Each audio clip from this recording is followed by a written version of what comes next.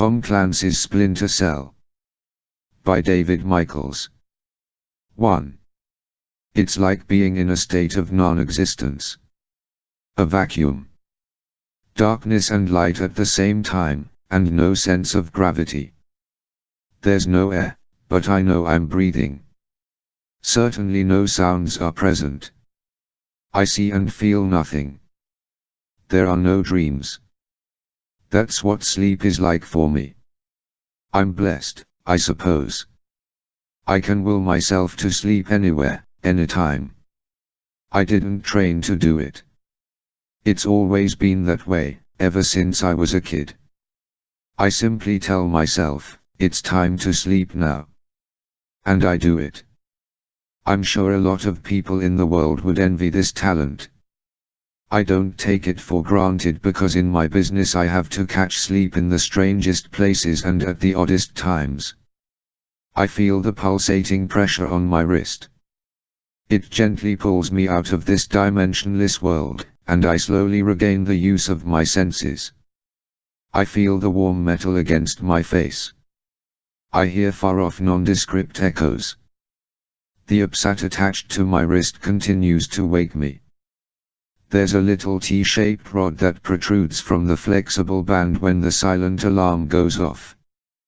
The rod rocks back and forth, nudging my pulse, telling my body that it's time to rouse. When I first saw it demonstrated, it reminded me of a James Coburn spy movie from the 60s in which he played a secret agent who could stop his heart on command. This apparently put him in some kind of hibernation. He had a wristwatch with the same kind of T-shaped rod that poked him until he woke up. I remember laughing in the movie theater when I saw that. It was too ridiculous to take seriously. Now look at me. I take a few deep breaths. The air is stale and dry inside the ventilation shaft where I spent the last 6 hours. I flex my hands to get the blood circulating once again. I stretch my feet, even though they're enclosed snugly in my boots.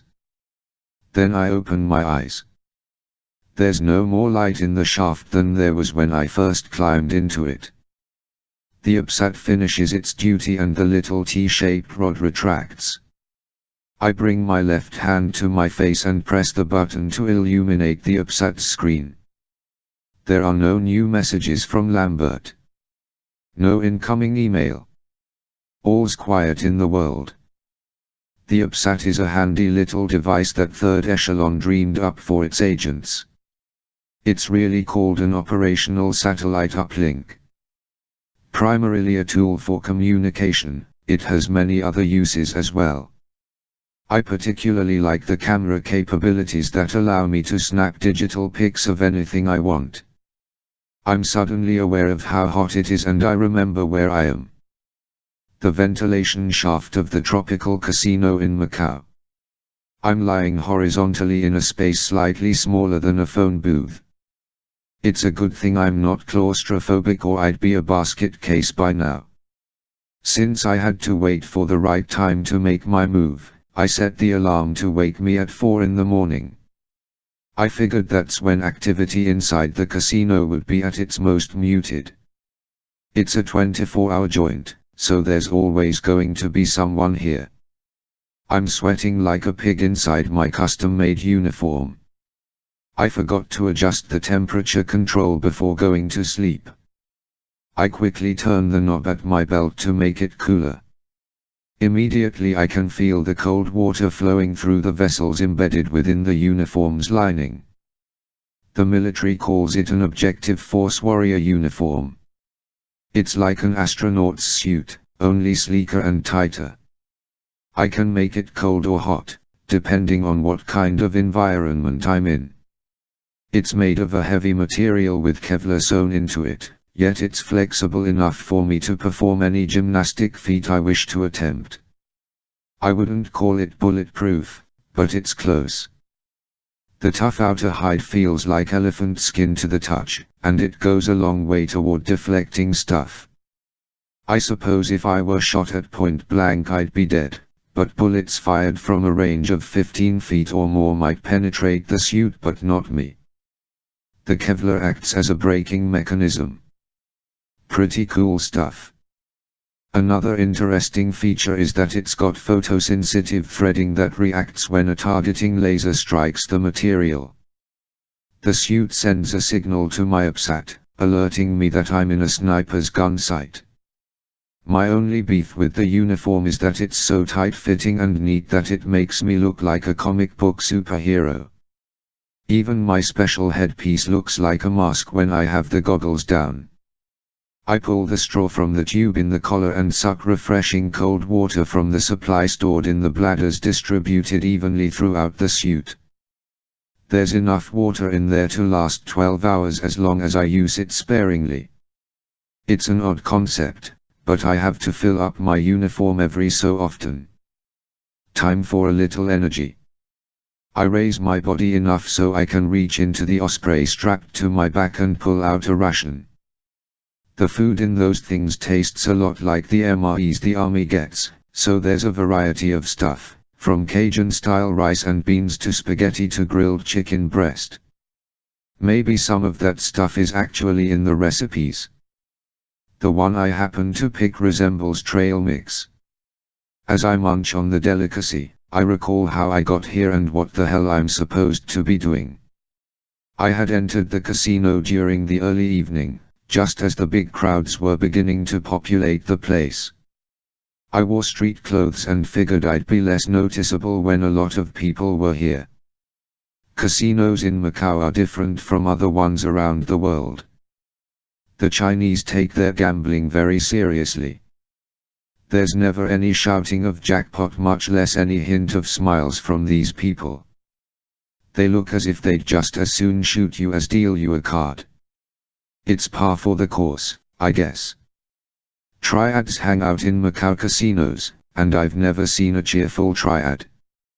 Given the fact that since 1999 Macau was no longer a Portuguese colony and was now one of the special administrative regions of China, I could imagine that the inhabitants were not very happy. Like Hong Kong, Macau was now part of Communist China, even though the Chinese government promised that things would remain relatively the same for the next 50 years. It was still unclear what the colony's underworld was doing about the handover. During the 20th century, Macau had developed a reputation as a hotbed of spies, vice, and intrigue. I played a few games, lost a little money, gained some of it back, and then went to the washroom across from the broom closet I needed. I had memorized the building plans before the mission commenced. I could make my way around the casino blindfolded if I had to. I slipped out of the washroom when I sensed no one was in the hallway and moved to the broom closet door. I had to use a lockpick to open it. Luckily, it wasn't a high-tech lock. After all, it really was just a broom closet. Once I was inside, I locked the door and proceeded to remove the street clothes, revealing my funky superhero uniform underneath. I folded the clothes and tucked them neatly in the Osprey backpack. I donned the headpiece and was set to go. The change from Clark Kent to Superman had taken me about 40 seconds. I climbed a tool shelf to reach the ventilation shaft opening, gently pried off the grill cover, and hung it on a nail on the wall. I tested the strength of the structure to make sure it would hold my weight and then pulled myself in. I could just barely turn myself around to reach out, grab the grill cover, and fasten it back on the shaft from the inside. I did another about face and crawled silently through the shaft until I came to a spot that was sufficient for a nap. And here I am. I finish my meal and eat the digestible wrapper so I won't leave any trace of my being here. I doubt anyone is going to look inside the ventilation shaft, but one never knows. Time to act. I crawl farther along the shaft, make the left turn I know is coming, go about 20 yards, hook a right, and then shimmy down a vertical drop for 10 feet. On the next level the shaft goes in 3 directions. I tap the upsat for the compass mode just to confirm that the tunnel on my left is the westerly direction, and then I crawl that way. One more right turn and I can see the grill at the end of the shaft. The casino president's office. I peer through the grill to make sure the office is dark and uninhabited. I carefully push the grill off but hold on to it. I don't want a loud clang when I drop it. I worm my upper body out of the shaft and gently place the grill behind a sofa directly beneath me. I then clutch the bottom of the shaft opening, roll my lower back and hips out, and somersault onto the carpeted floor. So far, so good. I push the goggles over my eyes and switch on the night vision mode. No need to turn on any lights and attract attention. Being quiet and invisible are the two main rules in my profession. Get the job done without being seen or noticed. If I am caught, the US government will deny any knowledge of my existence. I'd be on my own, in the hands of a foreign agency with no legal recourse or means of escape except with what I can manage to achieve with my body and mind. It's a test I don't particularly want to take, even though I've studied for it for years. There are always trick questions in that kind of test. I go straight for the computer on the president's expansive mahogany desk, power it up, and tap my fingers impatiently while I wait for the system to load. When it asks for the password, I type in the one that Carly assured me would work, and sure enough, it does. Carly Street. John is a wizard when it comes to technical shit. She can hack into any system, anywhere. And she can do it from her desk in Washington, D.C. Using the search function, I quickly find the folders I want. They contain files of payoff records to various organizations and individuals. I have to make sure these are separate from the legitimate casino expenses, and Carly has briefed me on how to tell the difference. Once again, the telltale flags she mentioned are there, so I know I'm in the right place. I unzip the pouch on my left leg calf and remove a link that I insert into the computer's floppy drive. The other end I plug into my upsat. A touch of a few buttons and voila, the files begin to copy onto my portable device. It takes only a minute or so. As the upsat does its work, I think about Dan Lee, the third echelon man who was murdered in this casino 3 months ago. He was tracking illegal arms sales in China, and the trail led him here to Macau. The shop, of course, are the guys doing the dealing.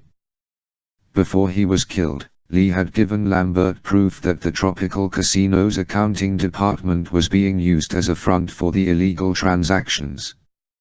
Shutting down the shop is one of our primary directives, and the only way to do it is to work from the outer ends of the pipelines back to the source.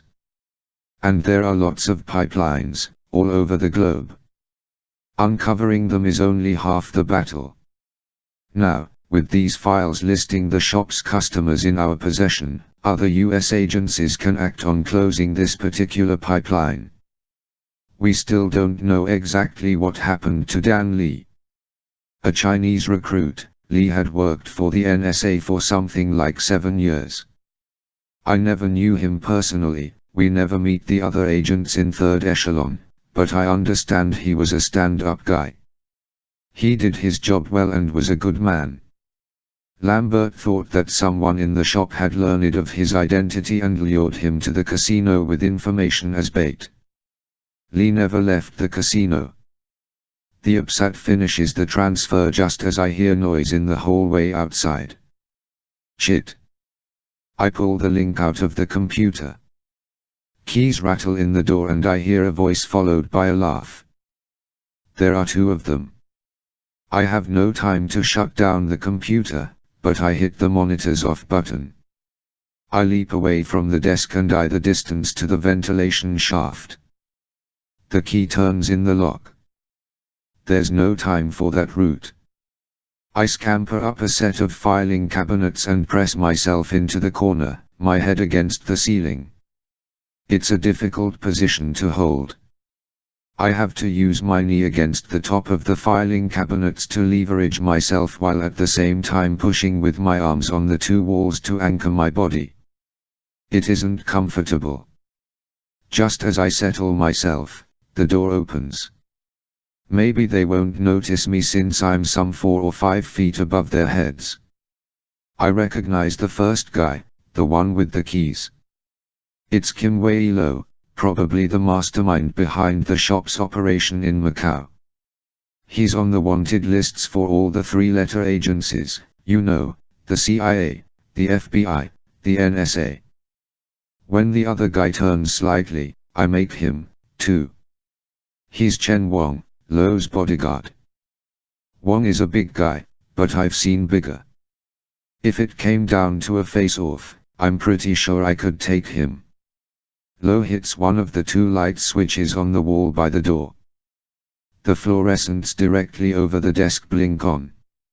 Thank God he didn't switch on the other one. My side of the room would have been showered with illumination.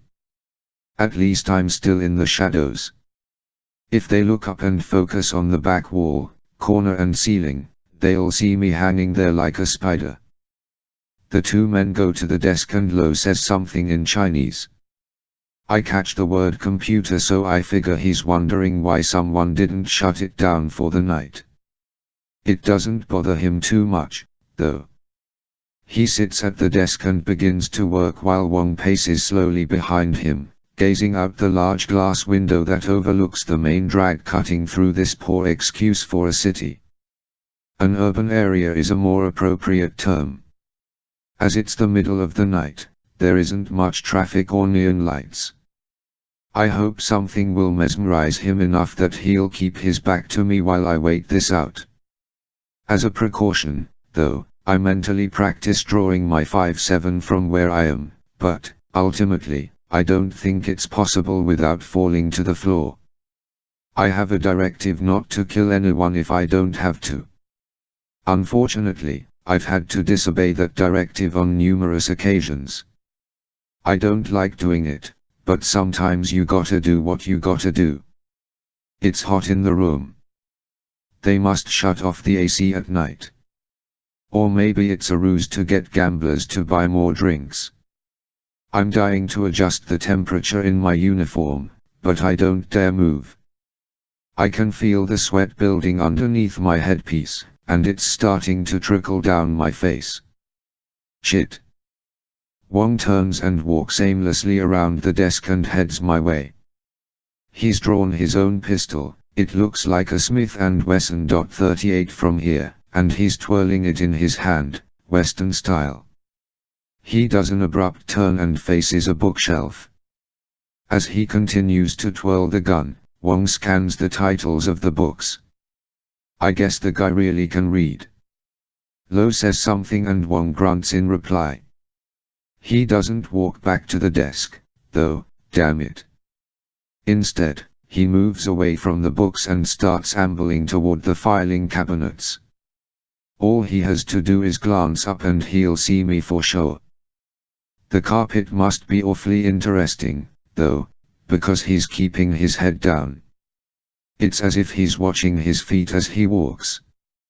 Oh, for Christ's sake, he's standing right beneath me now. Most of my body is above the filing cabinet, but my head and shoulders extend away from the wall, flat against the ceiling. Just don't look up, you bastard. I feel a bead of sweat run down the bridge of my nose. Oh, fuck. I can't wipe it. I can't even move. That little drop of salt water builds up on the very tip of my nose, threatening to fall right on Wong's head. My breathing stops. Time stands still. And then the drop of sweat falls and hits his square, crew-cut head. He notices it, too. He reaches up, feels the moisture, and slowly arches his head back to look at the ceiling. I shove off the walls and pile-drive the man to the floor. He drops his Smith & Wesson along the way. For hand-to-hand combat, I exclusively use Krav Maga, an Israeli technique that literally means contact combat. It's not so much a self-defense martial art as it is a no-holds-barred system for survival in any situation. It combines elements of Eastern disciplines, such as karate, judo, and kung fu, with basic boxing and down and dirty maneuvers. It's taught and used by the Israel Defense Forces, the Israeli National and Military Police, and other anti-terror forward/special forces in Israel. Since its development by Emil Lichtenfeld after World War II, Krav Maga has emigrated all over the world and is now widely taught alongside other martial arts. Krav Maga isn't a competitive sport, it's a fight for your life. The whole idea is not only to defend yourself but also to do as much damage as possible to your opponent as quickly as you can. So with Wong on the floor beneath me, I ram my forehead, goggles and all, into his face as hard as I can. He screams in agony as the edge of the goggles rips into his skin. I chop him hard in the throat for good measure, but he moves too quickly. My knuckles don't connect with his Adam's apple, so I only succeed in hurting him rather than killing him. The big guy rolls and throws me off as if I am a blanket. In an instant we're both standing and ready for more. By now Lo has stood and drawn a gun of his own. It's some kind of semi-automatic, I can't tell for sure what it is because things are moving way too fast. He points it at me and I reach for Wong's shirt collar. I pull him toward me, swinging his body around so he's between the desk and me. Lo's gun fires and Wong jerks as the bullet penetrates his spine and bursts out through his sternum. I feel its heat as the round whizzes past my ear and embeds itself in the wall behind me. The blood follows a split second later, splashing me in the face and chest. I'm still holding on to Wong, so I shove him backward toward the desk. His body crashes over it and knocks the computer monitor into Lo, who by now realizes he killed the wrong guy. He panics and makes a run for the door. I anticipate this and beat him to it. Lo isn't a fighter, he's more of a brains guy, so he isn't equipped to handle the chokehold I lock around his head. My arm muffles his cries as I pop his head forward, snapping the surprisingly brittle bones in his neck. He collapses to the floor just as the sound of running boots outside grows louder. There's no time to get into the ventilation shaft, so I press myself flat against the wall next to the door. It bursts open and 3 armed security guards rush inside to find Lo and Wong dead on the floor. Their shock and dismay give me the opportunity to slip out behind them through the open door. There's no way I can do it without detection, though. One of them shouts something like "There he is," and the guards are after me. I run down the corridor to the staircase I know is straight ahead. It's the only way out at this point. Instead of taking the steps, I leap over the rail and land in a crouching position in the middle of the lower flight. I take the remaining steps 3 at a time and I'm on the ground floor. By now, of course, a few more guards have been alerted to my presence. In fact, one guy is running at me from the direction of the big gaming room. He shouts and I dart toward him. He pulls a Smith & Wesson out of his holster, but I leap at the corridor wall, bounce off of it by kicking with the soles of my boots, and propel myself into him. He tumbles back as I gracefully land on my fingertips, do a split-second handstand, and then jackknife in the air to alight on my feet. The nearest exit is the front door of the building. To get there I have to traverse the gaming room. Unlike many Macau casinos, the Tropical has one big gaming room, much like the casinos in Las Vegas, whereas others in Macau might have separate rooms for different games. Here you have blackjack, roulette, poker, baccarat, slot machines, and a couple of weird Chinese gambling games I've never heard of, all in one big space. At this hour there aren't many patrons, so I decide to give them something to talk about when they go to work the next day. I run into the room and dart through an aisle of blackjack tables. The place is deadly silent. The 15 or so gamblers look up from their various games and stare, open-mouthed. The dealers are too shocked to move. Who's this Quelo in the funny military costume running through the casino? The 2 guards at the front of the room, though, react differently. They draw their pistols and aim at me, not bothering to shout to the patrons to drop to the floor. As one guard takes a bead, I leap onto a blackjack table and dodge a bullet. I jump to the next table, spraying a pile of chips in all directions, and then bounce to another one as the second guard's gun erupts. I feel like a frog on lily pads. Part of my extensive training with Third Echelon involved learning to utilize my surroundings to propel myself quickly. I can use walls, furniture, and human beings as push-off points in order to get across an obstacle course. When I saw other guys doing it, I immediately thought of pinballs doing their thing inside arcade machines, and that's precisely the concept behind the technique. It's especially effective when someone's shooting at you. A moving target that haphazardly changes direction is truly difficult to hit. Now that the bullets are flying, the casino guests naturally shout in fear and cower. Some are smart enough to fall to the ground as I spring past them. The 2 guards, now blocking my exit, are firing their weapons indiscriminately, hoping to land a lucky shot. I have no choice but to act offensively. I duck behind a table, draw my 5.7 and release the safety. It's the Fabric National Herstal tactical model with a single action trigger and a 20-round magazine that holds 5.7 28mm SS-190 ammunition. The rounds offer good penetration against modern body armor while keeping the weapon's weight, dimensions, and recoil at reasonable levels.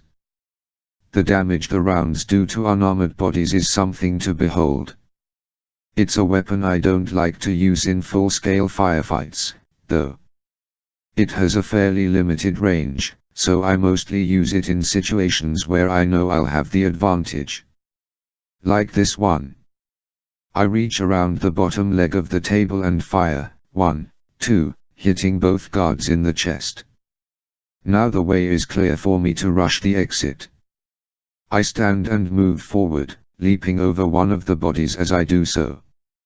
I hear a shouted command behind me, followed by more gunfire. I glance back and see 3 more security guards running into the room. Damn, where did all these guys come from at this time of night? You'd think that at 4 in the morning they'd keep just 1 or 2 on duty to save money. I suppose bad guys all over the world retain guards in reserve for that one instance when an American operative barges through HQ in the middle of the night. I reach for the pocket on my right outer thigh and remove a smoke grenade, one of the more harmless ones. I carry a couple of different types of smoke grenades, one that only produces dark smoke to cover my tracks, and another one filled with CS, or what tongue twister lovers call ochlorobenzylmalonitrile gas. That stuff is nasty.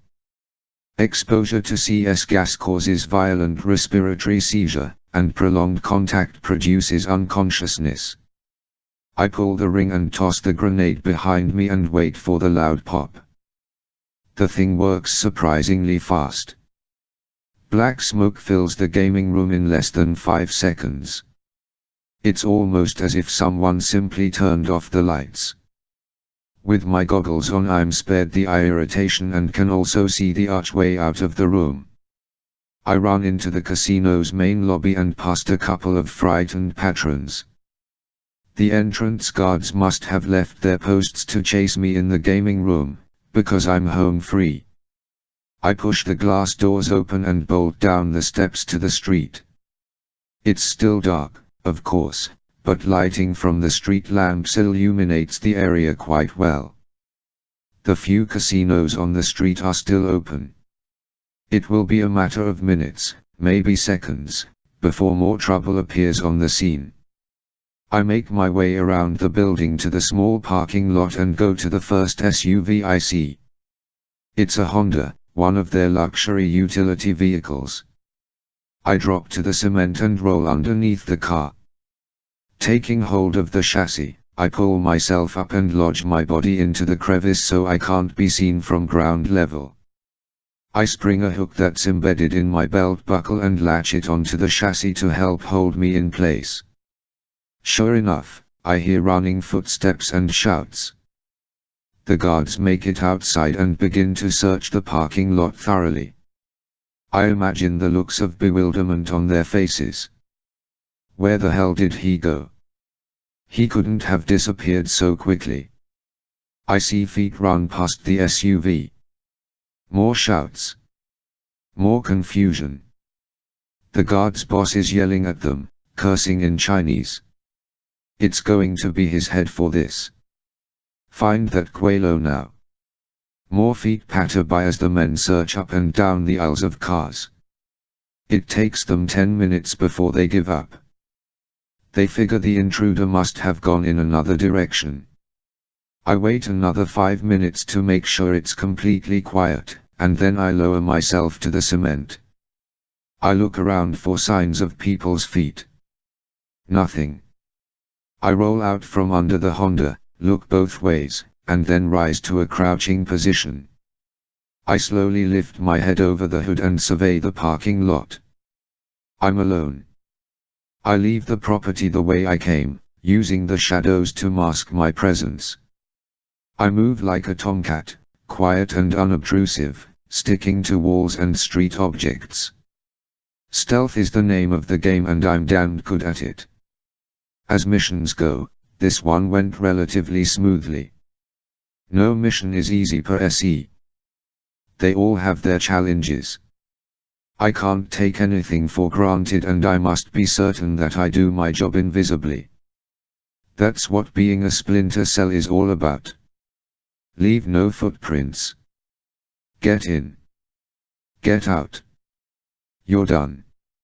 A Splinter Cell works alone.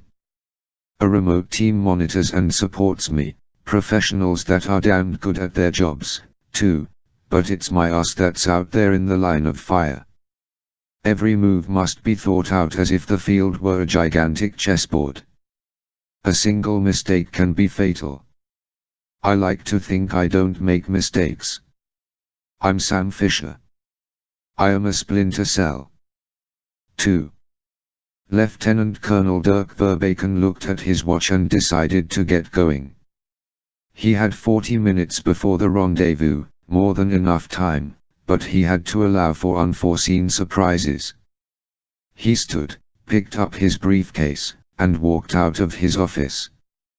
He addressed his personal assistant with a simple "I'll be at lunch." She nodded and noted the time. Verbaken walked down the hall, pausing at the door to the men's room. He nudged the door ajar but didn't go in. Verbaken felt a twinge of trepidation as he looked around to make sure no one was watching. Then he skirted across the hall to the file room. He knew it would be empty at this time of day. Rules at the Intelligence and Security Staff Department were very strict, especially when it came to removing files from the building. Anyone wishing to take something from the file room had to perform a bureaucratic song and dance that involved way too much red tape. A paper trail was kept and the chances of questions coming up were great. It was best for him simply to take what he wanted and smuggle it out. After lunch he could reverse the procedure, replace the file in the cabinet, and no one would be the wiser.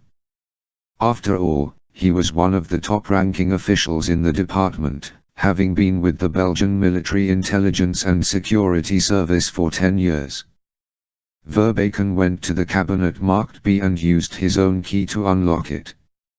He pulled the drawer out and quickly thumbed through the manila folders until he found the one he wanted. He removed the folder, shut the drawer, and locked the cabinet. He moved to a work table, and then slipped the folder inside his briefcase. After snapping the case shut, he walked swiftly to the file room door. Verbacon opened it slightly and peered out. All clear. He moved into the hall and walked toward the elevators, pushing open the men's room door as he passed it.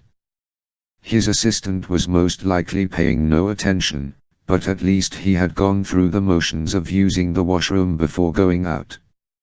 It was a beautiful day in Brussels.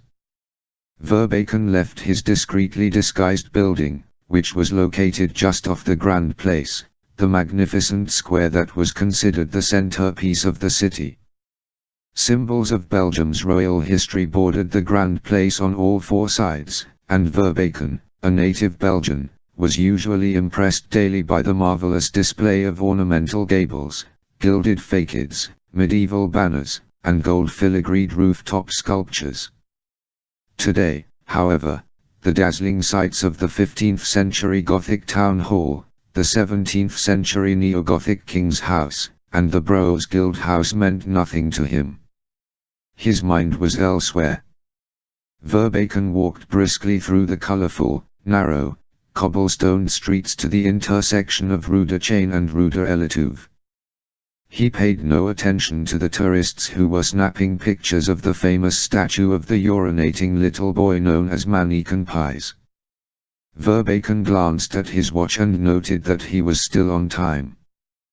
There was no need to hurry, so he decided to stop momentarily and stand with the crowd. He was pretty good at spotting a tail, and he carefully scanned the people that had been behind him. He didn't think he had anything to worry about, so he moved on.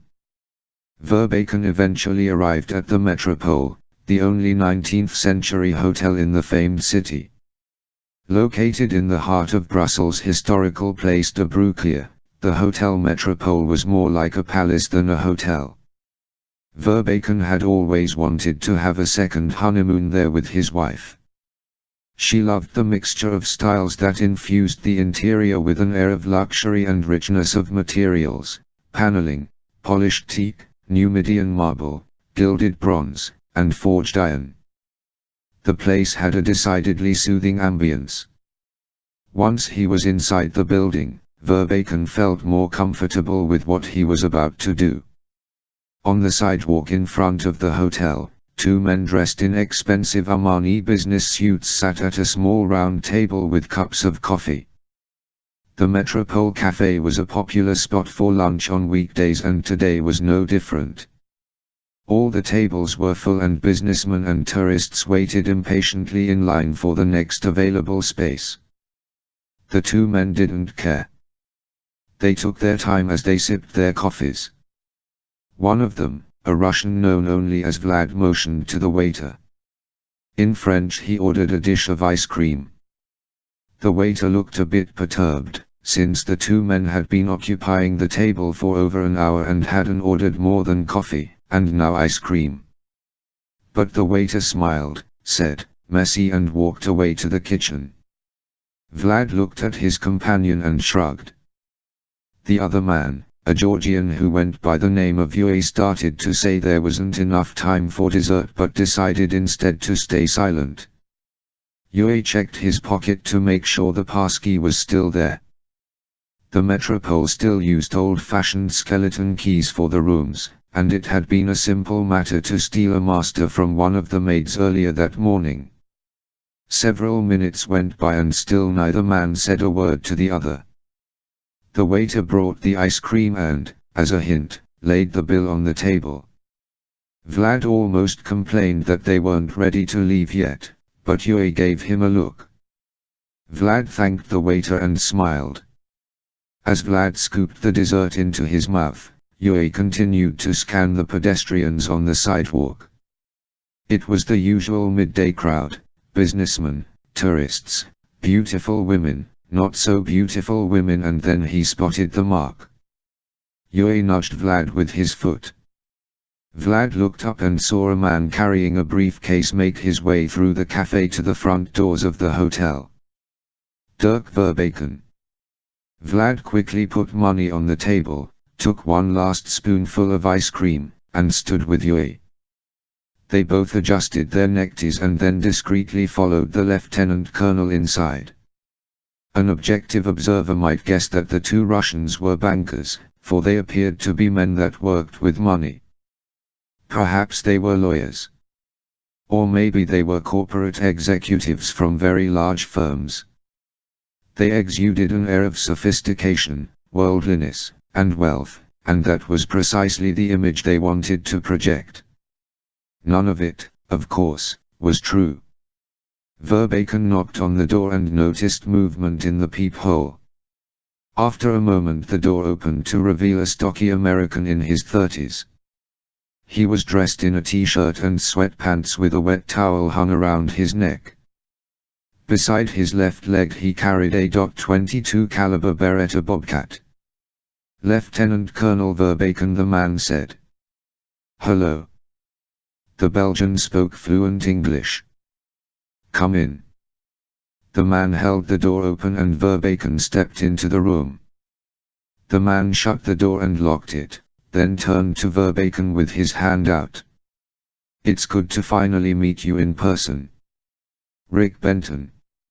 Verbaken shook Benton's hand and said, "I think I pictured you older."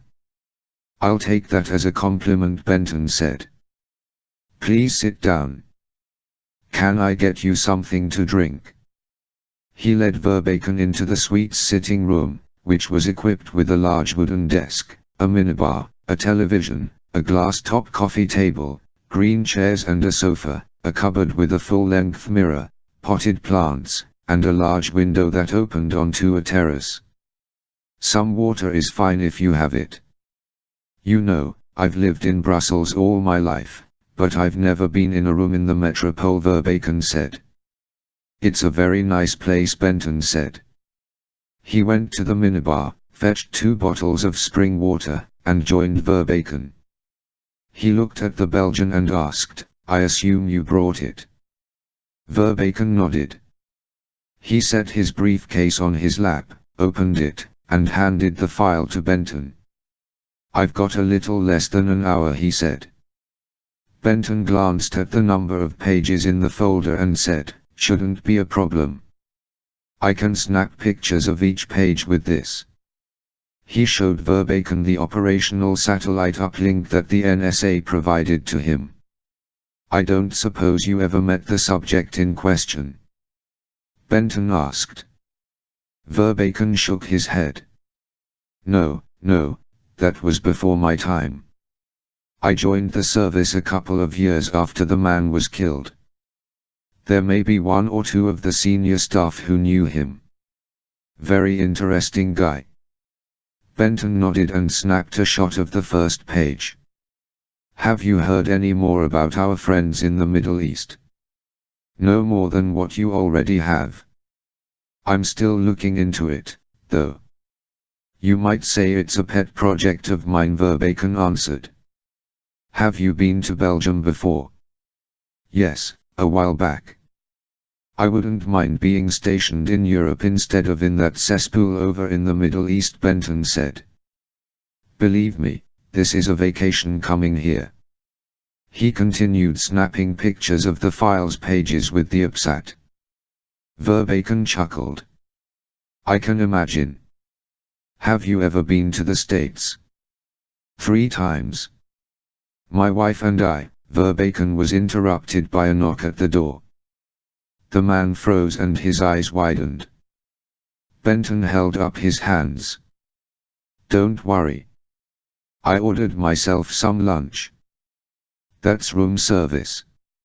He grabbed the small Beretta and went to the door. After looking through the peephole, Benton opened the door to a small man in a white coat. "Room service," the man said in English. "Bring it right in," Benton said, holding the door open. The waiter rolled in a cart that held 3 covered dishes. "Put it over there by the window." Benton looked at Verbaken and asked, "Would you like to order some lunch?" No, thank you," Verbaken replied. "I'm not very hungry." "Suit yourself." After the waiter placed the cart, Benton tipped him and showed him out the door. Once again he locked the door and resumed his position over the file. "You were saying?" Oh, yes. America. Verbacon took a sip of water. My wife and I went on our honeymoon there. New York City.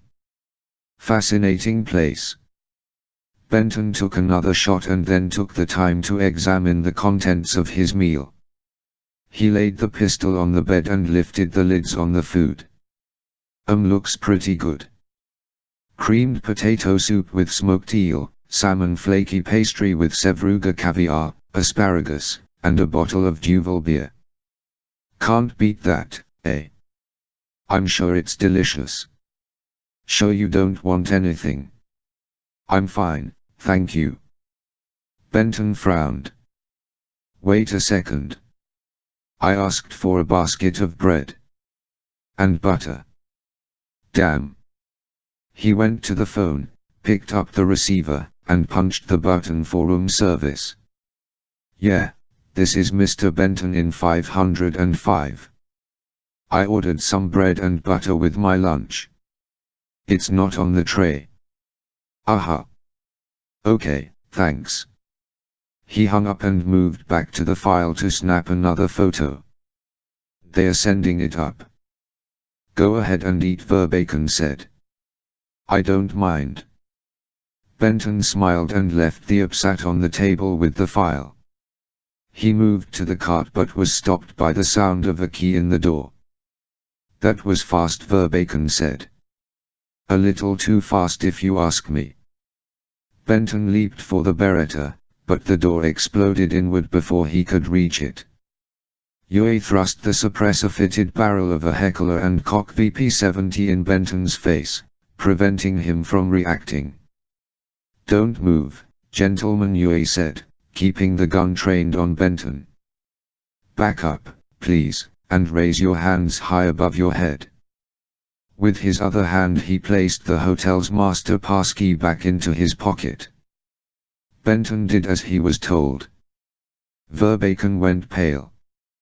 Vlad drew a gun of his own, a Glock, and pointed it at the Belgian. Don't get up on our account, the Russian said. Who are you?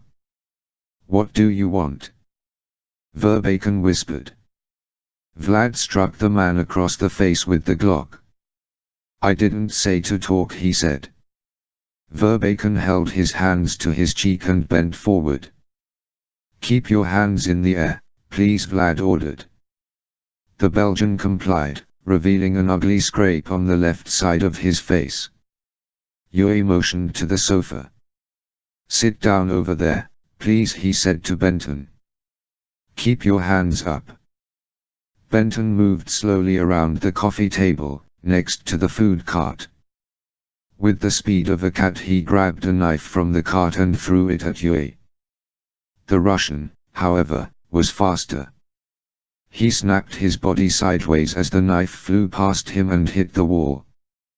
The Heckler & Koch recoiled twice, thwack thwack. Benton jerked backward and crashed into the food cart, creating a sickening cacophony of breaking glass and clanging pans. The American eventually rolled off the cart and fell to the floor, face down. In a panic, Verbacon jumped to his feet and ran toward the door. Thwack thwack.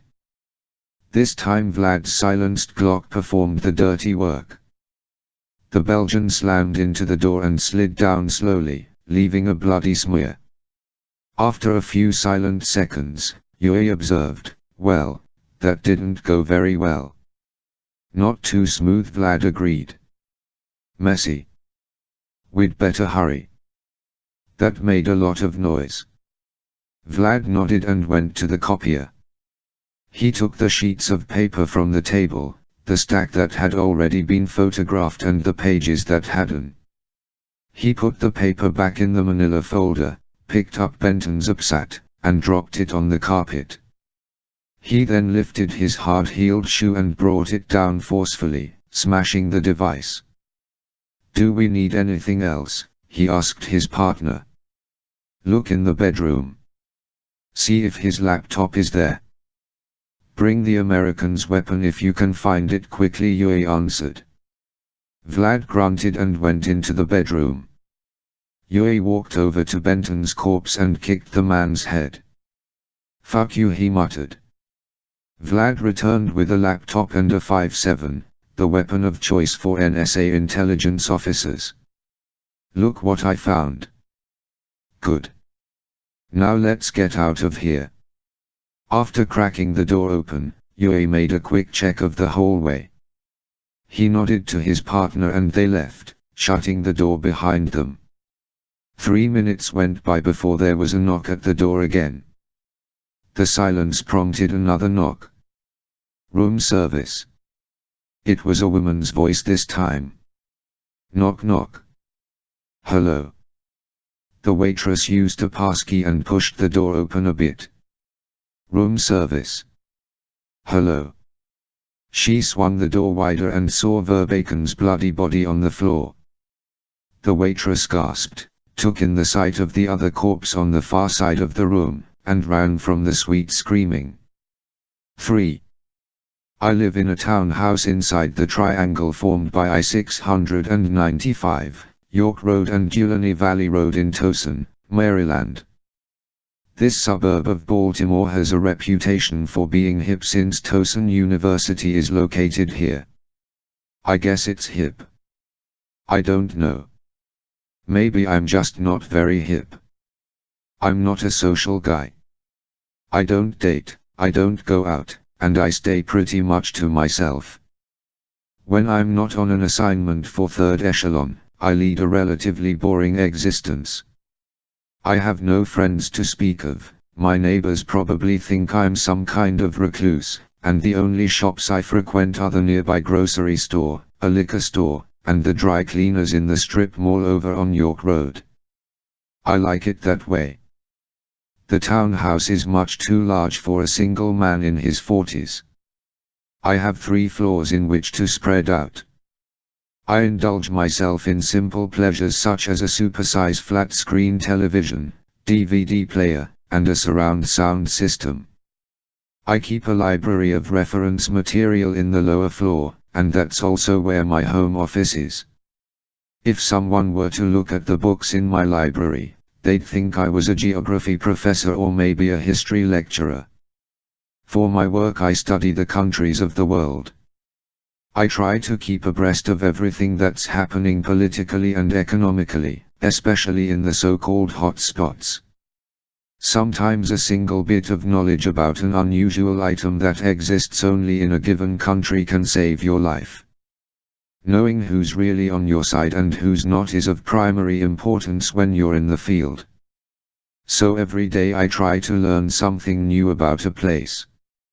It keeps me sharp. I live near Towson Town Center, a huge indoor mall that attracts all the beautiful people in the area. I avoid it like the plague. I detest shopping malls because they're all the same. Same shops, same franchises, and the same ignorant people going about their daily business of spending money, usually someone else's. When I need something, I go to out-of-the-way mom and pop shops. I can find clothes anywhere. If I want DVDs or CDs, I buy them online and get them mailed to me. In fact, I do an awful lot of online shopping. It keeps my personal interactions to a minimum. I want to remain as anonymous as possible. I cook my own meals. I'm pretty good at it, too. That's one of the things that Sarah appreciates about me. She visits infrequently, but when she does she always wants me to cook for her instead of going out to a restaurant. That's fine by me. Being able to cook is yet another valuable skill that's helpful in my profession. You wouldn't believe the number of strange and inhospitable places I've been where I've had to whip up a meal from whatever I could find around me. I've learned to eat some pretty disgusting stuff in my time, so being able to cook a decent gourmet meal on my own is a gift. Although I don't go out much, there are a couple of places I frequent. One is a gym that's farther south on York, past the university. It's actually just over the line separating Towson with Baltimore. It's a funky little gym that appeals to minority toughs, Only a few white guys go there. It's mostly Hispanics and African Americans who are into boxing or weightlifting. I imagine a lot of them are in gangs, but they don't bother me. The other place I go, and on a much more regular basis, is the Krav Maga studio that's in the same strip mall as my dry cleaners. It's close enough that I walk there from the townhouse. And that's where I go today after breakfast. I put on my workout clothes, a jumpsuit, really, and make sure the security system is on. I leave the house and begin the 10-minute walk to the strip mall. It's a fine day outside. Spring has come early this year and we didn't have a bad winter. Of course, I was gone most of the winter, so it didn't matter. The assignment in the Far East took nearly 3 months. I was in Hong Kong for most of that time doing the preparation for the job in Macau. The assignment also involved a couple of trips to Singapore. Tracing the shop's arms pipeline in that area turned out to be more difficult than was originally predicted. I received mixed reviews for the Macau job. Lambert was pleased with all the stuff I got out of the casino's computer, but he wasn't happy about the killings. Kim Wei-lo was indeed a very bad man and probably deserved to die, but Lambert felt we could have gotten more information out of him later. He would have gone down in the subsequent arrests that the Chinese government will surely initiate once the NSA provides them with the proof of the shop's existence in their country and territories. Hell, I didn't set out to kill him, it just happened that way. It was either him or me. Lambert understands that, but he was still perturbed. He'll get over it, though. As Splinter cells go, I'm pretty lucky that I'm not assigned to a static location. Dan Lee, the agent who was killed in Macau, lived and worked in the Far East Territory. Of course, the guy was Chinese, so that made sense. But there are other Splinter cells stationed in parts of the world where I certainly wouldn't want to stay all the time. I like coming back to the States between jobs, even if it's only to Hiptoson, Maryland. I guess I have a special designation within Third Echelon. Being the first Splinter cell and an agent who can adapt easily to just about any place they send me, I'm more useful as a contractor. In the old days, spies were often diplomats or embassy intelligence officers stationed in the country where they did the spying. I guess that still goes on. With Third Echelon, though, the Splinter cells are guys that have no affiliation with the US government, at least, they don't in a public sense. I've used numerous cover identities when I'm on a job and I have to sometimes learn trades and skills to make the cover more legitimate. I was in the CIA before I became a Splinter cell. I hated it. Too much bureaucracy. Too much infighting and not enough cooperation between the other big agencies. In the CIA I had to spy in the traditional way, usually posing as a diplomat or someone in an official capacity. I had to be in more social situations than I cared for. I'm not good at entertaining some prime minister and his wife and talking about the local politics. Later on I moved to a stateside job in weapons development. I thought I came up with some pretty good theoretical work on information warfare, but the bureaucratic machine hampered my creativity. It was extremely frustrating. I'm a man of action and that's why I left the CIA when Colonel Irving Lambert asked me to join Third Echelon. I was reluctant at first, but Lambert did a pretty good job of flattering me. He told me I was the only man for the job. I was a rare specimen, he said. I was a spy who had never come close to being caught. I had a lifetime's worth of espionage experience. I'm 4 years older than Lambert, but I haven't left any fingerprints on the intelligence community. He told me I knew how to survive and stay invisible. He knew I could keep a secret. So I joined. The Macau job was pretty typical of what I do. My cover in Hong Kong was that of a journalist, which is something I've been on several occasions. I was supposedly working on a book about the changes in Hong Kong since the handover in 1997. To tell the truth, I didn't see that many changes. I'd been to Hong Kong many times before 1997 and a couple of times since, and I can't tell much difference other than the fact that there are fewer Brits now. Still, there are some British government agencies left in Hong Kong. They provided the private boat that got me to Macau and back. The rest of it I had to do alone, though. I motored around the peninsula at night and moored a couple of miles from the main port. Like the Americans, the Brits supposedly had no knowledge of my presence or actions in the area, although the UK is just as interested in closing down the shop as we are. That's why they helped. I get to the strip mall and walk inside Kilometer Studio, early as usual. I'm always the first one there. The instructor is an Israeli woman named Katia Lowenstein. She's 30-something and extremely attractive. Very buff and strong, too. I think she likes me, but I can't reciprocate. It's just too dangerous in my business to get involved with someone. Besides, I never know when I have to leave the country, and I can't talk about what I'm doing. It's not the best set of circumstances upon which to build a relationship. I don't particularly enjoy being celibate, but I've trained myself not to think about it. I can appreciate looking at a beautiful woman, but that's as far as my thought process goes. I've been able to find the discipline to stymie it there before I allow the desire mechanism to kick in. Katia is in the studio, limbering up on a ballet rail. I think she rents the studio to a ballet class on some days. I can't imagine that Krav Maga classes alone pay the rent. Sam, she says, obviously surprised to see me. Hi, Katia, I reply. Where the heck you been? I thought you'd disappeared off the face of the earth. That's right. I was in the Far East. I hadn't been to class in 3 months even though I had paid for the whole year in advance. I've been away on business, I said. At least it was the truth. Sorry. I should have told you I'd be gone a while. She straightens out and faces me. As usual, she's dressed in a leotard and tights for the warm-up. She'd put on a little more clothing later for the sparring portion of the class.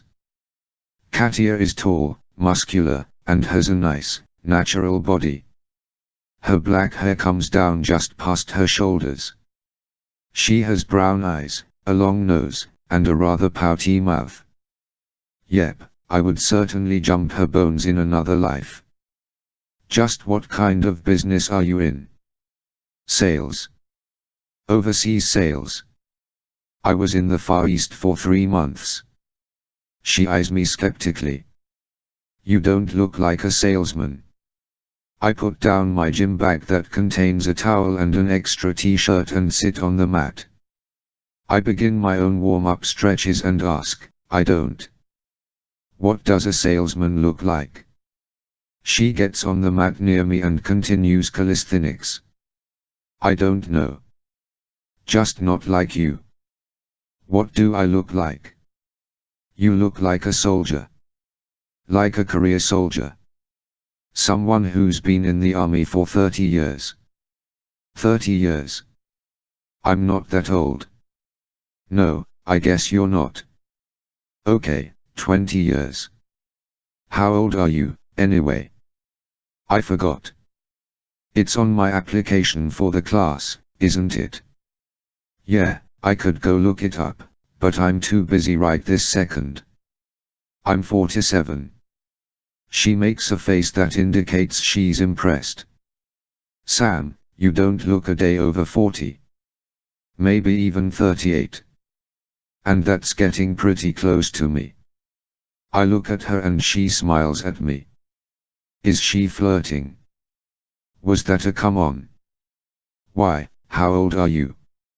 I ask. You know it's impolite to ask a woman her age. Or, geez, Katia. Come on, I fessed up. Guess. I'm pretty sure what the answer is, but I pretend to think about it. 35. She raises her eyebrows. Very good. 2 more students enter the studio. Josh and Brian are Orthodox Jews who believe that the war will come to their neighborhood someday, and they want to be able to defend themselves. They are big guys. I don't think they'd have any problem defending themselves, with or without Krav Maga. Anyway, welcome back, Katia says to me, ending our conversation. Thanks, I say. Over the next 10 minutes the other students arrive. Out of 12 people, 9 are men ranging from age 16 to 40-something. I think I'm the oldest guy in the class. The 3 women are relatively young, between 18 and 30, I think. Katia's a very good instructor. She starts each class with a basic warm-up that includes some kind of aerobic activity, strength conditioning with push-ups and sit-ups, and stretching. Warm-ups are usually different in each class to keep things interesting and to ensure that each student leaves with a variety of exercises that can be used to keep fit outside of class.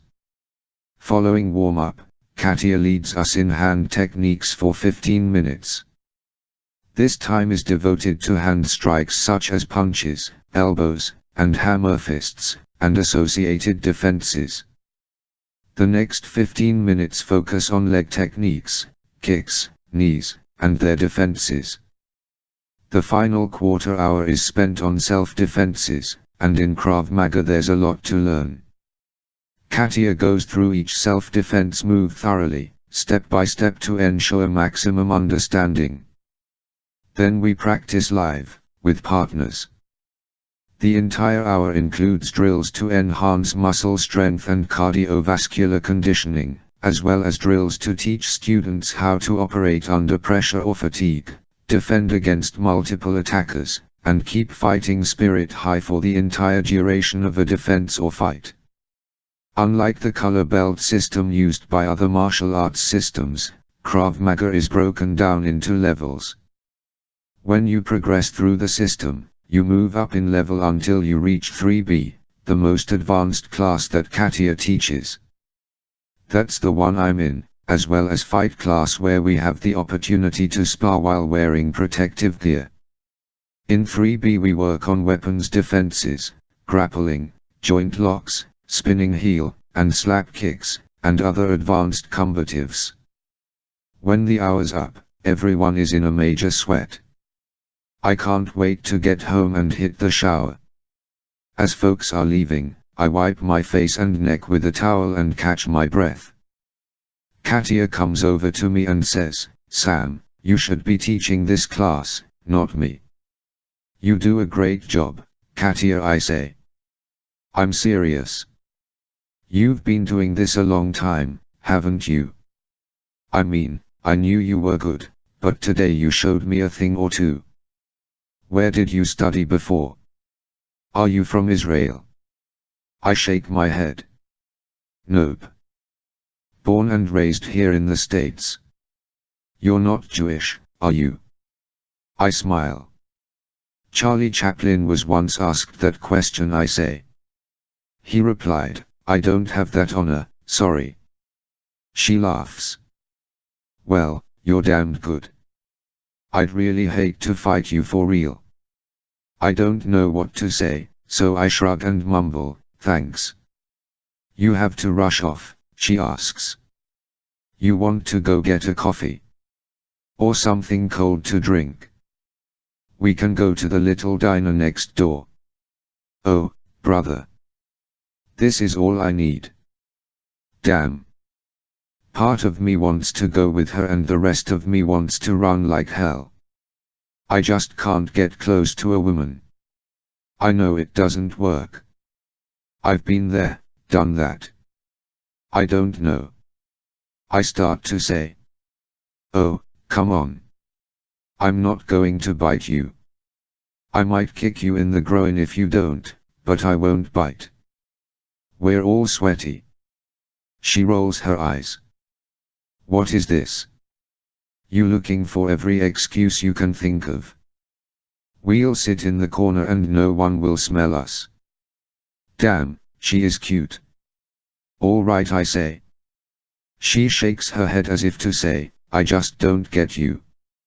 She grabs her stuff, I take mine, and we go out the door to the diner. Katia buys a medium coffee, black. I opt for decaf. I don't like to have to depend on stuff like caffeine. If you get too used to coffee to keep you alert, you have no business being a splinter cell. Now comes the hard part. She's probably going to ask me a lot of personal questions and I'm going to have to lie. I keep a catalog of cover stories for situations like this. The usual what do you do for a living, and where did you go to school, and have you ever been married, questions. We sit at a table and she grins at me. So. Here we are. See, this isn't so bad. Nope, I reply. Maybe if I keep my end of the conversation monosyllabic, she'll get bored. Now tell me again about your business. You get to travel a lot. It's nothing cool, I say. I sell ball bearings. I travel to other countries and sell ball bearings. It's real exciting. She laughs. I'll bet it's better than you say. Just the traveling part would interest me. It's all right at first, but you soon get tired of the early mornings, the crowded airports, the hassles of security these days, and the jet lag. Believe me, it's not as exotic as it seems. All right, what do you do for fun? When I'm in another country. No, here, silly. What do you do besides take Krav Maga classes? I look away. Sometimes the shy act turns off women and sometimes it makes them more interested. I'm hoping it'll discourage her since she's such an outgoing lass. I don't know, I mutter. Nothing much. I live alone. I'm not much of a socialite. Oh, sure, she counters. A great-looking guy like you. You must have a dozen girlfriends. I shake my head. I'm afraid not. Really? Really? Oh. She looks heartened. Maybe I should have told her I had 6 girlfriends that live with me. Damn, this is hard. Well, I know you're not gay, so what is it? Bad marriage or something? How do you know I'm not gay? She smirks. Come on, a girl can tell. What about you? You're not married, are you? I asked you first. But no, I'm not. I was married for 4 years when I was just out of college. Big mistake. Haven't looked back. You. I don't like to talk about that part of my life. Yeah, I was married once. She died. Katia's smile falls. That sure put a damper on things. Maybe I should just tell the truth more often. Oh, I'm sorry, she says. What happened? Cancer, I answer. That's awful. How long were you married? A little more than 3 years. Kids? I'm not sure if I want to reveal this or not, but I do. Yeah, 1. I have a daughter going to college in Illinois. Oh, wow, Katia says. Do you see her much? Not often enough, I say truthfully. Hey, you like to eat? She asks, sensing that she should change the subject. I shrug. I guess. Doesn't everyone? I like to cook. You want to try one of Katia Lowenstein's specials some night? She asks. I don't want to tell her that I like to cook, too. That would just give us something in common. Oh, I don't think so, I say. It pains me to have to tell her this. She looks as if I'd just slapped her. Really, she asks. You'd be missing something, I tell you. I believe you. Thanks, really. But I just can't do that. I'm sorry. What's the matter? I said I don't bite. It's not that I mutter. I try to put on the introverted, scared of women act to dissuade her. Don't you find me attractive? There's my opening. No, I say. I really thought that would do the trick, but instead she says, bullshit. You think I'm gorgeous? I can tell. Come on, what is it with you? I laugh and say, look, Katia, you're my instructor. I don't. I can't get involved, alright. Let's just be friends. She shakes her head but keeps smiling. Boy, I can't tell you how many times I've heard that one. Fine. Look, we all have pasts we want to hide. Don't worry about it. We'll be friends if that's what you want. By now we're done with our coffees. I look at the time and say, well, I guess I'd better be going. I have some, sales reports to do this afternoon. She sighs and says, okay, Sam. Will you be at the next class? I should be. You never know, though, in my job. We walk out of the diner together and she holds out her hand. I take it and give it a light squeeze. Okay, friend, she says. I'll see you next time. Okay, I reply. And then we separate. She goes back to the studio and I begin the walk home, cursing at myself for being such a shit. When I get back to the house, I hear the phone ringing. I keep a regular unlisted home phone line. There's an extension in the kitchen, on the middle level, right when you walk into the house. I pick up the receiver and I hear Sarah's sweet voice. Hi, Dad, it's me. Sarah, honey. I'm happy to hear from you, I say. I honestly get a warm, fuzzy feeling when I talk to her. Just wanted to let you know that Rivka and I are about to leave for the airport.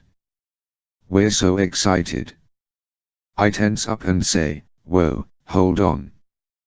The airport. Where are you going? Jerusalem, Dad. Remember. We've been planning this for. Sarah, we discussed this at length. I told you that you couldn't go. Dad. Come on, you didn't come right out and say I couldn't go.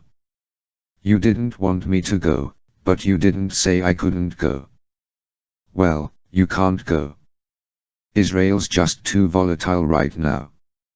With the state of things in the world with respect to Americans, I'm just not comfortable with it. Naturally, she sounds upset. Oh, come on, Dad. I'm 20 years old. You can't stop me now. We're on our way to the airport as we speak. I have my tickets and everything. Or, hell. What am I supposed to do about this? Sarah, I wish we'd talked more about this. I try to control my anger. Look, I'll call you when we get to Jerusalem. I'll try to figure out what the time difference is and not call you in the middle of the night. I gotta go. I couldn't think of anything to say except, be careful. I love you. But she had already hung up. Damn it. I guess I had forgotten all about her plans. Sarah wanted to go with her friend Rivka to Israel over spring break. I had told her I wasn't too crazy about her going to such a dangerous location, but I guess I wasn't forceful enough. What can I do? Technically, she's an adult. Sarah's a student at Northwestern University in Evanston, Illinois, just north of Chicago. She's a junior. I think. Sometimes I forget how long she's been in college. Rivka is her best friend and she happens to be from Israel. They're supposedly going to stay with Rivka's family in Jerusalem for a little less than a week.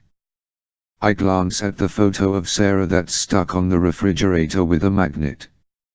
She's the spitting image of her mother. Beautiful and smart.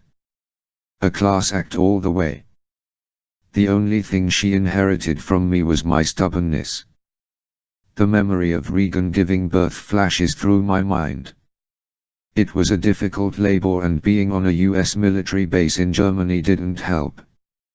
I was in the CIA at the time, working in Eastern Europe. Regan had a job as a cryptanalyst for the NSA. We met in Georgia, of all places. Not Georgia, USA, but the former Soviet state. We had a stormy affair and Regan got pregnant. The wedding was a small, quiet one on the base in Germany, and that's where Sarah was born.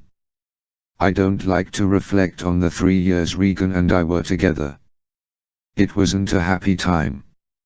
I loved Regan and she loved me, but our professions interfered. It was a distant, difficult marriage. Regan eventually went back to the States and took Sarah with her. She reclaimed her maiden name, Burns, and had Sarah's legally changed. As for me, I dedicated myself entirely to the work, operating extensively in Germany, Afghanistan, and the Soviet satellites in the years leading up to the collapse of the USSR. Needless to say, I became estranged from Regan and Sarah. I think Sarah was 15 when Regan died. That was so goddamned hard.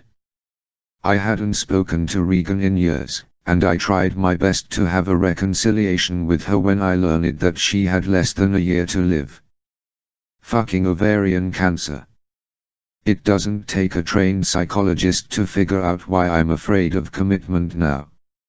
Living with the guilt of not being there while Sarah was growing up and then facing the fact that the woman you love is dying will turn anyone off from relationships. I became Sarah's legal guardian, and that's when I took the bureaucratic job with the CIA in the States, hoping I could settle into a suburban life and focus more on her upbringing. Unfortunately, I have enough trouble being comfortable around human beings in general, much less a teenage girl. It was an awkward, difficult time. I suppose, though, that it's turned out okay. After she graduated from high school, Sarah seemed to come around and appreciate me more. I've read that all teenagers go through the same thing.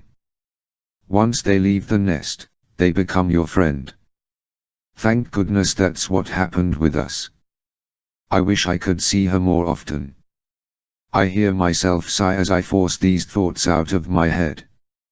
I walk downstairs to the office so I can check my other answering machine. My line to the NSA isn't a phone at all. It's really more of a pager embedded in a paperweight on my desk. If the pin light is on, that means I need to contact Lambert from a secure line outside the house.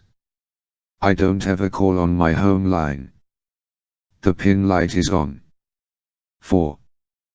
Police Constable Robert Perkins disliked his beat with a passion. Every night it was the same thing, except on Sundays when the theater was dark. Even days were bad because of matinees. As the officer in charge of the area surrounding the National Theatre in London, P.C. Perkins felt that supervising traffic was below his station. Nevertheless, he did it without complaint. He didn't actually have to direct traffic, thank God for that, except in the case of an emergency, a royal event, or if some idiot did something to cause an accident. Perkins had walked this beat for the last 22 years and would probably be doing it for at least the next 10. Perkins could always put in for a transfer, but his superiors always frowned upon such requests. At age 43, he felt, he was becoming a bit long in the tooth for this type of work. On weekday evenings traffic was even worse because of the business day rush hour. Waterloo Bridge loomed overhead, running from northwest to southeast across the Thames to the South Bank. The mass of vehicles traversing that particular road never let up. At rush hour, before the theatre's evening performance, it was at its worst. The congestion charge of £5 over and above the parking fee didn't dissuade drivers from attempting to use the theatre's small car park. Perkins wondered why more people didn't just take the tube and walk. Certainly it was simpler and less annoying. Perkins usually stood at the intersection of Theatre Avenue and Upper Ground because the only place coaches could let off passengers was on Upper Ground at the back of the theatre. Thus, he was practically directly beneath Waterloo Bridge and had to deal with the noise of the traffic above him. It gave him a daily headache. It was now 6:30 and the bulk of the evening traffic was at its peak. Perkins stood at the crossroad and watched as irritable coach drivers continued to stop, then move, stop, then move. Civilian and taxi drivers moving along Theatre Avenue had even worse tempers. They expected the world to stop so that they could see the latest Shakespearean production. Perkins had lived in London his entire life and had never been inside the National Theatre except to investigate reports of theft, sick patrons, or the occasional belligerent guest. Not once had he sat in one of the three theatres to watch something. He didn't really care to. He wasn't into highbrow entertainment. When he had told his wife that, she'd replied that back in Shakespeare's day the plays were considered entertainment for the lower and middle classes. Perkins had nothing to say to that. A blast of car horns on Theatre Avenue pulled his attention away from a density of taxis on Upper Ground. He squinted in that direction and was aghast at what he saw moving slowly along the street and eventually stopping on double red lines, halting traffic. It was a large lorry pulling a flatbed covered with theatre scenery. 3 actors were performing on it for the benefit of pedestrians and cars trying to go around the lorry. Perkins had never seen anything like this in all his many years on the South Bank. For one thing, lorries weren't allowed on that particular road. Perkins grabbed the radio from his belt and contacted his second-in-command, P.C. Blake, who was stationed on the other side of the theatre. "Yes, sir." "Blake, have you seen the lorry over here on Theatre Avenue?" "What lorry?" "There's a bloody lorry with actors on the back of it.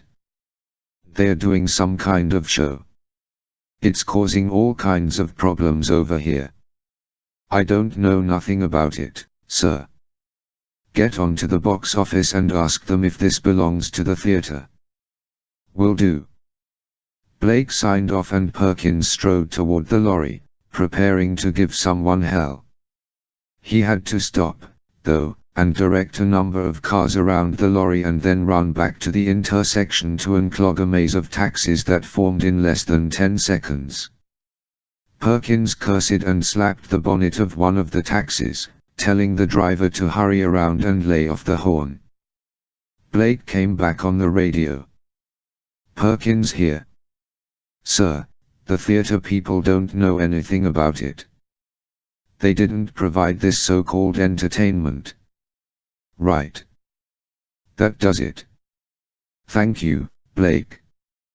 Perkins replaced the radio and took a deep breath. He was angry now and he pitied the poor soul he was about to berate.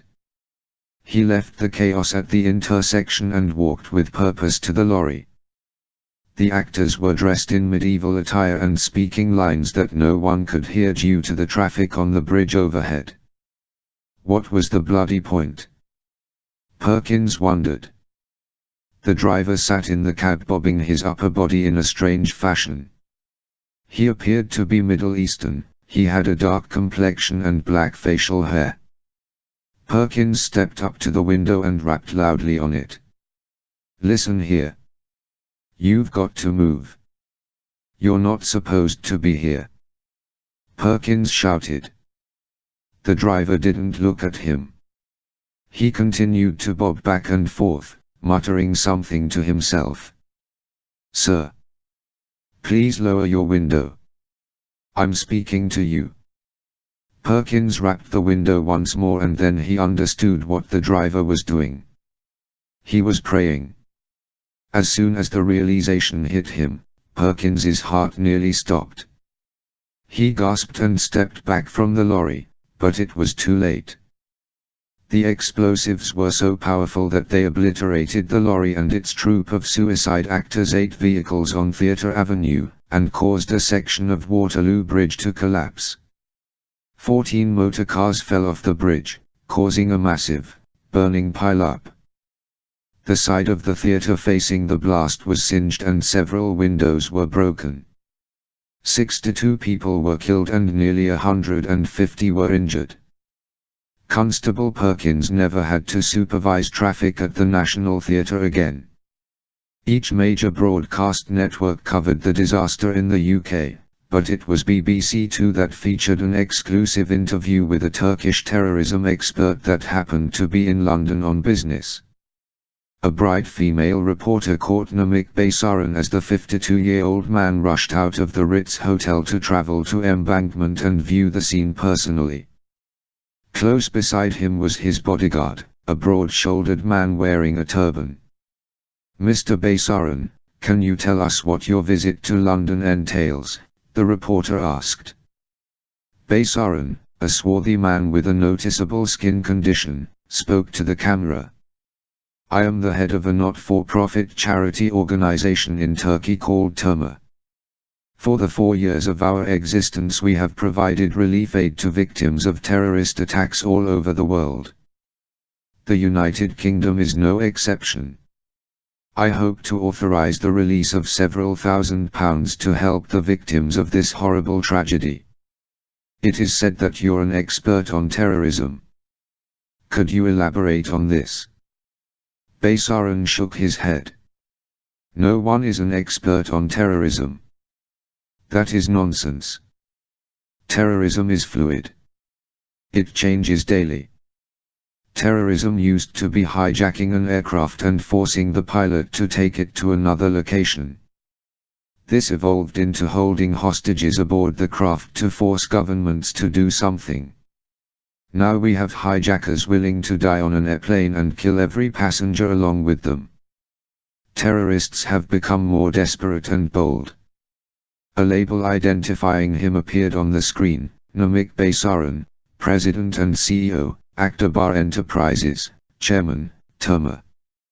"Is it true that you're a victim of terrorism yourself?" Baysaran lightly touched the skin on his face. "Had it been grafted? That's a very painful subject for me and I'd rather not go into it here on television. Suffice it to say that I've experienced tragedy in my life and have dedicated the personal profits I make from my legitimate company, Akbar Enterprises, to benefit Turma. I have spent years studying the terrorist situation in the Middle East and other parts of the world and have made contacts that are beneficial for those of us who want to stamp out terrorism. Do you have any idea who was behind what happened on the South Bank this evening?" Baysaran's eyes flared as he said, "It's too early to say for certain, but I wouldn't be surprised if tomorrow the British government receives a message from the Shadows claiming responsibility." "Sir, do you think the Shadows are the most dangerous terrorist network in the world? Some say that they have surpassed the prominence formerly held by such groups as Al-Qaeda and Hezbollah. I'm afraid I have to agree that this is true. The Shadows are becoming more powerful every day. They are a force that the governments of the world will soon be reckoning with on a major scale. That's all, I must hurry. I want to see the site firsthand so I can make a report to our board of ambassadors back in Turkey. Thank you. Come along, Farid." The bodyguard led Baysaran out of the way of the camera, and they both got into the back of a limousine. The reporter addressed the camera. That was Namik Baysaran, chairman of a victim relief charity organization based in Turkey. If what Mr. Baysaran says is correct, then the Shadows have struck again. To date, this mysterious group of terrorists has claimed responsibility for several recent attacks in the Middle East, Asia, and Europe, the most recent one being the tragedy 2 weeks ago in Nice, France. This is Susan Harp for BBC Two. 5. I drive a 2002 Jeep Grand Cherokee when I'm at home in Maryland. It's one of the Overland models, a rugged 4x4 with a potent 265 horsepower V8. For the city, it's way too much car, but there are times when I like to take it over more rugged territory. I recently had an assignment for Third Echelon tracking down a suspected terrorist who was hiding out in Las Vegas. I drove my Cherokee cross-country and it was a blast. I happen to enjoy road trips. Anyway, I ended up taking the Jeep off-road several times during that mission. The car serves me well. On the way down from Towson I listen to NPR and hear about a suicide bombing in London. It has just occurred on the South Bank and part of Waterloo Bridge was destroyed. They don't know how many people were killed or injured. It sounds pretty bad. I wonder if my meeting with Lambert has anything to do with this. Lambert and I usually find a public place to meet. I avoid the government agency buildings in and around DC just in case someone's tailing me. Seeing me enter the NSA or the CIA buildings would certainly be a tip-off that I work for the feds. Lambert and I vary the locations, but we usually meet in shopping malls. He knows I hate shopping malls, so I think he picks them on purpose just to annoy me. Lambert has a sick sense of humor. Today I drive down to DC on I-95 and then swing west toward Silver Spring. I follow the directions to City Place Mall on Colesville Road, park the Jeep, and go inside. The food court is easy to find, and there's Lambert waiting for me at one of the tables. Today he's dressed in a short-sleeved knit golf shirt and khaki pants. He never wears his uniform when we meet in public. It looks like he's got himself a Big Mac combo meal and is actually enjoying it. I nod at him and approach one of the fast food rackets to pick up something for myself. Since it's the middle of the afternoon and I'm not particularly hungry, I end up buying a slice of pizza from Sbarro's. How come every mall in America has the exact same combination of fast food restaurants? It's one of the mysteries of the universe. I may be a little older than Lambert, but I look younger. He reminds me of the actor Danny Glover. His curly hair has grayed completely, and the bags under his eyes show the strain of being in charge of a major intelligence department for the US government. Don't get me wrong, he's a very energetic guy. He's ambitious and smart, and I'm not sure if he ever sleeps. He drinks more coffee than he sucks air. Lambert's the kind of guy who's always busy and never relaxes. He has a funny habit of rubbing the top of his crew-cut head when he's nervous. Colonel Lambert has been in the intel business since he was a young man. I know he had a lot of responsibility during the Gulf War.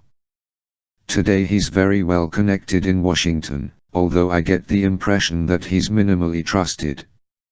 He's never been acknowledged publicly, but I believe he prefers it that way. Third Echelon is an organization no one is supposed to know about. The NSA, the National Security Agency, is the nation's cryptologic establishment. It coordinates, directs, and performs highly specialized activities to protect U.S. information systems and produce foreign intelligence reports. Since it's on the edge of communications and data processing, the NSA is naturally a very high-tech operation. For decades the NSA engaged in what I call passive collection of moving data by intercepting communications en route. The First Echelon was a worldwide network of international intelligence agencies and interceptors that seized communications signals and routed them back to the NSA for analysis. It was a network vital to the United States efforts during the Cold War. As the Soviet Union disintegrated and communications evolved, high technology became the name of the game. The NSA created Second Echelon, which focused entirely on this new breed of communications technology. Unfortunately, the immense volume of information combined with the accelerated pace of developing technology and encryption overwhelmed Second Echelon. NSA experienced its first system-wide crash. As communications became more digital and sophisticated, encryption more expansive, passive collection was simply no longer efficient. So the NSA launched a top-secret initiative, Third Echelon, to return to more, shall we say, classical methods of espionage powered by the latest technology for the aggressive collection of stored data. In other words, it was back to the nitty-gritty world of human spies out there in the field, risking their lives for the sake of taking a photograph or recording a conversation or copying a computer hard drive. Third echelon agents are called Splinter cells, and I was the very first one. We physically infiltrate dangerous and sensitive enemy locations to gather the required intelligence by whatever means necessary. Our prime directive, in a nutshell, is to do our jobs while remaining invisible to the public eye. We're authorized to work outside the boundaries of international treaties, but the US will neither acknowledge nor support our operations. Thus, Third Echelon, a sub-agency of the NSA, consists of an elite team of strategists, hackers, and field operatives. We respond to crises of information warfare, a war that is hidden from the media and the ordinary man on the street. You're not going to see our battles on CNN. At least I hope not. If you do, then we've failed. How's it going, Sam? Lambert asks, chewing a bite of burger. Can't complain, Colonel, I reply, sitting at one of the plastic tables across from him. He once told me to call him Irv, but I just can't bring myself to do that. Colonel is fine with me. It always strikes me as incongruous, us meeting like this. Here we are, two innocuous middle-aged men meeting in a shopping mall for fast food, yet we're about to discuss things that might affect the security of the United States. Lambert gets right to the point. Sam, another Splinter cell has been assassinated, he says, looking me in the eyes. I wait for him to continue. Rick Benton.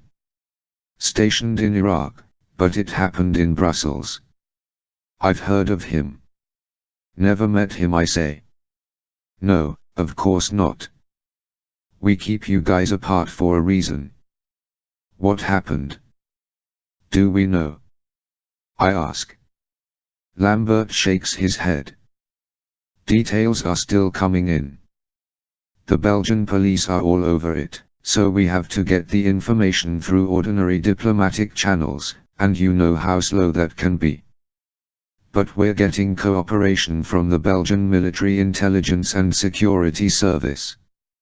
One of their guys was killed with Benton. What do we know? Benton was in the process of obtaining some sensitive information from his contact in Brussels, an intelligence officer named Dirk Verbaken. Unknown assassins murdered both men in Benton's hotel room during the lunch hour. Apparently Benton and Verbaken got together for a face-to-face, but someone else knew about it. They were both shot, and there's every reason to believe that it's the same Mo as what happened in Macau to Dan Lee. Same ballistics, caliber and so forth. You think it's the shop? It has to be. I can't think of another enemy organization that has an inkling that we exist. The shop has been on notice for over a year now, and they know the NSA is onto them. Whether or not they are completely aware of Third Echelon and what we do is anyone's guess. Mine is that they are aware of us. How else would they be able to target two Splinter cells in a 3-month period? I shrug and venture, they've tapped into our personnel records. Maybe they have talented hackers, too. Our firewall is impenetrable, Lambert replies. Carly's too good at that stuff. We'd know if we were being hacked. There was the security breach that occurred 9 months ago. Lambert nods. I've thought of that. It's a possibility. A remote one, but yeah, you're right. Carly and I discussed this, and there's about a 1 in 300 chance that someone got in. Improbable but not impossible. So what were Benton and this Belgian guy meeting about? What was his name? Verbacon. The last report I received from Benton indicated he was investigating a possible connection between the shop and something in Belgium. He told me he was going to Brussels to meet with an intelligence contact there and that he would report in as soon as he was done. For months he was in the process of tracking a major shop arms supply line coming into Iraq from the north. The customers are the various insurgents and terrorist factions that have been hounding our allies, the new Iraqi government, and us ever since the president declared that the war in Iraq was over. I know Benton was getting close to finding out some truths about those guys. Lambert took a long slurp of soda. I'm afraid Benton turned out to be careless. It cost him his life. Is Belgium giving us any info on their guy? What was he working on? Well, we have a clue. Benton's upset was recovered from the hotel room. It was smashed to hell, but upon examination of the device our people were able to extract a minimum number of files that hadn't been transmitted to us. One was a shot of a page from a file belonging to Verbacon. When Belgian intelligence saw the photo, they confirmed that it was from a missing file that detailed the activities of Gerard Bull. Gerard Bull. I'm surprised. I haven't heard that name in many years. Gerard Bull was a Canadian arms designer and dealer who was active in the 60s, 70s, and 80s. He worked for our government for a while until there was a falling out. He served some prison time for illegal arms dealing. After he got out of prison, he worked extensively out of Europe. During the 80s he had close ties with Saddam Hussein and spent a lot of time designing and building high-tech arms for Iraq. His most famous creation was the design for what he called a supergun. He called it the Babylon. It was supposed to be a giant cannon-like weapon that could fire a payload an incredibly long distance. Alternatively, with the aid of boosters, a payload could be launched into space without the need of rockets. Bull never finished the project, but he did build a small prototype called the Baby Babylon. It was dismantled and destroyed during the Gulf War. Bull was assassinated in 1990, in Brussels, to be exact. It is widely believed that the Mossad was responsible for the killing. So what's that all about? I ask. I don't know, Lambert replies. Belgian intelligence confirmed that Verbacon had recently added material to the file because he believed that someone previously associated with Bull was continuing the physicist's work for terrorists in the Middle East. Unfortunately, Verbacon hadn't completed his investigation and had not filed any detailed reports. He died without leaving anyone a clue as to where his notes are. They were probably in the file. And it's gone. Except for the one page recovered from the upset dot. Right. Did the killers take the file? We assume so. I wonder if they were after the file to begin with, or were the targets either Verbacon or Benton and the file was just gravy. Or after both guys and the file, I suggest. There's that possibility, too. We're quiet for a moment as we let these thoughts sink in. I finish my pizza and ask, you heard the news about London? Lambert nods grimly. That's another thing I wanted to talk with you about. As you can imagine, we're all very concerned about it. The news report was very vague. What happened? I was in my car when it happened, Lambert says. I got onto the Pentagon immediately, and what they could gather in the few minutes after it occurred was that some suicide bombers were masquerading as actors or something. It happened by the National Theatre. A big truck packed with explosives blew up. Part of Waterloo Bridge crumbled. It's a big mess. Anyone claiming responsibility? Not yet, Lambert answers. But the modus operandi suggests the shadows, don't you think? The shadows. They're a bunch of shady characters who've grabbed some headlines lately. A relatively new barrel of terrorists. The shadows operate all over the world but are believed to be headquartered somewhere in the Middle East. Where else? I can't remember who coined the name, but it wasn't them. I think it was a newspaper from the region, maybe Turkey, that referred to them as the shadows, and it stuck. From then on, messages from the group were signed the Shadows. I think they were flattered.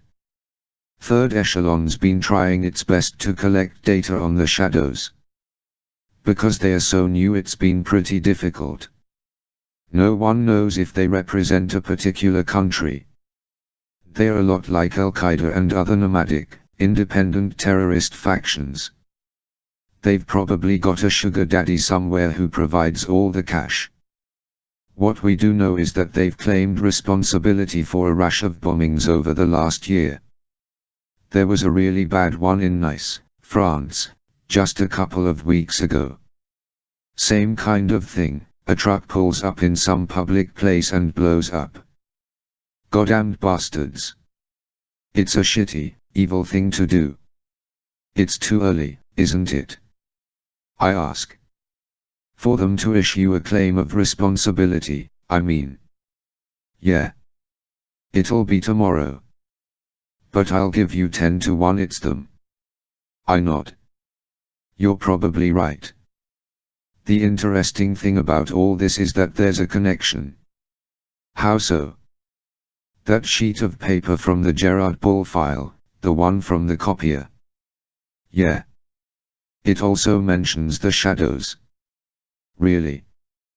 The implication in the wording is that they are the shop's biggest customers right now and possibly the group behind whatever it was that Benton was chasing in Belgium. I sit back in my chair. If we could establish a connection between the two groups, and identify the major players in each. Lambert smiles. You catch on quick. So you want me to go to Belgium?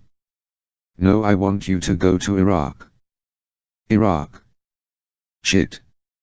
Lambert continues. I want you to pick up Benton's trail there. Find out what he was investigating. He was sure suspicious about something, and damn it, he died before he could tell us what it was. You'll be drop-shipped to Baghdad.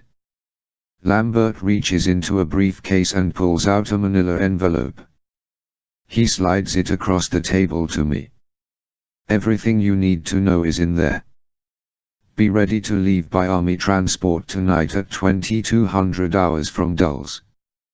That should give you enough time to get home, make your preparations, and be back at the airport by 2100. Yeah, just barely enough time. I nod and tap my fingers on the envelope without opening it. That can wait until I get back to Tosin. Okay, I say. I have nothing else on the calendar. 6. I never pack much when I'm going Okeanos on assignment. An important component of my uniform is a slim custom-made Osprey backpack that fulfills a zillion functions. I can fit 2 or 3 changes of clothing inside, plus an assortment of third echelon equipment that I can pull out at a moment's notice. I have a medical kit that contains painkillers, bandages, antiseptic, and atropine injections to combat exposure to a chemical attack. I have a limited supply of flares, both chemical and emergency, for various uses. Chemical flares glow in the dark when you crack the inner containers. They are useful for attracting and distracting enemies. Emergency flares are standard road flares that emit heat, which can distract sensors like the ones found on automated turrets. I also keep a few frag grenades handy. These 14-ounce M67 babies consist of 2.5-inch steel spheres surrounding 6.5 ounces of high explosive. When these things go off, you don't want to be close, believe me. The high-velocity shrapnel will rip you to shreds. In addition to the grenades, I usually carry at least one wall mine. This is a motion-sensitive explosive device that can be attached to almost any surface. I'm able to improvise in the field, too. I've found that I'm pretty good at deactivating enemy mines and adding them to my inventory if I need more. Other tools of the trade include a standard set of lockpicks, wrenches, and probes for bypassing basic cylinder locks. For more difficult enclosures, such as safes, I use what we call disposable picks that can be adjusted to different strengths, depending on what it is you want to open. They contain micro-explosive charges that deliver a quick impact to any standard lock cylinder, shattering the pins. The downside of these things is that they are sometimes a little noisy. I've also got a nifty little camera jammer that emits microwave pulses. This is useful for disrupting the characteristic signals used in the microcircuitry of surveillance cameras. The only problem with the jammer is that it operates off a capacitor that you have to recharge. Then there's the optic cable, kind of like those things doctors use to stick up your ass to look around with when you're a lucky colonoscopy patient. It's very flexible and I can slip it under doors and through holes to see what's on the other side. There's even a night vision enhancement. My standard issue weapon is a 5.7 tactical handgun with a single action trigger. The 20-round magazine comes equipped with a silencer and flash suppressor. I've already told you a little bit about the gun, but I don't think I mentioned that it has a TAK integrated inside it. The tactical audio kit is a laser-operated microphone that enables me to read the vibration of certain surfaces, mainly glass windows. The laser mic provides a zoomed camera-like field that can be aimed at different objects. It's great for listening to conversations, but I have to be careful to make sure I use it only when I'm concealed. The damn thing lights up red when it's on. My uniform, which I've already described, folds up neatly and fits in a special pouch in the Osprey. My goggles are a lifesaver. They have two modes of operation, night vision and thermal vision. Night vision, of course, allows me to pick up illumination at the lower end of the infrared spectrum. This is great for exploring in the dark. The only drag is that the image is slightly grainy, so fine details are difficult to see. Thermal vision is an essential tool in darkness as well, for it captures the upper level of the infrared spectrum, which is emitted as heat rather than reflected light. This allows me to discern warm bodies through visual obstacles such as smoke and gas. One cool thing it does is that if I happen to examine a computer keyboard or keypad immediately after someone has touched it, the keys that were pressed will have a faint heat signature still on them. No well-equipped spy should be without thermal vision. A special fluorescent mode allows me to see fingerprints, stains, and dust disturbance that is normally invisible to the naked eye. This is useful when I'm searching for secret compartments. My favorite weapon and tool has to be the standard issue SC-20K, a modular assault weapon system. This is something I can't carry with me when I travel. It usually needs to be drop-shipped by the NSA, along with my toy-filled Osprey, and left someplace where I can pick them up. Sometimes that can be a tricky maneuver in a country where we have no embassy. The SC-20K looks like a stocky rifle, but it's much more than that. The bullpup configuration makes it light and compact without sacrificing firepower. It uses 5.56 45mm SS109, 30 rounds, and it can be fired in semi-automatic or full automatic modes. There's a flash-forward/sound suppressor combined with a multi-purpose launcher that makes it an ideal appliance in the field, and for long-distance shots I can use the scope. The launcher is beneath the main barrel and it utilizes a number of different devices.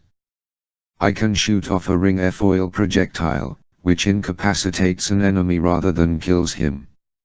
A good headshot will knock a guy out, or if I hit someone in the torso, it'll stun him. I can launch sticky cameras that attach themselves to surfaces I can't climb to. These miniature cameras have full pan and zoom functionality plus night and thermal vision modes. The images are fed directly to my OBSAT. An adaptation of the sticky camera is the diversion camera. This honey has had its zoom motor as well as its vision enhancement apparatus replaced with a noisemaker and a CS gas canister. I can trigger it with my OBSAT from a distance, attracting enemies with sound and then dispensing the gas to stop them in their tracks. Similar to the sticky cameras are the sticky shockers, high-voltage discharge devices coated in adhesive resin. They stick to enemies and give them an incapacitating shock.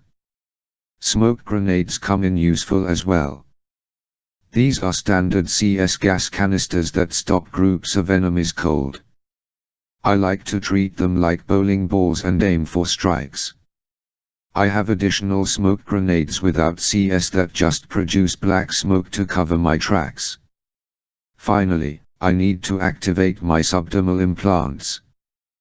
These are transmitter forward/receivers that third echelon put in my neck next to my vocal cords and in my inner ear. When the devices are activated, I can receive voice messages from Lambert via satellite that only I can hear. It works best outdoors, naturally, but in most buildings it works pretty well. If I'm underground, it's not worth crap. By the same token, the PTT, push-to-talk, transmitter translates data for use with a voice synthesizer located at third echelon. All I have to do is press the area of my neck near my Adam's apple and talk, or whisper, and what I say is sent to the synthesizer. Therefore, I can communicate with third echelon from just about anywhere. Pretty cool. The only drawback is that the signals can be picked up by the enemy pretty easily, so Lambert and I have an understanding that we communicate with text messages via the OBSAT first and use the implants only for urgent contact. Once I'm packed, I make arrangements for my bills to be paid automatically for as long as I'm away. I confirm that I have plenty of cash in various accounts I can access just about anywhere in the world. I also make a phone call to the Krav Maga studio and leave a message on Katia's answering machine, explaining that I was called away once again. She'll probably think I'm some kind of a nut. Alas. I'll leave the Grand Cherokee at home. Lambert arranged for a car to pick me up and take me to Dulles. I wouldn't be comfortable with the idea of leaving my beloved Jeep in a long-term airport parking lot for what could very well be months. There isn't much left to do when the house phone rings. Dad. It's the sweet voice of my not-so-little anymore girl. Hey, Sarah, I'm glad you called. I say. I'm very happy to hear from her, so I do my best to control my feelings about her going abroad against my wishes. Our last conversation wasn't a pleasant one. Are you in Israel? Aha. It's the middle of the night, but we can't sleep. Rivka and I are still on Chicago time. How was the flight over? Long, so I was glad that Rivka was with me. That made it more interesting. Hey, Dad. Yes. I'm sorry about the misunderstanding. You know, about me going. Misunderstanding. In my mind there was no misunderstanding. She disobeyed my wishes, but it was too late now. I'm sorry, too, honey. Dad, we had the most beautiful sunset tonight. It was all orange and red, and from Rivka's rooftop it looked like something out of a movie. It's beautiful here. And her parents are there with you. Aha. Her mom and dad are real nice. That's great to hear. Listen, honey, I have to go out of the country tonight, too. It's for work. Again. Didn't you just get back? I sigh. Yeah. But you know how it is. There was a bit of the old frustration in her voice. No, I don't know how it is. You're so secretive about what you do. Where are you going this time?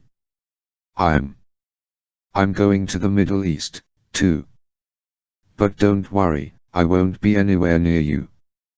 I hear Sarah talk to someone in the background and I distinctly hear a male laugh.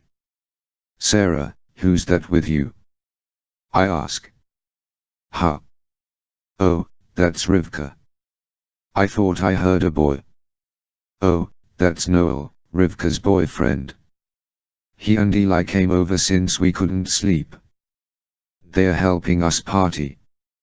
You remember me telling you about Eli? Is he that music student you were dating at college? I ask. Yeah, that's him. He's back home in Israel this semester. So is Noel. He used to date Rivka. That's how Eli and I met, remember? I seem to recall hearing something about it last year. During Sarah's sophomore year she dated a foreign student from Israel. Rivka, a foreign student herself, knew a whole group of them. What's Eli's last name, hun? I ask. Horowitz. Eli Horowitz. He says he wants to meet you someday. I hear a male laugh again in the background and Sarah giggles. Well, I'd like to meet him, too, I say. I try not to sound too much like a father. Why isn't Eli at school this year? Oh, his student visa expired and he didn't renew it, Sarah answers. Same with Noel. There was some kind of stupid technicality with them. I don't know why, but I suddenly hear alarm bells in my head. Perhaps it's because of all the circumspection that foreign students have been receiving since 9/11. Immigration has cracked down on student visas since then and is ferreting out undesirables. Sarah, how much older is he than you? I ask. Dad, please. He's just a couple of years older. 3. She sounds annoyed. Do his parents live there in Jerusalem? Dad, what is this? What's with the third degree? Honey, it's not a third degree, I say, trying not to sound exasperated. I just want to know who you're hanging out with in a foreign country, that's all. And Israel can be a dangerous place sometimes. You can't be too careful. I'm your father, after all. But I'm also an adult, Dad. You're not drinking age yet, I counter.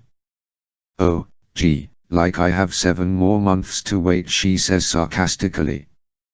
I almost point out that that is nearly a year, but I let it go. I don't want the call to turn into one of our teenager versus parent battles. Sarah and I went through some real knockdown dragouts when she was in high school. All I'm saying is that you should find out a little more about him and his family before you get more involved, that's all I say. I know it sounds lame. Dad, please. We dated for 3 months last year, but I guess you don't remember that. I know him pretty well already. All right, I'll stop being a dad. Do you have plenty of money? Sure, Dad. Thanks. And you remember the phone number in case you need to reach me? I've got it memorized, she answers. This is a special toll-free number that she can call from anywhere in the world whenever I'm on assignment. It actually goes to third echelon and is then transmitted as a text message to my AppSat, wherever I happen to be. No one but Sarah and I know the number. I instructed her long ago on how to use it, but only if it's an emergency situation. Anything trivial can wait until my return to Maryland. So, when do you fly back to Chicago? I ask. Next Saturday. Just when I'm about to get over the jet lag I have to turn around and go back, she says. Yeah, that's the way it usually is. Look, Dad, I gotta go now. It's great to talk to you. Sarah, honey, you be careful, okay? I will. You, too, with whatever it is you do. There's that touch of sarcasm again. She doesn't like that she knows nothing about my work and has said so on several occasions. Okay. Have fun. I love you. Love you, too. She hangs up. I begin to wonder if my uneasiness about her boyfriend is simply the normal reaction a father might have to his 20-year-old daughter becoming intimate with an older boy, or is it something else? I probably shouldn't worry. Eli Horowitz lives with his parents. They're probably wealthy, too, in order to afford to send him to America to study. I wonder what really happened with his student visa. I might have to make an inquiry about it. There's not a lot I can do about it now, I decide. I need to focus on the assignment at hand and study the documents that Lambert gave me this afternoon. They will reveal who my contact in Iraq will be and where I can pick up transportation, my SC-20K, the Osprey, and other equipment I may need. I imagine it'll be through the army. Someone at the top of the food chain there will have been briefed. As I finish preparing for the trip, I glance at the photo of my daughter on the bedroom nightstand.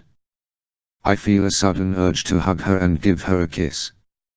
Instead, I lightly touch my lips to my index finger and then touch the portrait. That'll have to do for now. 7. Mesopotamia. That's what Iraq once was. The name Iraq didn't emerge until sometime in the 7th century. Mesopotamia was the location of Babylon and its legendary Hanging Gardens, regarded as the seventh wonder of the ancient world. The mythical Tower of Babel once stood in the land, and the area around Kurna might have been the site of the biblical Garden of Eden. In the middle of the 1st century AD, Islam swarmed over the region and Mesopotamia became the cultural center of the Arabic universe. Many believe that writing began in the region. The tales of the 1001 Nights originated in Iraq. Magnificent mosques and palaces dominated the cities, built by powerful rulers who insisted on displaying the country's riches in tangible forms. Arabian Nights, magic carpets, sultans of swing. It all sounds quite exotic and beautiful, doesn't it? It's too bad that our image of Iraq today isn't what it used to be. Now we think of Iraq as a very dangerous, unstable country, war-torn, shadowy, and unfriendly. I'm not going to speculate on whether we were right or wrong to invade Iraq in 2003. There's no question that Saddam Hussein was bad news. His regime was cruel and merciless. But are the Iraqi people better off now? Who the fuck knows? Today it's difficult to believe that the Middle East, and in particular Iraq, was once the cradle of civilization. At least, that's what the historians claim. It's my business to know a lot about the Middle East, and I've extensively studied Iraq and the other countries in the region. That doesn't mean I fully understand any of them. The Middle East is truly a very different world from our existence in the United States, and the sad thing is that many Americans and the US government refuse to acknowledge that the Middle East will never be like the West. But it's not my job to preach politics. I keep abreast of politics, but I try not to get too involved in them. I just do my job. So many catastrophic events resculpted the world in the 20th century. Prior to World War I, Iraq was part of the Ottoman Empire governed from Istanbul. The British Mandate controlled the region after the war, and in 1932 the country was formally admitted to the League of Nations as an independent state, the first one in the Middle East. But the monarchy that had been installed by the British was overthrown in 1958 by nationalist free officers. In 1963 the Baathists took power, were overthrown, and succeeded in gaining control again in 1968. Until we toppled the Baath government in 2003, that's the way things stood in Iraq. During those 35 years, Iraq engaged in a war with Iran, a war with Kuwait, a war with the United Nations forces led by the USA, and a war with its own people in the northern, Kurd-populated region. The 20th century. Such a happy time. These were the thoughts that swam through my head as the US Army transport touched down at the 3rd Army base outside of Baghdad. The plane stopped once in Germany.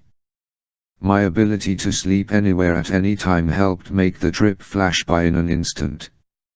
I was awake long enough to get off the aircraft in Germany, stretch my legs, and have a bite to eat. I slept through the second leg and woke up when the plane landed. In between naps I thoroughly briefed myself on the current situation in Iraq.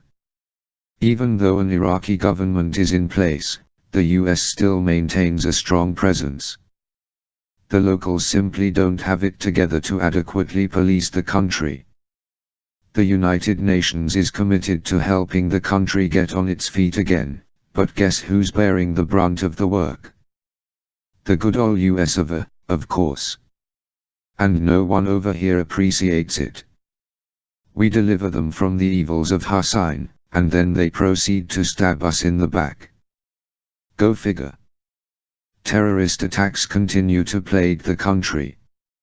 You never know when a suicide bomber is going to drive his truck into yours. Every government officer and politician is a target because they are seen as puppets of the corrupt Satan, America, that is. These terrorists are anywhere and everywhere. Iraq is a big country. There are tons of hiding places. Look how long it took to find Hussein. He was caught hiding in a hole in the ground. There are a few million holes in the ground in Iraq. The attacks are blamed on the usual nebulous insurgents and anti-American rebels. The name Al-Qaeda is still bandied about as being one of the primary instigators of unrest, along with other smaller terrorist factions that seem to pop up every day. Lately, though, it's the shadows that provoke the most fear. Like Al-Qaeda, they don't mind patting themselves on the back in public after a particularly nasty attack. They're more publicity-minded than Al-Qaeda ever was. They send audio tapes, videotapes, letters, faxes, and emails to the various news organizations signing them the Shadows. Of course, many of these missives could be pranks and copycat attempts, but our people take each and every one seriously. It's what we must do. Although the army base is on the outskirts of Baghdad, I noticed the presence of many construction cranes in the distance, no doubt rebuilding the once great city. The 2003 war inflicted a great deal of damage. The 1991 Gulf War had also destroyed a significant portion of Baghdad, including schools, bridges, and hospitals. These were rebuilt over the next decade, only to be leveled once again. Baghdad has probably been demolished and rebuilt so many times throughout history that it's a wonder that the city still exists. Nevertheless, it's a very modern metropolis. There are portions of Baghdad that resemble the downtown areas of any major city in the West.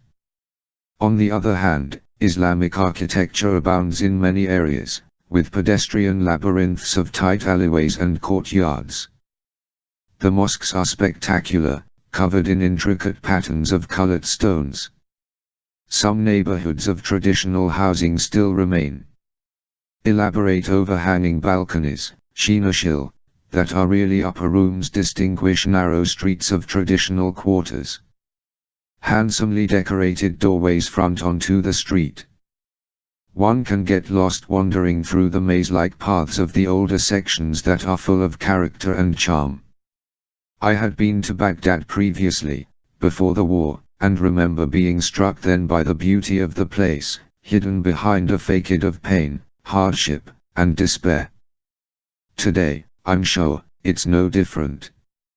I debark and present my special NSA papers identifying me as an Interpol police detective from Switzerland. I use my own name, but this cover story will go much further in Iraq than if I went around saying I'm an espionage agent with the NSA. As far as my business in Iraq is concerned, I am researching a report that Interpol will publish on the current state of terrorism in the Middle East. Once I'm cleared to enter the base, a sergeant leads me to an office in the bustling command center. The sergeant never says a word, but he eyes me curiously. I must look like one strange civilian to him, especially since I have NSA clearance. The sergeant leaves me in the hands of my contact, Lieutenant Colonel Dan Petlow, who greets me in a businesslike fashion. When we're alone in his office, he tells me that he's the only army officer in Iraq who's aware of my mission. It turns out that he knows Colonel Lambert and has been in on the doings of 3rd Echelon for a long time. I was Rick Benton's contact as well, Petlow says before I can ask. Petlow is about my age. I ask him how long he's been in the country, and he replies that he's lost track of the time.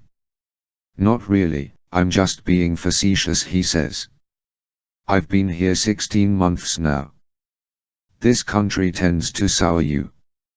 He offers me a soft drink and I take it.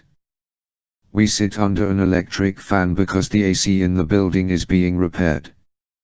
It feels like Phoenix, Arizona, outside, and it's an oven in the office.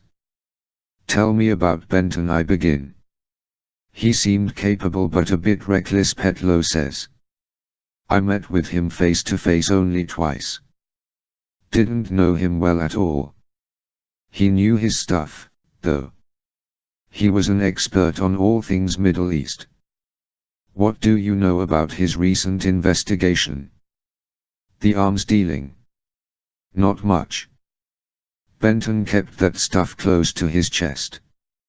He kept saying he was working on uncovering a shock pipeline coming from the north into Iraq. He said the arms have been pouring into Mosul. That means they are coming from Iran and then through Rwandas to get to Mosul, or they are coming from Turkey through the town of Ahmadi. Both of those villages are in KDP-controlled territory. Mosul is perhaps the biggest city in northern Iraq. It's just out of the region controlled by the officially sanctioned Kurdistan regional government and the site of a lot of unrest, mainly between different Kurdish factions. Rwandas is a village between Mosul and the Iranian border. Likewise, Ahmadi is a village north of Mosul, near the Turkish border. Two Kurdish political parties influence everything that happens in northern Iraq. In 1946 a recognized Kurdish hero named Mullah Mustafa Barzani formed the oldest one, the Kurdistan Democratic Party, the KDP, which has cultural ties to Iran. The second party, the Patriotic Union of Kurdistan, the PUK, formed in 1976 as a rival to the KDP. There are other, smaller Kurdish parties, but the KDP and PUK are the big daddies. In theory they share governmental responsibilities of Kurdish Iraq, but the KDP seems to have more power. In recent years the two parties have grudgingly cooperated with each other on many issues such as in the education and health sectors. But don't expect one to invite the other to a dinner party. What do you think? I ask Petlow. I doubt the Turkish route theory. It doesn't make a lot of sense. For one thing, Turkey is supposedly one of our allies and they are just as concerned about illegal arms traffic as we are. Another thing is that the route would be more difficult. Benton always thought that the arms originated in one of the former Soviet satellites. Maybe Azerbaijan. In order to get to Iraq from there, they'd have to go through Armenia and then Turkey. It's a straighter shoot out of Azerbaijan through Iran and into Iraq. So you're saying that I should look into the Rwanda's connection first? I ask. Petlo shrugs. It's just an opinion. Doesn't mean I'm right. I mull this over and say, Southeast Turkey is a Kurdish region, too. There could be some cooperation going on between the tribes. There's also a lot of terrorist activity in that part of Turkey. That's true, too. Look, I'll be honest with you, Fisher. You don't have a lot to go on. What are you going to do when you get up there? Knock on doors. Benton didn't leave you anything to give you some direction, did he? No, I'll just have to play it by ear at first. I figure I have to start in Mosul. I imagine I'll begin by investigating the sites in the city where illegal arms have been discovered. The goal is to find a lead pointing me in the right direction. Well, good luck. Petlo stands and picks up a duffel bag. This came in the official pouch from Washington, he says, handing it to me. It's for you. The only weapon I carried on the plane is my genuine Marine Corps combat knife. It's got a 7-inch carbon steel blade with a blood groove and a 5-inch leather handle. I remove it from its sheath and cut the rope binding the end of the duffel bag. My SC-20K and Osprey are inside, along with boxes of various types of ammunition. I can use this stuff, I mutter. Petlo then opens his desk and hands me a set of keys. There's an unmarked Toyota Land Cruiser in the compound outside. It's yours to do with what you will. We don't need it back. We've checked it out and it runs fine. Believe it or not, imported vehicles do very well in Iraq. I know a car dealer in Baghdad who's gotten rich since the war began. How's security on the roads? What kinds of checkpoints can I expect? You can expect checkpoints everywhere and some of them will delay you considerably. But if you dress appropriately, I don't think you'll have any trouble with the locals. You have such a swarthy complexion that you look like you might be Arabic. Do you speak Arabic? Yeah. In fact, I speak 7 languages. It's English I'm not so great at. I take the keys. Thanks. Have you eaten? Would you like?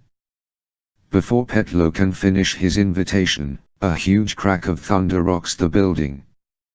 We look at each other and both immediately know that it wasn't thunder. Damn, Petlo mutters.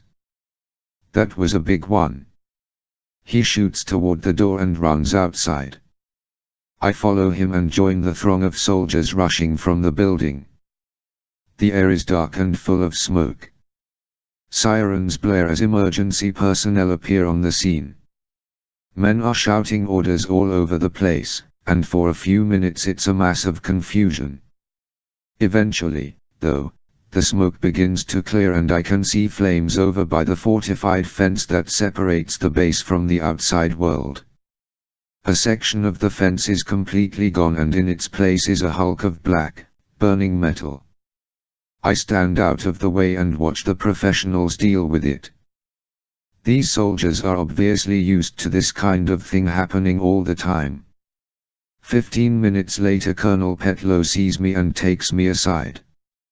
It was a laundry van, he says.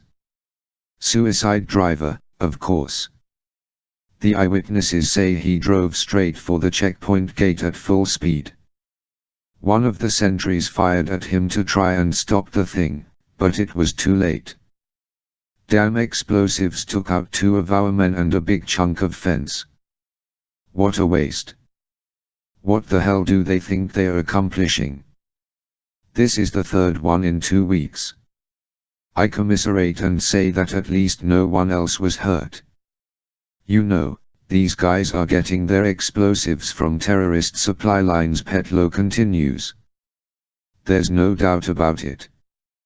They couldn't have stockpiled it for all this time. Go plug up that pipeline, Fisher. I'm here if you need anything, so don't hesitate to call. You've got my number.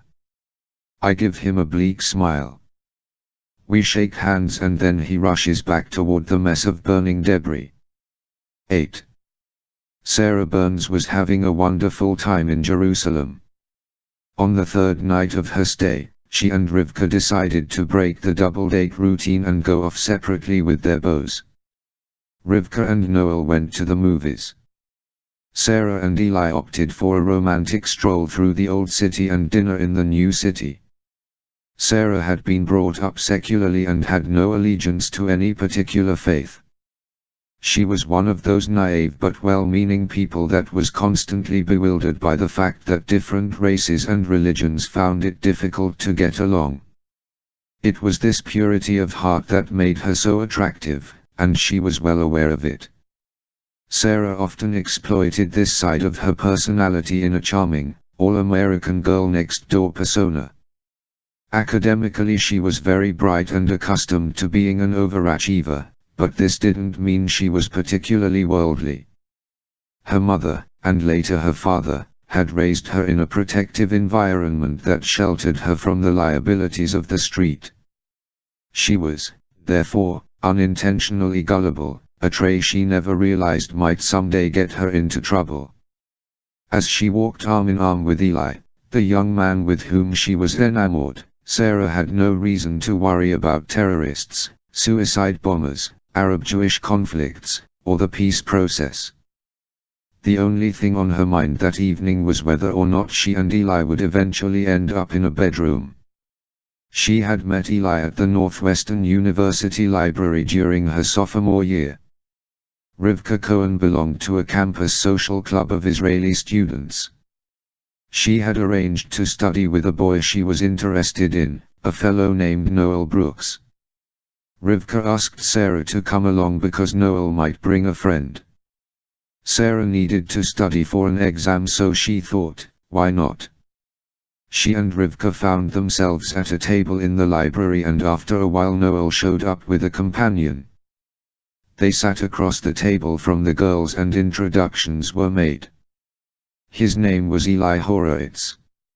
Sarah thought he was the most beautiful man she'd ever seen. He had dark, curly hair, brown eyes, a closely cut beard and mustache, and was tall and muscular. He would have resembled Michelangelo's David if the statue had sported facial hair.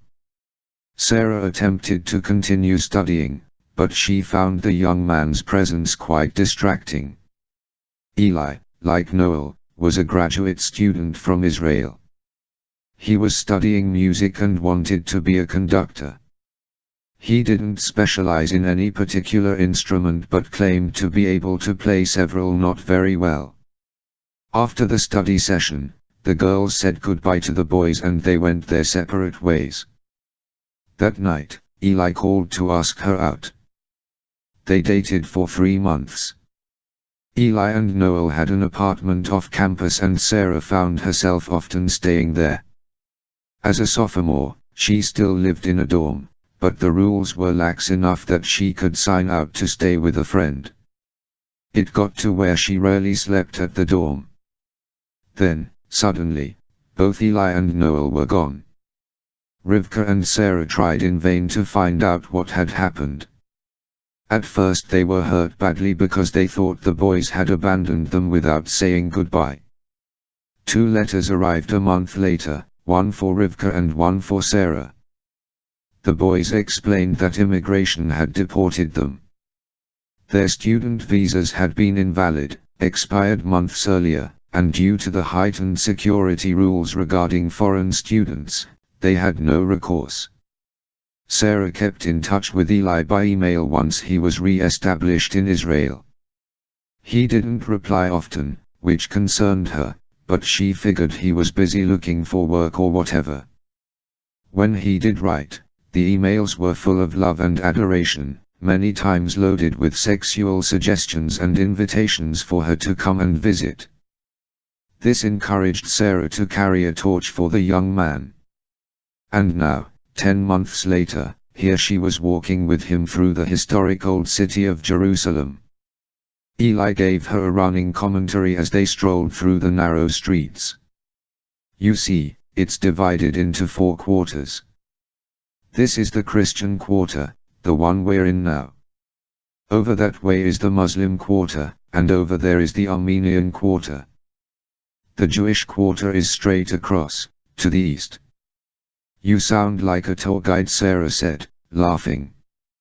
I worked as a tour guide when I was a teenager, Eli said. I'd take fat Americans all over the city in a company car. Sometimes I'd drive really fast and scare the hell out of them. She slapped his arm and said, You're awful. They approached a somber church that appeared to have been built in a patchwork quilt fashion. It was made up of several architectural styles but was impressive by its sheer antiquity. This is the Church of the Holy Sepulchre, Eli said. It's built on the site where the Catholics think Jesus was crucified. Really? Yeah. The Orthodox and Coptic churches believe it, too. You mean not everyone thinks it's here? Nope.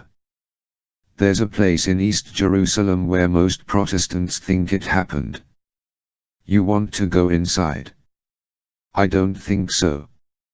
I'd rather keep walking. Okay. The couple moved south and east 1 block to the Lutheran Church of the Redeemer. Eli took her up the tower so they could see the excellent view of the old city.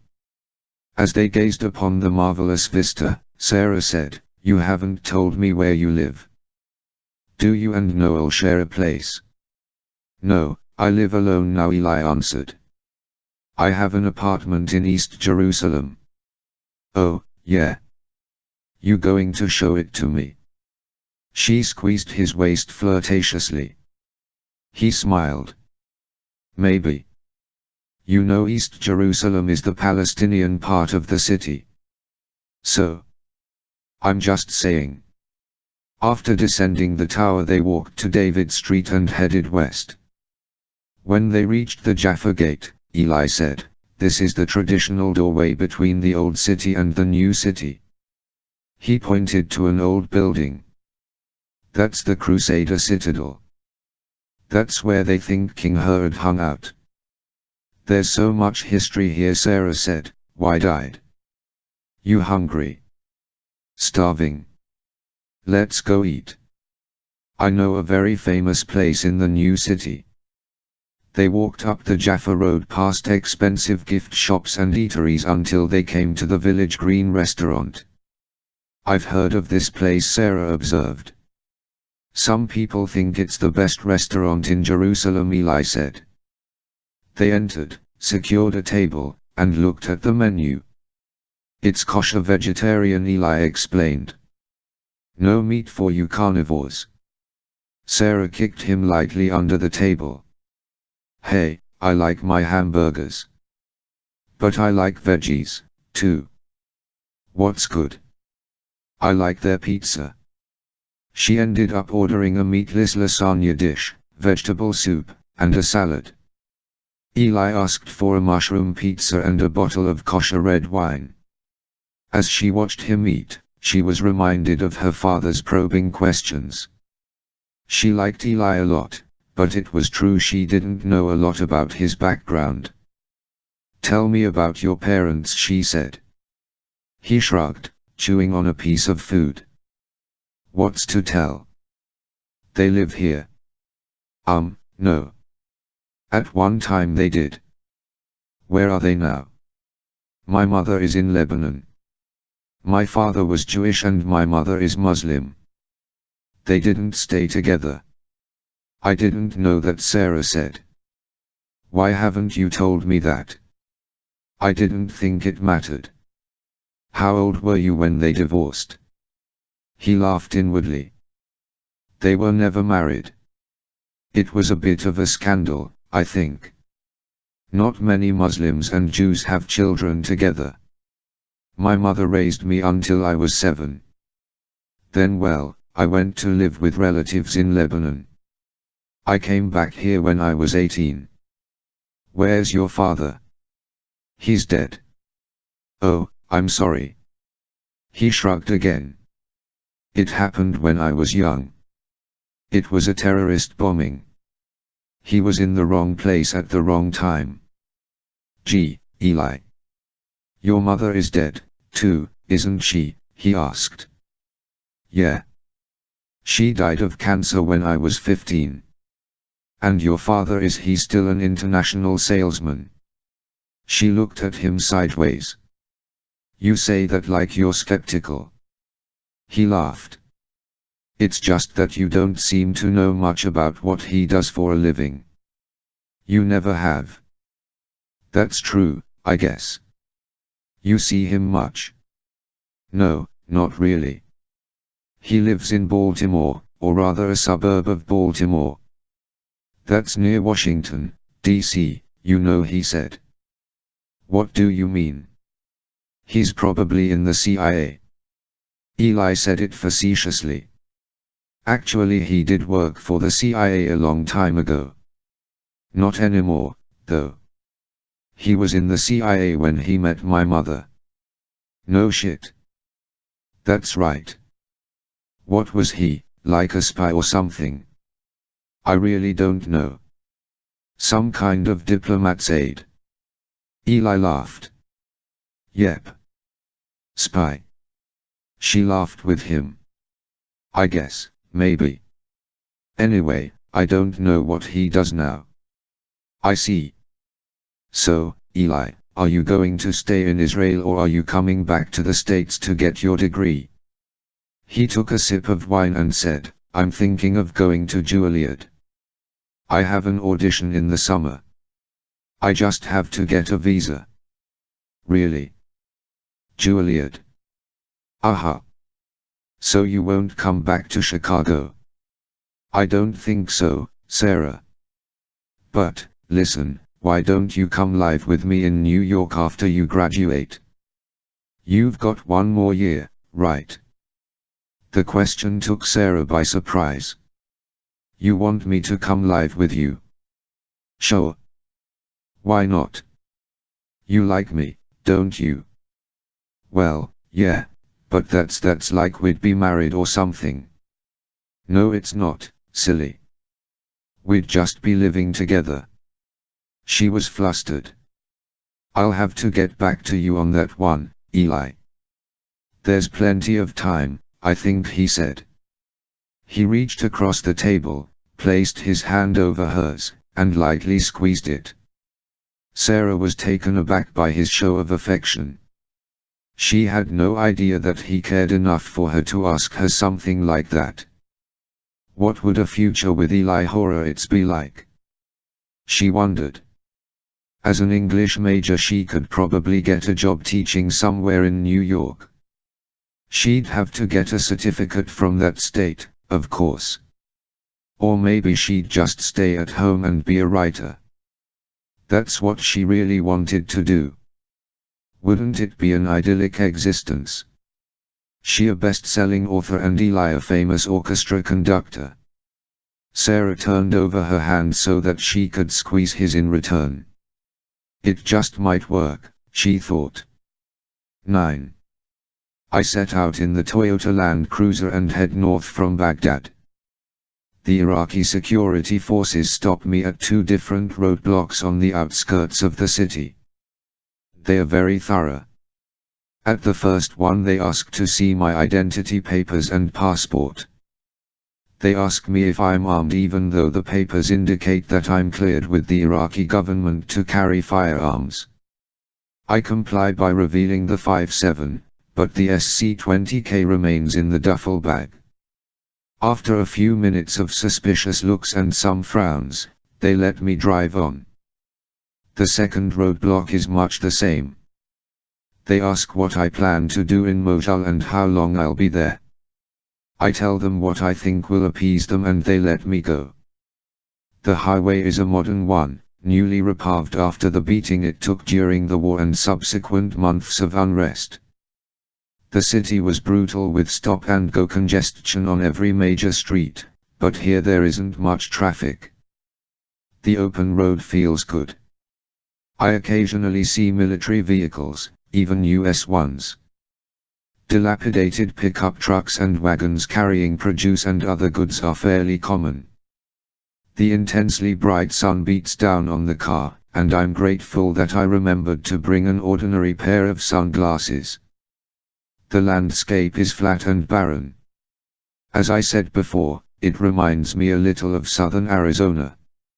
It's a rugged, cruel country and I wouldn't want to be stuck in the middle of the desert with no transportation. Thank goodness someone invented the air conditioner. Sam, you there? Lambert sounds like what I imagine the voice of conscience to be. It's tinny and small and is lodged deep within my right ear. I take one hand off the steering wheel and press the spot on my neck to activate the transmitter. Yeah, I'm here, Colonel. How did everything go with Petlow? Fine. He's got his hands full, though.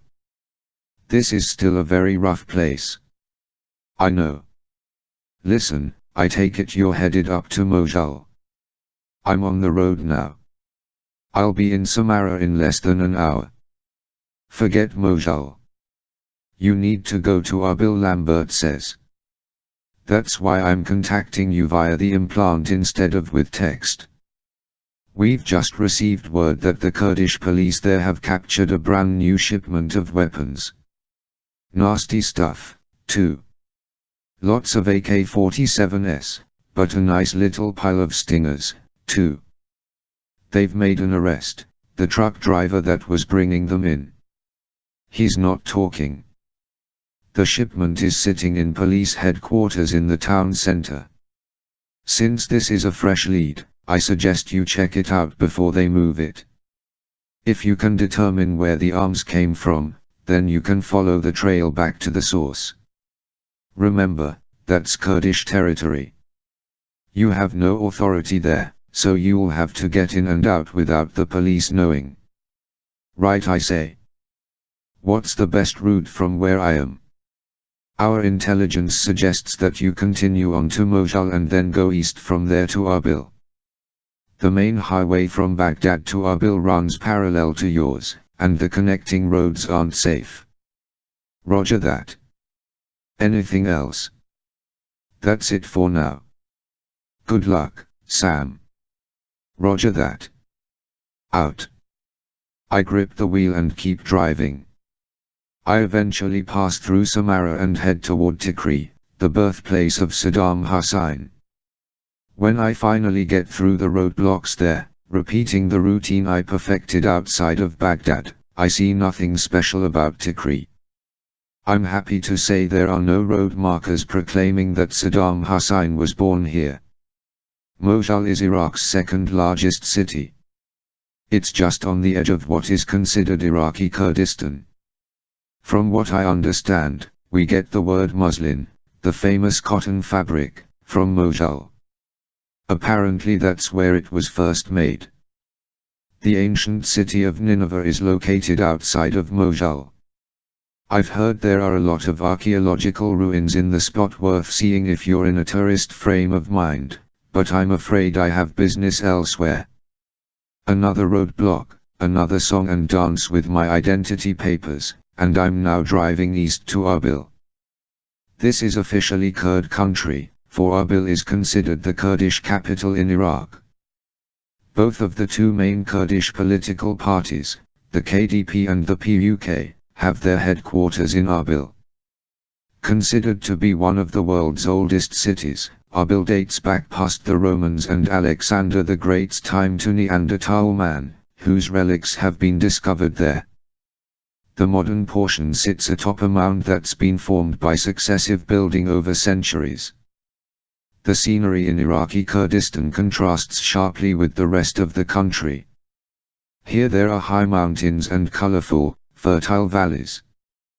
The mountain ranges grow more impressive the farther north you go and are commonly referred to as the Alps of the Middle East.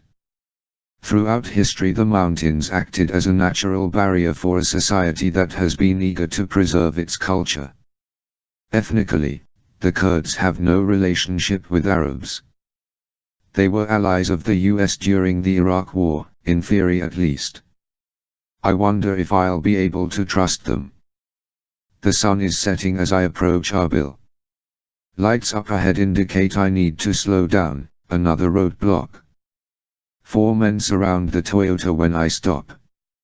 They are dressed in Iraqi police uniforms, but somehow I get the feeling that something's not right. 2 men carry rifles and the third has a handgun. As soon as I lower my window, the man with a handgun points it in my face. "We're going for a ride, friend," he says in Arabic. "These guys aren't Kurds. I have my papers if you want to see them," I say in his language. "Shut up," he commands again.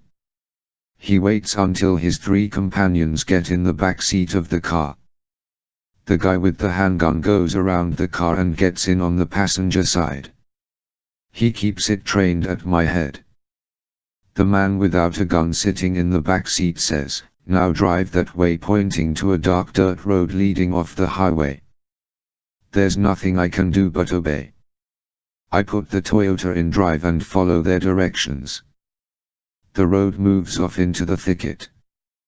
Were it not for the headlights, I wouldn't be able to see a thing. "Where are we going?" I ask in Arabic. "You'll see," the backseat driver says. "Just shut up and drive." 3 minutes later we're approximately a mile from the main highway.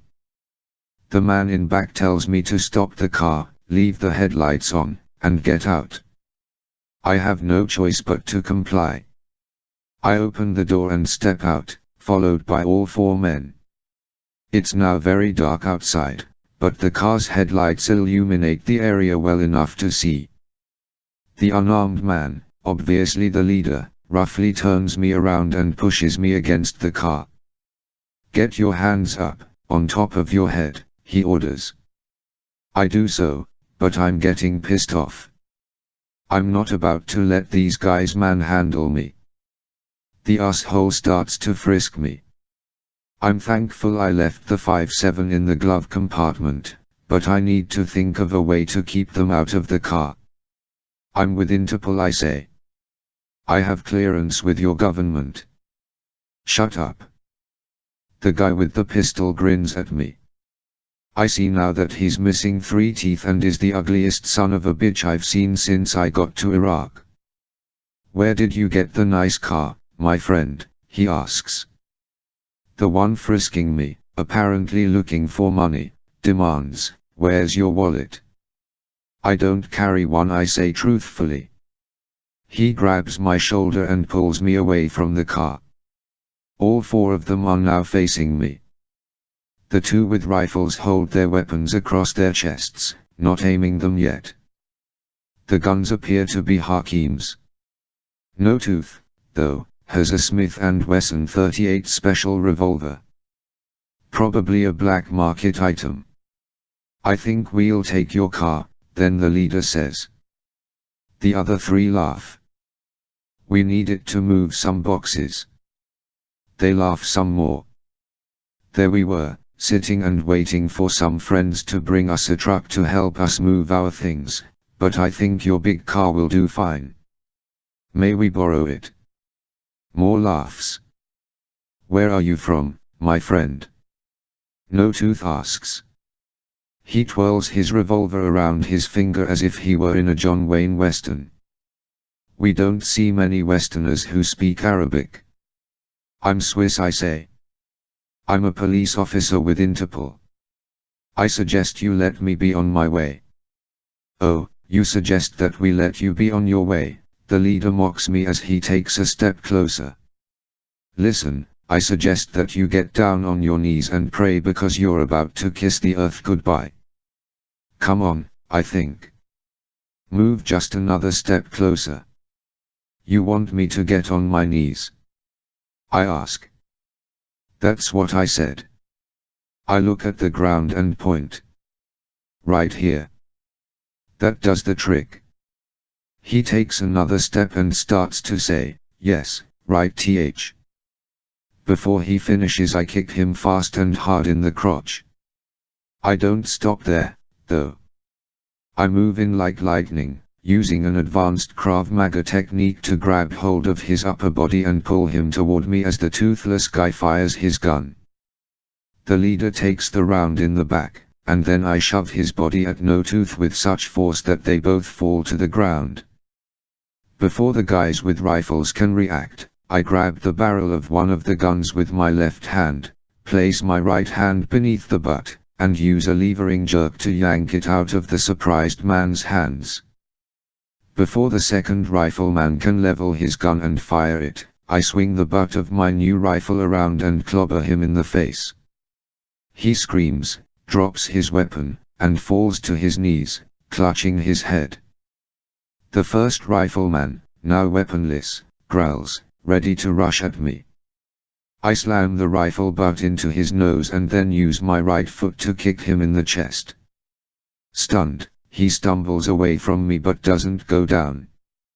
I then toss the rifle in the air, giving it a slight twirl so that it swings around like a baton. I catch it with the butt against me and the barrel pointing the way it's supposed to. I squeeze the trigger and the guy takes the round at point-blank range. He falls in his tracks. I swing the Hakim around to No Tooth, but he's no longer on the ground by the dead leader. I see him running into the dark thicket. I consider raising the rifle and taking him out, but I decide to let him go lick his wounds. I really can't imagine where he'll go in this rough terrain at night. The leader and one rifleman are dead. That leaves the guy whose face I smashed in. He's still on his knees, moaning. I think I broke his cheekbone. I say. Stop whining and talk to me. The man looks at me, wide-eyed. He can't believe I overpowered 4 men. The right side of his face is already swelling, giving him a lopsided appearance. Who are you? I ask. You're not the police. The man babbles something in Arabic, and I raise the rifle butt, indicating I might strike him again. He tells me his name and the names of the other 3 men. All generic Arabic names that seem to be interchangeable in the Middle East. Where did you get the police uniforms? He tells me that the police hired them to act as militia. That story doesn't ring true to me. Where are you from? I ask. Again, the babbling. This time I play rough. I ram the rifle butt into his shoulder. He cries out and falls back. I stand over him and ask him again where he's from. Iran, he tells me. He and his 3 companions are from Iran. What are you doing in Iraq? The man rolls over and clutches the dirt. I sense what he's about to do and shut my eyes just as he throws a fistful of dirt in my face. He jumps to his feet, but I'm ready for him. He grabs for the rifle and I jerk it up and forward. Even with my eyes closed, I manage to ram the side of the Hakim into his chin. I open my eyes and thrust the rifle butt into the man's chest. He falls to the ground, unconscious. It's possible I broke his sternum and maybe stopped his heart. Shit. There are 3 dead men here. I have no choice but to abandon them. I don't like leaving bodies in my wake, but it can't be helped. I'm not going to waste time trying to hide the corpses, seeing that we're so far from the highway. If and when they are found, it will just have to be chalked up to the fact that Iraq is a very rough place. I toss the Hakim to the ground and get in the car. I drive back to the highway and on into the city, wondering what became of No Tooth. 10. I drive into Erbil shortly after midnight. The streets are deserted and the town is deadly quiet. There isn't much in the way of street lighting, so the place is very dark and foreboding. Carly at third echelon had transmitted a town map to my APSAT, so I find the police station with no problem. I park the Toyota a block away, strip my outer clothes to reveal my uniform, don the headset, grab my 5.7, put on the Osprey, and I'm ready to go. I get out of the car and creep along the street, keeping to the shadows. No one is around, but in my business you can't be too careful. The Erbil police headquarters is small. It's a one-level building with a parking lot in back. I find it odd that there are no patrol cars there. The windows are covered with a thick screen mesh, so it's impossible to see inside. However, I detect illumination behind the windows in front. Either someone left an office light on or someone is inside. I go around to the back and quietly try the steel door. Locked, of course. It's a basic cylinder lock, so I use my picks. It takes me 17 seconds to get it open. Not bad. I look through the door and see a dark corridor. I position the goggles and switch on the night vision mode. I scan the upper edges of the walls to make sure there are no cameras, and then I slip inside and shut the door behind me. With my back to one wall I slink to a door in the middle of the corridor and listen. Silence. I carefully open the door and look in the room. It's an ordinary office, desk, filing cabinets, a couple of chairs. I move on and come to AT. To the left is a door marked secure area in script I recognize to be Kurdistan. I'm not too familiar with the language. Arabic I can get by with, but Kurdistan, forget it. I recognize some words, but that's about it. If I have to speak with a Kurd while I'm here it might be difficult, although many Kurds speak Arabic as well. The light I saw earlier is coming from the right. I inch along the wall and peer around the corner into a brightly lit space. It's the front outer office. There's a wall with a glass window that opens out to the reception area. On this side of the wall there's a man reclining in a chair, his feet on the desk. He is snoring loudly. I switch off the night vision and raise my goggles to get a better look. The man is wearing a police uniform, but it looks as if it's 2 sizes too small. Something's not right. I move into the room and stand behind the man. He's burly and has a Saddam Hussein-style mustache. I gently put my left hand over his mouth and pinch his nose. The policeman wakes, startled beyond belief. As soon as he leans forward, I grasp him in a sleeper hold which closes off the carotid arteries until he's unconscious. He falls forward and slides off the chair onto the floor. I figure he'll be out for about 10 minutes if I'm lucky. I take a cursory look around the desk and find nothing of interest except for a keyring in the drawer. I take it and go back to the corridor. Sure enough, one of the keys works in the secure area door, which opens to another corridor. I listen for signs of occupation and check again for cameras.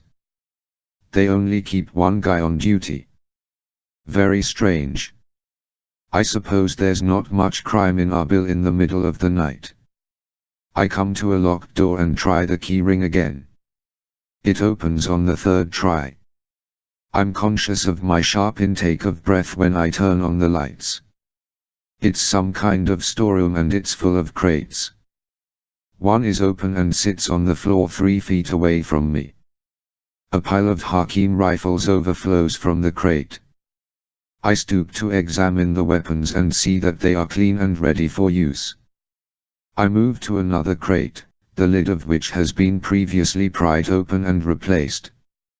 I lift the lid and see more assault rifles, AK-47s. Another crate contains Soviet Makarov PMs, 9mm handguns that date back to the 1950s. They are also in excellent condition. Yet another crate is full of SVD Dragunovs, gas-operated sniper rifles. There are 16 crates in all, most of them still sealed. This must be the captured cache that Lambert told me about. What do the Erbil police plan to do with it? Aren't they going to turn it over to the authorities, whoever they may be? I have to figure out where the damn things came from. The first crate is unmarked, but the second one has an ink stamp on the side. In Arabic, Farsi, really, it reads Tabriz Container Company. Tabriz. That's in Iran. I move to the next crate and it has the same marking. In fact, 9 of the 16 crates bear the Tabriz stamp. Either the weapons came through Iran or the supplier is simply using crates that were manufactured there. At any rate, it's a lead. Against the far wall of the room is a stack of 4 large, flat cases. They resemble electric guitar cases, only they are much wider. I unsnap the clasps and open the top one. Stingers. 4 cases of Stingers, 2 in each case. Fucking believable. These are American made. How the hell did they get them? Off to the side of the cases are 2 shoulder launchers for the Stingers. These babies are terribly effective against low-level aircraft, such as helicopters, and a single man can fire one like a bazooka. I make notes of the inventory on my APSAT, take a few photographs, and leave the room. I move farther down the hall to a large steel door with bars in a window. The jail, perhaps. I turn to the key ring again and unlock the door. It squeaks with rust and I wince. Hopefully no one is back there. I look inside and see a row of 6 barred cells.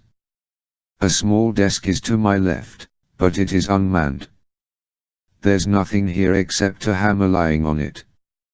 Upon closer examination of the tool, I discern a substance that appears to be dried blood and perhaps fleshy material and hair on the hammerhead.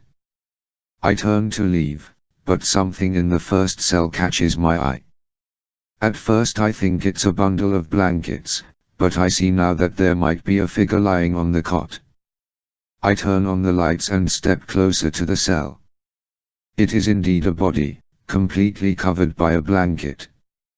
Is he dead? I move to the next cell and there's another guy, covered by a blanket. The 3rd, 4th, and 5th cells contain the same. Number 6 is empty. I look on the ring and try the keys until I find one that opens cell number 1. I pull the blanket back, and sure enough, there's a guy with a bullet hole in his head. From what I can tell, he was shot in the back of the skull and the round exited through the front of his face.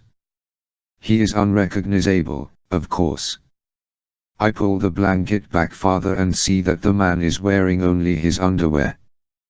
The man in the 2nd cell received the same treatment, although it looks as if he was tortured before being killed. There are burn marks, probably from a cigarette, on his upper body. The 3rd guy's right hand is mangled, as if someone had pounded it a few times with a hammer. The hammer. The 4th man, like the 1st, was just shot. I back out of the jail area and close the door behind me. I lock it again only because whoever had done this is sure to return. My friend in the outer lobby will be waking soon, and he probably knows a lot about what's going on here. Perhaps he's one of the killers. I go back to the front of the building and see that the guard is still unconscious. He's breathing steadily, so I'm sure he'll recover with just a bad headache to remember me by. I make my way to the first corridor and head for the back door but decide to check out the office I saw upon entering. I open the door, step inside, and use my night vision to avoid turning on lights. I have good reason to believe that this is the office of the Chief of Police. There are a couple of citations on the wall and a photo of the chief shaking hands with a man I figure is one of the Kurdish politicos. I look closely at the photo and I could swear that one of the dead guys in the jail cell is the chief. I'm not positive because the victims' faces were bloody messes. Even so, if I had to bet on it, I'd say that the guy in the photo is the man in the second cell, the one who had been tortured before being executed. On the desk are several manila folders full of mugshots. I open the top folder and am surprised to see none other than No Tooth. In fact, the top 4 photographs in the pile are the same 4 men who tried to steal my car and leave me for dead outside of Erbil. Notes on the back of each photo are written in Kurdistan script, but I can make out the words terrorist, wanted, and Iran. On the back of No Tooth's photo is another word I recognize, shadows with a big question mark beside it. It's all very clear to me. Those 4 bandits I encountered outside the city were here earlier. They killed the 4 real policemen and placed the corpses in the cells after stripping off and donning the uniforms. The bandits had wanted my Land Cruiser to move the crates of weapons. One of them had said they were waiting for a truck to move some boxes. Are those guys the shop's customers? The shop is selling arms to the shadows. I have to say I'm not surprised. If the shadows are the terrorist group Duja, then it makes sense that the shop, the biggest illegal arms dealer in the world, would want them as customers. I hear a car door slam outside. Shit. As keys rattle in the back door, I flatten against the wall of the office and hope whoever it is doesn't come in here. 2 voices. One man is laughing and speaking rapidly, in Arabic. I catch the words police taking care of and move the boxes. The men walk past the office and continue to the outer lobby. I hear exclamations of surprise and concern when they find my friend on the floor. There's a groan and a slap and another groan. The guard is coming around. One of the men orders the other one to check on the weapons, and I hear him ask for the keys. More talk, the sound of moving things on the desk, and an angry shout. The keys are gone, of course. They're in my pocket. The angry guy sounds familiar. I figure it's probably in my best interest to get a look at him. I reach into the Osprey and pull out a handy tool I call the corner periscope. It's really a lot like a dentist's tool. It's a thin piece of metal with a small round mirror at the end. The metal is bendable so I can adapt it to just about any kind of space. It's best for looking around corners when you don't want to be noticed. I quietly creep out of the office and snake down the hall with my back to the wall. When I reach the corner by the front office, I stick the mirror out and position it so I can see. The guard is sitting in the chair, rubbing the back of his head. The angry guy is sitting on the desk in front of him, his back to me. The other man is behind the chair and looks concerned. He doesn't look familiar. Both of the new men are wearing police uniforms. I want the angry guy to turn around so I can see his face. What are you going to tell Ahmed? The second man asks. I can now follow the conversation pretty well. I'll worry about that later, answers the angry guy. It's more about what Ahmed will tell Tarayan. He grabs the guard by the chin. You sure you didn't see who did this to you? The guard shakes his head. Allah help me. Tarayan will be most displeased. We'd better find a way to break down that door. If our stuff is gone. Tarayan. Who the hell is Tarayan? The angry guy turns slightly and I see his face. It's my old buddy No Tooth, the one that got away. I knew I'd heard his voice before. I could take them out if I wanted, but that's not my directive. I move away, down the hall and toward the back door. There's a garbage can beside the door, so I quietly lay the keyring inside. No need to make it easy for them. I'm sure the proper authorities will have the means to break down the doors if they have to. I slip outside and run to the shadows on the opposite end of the parking lot. I crouch and then move quickly to the street, satisfied I'm not being followed. I run in the darkness to the Toyota, get inside, and crouch low in the seat just in case the goons come out and start to look around. Using my APSAT, I send a message to Colonel Petlow in Baghdad. I explain that the Erbil policemen were murdered by Shadow's terrorists who are attempting to remove a shipment of illegal arms from the station. I blind copy the report to Lambert in Washington and wait. Approximately 35 minutes later I hear sirens. I'm surprised by the rapid response. I was afraid the terrorists would get away with the goods by the time the Iraqis or the US Army arrived. I see 3 police vehicles pull up in front of the station, followed by a US Army Jeep with 4 soldiers inside.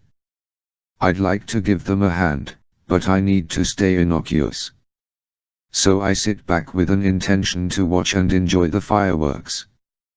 But to my horror the terrorists suddenly appear from behind the building, firing AK-47s at the policemen. 3 Iraqi police fall to the ground and the others jump behind cover. I recognize No Tooth as the terrorist ringleader. He throws something into the midst of the vehicles, and a few seconds later it explodes with a powerful blast. The grenade destroys the US Army Jeep and most likely kills or seriously wounds the 4 American soldiers. I now seriously consider joining the fight, but before I can make a move a van pulls around from the back of the building. The terrorists jump inside and the van speeds away with a screech. I curse at myself for not doing something sooner, but what could I have done? I'm not supposed to interact with the local law enforcement without authorization. Could I have made a difference? I honestly don't know. Next time, though, I think I'll go with my instincts and buck the directives. Approaching sirens wail some distance away, and a few seconds later I see more police cars and an ambulance arrive at the scene. There's nothing I can do now. I have to let the Iraqis handle it. Disgruntled, I start the Toyota and drive away. 11. Andrei Zdrok was in a foul mood. His driver let him off in front of the Swiss-Russian International Mercantile Bank, pausing long enough to receive instructions regarding when to return to pick up his employer. The Mercedes sped away and Zdrok strode toward the heavy glass doors. Just before entering the building, though, he looked at his Rolex and saw that he had 15 minutes before the meeting. He decided that a bagel and coffee might go a long way toward improving his frame of mind. He made a detour and crossed the avenue to the bakery. Even Andrei Zdrok agreed with the food critics that Zabat's was the best bakery in Zurich. That it happened to be in the financial district was a plus for its proprietors. They sold hundreds of bagels, muffins, rolls, and pastries daily to the bankers and accountants who worked in the area.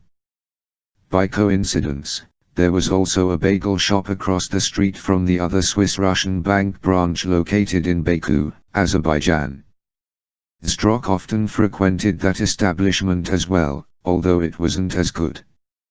Zdrok went inside Zabat's, bought an onion bagel with cream cheese, a coffee, black, and paid for it with a 5-franc bill. He told the server to keep the change.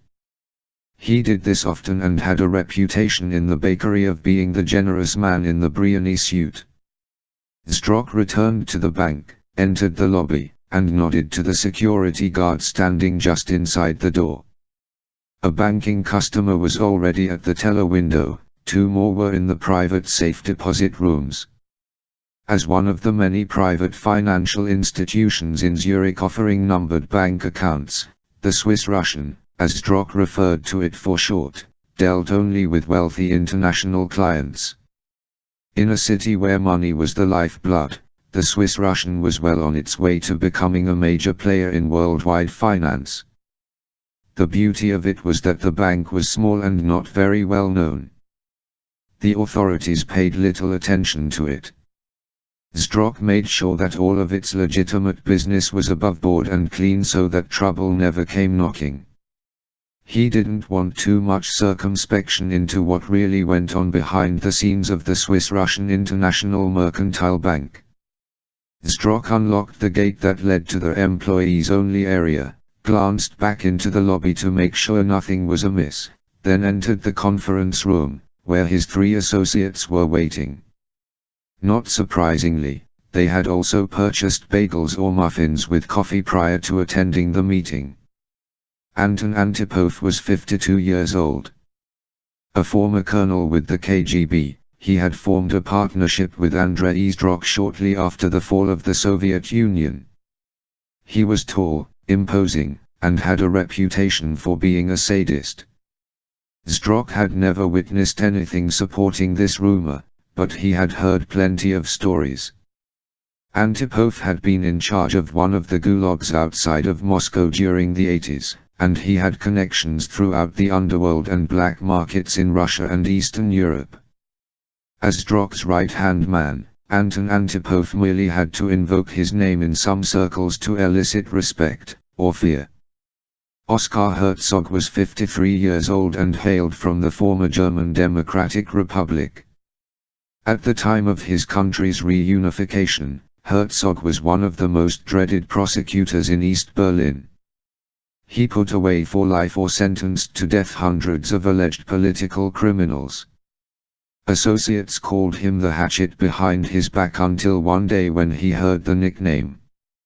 Instead of becoming angry, he embraced the moniker and encouraged others to perpetuate it. He figured it might help instill apprehension in his enemies. General Stefan Prokofiev was 55 years old and claimed to be related to the famous Russian composer that bore his surname. As a high-ranking officer in the Russian army, Prokofiev spent most of his time in Moscow. He made the trip to Zurich only when Zdrok called a meeting, which wasn't very often. Prokofiev had been one of the top military advisors in charge of weapons development while his country was still under Soviet rule. In 1990 he was promoted to general and became the liaison between the military and the physicists who designed and created Russia's modern armaments. Prokofiev had a reputation of being a communist hardliner, although he had no qualms at all about making the equivalent of $40 million a year in Zdrok's organization. Andrei Zdrok, the undisputed leader of the quartet, was 57 years old, had the looks of a former matinee idol in his distinguished retirement years, dressed as if he were the richest man in the world, and had an IQ of 174. Originally from Georgia, Zdrok grew up in a family that ran banks for the Soviet Union.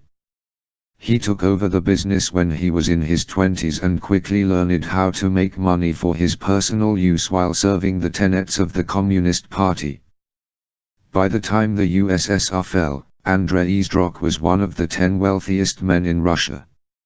He immigrated to Switzerland, set up the Swiss-Russian, brought in as partners the 3 other men in the room, and proceeded to double his fortune every year. Zdrok had an insatiable appetite for money, and he always managed to find ways to make it, no matter how many lives might eventually be lost as a result of his business. These 4 men were the brains behind the shop. In Zurich, business meetings always began on time. Zdrok noted that he still had 2 minutes. He sat at the table, took the bagel out of the bag, and placed it in front of him. The other men watched without saying a word. They had already finished their breakfasts. Zdrok took a bite, savored the flavors that bombarded his taste buds, and then washed it down with a sip of hot coffee. At 10 o'clock sharp he said, "Good morning." The others mumbled a greeting in return. "Gentlemen," Zdrok said, "our first order of business is the shipment that was lost in Iraq." "What the hell happened?" He looked at Antipov and raised his eyebrows. Antipov cleared his throat and said, "The Iraqi police stopped the transport and confiscated everything. Stingers and all." It was extremely lucky on their part, most unfortunate on ours. Where did it happen? The town of Arbil. It was on the way to Mosul, where our customer would have then distributed the goods as usual. Have we heard from the customer? Zdrok asked. Herzog answered, yes, and he is very upset. He's asking for a refund. Zdrok rolled his eyes. Is he mad? He knew the terms. The shipment is under our protection up to a point, but once it's in the customer's territory and in his hands, then it's his responsibility. I told him that, Herzog said. He isn't happy. Zdrok looked at General Prokofiev and asked, what do you plan to do about this? Prokofiev shrugged. An offer for a replacement shipment has been made. We can get the arms together in a few days. Because he and his organization have been good customers, I said he could pay upon receipt. He'll have to pay twice, but at least he'll get the goods. Did he take the offer? Yes. Zdrok looked at Herzog. Make sure you follow up about the payment as soon as the shipment is in his hands. Herzog nodded and made a note in a pad he had in front of him. The customer did say that he's going to attempt to retrieve the shipment. His people know where the police are keeping it. Zdrok said, well, that's their business. If they want to try it, they are certainly welcome to do so. Next item. Operation Sweep. Antipov cleared his throat again and said, the information on the man known as Rick Benton proved to be reliable, as you are aware. The intelligence we received may prove fruitful in unmasking more American agents. We have several names. Now all we have to do is match each name with the correct person. It shouldn't take too long. We have operatives working on this as we speak. Zdrok nodded in approval. That is good news. The Americans have been hovering much too closely to our organization. We must continue to weed out and eliminate their agents. The one that hit us in Macau damaged our Far East operations a great deal. It will take months, maybe years, to re-establish our business in that region. I especially want that man. Vlad and Yuri are on it, Antipov said. We'll get him and the others, but keep in mind that it's not easy. These agents are called Splinter cells because they work alone and undercover. Their own government pretends they don't exist. We've taken out 2 of them so far. We're nearing confirmation on the identity of another one in Israel, and we're getting close to one in America. Zdrok cracked his knuckles and nodded. Vlad and Yuri. They're careful, right? They leave no trace. None. They are as professional as they come. They were my most trusted executioners in the KGB, Antipov replied. What did they learn in Belgium? Not only did they eliminate Benton but also a Belgian intelligence officer that Benton was working with. These men knew far too much about what we've been distributing to our number 1 customer. Hopefully the material we took from Benton's hotel room will be one-of-a-kind documents. I've taken the precaution to destroy all of it. This should slow down our enemies. In addition, much of our new information about Third Echelon came from Benton's personal computer, which we have also destroyed. Zdrok waved his hand slightly. Fine. I leave you in charge of it. Proceed as you see fit. But I want results by the end of the week. If they discover who we are or where we are, it's not going to be pretty. The sooner we get rid of these American bloodhounds, the better off we'll be. With that, Zdrok took another bite of his bagel and the meeting was over. 12. The lovemaking was as good as it had been in Illinois.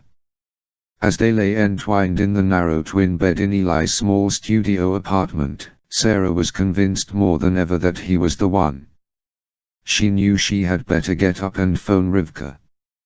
She was supposed to have been back by 10 o'clock at the latest. Now it was nearly noon. They had slept in, waking only to make love. How many times had they done it since coming back to his place the night before? 4 times. 5. Sarah smiled inwardly and sighed. You okay? Eli asked. I sure am, she said, snuggling closer to him. I heard you sigh. It was a sigh of contentment. Oh, I see. He kissed her. I am glad you're content. How about you? Are you content? You better believe it. She yawned and squeezed his lean torso. I could stay here forever. Me, too, he said. But I'm getting hungry. How about you? Who needs food when you can have sex, she said as she placed her hand on his crotch. Hey, what are you, a junkie? He laughed but didn't bother to move her hand. With you, yes. Eli sat up. Okay, then I think it's time you go cold turkey for a little while. I'm really hungry. I'm not kidding. Sarah loved his Israeli accent. There was something about a foreign accent that turned her on. Shall I make you breakfast? She asked. No, I'll make you breakfast. Or lunch, I think. My God, look at the time. Oh, boy, Rivka's gonna be pissed at me. I can't imagine what her parents will think. Eli waved her comment away and said, don't worry. Rivka spent the night with Noel. I bet they slept late, too. Still, it's scandalous behavior, don't you think? You're a big girl. You're an adult, right? I'm 20. I can't drink in America yet. Yeah, but you're legally an adult. That's what counts. He slipped out of bed and walked across the room to the bathroom. She enjoyed watching his backside. Anyone ever tell you that you've got a cute tush? She called out as he closed the door. He didn't answer. Sarah sighed again and finally swung her legs out from under the covers and sat upright. Naked, she went to the kitchen area and looked in the cabinet to see what was there. Typical bachelor apartment, she thought. Nothing but junk food and sugary cereal. Eli, do you have coffee? She called, but the shower started and he couldn't hear her. She opened another cupboard and found some instant coffee. Yuck, she said. She shrugged and took it, found a pot to boil water, and tried the tap. The water was brownish. Sarah made a face, turned off the tap, and put the coffee back in the cupboard. She looked around her and realized that Eli's apartment was decidedly a dump. Last night, in the dark, she hadn't noticed. She did remember that the neighborhood where he lived appeared to be a poor one, almost a ghetto. The room smelled moldy.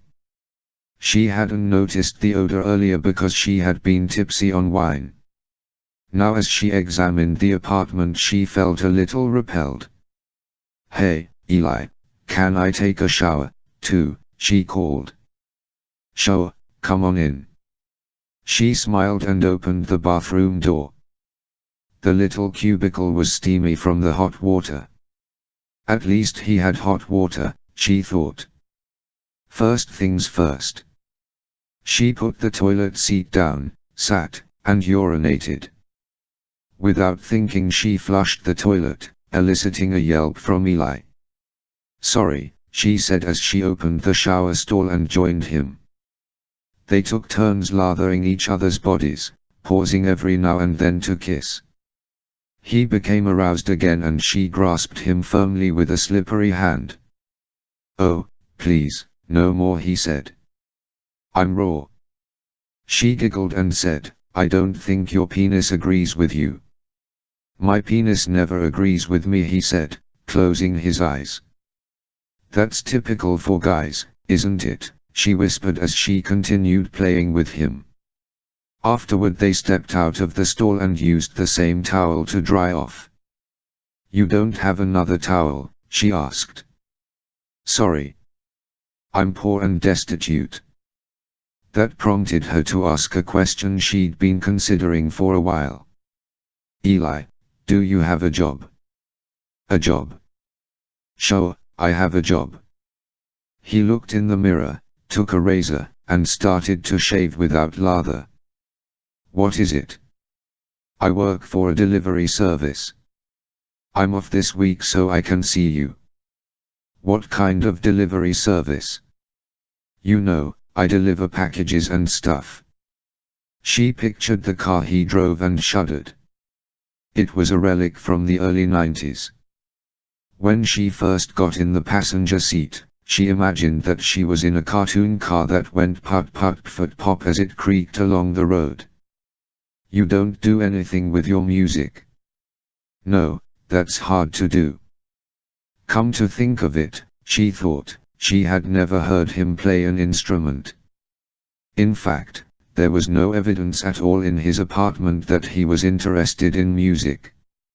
No sheet music, no CDs of classical music, no busts of Beethoven, nothing. He glanced at her off the mirror. What?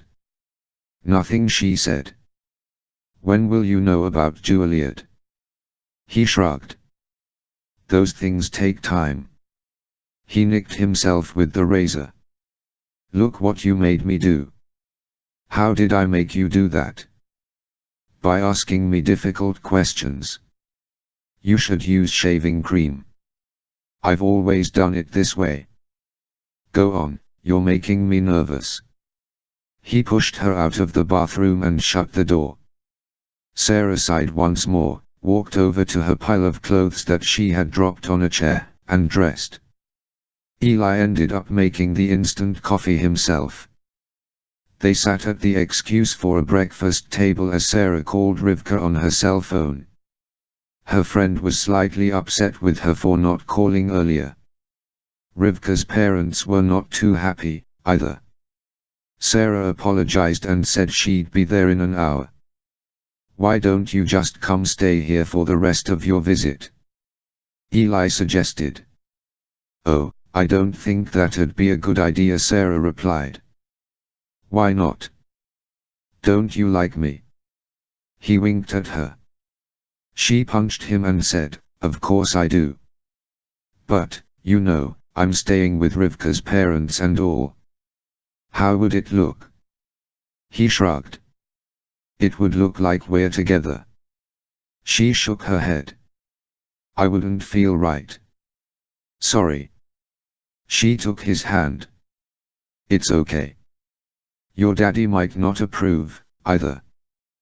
That struck her as an odd thing to say. I don't think my father would even know. He doesn't keep tabs on me like that. We live in different cities, remember? Oh, right. Your father is the CIA spy. He is not. What's his name again? Sam Fisher. Why not Sam Burns? My mother changed our last names legally after the divorce. Right. Sam Fisher. Sam Fisher, government agent. She punched him again. Stop it. He is not. Eli kept at it. He hummed the James Bond theme and pointed his finger like a gun. Sarah laughed. Cut it out, she said. Okay. But I still think he's a government agent and not some kind of salesman. Why do you say that? Why do you even care? I don't know. I guess I just want to know what my future father-in-law is like. Sarah blinked. You're what? You heard me. Eli. He grasped her hand and said, I know, it's too soon to talk that way. But listen, if you do decide to come live with me in New York, it might happen. I care for you, Sarah. Really? She looked down. I know. Me, too. Tell me about your mother. What was her name?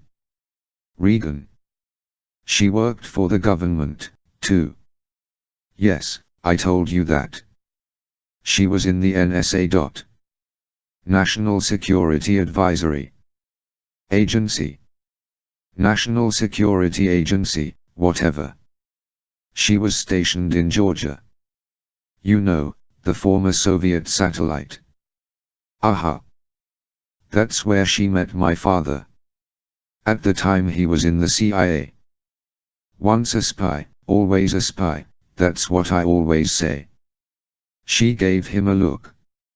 Sorry. Go on. Anyway, they had this torrid love affair and eventually got married. In Germany. That's where I was born, on a military base there. Army brat. She nodded. I guess so. But they didn't stay together. No. It lasted 3 years. I really don't remember much about my father living with us at the time. I was 3 when he left. My mom always said that the breakup was mutual, in fact it was her idea for him to go away, but I can't help thinking that he abandoned me. I guess any kid whose father leaves would think that. So what happened? Mom took me back to the States. She continued to work in Washington and raised me by herself. I didn't really get to know my dad until I was a teenager. I'd see him every now and then, and he was like this stranger who'd come see us, claiming to be my father. He'd bring me presents and stuff, but it all seemed very detached. Then there was a period of time I didn't see him at all. Several years. It was between the time I was 9 years old and 15, I guess. Where was he? I don't know. Mom never said. Maybe she told him to stay away, I really don't know. Anyway, it was after Mom was diagnosed with ovarian cancer. That's when he showed up again. He came to see her in the hospital and even tried for a reconciliation, but it wasn't to be. After she died, he became my guardian. And then you lived with him. Yep. And it was weird. I was in high school and suddenly I lived with a man who was supposed to be my father. It was rough going at first, but I guess it turned out all right. We became friends, especially after I graduated and went to college. She shrugged and smiled. Now I think he's a great guy. Even though he's so mysterious. Eli exaggerated the word with a whisper. Oh, stop. Hey, I'm going to run downstairs and get a couple of sandwiches. How does that sound? Okay. Stay here and I'll be back in a few minutes. You want meat, right? She laughed. Whatever. I don't care. Coming right up. He got up from the table and left the apartment, leaving Sarah shaking her head and wondering how she got involved with such an interesting man. Downstairs, Eli stood outside the deli below his apartment, pulled out his cell phone, and made a quick call. Everything checks out with Sam Fisher, he said. He was with the CIA in the 1980s and he married a woman named Regan Burns. She died of cancer and they had one daughter. He lives in Baltimore, Maryland, and supposedly works as a salesman. Eli listened to the voice on the other end and then said, right. Definitely. It's just as you suspected. It's him, he's the one. 13. I have to enter Iran illegally. Iraq wasn't a problem because of the US presence there. Iran, however, is a different story. Of course, an ordinary tourist or official governmental representative could simply apply for a visa and enter the country. Despite the prevalent notion in America that Iran is a hostile and dangerous place, It is actually a relatively warm and friendly place. I have been to Iran on numerous occasions, mostly to Tehran, and I've always found the people to be helpful and welcoming. Things have relaxed in the country since the heyday of the Islamic Revolution. There was a time when the Kamite, the religious police, were comparable to the Gestapo. Not anymore. Today they are hardly visible on the streets. Nevertheless, you have to watch yourself. You must abide by the laws, especially the religious ones, stay away from rallies and demonstrations, and avoid talking about politics. But since I'm on a third echelon assignment, I can't very well get a visa and enter the country by the normal channels. Even my Interpol cover won't fly in Iran, and I certainly wouldn't get anywhere telling the immigration authorities that I'm with the NSA. So, even more than in Iraq, I have to be invisible. The worst part about it is that I have to abandon the Toyota Land Cruiser in Iraq and make my way across the border on foot. Once I'm in Iran, I have to find transportation to Tabriz. Walking isn't an option. I drive east before dawn, through Rwandas, until I'm a mile away from the border checkpoint. I pull off the highway at the first dirt road I see, drive a ways, and stop. I make sure I have all my belongings, and then I leave the keys in the car. Some lucky son of a bitch is going to find himself a free SUV. I get out and walk across the rugged terrain, avoiding the highway, until I see the checkpoint in the distance. I'm on a hill overlooking the highway. I count 3 armed guards stopping vehicles traveling in both directions. On the other side of the border is another checkpoint run by the Iranians. The sun hasn't risen yet, but I have only an hour or so before daylight destroys my chances of getting across today. I strip down to my uniform, stuff my outer clothes in the osprey, and make my way down the hill. I dart from one large bush or tree or boulder to another, pausing at each step to make sure I haven't been seen. It's unlikely. My uniform is dark and there are no lights on the hill. The guard's attention is focused on the vehicles entering and leaving the country. In 15 minutes I'm at ground level, lying on the slope of a ditch, my head barely peeking over the top so I can see the checkpoint. They don't expect anyone on foot to try and cross over. If I stay down and move laterally east, I should make it. I wait until a car approaches the checkpoint and one of the guards talks to the driver. Employing a crab-like maneuver on all fours, I traverse the ditch. I'm parallel with the checkpoint when one of the agents steps out to smoke a cigarette. He walks to the side of the building that faces me and gazes at the night sky. I can't take a chance of him seeing me, so I lie perfectly still. Shit, he's starting to walk toward the ditch. He's lost in thought, tugging on the cigarette, probably wondering what he'll have for breakfast when he gets off his shift. However, I'm close enough that he could possibly spot me if I move. Then one of his associates calls for him. The guard acknowledges the summons, takes one last drag on the cigarette, and then tosses the butt toward me. It lands a foot away from my face and it's still burning. Luckily he doesn't bother to look where the butt fell, he's forgotten all about it as he walks back to the building. I take the opportunity to pick up the butt and rub it out in the dirt. Once again I apply the crab walk to move farther east. Now I have 2 checkpoints to watch. At this time in the early morning there is very little traffic. I'm fortunate that there were 1 or 2 cars going through to mask my transit thus far. Now, though, there's nothing. The road is deadly quiet. The Iraqi border guards retreat into their checkpoint building, but there's a lone Iranian outside of his. He's standing there, looking west, as if a parade of cars is on the way and he's preparing himself to inspect them. What's he doing? The guy calls out to the Iraqi checkpoint. He waits a few seconds, then calls again. Someone's name.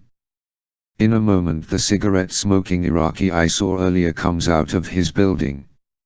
He shouts back to the Iranian. I don't understand what the Iranian says, it's in Farsi, a language I can't speak. I have an easier time reading Farsi than speaking it, because written Farsi is very similar to Arabic. The Iraqi nods and the two men walk toward each other. Shit, what's going on? They meet halfway between the two checkpoints, and I realize I have nothing to worry about. The Iraqi pulls out his cigarette pack and offers one to the Iranian. They share a joke, I think, for they talk and laugh, and after 5 minutes they separate and stroll back to their respective positions. All clear. I literally crawl into Iran. I continue to walk in the darkness, remaining off the highway. The sky is beginning to turn deep orange and red. The sun will be up within minutes. I have to find a place to stay put through the day, and I think I see a good possibility about a mile ahead, where the highway crosses a bridge. 10 minutes later I'm at the bridge just as the sun peeks over the hills directly in front of me. The bridge spreads across a ravine that appears to be a good 200 feet deep. This is very hilly country. These foothills eventually become the volcanic Sabalan and Tailsh mountain ranges. Bridges are among my most frequented hotels. The accommodations are not always of the 4 or 5 star variety, but they usually offer me what I need the most, privacy. I make my way down the hill to the edge of the highway, then inch down the steep slope next to the bridge.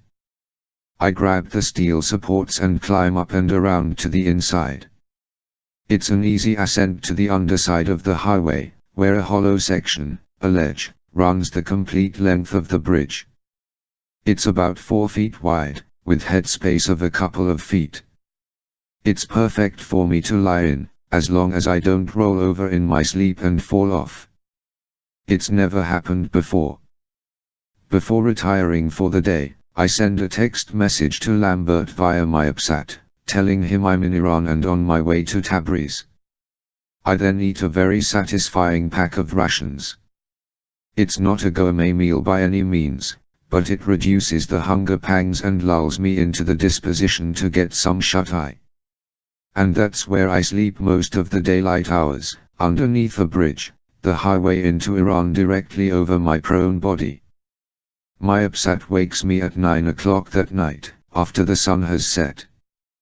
The constant rumbling of vehicles passing over the bridge hasn't kept me awake, on the contrary, there's something akin to white noise about it. I slept like a log. I carefully slip out from my crawl space under the bridge, grasp the support, and climb down to the ground. I move away from the road and into the brush, where my presence will go unnoticed. I sit behind a tree and check my AppSat. Lambert has left a message. Contact Reza Hamadan in Tabriz Bazaar Tabriz Carpet Company. He is on CIA payroll and expects you. Okay. Now the trick is finding a ride to Tabriz. Hitchhiking isn't an option, so I start the long walk to the next town, which is Mahabad, about 30 miles away. I estimate I can make it in 7 or 8 hours. The drawback is the up and down terrain, which contributes to the wear and tear on my legs and feet. I silently thank Katia Lowenstein for all the leg exercises she had us do in Krav Maga class. It's tough going and I have to stop and rest several times, which makes me realize it's going to take a lot longer than I initially thought. What the hell? I've had to rough it many times in my career, though, and this is a relatively tame sojourn compared to some. Along the way I passed through a couple of seemingly deserted whistle-stop villages. While Iran is a very modern country, the rural parts still contain vestiges of the past. You'll see shepherds dressed in the same type of clothing that was worn hundreds of years ago.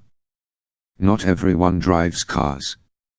If I happen to get hurt or ill, I'm on my own. There aren't going to be any emergency clinics on the road. This thought flits through my mind when I hear wolves howling in the deep woods to my left. It's nearly morning when I finally reach Mohabbat. Not a large town, but bigger than a village. It's a rural community that is just beginning to rouse from slumber. I hear the musical intonations of Islamic morning prayers drifting through the air, something I have to admit I find very soothing. Besides the dominant Persian population of Iran, the region where I'm headed is full of Kurds and Azerbaijanis. Persians are direct descendants of the Aryans that first inhabited the land about 4,000 years ago, and they make up over half the total population in the country. Nearly everyone in Iran is a Shiite Muslim, the Islamic branch that dictates the cultural, religious, and political direction of the country. Sunni Muslims make up a small 10% or so. It's interesting to note that in the rest of the world, almost all Muslims are of the Sunni variety, but in Iran, and most of Iraq, the majority is Shiite. I wander into town, now dressed in casual clothing with my uniform underneath. It's not as hot here in the mountain region, so I'm fairly comfortable. Most Persians are light-skinned and can pass for a Westerner if they have to. I blend right in, even with my darker complexion. I probably look as if I've just come off the bus from Tehran. No one looks twice at me. As long as I don't have to talk, I'll be fine. Most of the men are wearing the traditional jebula, a full-length robe, and many wear turbans. In the bigger cities you'll see men wear Western clothing, suits, casual trousers, and shirts. The women, however, are almost always covered in the hijab, the modest dress. This is usually represented by the chador, a tent-like cloak that is draped loosely over the head, legs, and arms. Nothing that suggests the shape of the body can be worn. All bits of skin except for the hands, feet, and face above the neckline and below the hairline must be covered. In the cities women can get away with wearing a full-length skirt or even trousers worn beneath a long dark coat known as a rupush. The hair is covered by a simple headscarf. Here, though, everything's more traditional, more old-fashioned. I find what I'm looking for at the edge of town. It's a sort of minor truck stop for commercial vehicles traveling to the north. I walk around to the back of the place where I can't be seen and sit down to wait for my ride. 30 minutes later it arrives. It's a 10-wheeler truck, perfect for my needs, with the words Tabriz Moving Company painted in Farsi on the side. I wait until the right moment, when the driver is inside the station using the washroom, then I run to the back of the rig, crouch, and crawl beneath the hot flatbed.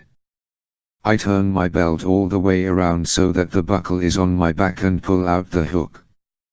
I then lodge my body up above the axles, face down, and position myself so I can hold onto and rest my legs on parts of the chassis with the hook securing me in place. It's not the most comfortable way to ride 100 miles, but I've done it many times, and it really isn't so bad as long as you keep your wits about you, don't fall asleep, and never let go. 5 minutes pass and the driver gets back in the cab. The engine fires up and we're off. For the next 3 hours I have a lovely view of a speeding blur of highway, 4 feet below my face. Tabriz is the largest city in northern Iran and is occupied primarily by Azerbaijanis. It seems to be an unsightly spread of high-rise apartment buildings, but the areas in the old town center are more representative of traditional Iran. After slipping out from under the truck, I make my way to the bazaar, just south of the Miran River. It's the oldest and largest bazaar in all of Iran and is typical of the maze-like medinas of most Middle Eastern countries. I arrive midday, just as business is bustling. The tea houses are full, lined with men smoking water pipes or having lively conversations over Persian tea. The hawkers are out in force, soliciting every person that walks by to come into a particular shop and buy something. The atmosphere is much more relaxed and pleasant than it was in Iraq, understandably so. I wander around like a tourist until I find the Tabriz Carpet Company, an unusually large shop that specializes not only in Persian carpets but also in silk and spices. A woman greets me when I enter and nods enthusiastically when I ask for Riza Hamadan. She goes through drapes to a back room while I examine the intricate work of the carpets on display. I'm always amazed by the craftsmanship that goes into these things. Carpets are not made just to cover your floor. In this part of the world, a carpet is a symbol of wealth or an integral part of a religious or cultural festival. From what I can see here, Riza Hamadan is a master carpet maker. He comes out of the shop, dressed in a loose-fitting white shirt with baggy sleeves, dark trousers, and sandals. He appears to be in his 50s, clean-shaven except for a small, Chaplin-esque mustache. His deep blue eyes sparkle and exhibit warmth. "I am Riza Hamadan," he says, extending his hand. I shake it. "Sam Fisher. I have been expecting you, Mr. Fisher." "Welcome to Tabriz," he says. His English is very good. "Thank you. Come with me to a more comfortable place. My wife will mind the store." He calls to the woman I saw earlier. She enters the shop, smiles, nods her head at me, and allows us to go through the drapes and into the back room. Hamadan leads me to what appears to be his office. The walls and floor are covered in magnificent carpets, a mahogany desk that looks English sits in a corner, and large pillows occupy the middle of the room. "Please sit. Would you like some tea?" he asks. "I would love some." "Please," he says again, gesturing to the pillows. I sit cross-legged and then find it's better to lounge sideways. It feels really good to be off my feet. Hamadan leaves the room and returns a few moments later with a tray. Normally my wife would serve us, but she has a customer. It's what I expect, chai, the unofficial national drink. It's a strong tea, served hot and black in a small glass cup. I'm not a huge fan of the stuff, but at the moment it tastes like heaven. The highway dust of the trip from Mahabad has infiltrated my throat, and the tea works wonders in clearing the air passages. "How was your journey, Mr. Fisher?" Hamadan asks. "As pleasant as it could be," I say tactfully. "I'm glad to hear it. Now that you are here, I am authorized to lend you a car. It's my son-in-law's and he is away on business for an extended period of time. Feel free to use it as long as you need it. You can take it anywhere except into Iraq." "That's quite kind, thank you. I suppose you have questions for me?" "I do, but before we get to business, I'd like to ask you something personal." "By all means." "How did you get to be a CIA mole?" Hamadan grins, revealing a wide set of sparkling white teeth. "I spent my early 20s in the United States, during the 1970s, before the fall of the Shah. I went to a small college in West Texas, where other Iranian students attended. The school had an exchange program with Iran at the time. I studied political science and English. During that period, men from your government came to talk to us. It was quite blatant, they wanted to recruit young men to help the US spy on Iran. The money was good. I was young and didn't know better, so I accepted. I've been earning extra income from the CIA ever since. I have no complaints." "Fascinating," I said. "It's a small world, isn't it? It grows smaller daily. Now then, to the business at hand." He sets down his teacup and looks me in the eyes. "Mr. Fisher, I have many connections in the underworld and in law enforcement in this country and surrounding areas. Before your government contacted me and said to expect you here, I had heard your name mentioned in other places. Oh. Mr. Fisher, there is a price on your head. You are a marked man. 14. Well, that's nothing new, I say. Hamadan looks at me as if he's sizing me up. I detect that you are either a very brave man, Mr. Fisher, or a very foolish one. Call me Sam, please. Very well, but you must call me Reza. All right, Reza. What exactly do you mean? You appear not to take what I say seriously. Of course I do. I take all death threats seriously. Forgive me, then. Perhaps I mistook your self-confidence for indifference. Reza, I've been in this business for a long time. It takes a lot to shake me up. Now, why don't you tell me what it is you know? He nods and smiles. I like you already, Sam. You have what's the word? Aplomb. He takes a sip of tea and continues. I assume you knew Mr. Benton. Not personally. Rick Benton worked for the same organization as I. I had dealings with Mr. Benton. I was one of his informers. I liked him as well. I find it difficult to believe he was killed. He was also a man with great self-confidence. Go on. You must know that Mr. Benton was trying to track down the shop. He wanted to know where they were based, who was in charge, how they worked. For the last 2 years this had become his obsession. I helped him the best I could. I found out things for him, guided him in certain directions. I believe he may have shown his hand too soon, though. The shop became aware of him. Mr. Benton told me as such right after your man in the Far East was killed. Mr. Lee. Yes. Dan Lee. In Macau. Right.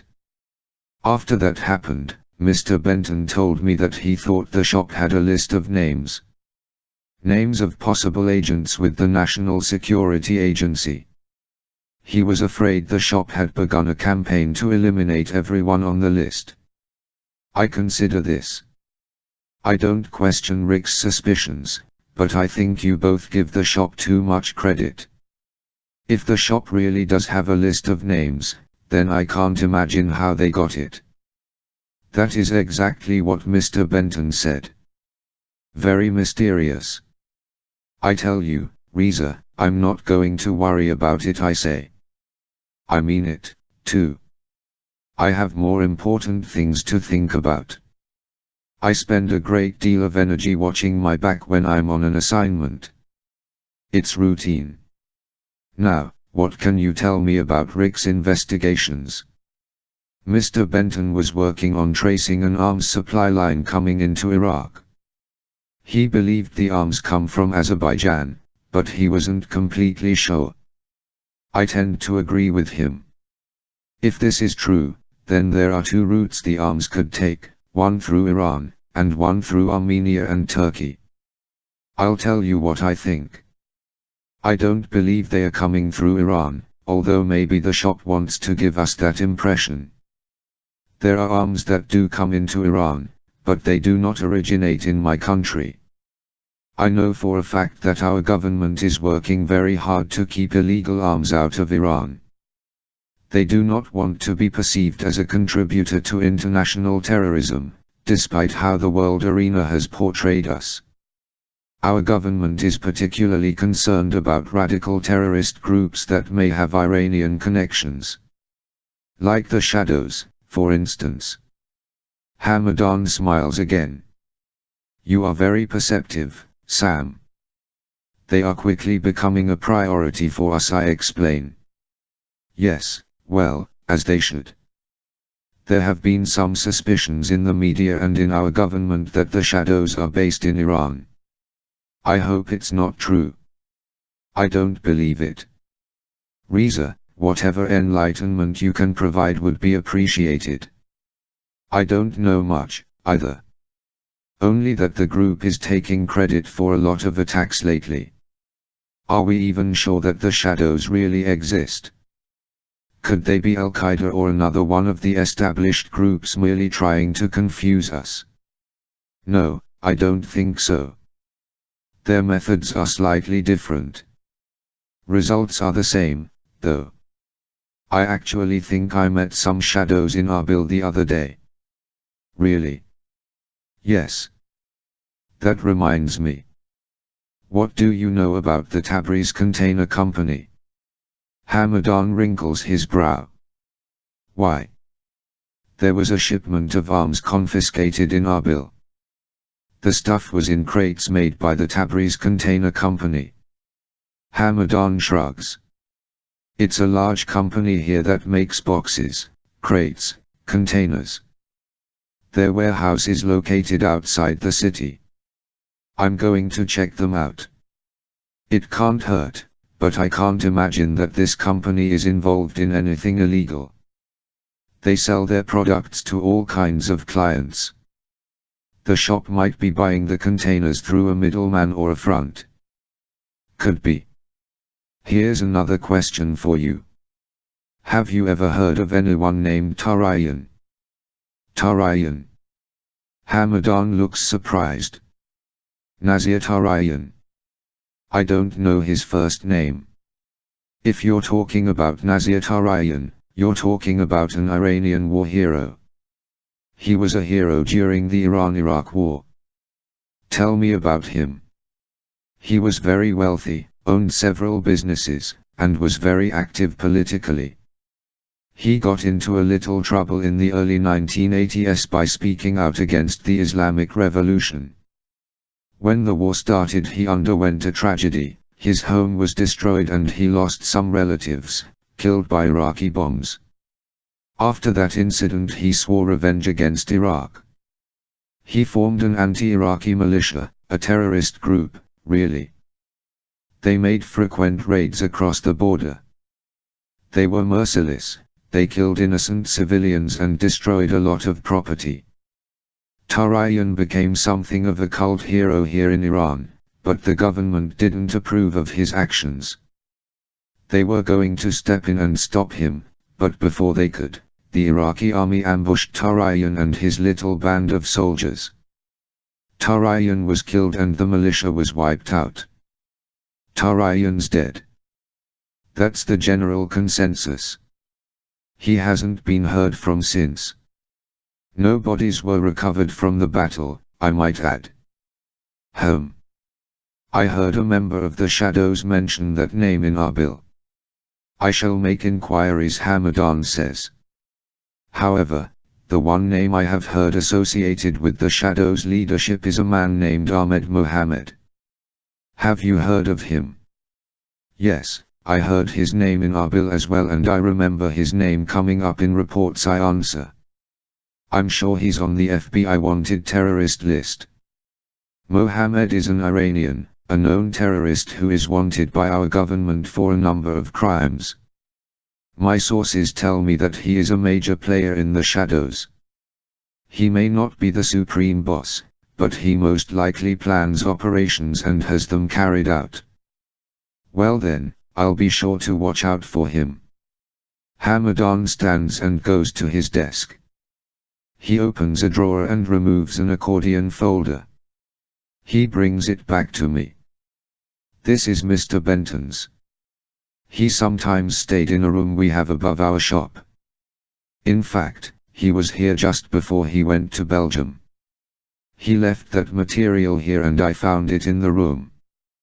Perhaps the material will be useful. You are also welcome to stay here in the room if you wish, Sam. Thanks. I open the file and find several papers and some photos. I remove the first photo and have a look. There are two men in the picture. One of them looks vaguely familiar to me. He's obviously Middle Eastern, is in his 50s, and appears to have a skin condition. The other guy I don't know. Ah, yes, that's something else, Hamadan says. Mr. Benton had made contact with that man. He points to the guy who looks familiar. His name is Namik Baysaran. He's a Turk. Mr. Benton believed that Mr. Baysaran has inside information about the shadows. Namik Baysaran. I think I've heard of him. You might have seen him on television. He's an entrepreneur who owns a huge conglomerate in Van, Turkey. It's called Akdabar Enterprises. Do you know it? No. They deal mostly with construction, oil production, and steel. Besides that, Baysaran runs a charity organization called Terma, the mission of which is to provide relief for terrorist victims around the world. He founded Terma with his own money. Namik Baysaran is a publicity hound, so he always goes on the news to speak out against terrorism whenever there is an attack. He has been known to help the Turkish police in their search for terrorists, and he seems to have connections in all the surrounding countries. This charity organization rings a bell. Perhaps I have heard of this guy. Have you met him? I ask. Never, but we have done business together. I sold him some carpets to decorate his offices. I hope to meet him someday. He's a very generous man, but I must say I believe he's more interested in getting his face on TV than in anything else. But at least he puts his money where his mouth is. Who's the other man in the photograph? He appears to be Eastern European, not Arabic or Persian. Another guy in his late 50s or maybe early 60s. I don't know. Neither did Mr. Benton. Where did Rick get the photo? I don't know.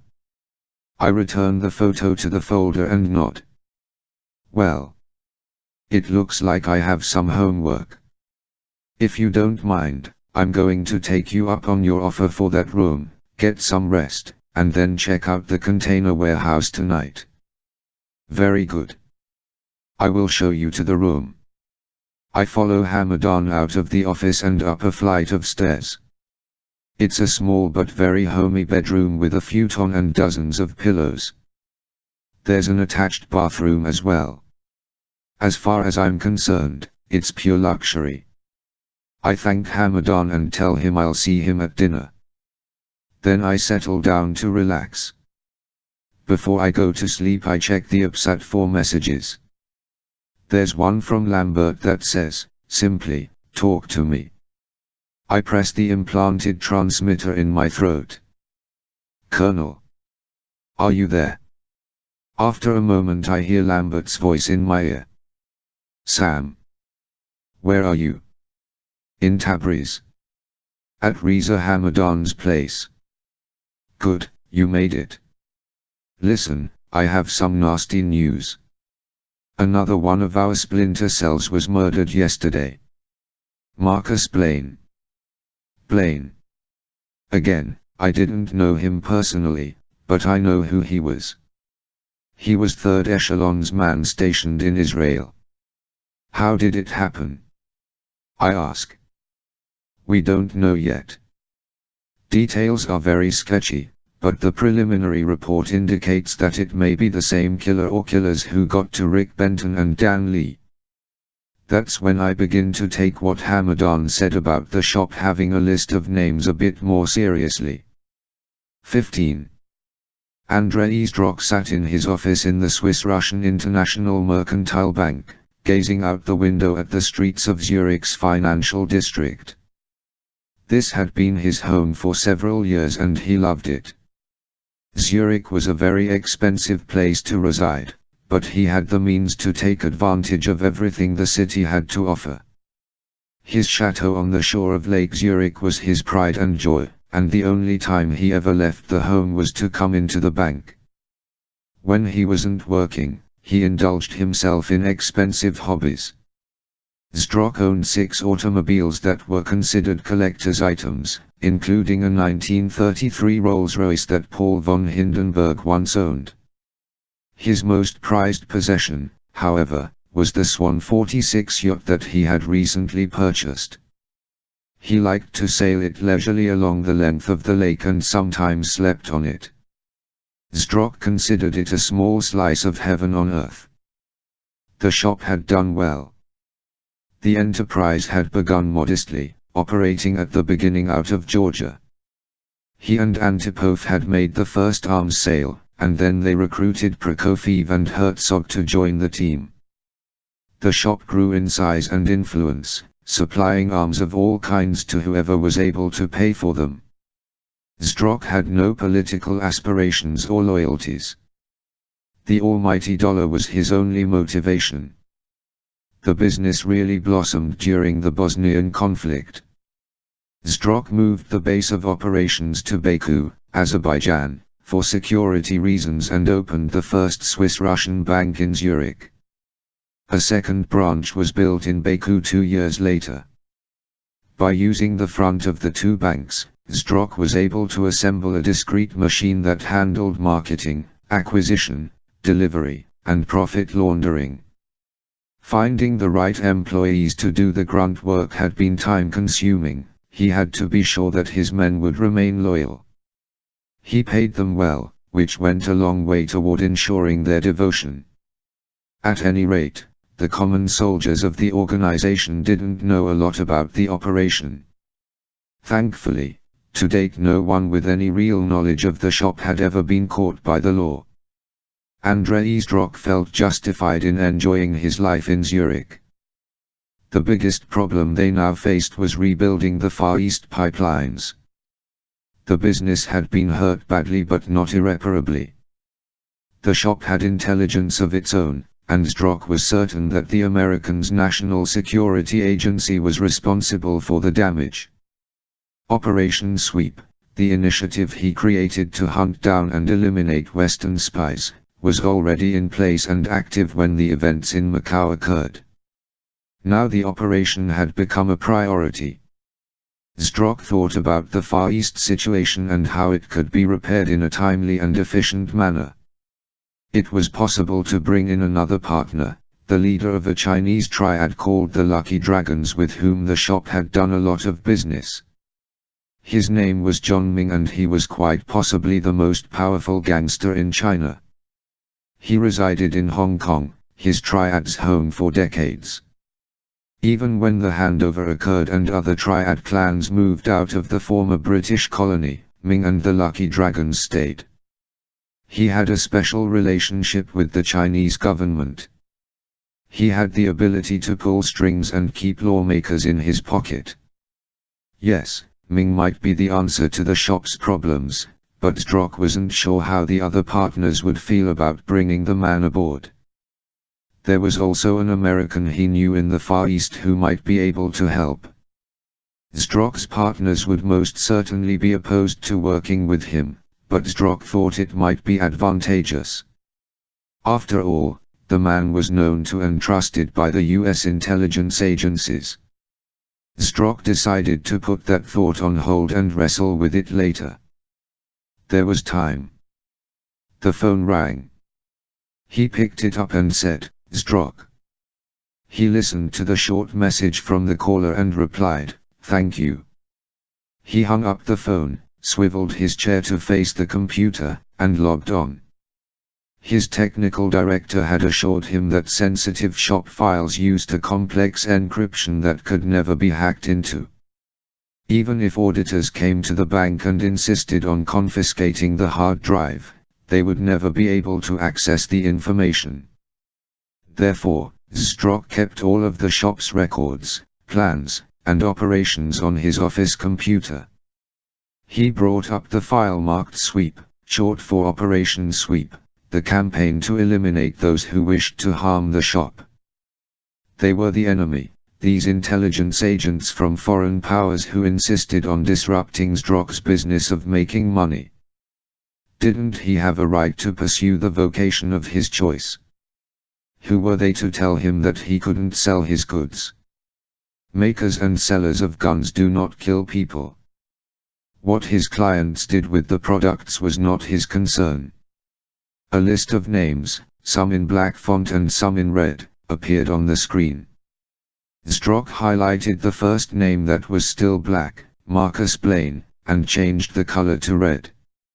Like the two other red names, Dan Lee and Rick Benton, Blaine was now considered deleted.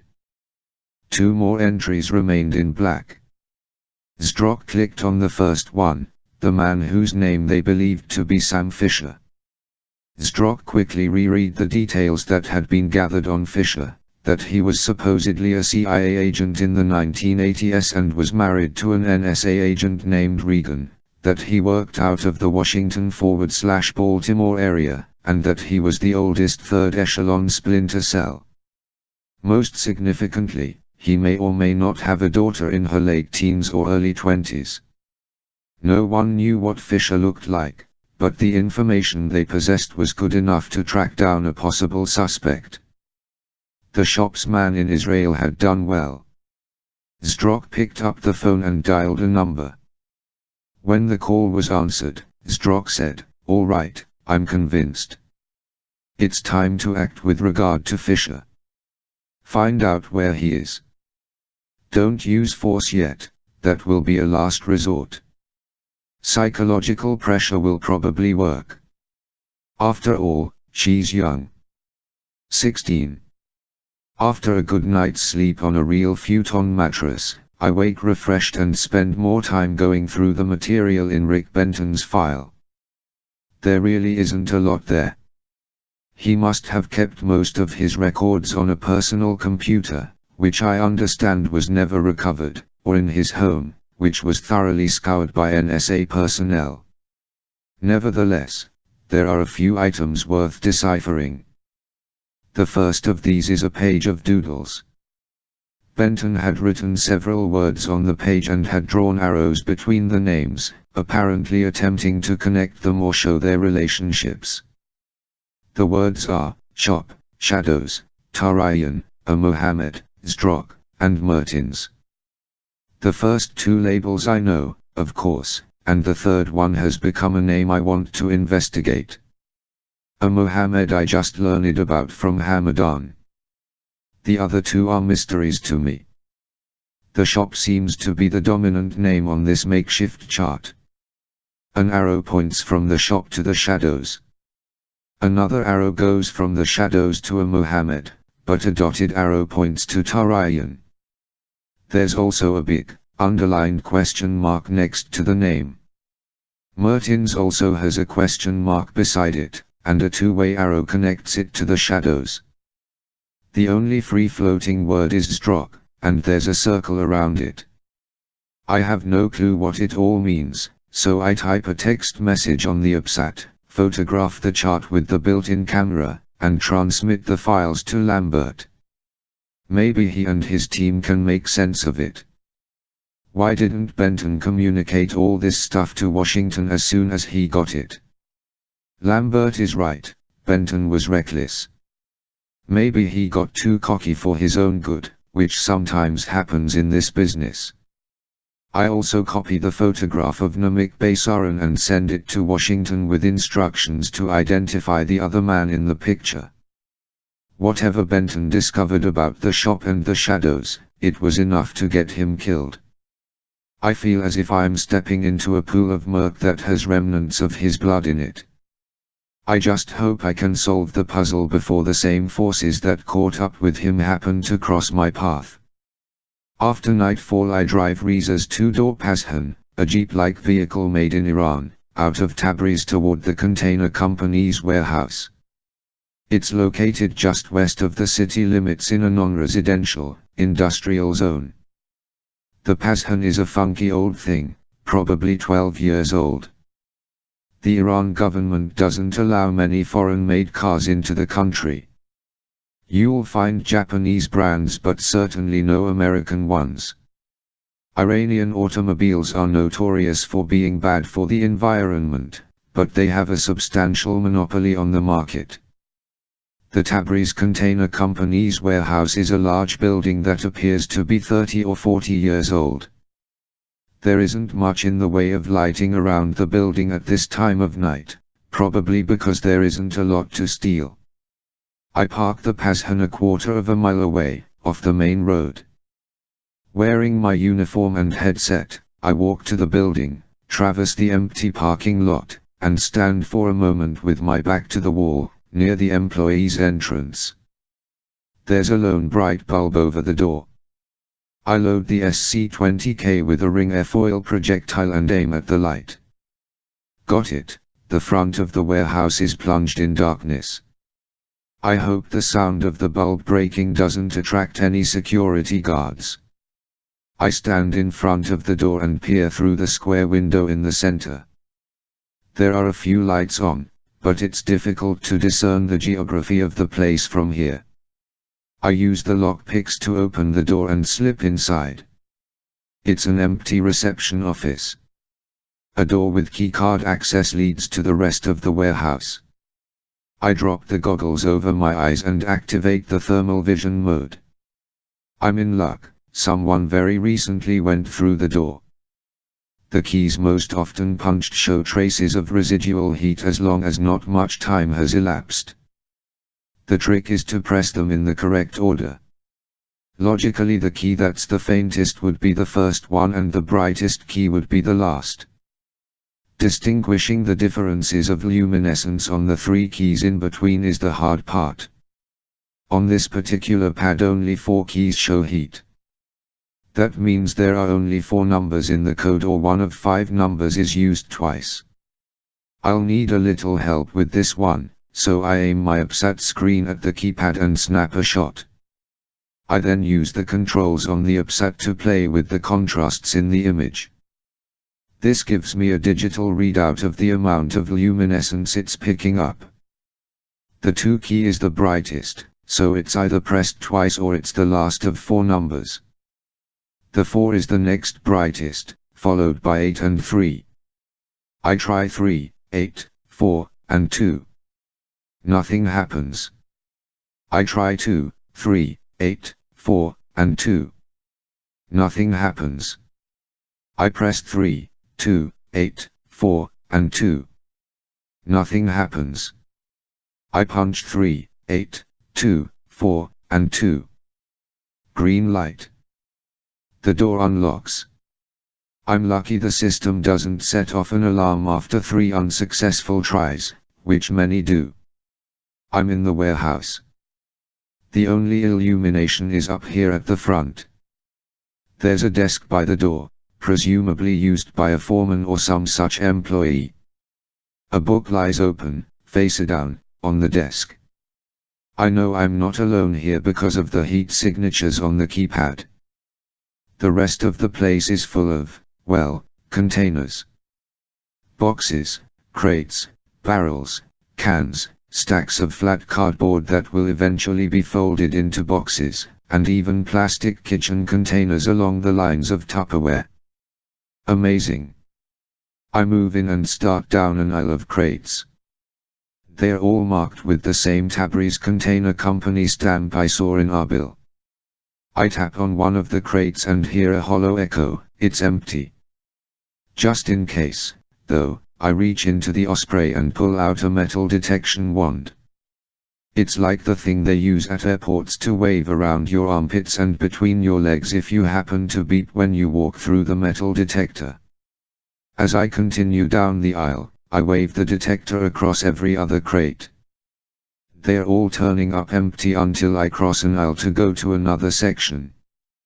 This time, the wand buzzes over some crates, and a little too loudly for my comfort.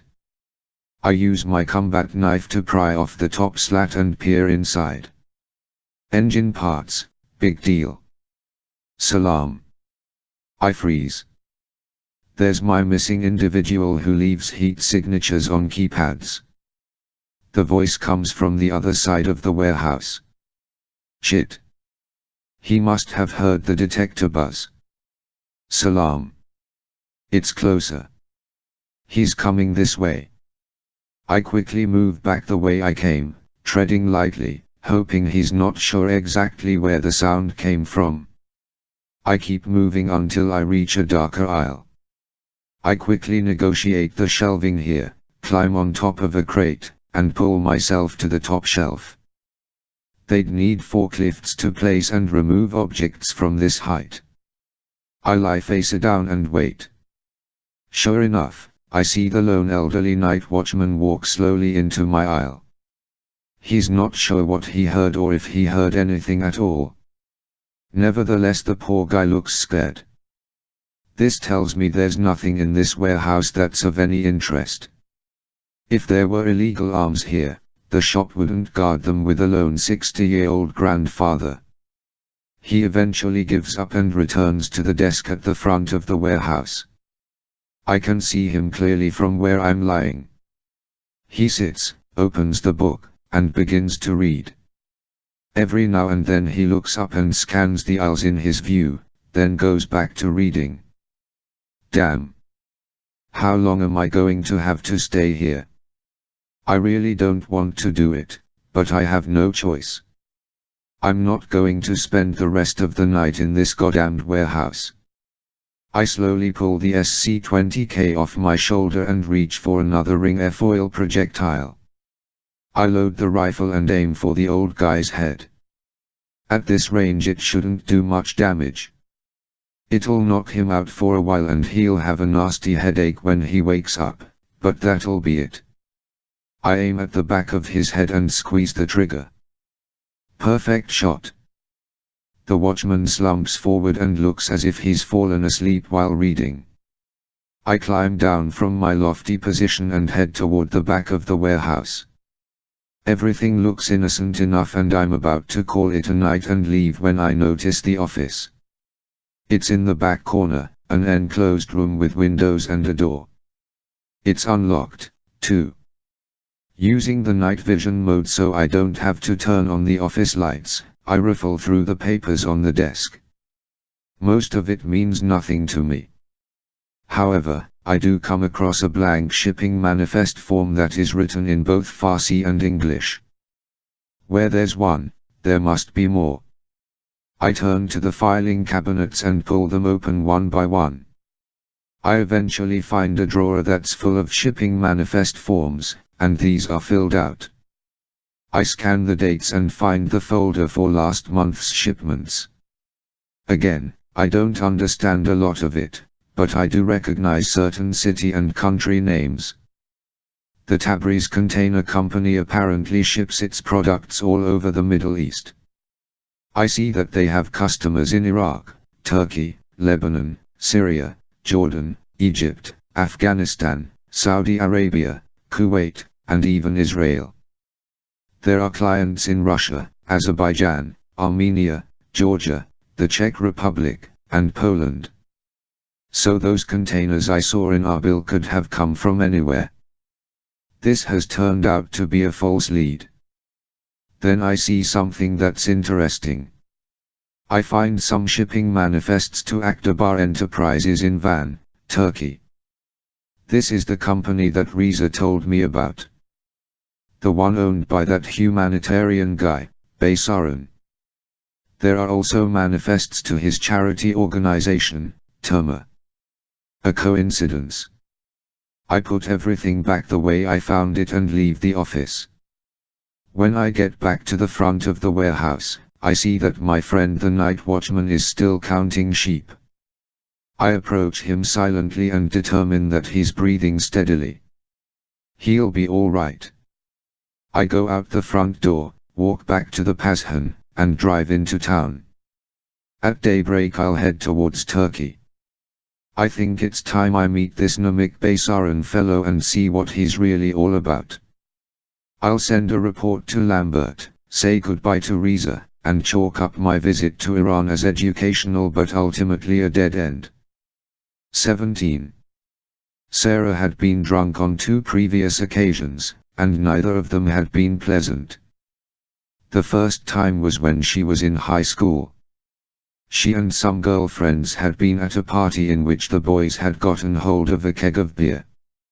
It was an unchaperoned event, and just about everyone had too much to drink.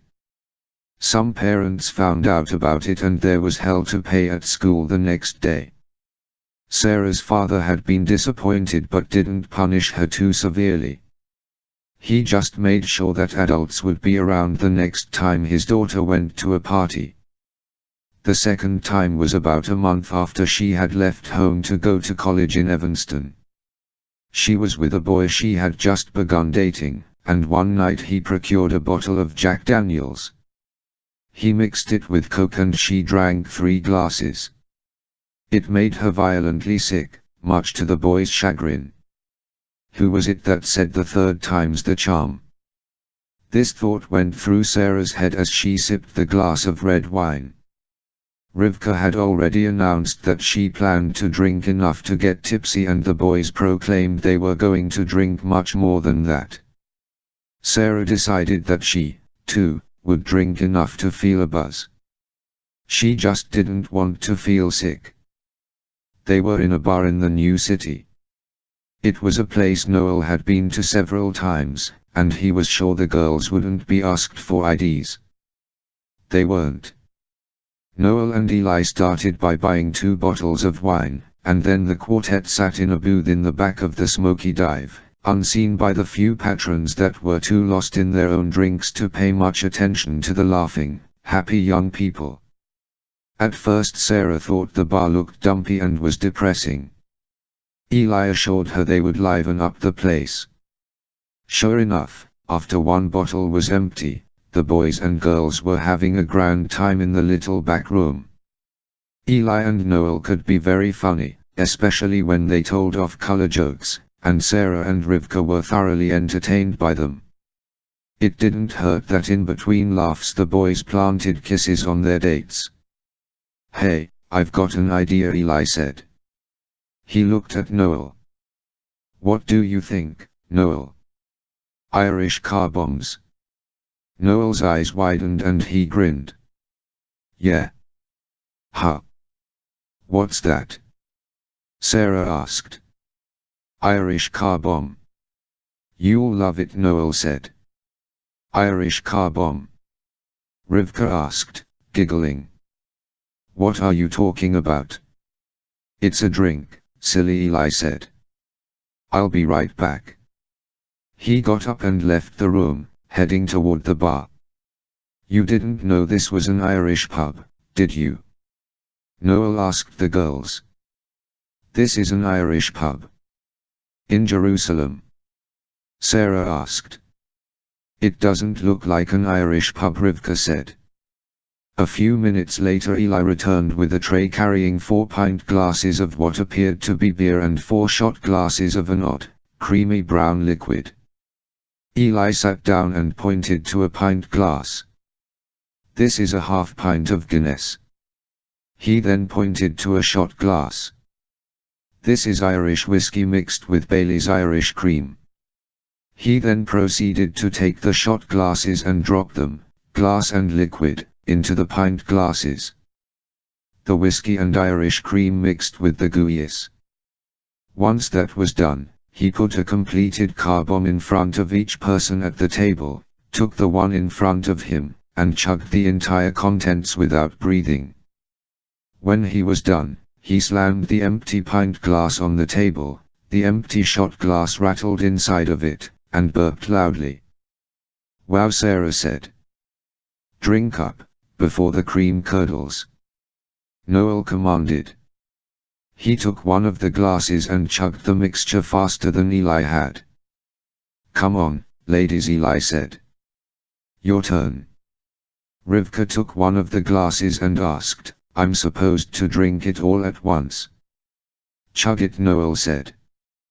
"That's what you're supposed to do." "You can't sip it," Eli added. "Okay, here goes." She turned up the glass and started drinking. The shot glass slid down and hit her nose. She almost laughed but kept going.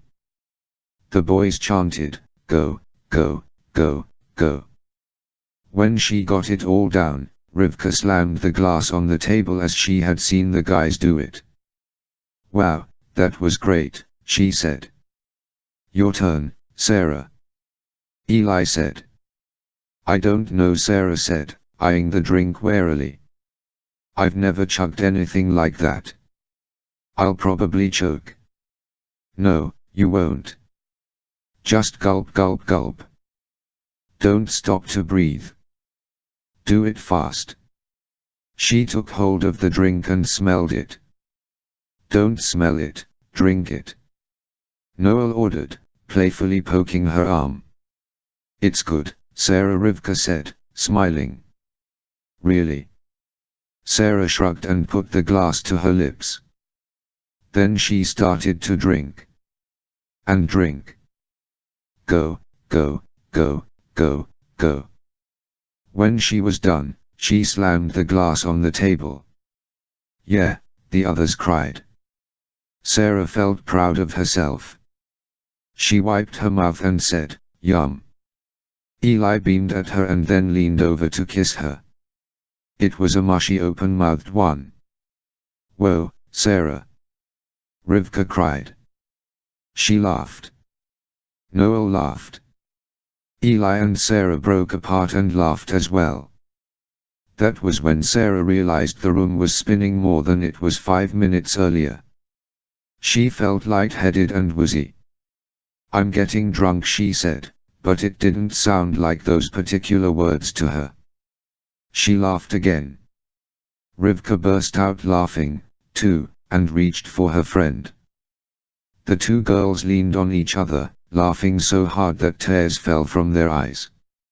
Eli sat with his arms folded across his chest, watching them and keeping an eye on his watch. It should take about 10 minutes, he thought. He poured another glass of wine for the girls but left his and Noel's glasses empty.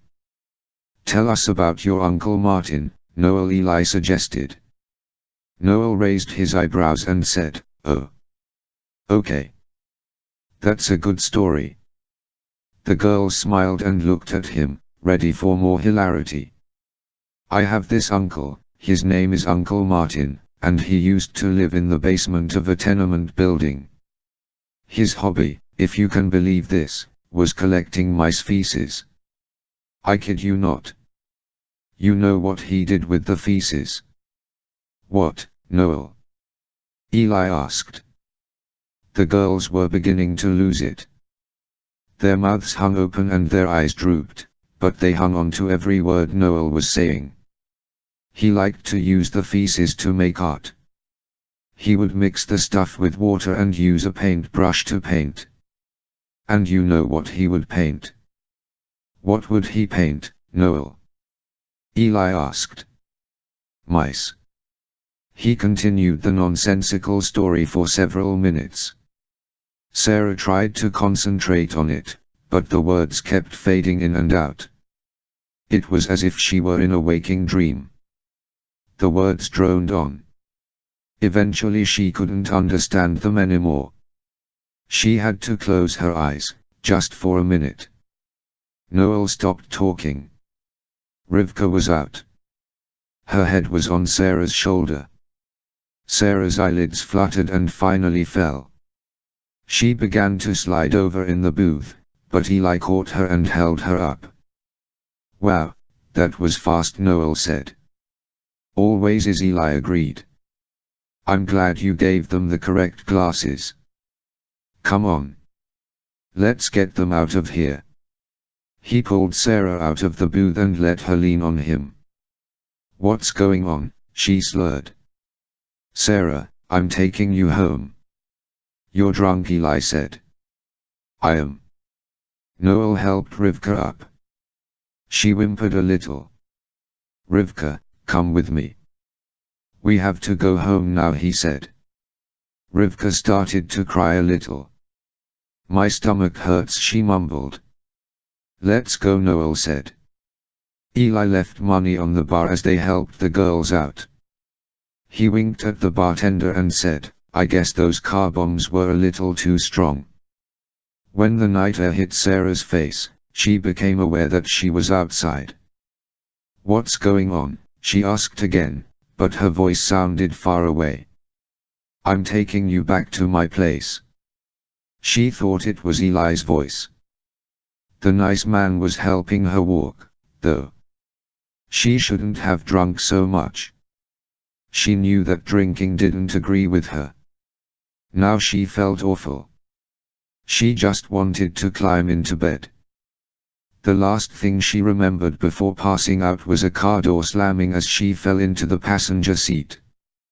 Eli drove his beat-up 1995 Chevrolet Cavalier out of the new city and headed north, toward Attaro Airport.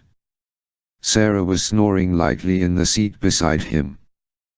Before he had left the street where the bar was located, he watched Noel get Rivka into his car and drive away. Eli was happy that he didn't have to do what Noel had to do. The Rohypnol worked amazingly well. He had broken up the 2 white tablets, 1 in each shot glass, and waited until the powder dissolved before bringing the Irish car bombs back to the table. Sarah and Rivka never knew what hit them. Car bombs, indeed. It was approaching midnight when he turned off the main highway and took a little used route toward an industrial area of the city. Eli could hear planes overhead, flying in low for a landing at the small airport. When he had first gone to the warehouse to prepare it for Sarah's arrival, he wasn't happy about its location. He would have preferred it to be farther out of Jerusalem and not so close to the airport. But orders were orders. Apparently Yui and Vlad's people already owned the building. Eli supposed it didn't really matter. As long as he was paid what was coming to him. It was at the end of a curving road full of derelict warehouses and condemned office buildings. Vlad had said it was where Jesus lost his sandals. This wasn't far from the truth. Aside from the proximity to the airport, the warehouse seemed to be in the middle of nowhere. The building was dark and would have appeared deserted were it not for the 2 sports cars parked in front.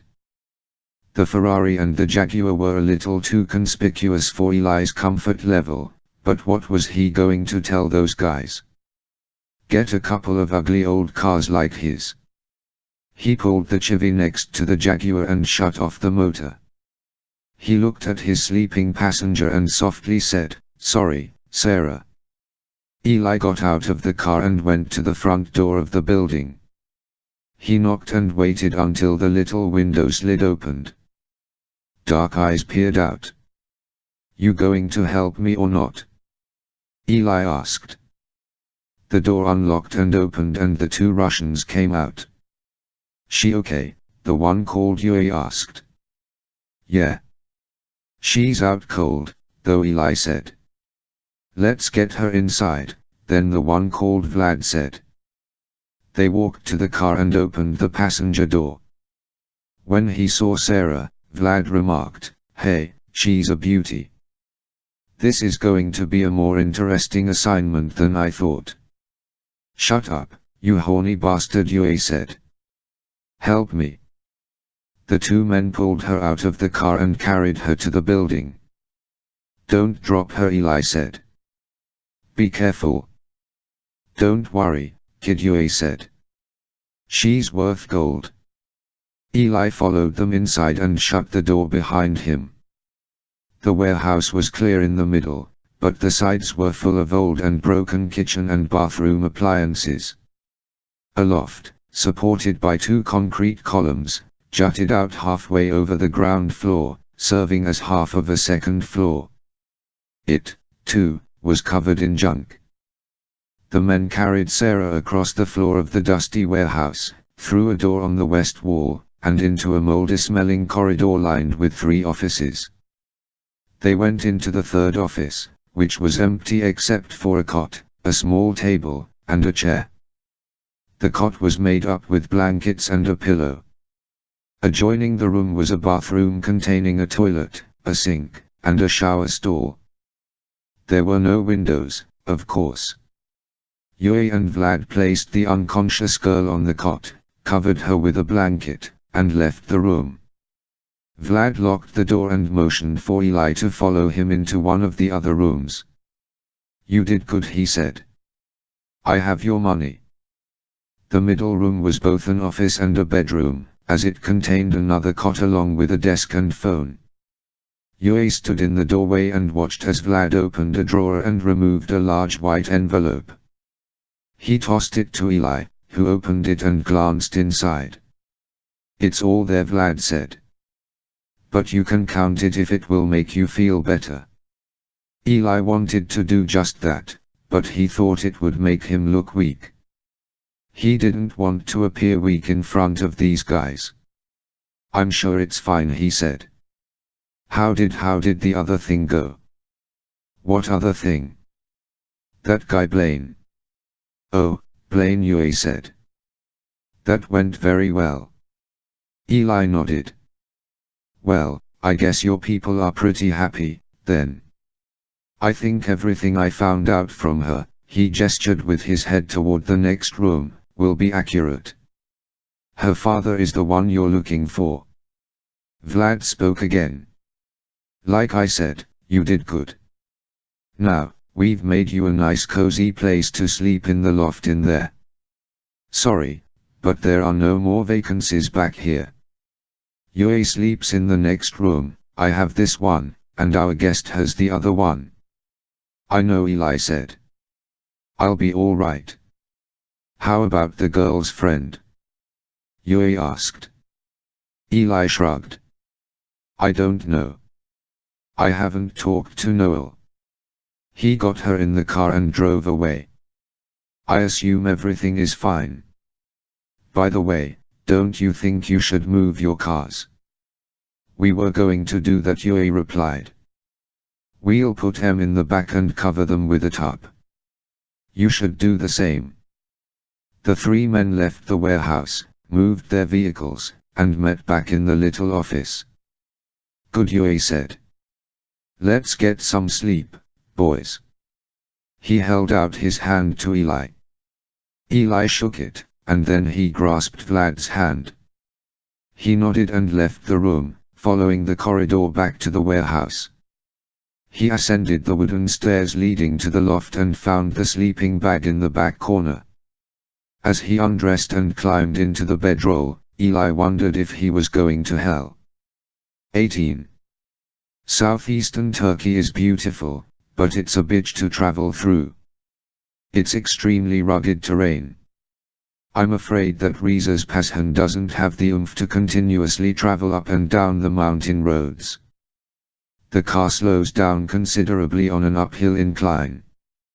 While northeastern Iran is also mountainous, it doesn't compare to this part of Turkey. The Caucasus range is vast and the roads are not as well kept.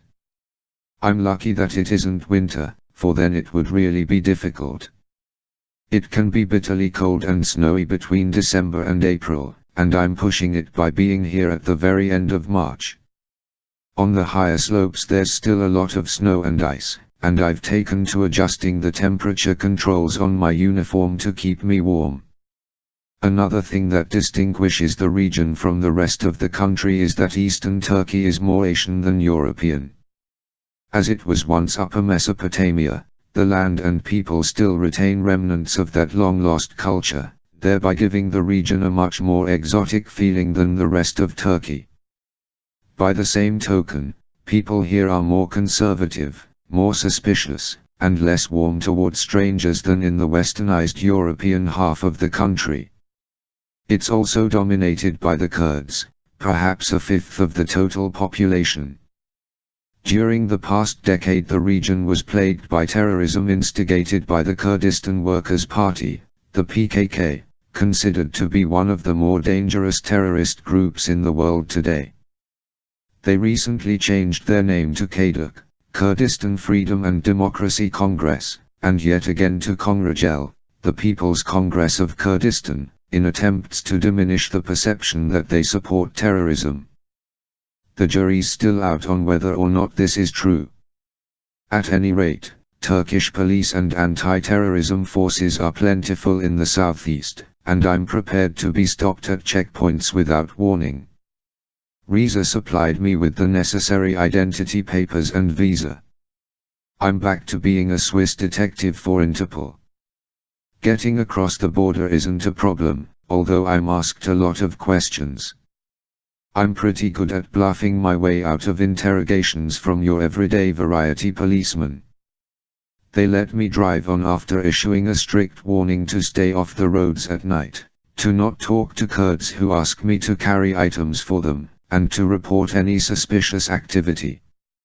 I drive to Van, a mid-sized town on the eastern shore of Lake Van, the largest body of water in Turkey, excluding Istanbul's Sea of Marmara. Mount Ararat is nearby, a spectacular sight but also the location of a Turkish military facility that is off limits to civilians. I can't be caught dead anywhere around there. With help from Third Echelon's navigation capabilities, I find Aktabar Enterprises on the very edge of town, overlooking the vast lake. It strikes me as an odd place for a construction and steel conglomerate site. Why Van?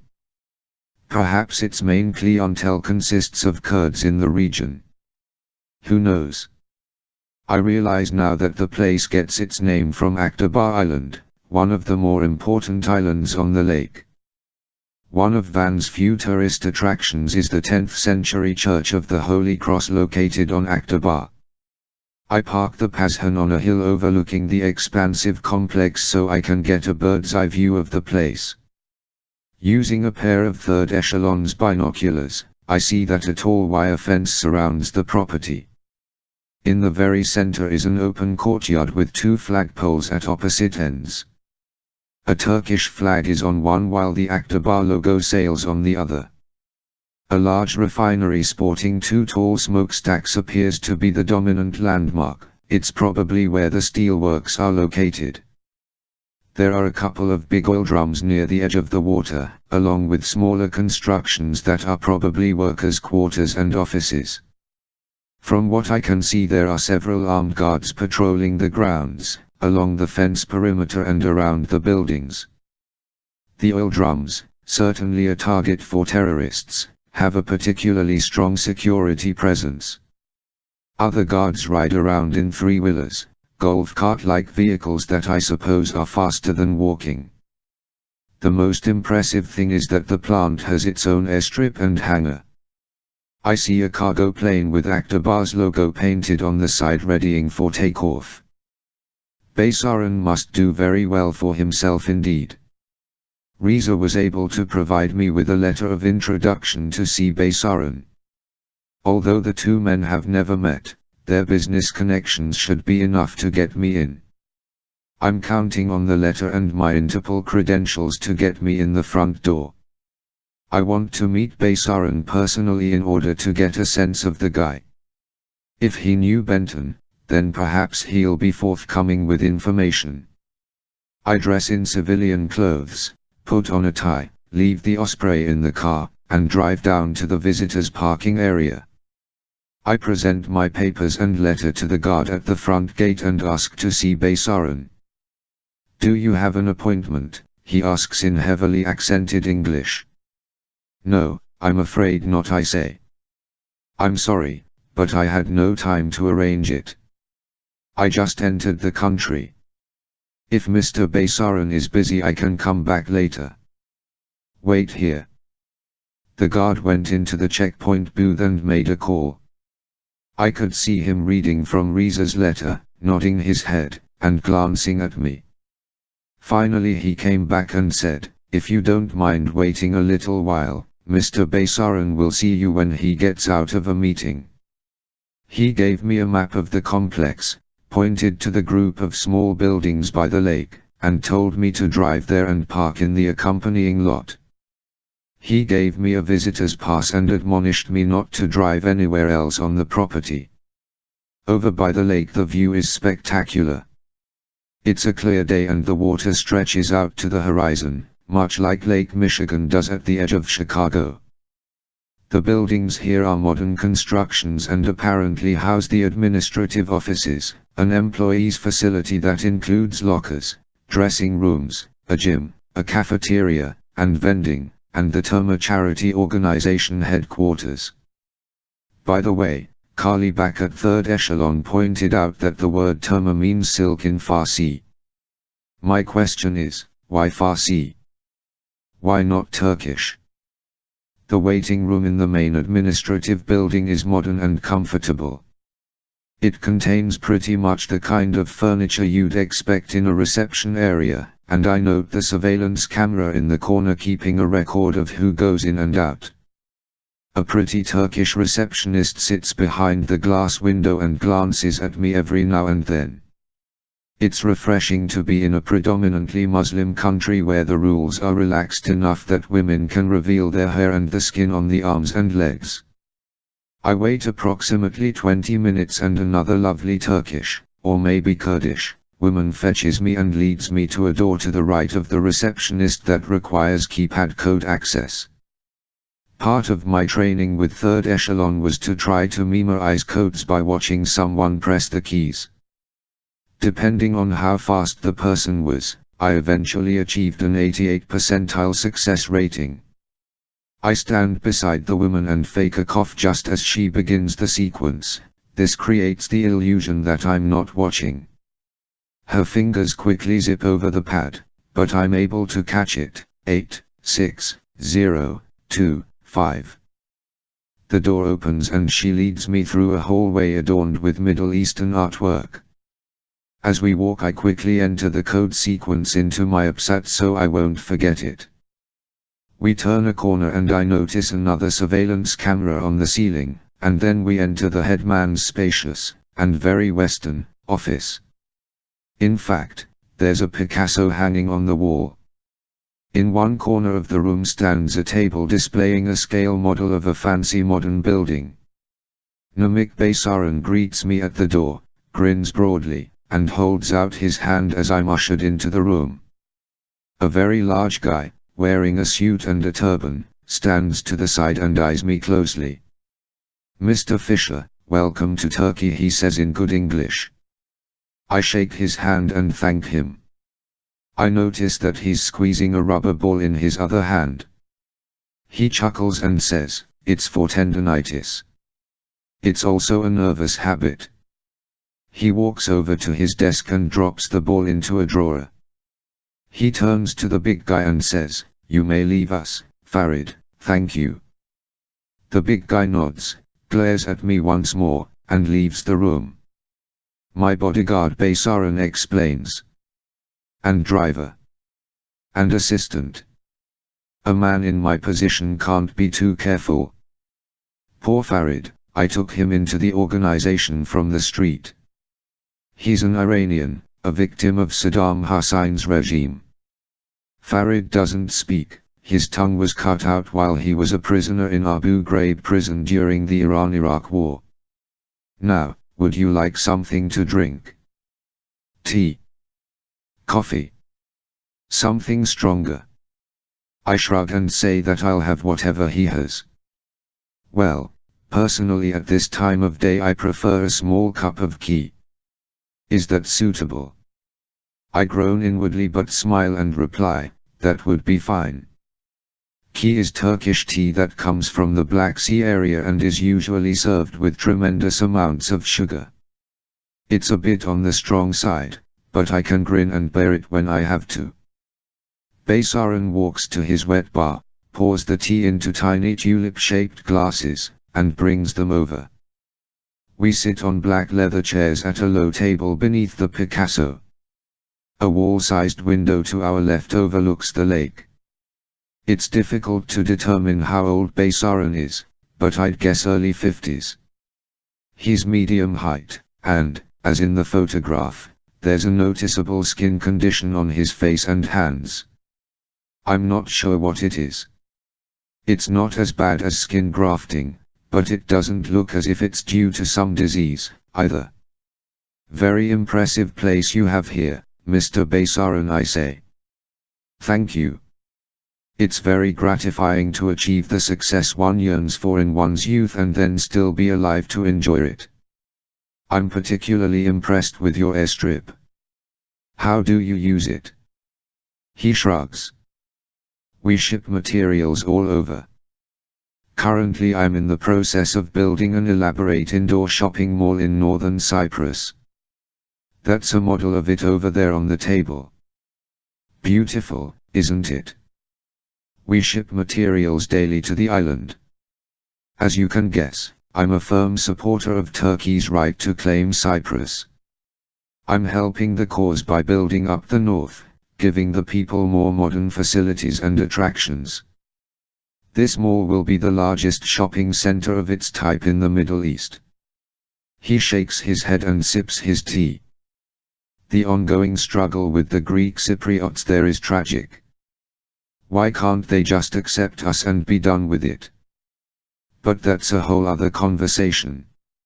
Now, tell me what brings you to Van, Mr. Fisher. I read your letter of introduction from Mr. Hamadan, and I see that you work for Interpol. How can I assist you? I give him my spiel on how I'm compiling an extensive report on terrorists in the region. Interpol will publish the report and send it to law enforcement agencies all over the world, but most important, it will help in combating terrorism here in the Middle East. Mr. Hamadan suggested that I speak to you, as I hear you're an expert on terrorism here in eastern Turkey. I say. A little flattery usually goes a long way. You give me too much credit, Baysaran says, but he smiles and enjoys the compliment. I wouldn't call myself an expert. That's ridiculous. But I do know some things.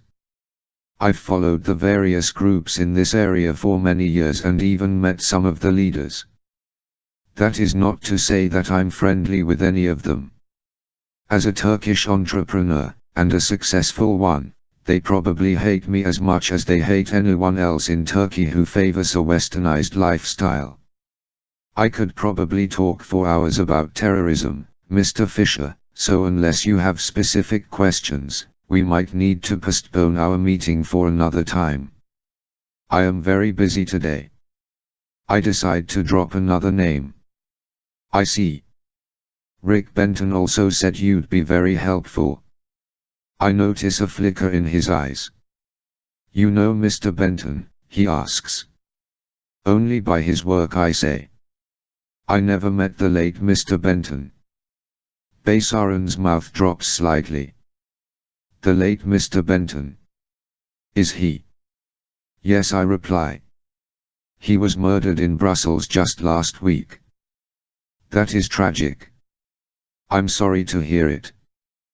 Do they know who did it? No, it's a mystery. Baysaran takes a sip of tea. I met him one time. He asked me questions about some of the terrorist groups operating in this part of the country, just as you have asked. I assure you, I am compelled to speak out against terrorism whenever I have a public forum. It is important to me and to my family. I'd like to find out more about his family but decide that now's not the best time. You do know about my charity organization, Terma, he asks. Yes, that's one reason why I wanted to meet you. Terma is a personal project for me. I've pledged much of my income to help fight terrorism, and Terma allows me to make a difference, if only a small one. It's not for profit, I take it. Certainly. With an all-volunteer staff, I might add. If you'd care to quit Interpol and work for us for free, we would be more than happy to have you. He laughed boisterously. I laugh, too, but quickly swing the conversation back to the topic at hand. Well, since you're pressed for time, I do have a couple of specific questions. Fire away. What do you know about the shop and what do you know about the shadows? Baysaran nodded, as if he was expecting the question.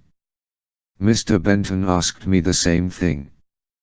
Those two groups are becoming the hot topics on everyone's list. As far as the shadows are concerned, our friend Tarayan has certainly taken the word mystique to a new level. Tarayan. I feign ignorance. Nazir Tarayan, Baysaran says. He's the money behind the shadows. Didn't you know? I thought Nazir Tarayan died in the 1980s. That's what he wants everyone to believe. But he's alive and well, and financing and directing the Shadow's operations with a firm hand. I'm afraid that no one knows where he is, though.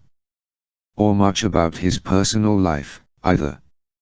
He's a very mysterious man, just like his organization. It is said that Tarayan lives like a nomad, much like Osama bin Laden.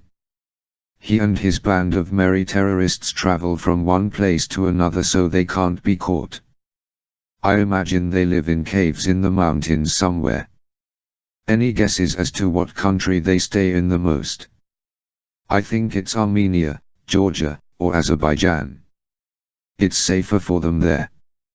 If they were in Turkey, they'd probably be caught. If they were in Iran, they'd probably be caught. If they were in Iraq, they'd most certainly be caught. But I really don't know. Perhaps they move from country to country periodically. Do you know an Ahmed Mohammed? I ask. Yes, indeed. He's the more visible leader of the Shadows. Perhaps leader is not the right word. He receives instructions and money from Tarayan and then sees that things get done. He's very much a wanted terrorist, and I'm sure he is always on the run. He is a snake, that man. No idea where he is. None. Anywhere and everywhere. Like Tarayan. There's a knock at the door. Excuse me a moment, Baysaran says. Come in. A thin man with unkempt blonde hair enters the room. He is a Caucasian and appears to be in his late 40s or early 50s. May I speak to you for a moment, he asks Baysaran. I can't place the accent, but it's European. Baysaran stands and says, Professor, how many times a day must you interrupt me? He winks at me and says, the professor is a stickler for details.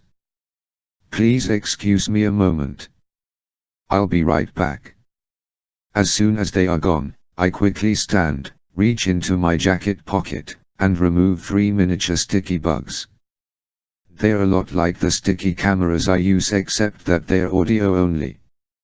I move to Baysaran's desk and quickly stick one bug underneath, attaching it to one of the legs up high where it won't be noticed. I hurry over to the scale model and place another bug on the underside of the table. Finally I attach the third bug underneath the small table where we're currently sitting. I resume my place, pick up my teacup, and am mid-sip when Baysaran returns. I'm sorry, please accept my apologies for the interruption, he says. I'm afraid I must cut short our talk. Something has come up that requires my attention. However, if you are free for dinner tonight, I would be more than happy to meet you and we can continue our discussion. I stand and say, why, I'd be delighted. Just tell me where and what time. He gives me the address of a restaurant in the harbor area, and we arrange to meet at 8 o'clock that evening. We shake hands and I'm escorted out of the building. I drive out of the Actor Bar complex and park on the hill where I was earlier, turn on my APSAT, and tune into the little bugs I left in Baysaran's office. Reception is very good, but I know the farther away I am, the less quality I'll get. I recognize Baysaran's voice. He's talking in English with another man. It doesn't sound like the professor fellow I saw briefly. Baysaran, and what is their answer? Other guy, the suppliers refused to refund our money for the first shipment. The goods were confiscated in Iraq and were under our control at the time. The suppliers say it's not their responsibility.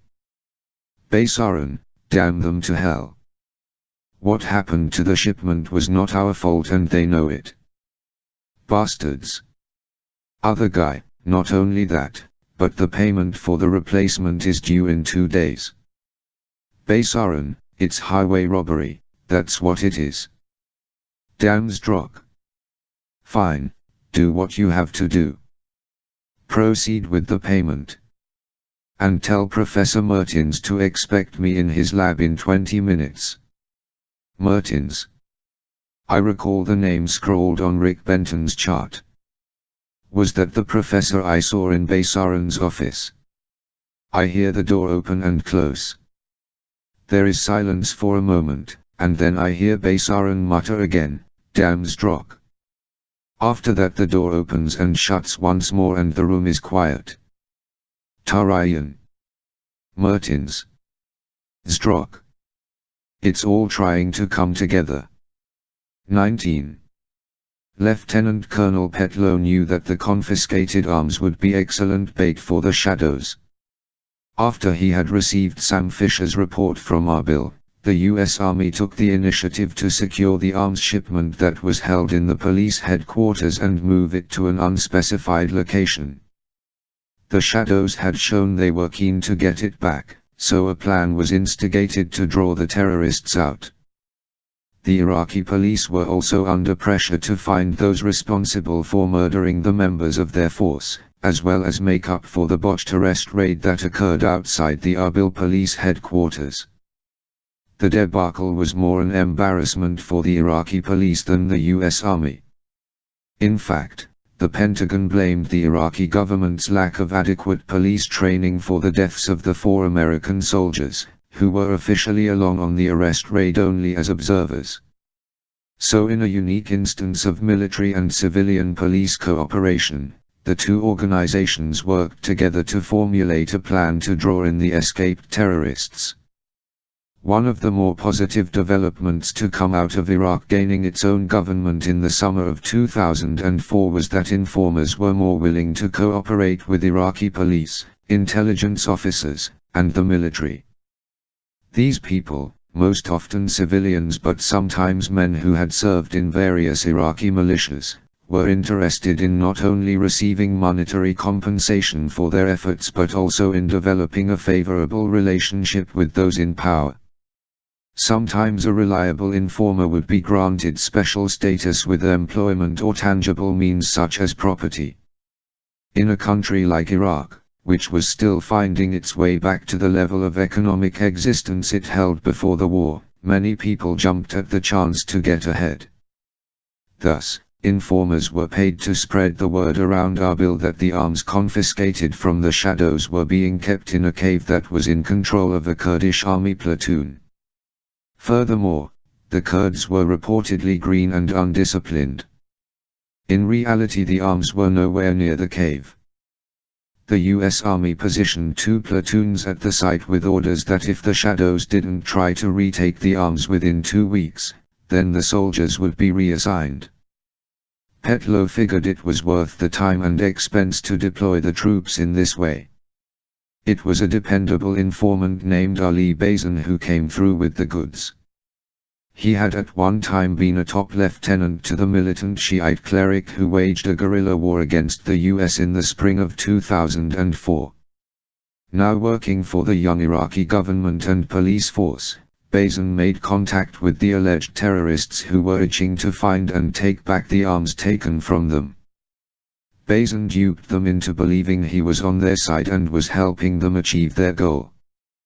They foolishly shared with him their plans to attack the Kurdish platoon at the cave on a given morning. Sure enough, in the early hours of the same day that Sam Fisher drove to Turkey from Iran, a group of 20 militants laid siege to the cave. They were armed with AK-47s and handguns of various makes and models.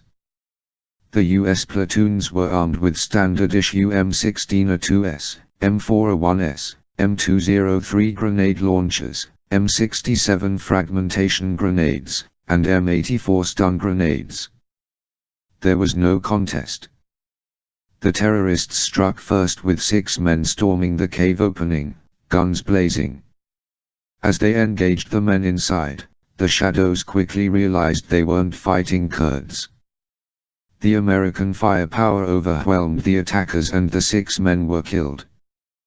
This brought forward the remainder of the terrorists, who found themselves surprised by the sudden appearance of the U.S. Army at their right and left flanks. The Americans had hidden in dugouts covered by trapdoors camouflaged with dirt, rocks, and vegetation. The gun battle lasted 22 minutes. 13 of the terrorists were dead and the rest were captured. The US lost 2 men. The 7 prisoners were brought to a temporary base outside of Erbil and lined up outside of Petlow's quarters.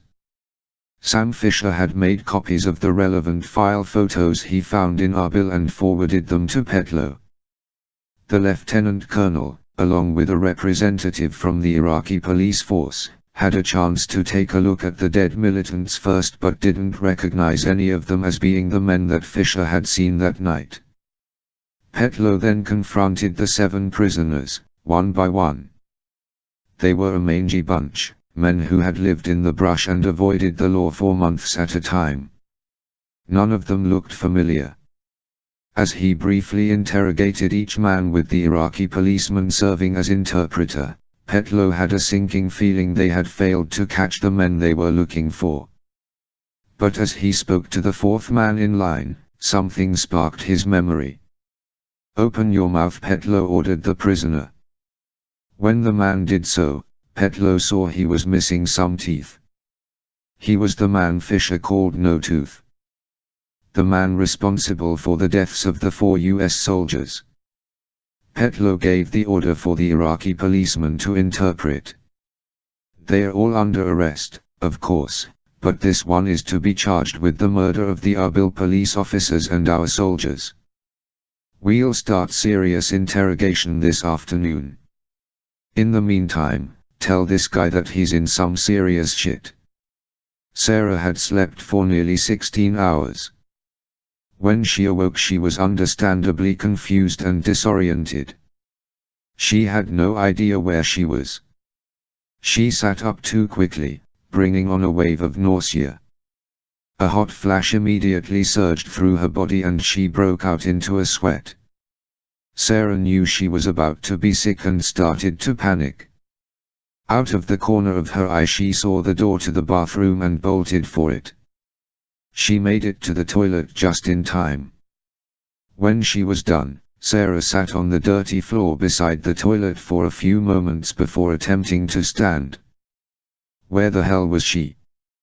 What was this place? And more important, where was Eli?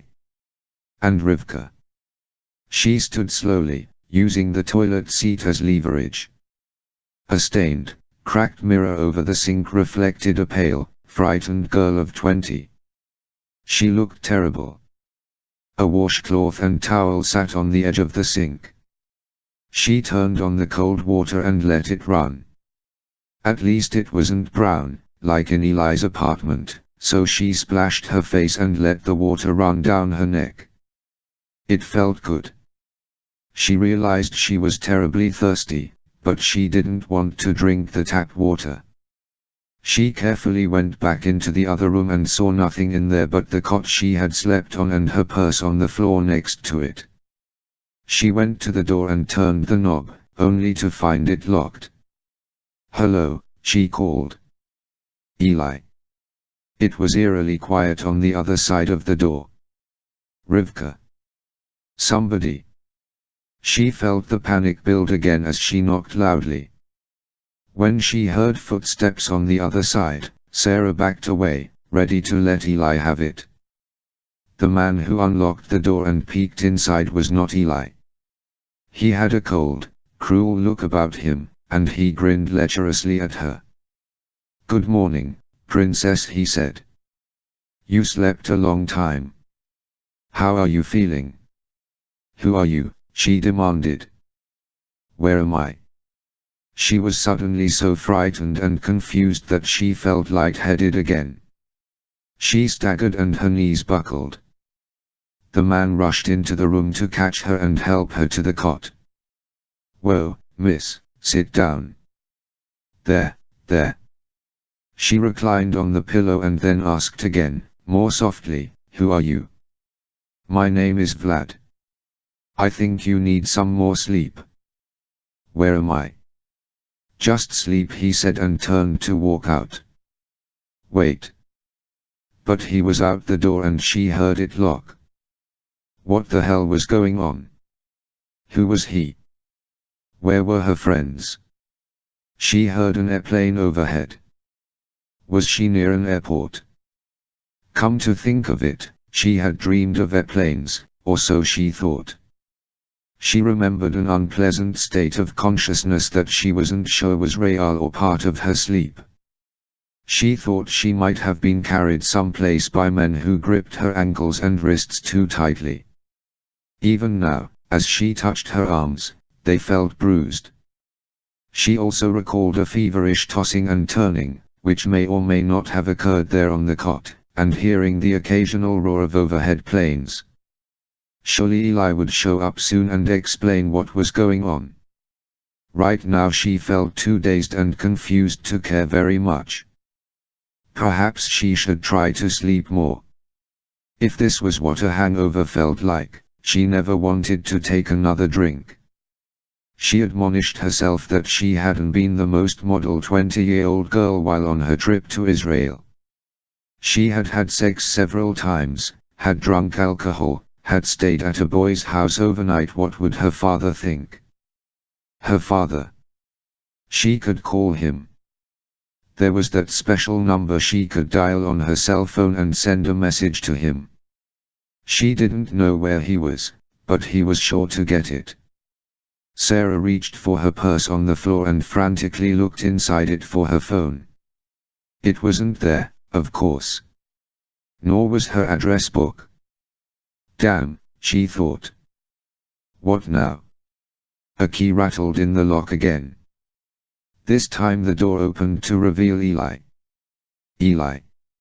My God, where are we?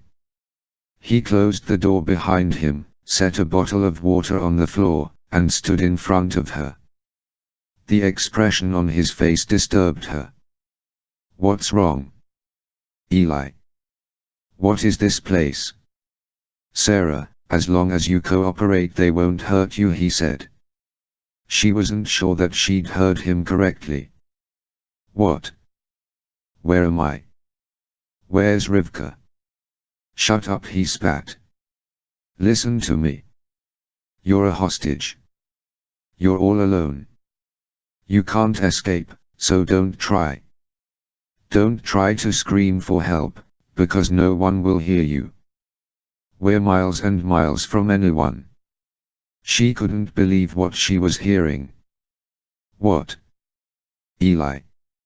I'm sorry, Sarah. That's just the way it is. Are you? Who was that guy who came in? He said his name was Vlad. You're not listening to me, Sarah, Eli said. You are a fucking hostage. She gasped. He really meant it.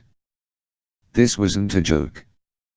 The look on his face was something she had never seen before. This wasn't the Eli she knew. This wasn't the funny, tender Eli who had once made love to her. This was someone who scared her. What's going on, Eli? Why are you doing this? She asked. We want to know where your father is. The enormity of what he said nearly made her faint. She took a deep breath and said, so that's what this is about. My father. She shook her head and turned from him. Tell us where he is and you'll be all right. If you won't, then I can't be responsible for what Vlad and Yui will do to you. Vlad and Yui. What about what you've already done to me, Eli? Fuck you, Eli. Eli stood there unfazed. There was a knock on the door and Eli said, come in. It was Noel. Noel. Sarah said. What the hell is going on? Where's Rivka? Noel looked at Eli, who shook his head. Noel. Where's Rivka? Sarah asked again. Noel shrugged at her. He looked at Eli again and then walked out of the room. My God. She thought. Something bad had happened to her friend. She knew it. She felt it in her gut. Eli turned to follow Noel and said to her, your father is an American government Splinter cell, and you're going to help us find him. We have your cell phone and your address book. After we finish examining these items, if we haven't found the means to contact him, then we will come back to you. If you know how to get in touch with him, then you had better tell us. I wouldn't want to see you hurt." She stared at the young man she thought would someday be her fiancé. "Think about it," he said. "I'll be back in a while. There's some water for you. I'll bring you some food, too. But this isn't a hotel, Sarah, so don't expect room service whenever you want it." He opened the door and left. The sound of the door slamming and locking reverberated in the small room. Her private cell. General Prokofiev couldn't make the meeting. He had business in Moscow and would be returning with an important piece of equipment for exclusive use by the shop. As one of the top officers in the Russian military, Prokofiev had access and clearance to an unbelievable amount of material. If something was lost or diverted, the buck stopped with him, and he was certainly not going to tell his superiors about it. It was one method by which the shop obtained much of their product. Andrei Zdrok spent 20 minutes going over the sales of the last month and outlining the shop's profit margin. He also detailed the company's losses and what it meant for them. "If we don't re-establish our position in the Far East within the next 2 months, the shop will lose $6.3 million, he said. "Gentlemen, I do not want to give up my chateau on Lake Zurich. If we have to recruit another partner, then we will. John Ming has expressed interest on numerous occasions. What do you think of the notion of bringing on a Chinese partner?" Herzog shrugged. "If we have to in order to save the company, then fine. But let's try to repair the Far East damage ourselves first." Antipov said, "Never. I hate the Chinese." Zdrok almost smiled at his associate's bigotry. "At least you're honest, Anton." He then moved on to another important topic and announced, "I'm happy to report that we have the identity of the next Splinter cell on the list. His name is Sam Fisher. He lives in Baltimore, USA, and is not assigned to any particular territory. The NSA sends him out to do specialized missions, the difficult assignments. We believe he was responsible for Kim Wei-lo's death in Macau and for the damage done to our interests there. His identification has given us an opportunity to dispose of him. Someone close to him is now in our control, and hopefully she will lead us to Mr. Fisher or lead him to us, more likely." Antipov and Herzog nodded. "Mr. Fisher will not be an ordinary enemy. He is probably the best trained and formidable opponent we have faced. The other Splinter cells were mere children compared to Fisher." "What would you like us to do?" Antipov asked. "Nothing," Zdrok answered. "I have assigned our enforcers to the task." More nods. Antipov and Herzog had no problem with that. Zdrok turned to Antipov. "Anton, I want you to handle this situation with the shadows. It's turned into a mess." "How do you want me to handle it, Andrei?" the former KGB officer asked. "Do everything I can to patch things up, or do everything I can to insist on implementing our policies?" Zdrok said, "Let me put it this way. If their management doesn't see eye to eye with us, then fuck them. We don't need them. I don't care who the hell they are. I have a feeling that they are treading down a road that will bring them serious consequences. This new project of theirs makes no sense to me. But then again, I'm not a fundamentalist Muslim." Antipov asked, "Then I should cut them off," Zdrok said. "If they give us any more trouble about money or refunds or credit or shit, just cut them off." Antipov nodded, but it was clear that he wasn't sure if he agreed with the boss. Zdrok ignored him. He knew that Antipov would do his job and perform it mercilessly. Zdrok took a breath and then had another idea. On second thought, we might look to Mr. Mohammed for a solution, he said. Ahmed Mohammed? Antipov asked. Yes. He's the one who really does all the work for the shadows, isn't he?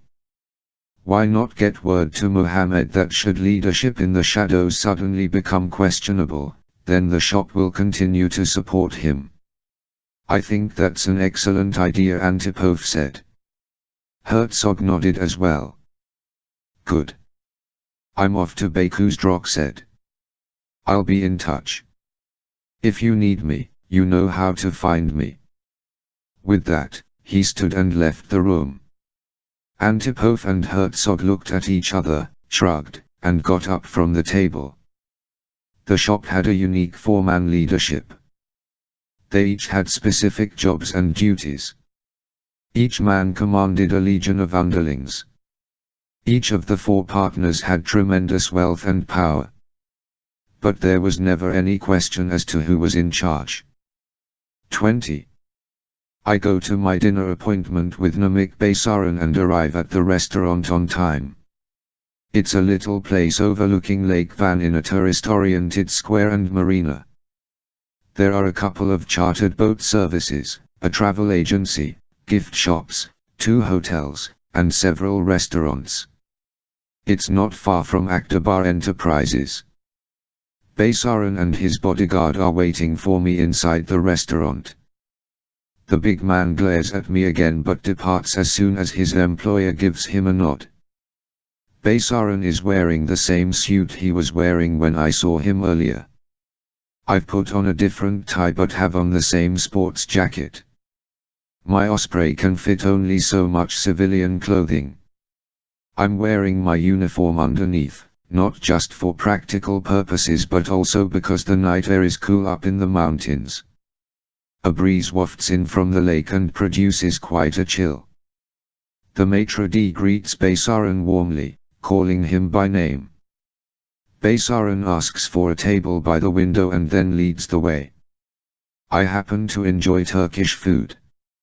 Like the people in many European and Asian countries, the Turks make an event out of dinner, and it can sometimes last for hours. I get the feeling that tonight will not be one of those occasions, as Baysaran is a busy man. Baysaran orders a dry red wine made in the region along with raki, an aniseed drink a lot like Greek ouzo or Arab arak. It burns wonderfully on the way down. We start with appetizers, or mizella, consisting of finely chopped salad, roasted pured eggplant, and pepper and turnip pickles. A lentil and mint soup enriched with an abundance of paprika follows. The main course is a lamb casserole, filled with cubed roasted meat, green beans, tomatoes, eggplant, zucchini, peppers, and a lot of garlic. A good adjective to describe Turkish meals is hearty. Baysaran begins the conversation by saying, I just heard on the news that there was another terrorist bombing attributed to the shadows. Oh. I hadn't heard anything. In Iraq again. A motorcade carrying 2 members of the Iraqi government was targeted. They were both killed. I shook my head.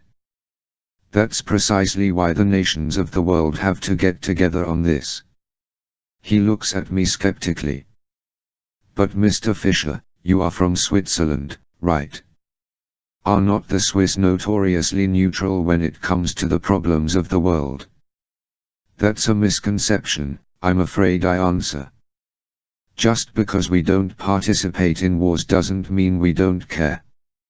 What do you think of the United States policies in the Middle East? Yikes. I have to be careful here. I don't want him to suspect that I'm not really from Switzerland. I suppose I'd have to say that it's disappointing, I reply. I don't like admitting it to myself, I actually believe that. Ha, he says loudly. Disappointing is an understatement. Look, I was no admirer of Saddam Hussein and I sympathized with Iran during the Iran-Iraq War, but what the United States did in Iraq was monstrous. How stable is that country going to be from now on? There will always be insurgents wanting to take it down again, simply for the purpose of showing the world that America made a big mistake. Sometimes a country's culture requires that the people be told what to do. Democracy doesn't work everywhere. I think America must have learned that lesson from Vietnam, don't you think? I suggest. Bah. They learned nothing. Or if they did, they forgot it. Don't you agree that American policy in the Middle East has turned many of their former friends against them? The Arabs hate them. The Turks, well, I can say many of them hate America. Not all. But overall, Muslims have been given the impression that the US is out to stamp out their religion. We both know that's not true, I say. My hackles are starting to rise. We do. Oh, I see, then it's really about oil. Am I right? I have to keep my thoughts close to my chest. Oil is a very valuable commodity, not only in the US but all over the world. Keeping a stable Middle East is important for everyone, not just Americans with their freeways and sports cars. Baysaran shrugged. I suppose you're right. Still, I fear that Arab opinion of America has been so badly damaged that recovery may be impossible. I tend to agree with that statement, but I think it's best to change the subject. So, tell me, how did you get so interested in fighting terrorism? Or rather, providing relief for terrorist victims? Everyone has a passion, don't they? Mine is helping victims of evildoers. I have seen firsthand the tragedy that befalls families when their loved ones are killed by a suicide bomber or by a landmine or by a hijacked airplane that is flown into a building. Forgive me if I am being too outspoken here, but I sense that terrorism has affected you personally. Baysaran's eyes cloud over for a second. I hit a nerve, I know I did. Doesn't terrorism affect everyone personally, he asks, avoiding the question. The thing is, terrorism is a means to an end that really doesn't accomplish what the terrorists hope to achieve, I answer. What do you mean, he asks. Governments don't usually change their policies because of terrorism. That's not entirely true, he says. Look what happened in Spain when the Madrid train was bombed. The people voted out the existing government. Make no mistake, terrorism makes its point in a number of ways. People today are more frightened of terrorism than of anything else. Look what's happening in Iraq. That can't go on forever. Pretty soon something will break and the terrorists will win there. Do you really believe that? I ask. Baysaran suddenly slams his fist on the table, startling other diners around us and surprising me. Iraq will fall again. I know it will. Iraq will fall and American interests in the region will be in jeopardy. You just wait and see. He quickly gains composure and says, forgive me. I get carried away sometimes. The outburst seems to have come from nowhere. Does Namik Baysaran have something against Iraq? It's obvious he's not fond of American foreign policy, but there's something else at work here. I decide to steer the conversation in yet another direction. Mr. Baysaran, we were talking earlier about the shadows, and we didn't get around to discussing the shop.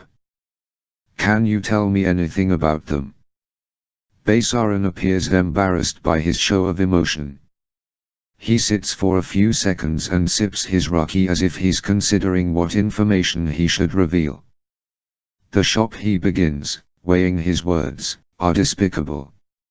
From what I can gather, they are interested only in making money. They do not care whom they harm in the process. They don't give a damn about political, religious, or sociological issues. They provide a service and they are very good at it. There have been many clandestine arms dealers in the world, but none as nefarious and well organized as the shop. Who are they? What's their chain of command? I ask. No one knows. It's run like a mafia family, though. There's a boss and his trusted lieutenants, and then each lieutenant has an order of battle beneath him that spreads like a genealogical chart. They have their fingers everywhere, not just in the Middle East. I imagine they have a branch in Switzerland, my friend. I don't doubt it. As for the leadership, it is rumored that the shop is led by a small group of wealthy bankers, former military officers, and corporate presidents from Russia and the former Soviet satellites. Russia. That's what I've always thought. Any idea of who the big boss is? Baysarin looks around to make sure no one is listening. He leans forward and whispers. I've heard a name. I don't know how accurate it is. Have you ever come across the name Zdrok? Interesting. It's the name Rick Benton had written on his chart. It's also the name of a man I heard Baysarin curse earlier today. I may have heard that name before, I say. Who is he? Andrei Zdrok. He's from Georgia, I believe. Very wealthy financier. If he is not the head of the shop, then he's very high in its bureaucracy. Have you ever met him? Baysarin shakes his head. Of course not. As I said, I don't know if he exists. It's just a name that has come up. It may mean nothing. I doubt it. I sit back and reflect on this. Baysarin has just lied to me. He wouldn't curse a man that didn't exist. I now know I can't trust Namik Baysarin any more than I can trust the terrorist I called No Tooth. I'm going to have to take a closer look at Akbar Enterprises after the sun goes down. We are served strong coffee, kava, and baklava for dessert. Finally Baysarin offers me a Turkish cigar, and we sit for a few minutes gazing out the window at the dark lake. Turkish tobacco is pungent and produces thick smoke. I make a show of smoking it but try not to inhale. I love it here, Baysarin says. The sunsets on the lake are particularly rewarding. Are you from here originally? I ask. Actually, I'm from a small village at the foot of Mount Ararat called Dogyu Bayazit. Do you know it? I'm afraid not. Drab little place. I was happy to leave when I was old enough. You've managed to build yourself a very successful life. Baysarin waves his cigar. Luck. A little luck and making some smart investments. That's all. I'm not qualified to really do anything. I'm good at running my company. It helps to have vision, I suppose. It took vision to imagine the shopping mall in northern Cyprus. That's a project that comes from the heart. When do you foresee the mall being finished? It almost is. It's been under construction for 3 years. I expect to open the doors within weeks, but I hope to have a completion ceremony in the coming days. Congratulations. Thank you. And what does the Republic of Cyprus have to say about it? He waves his cigar again. Those damned Greek Cypriots can go hang themselves. They'll be in a bother for a while and then settle down. That's the way things are in Cyprus. It heats up for a period, then cools down. It keeps everyone on his toes.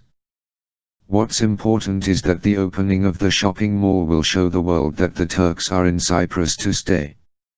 I wonder if the South will be that easily conciliated. For a guy who spends a lot of money, time, and energy supposedly fighting terrorism, Baysarin sure is opinionated about politics. Reza warned me as such. When the waiter brings the bill, Baysarin snatches it up and waves his cigar again. Do not protest. This is my pleasure. He looks at his watch and says, alas, I must call an end to our very pleasant evening together. I do wish you luck with your Interpol report, Mr. Fisher. I hope to have a copy of it when it is published. Certainly. Thank you very much for the dinner. Not at all.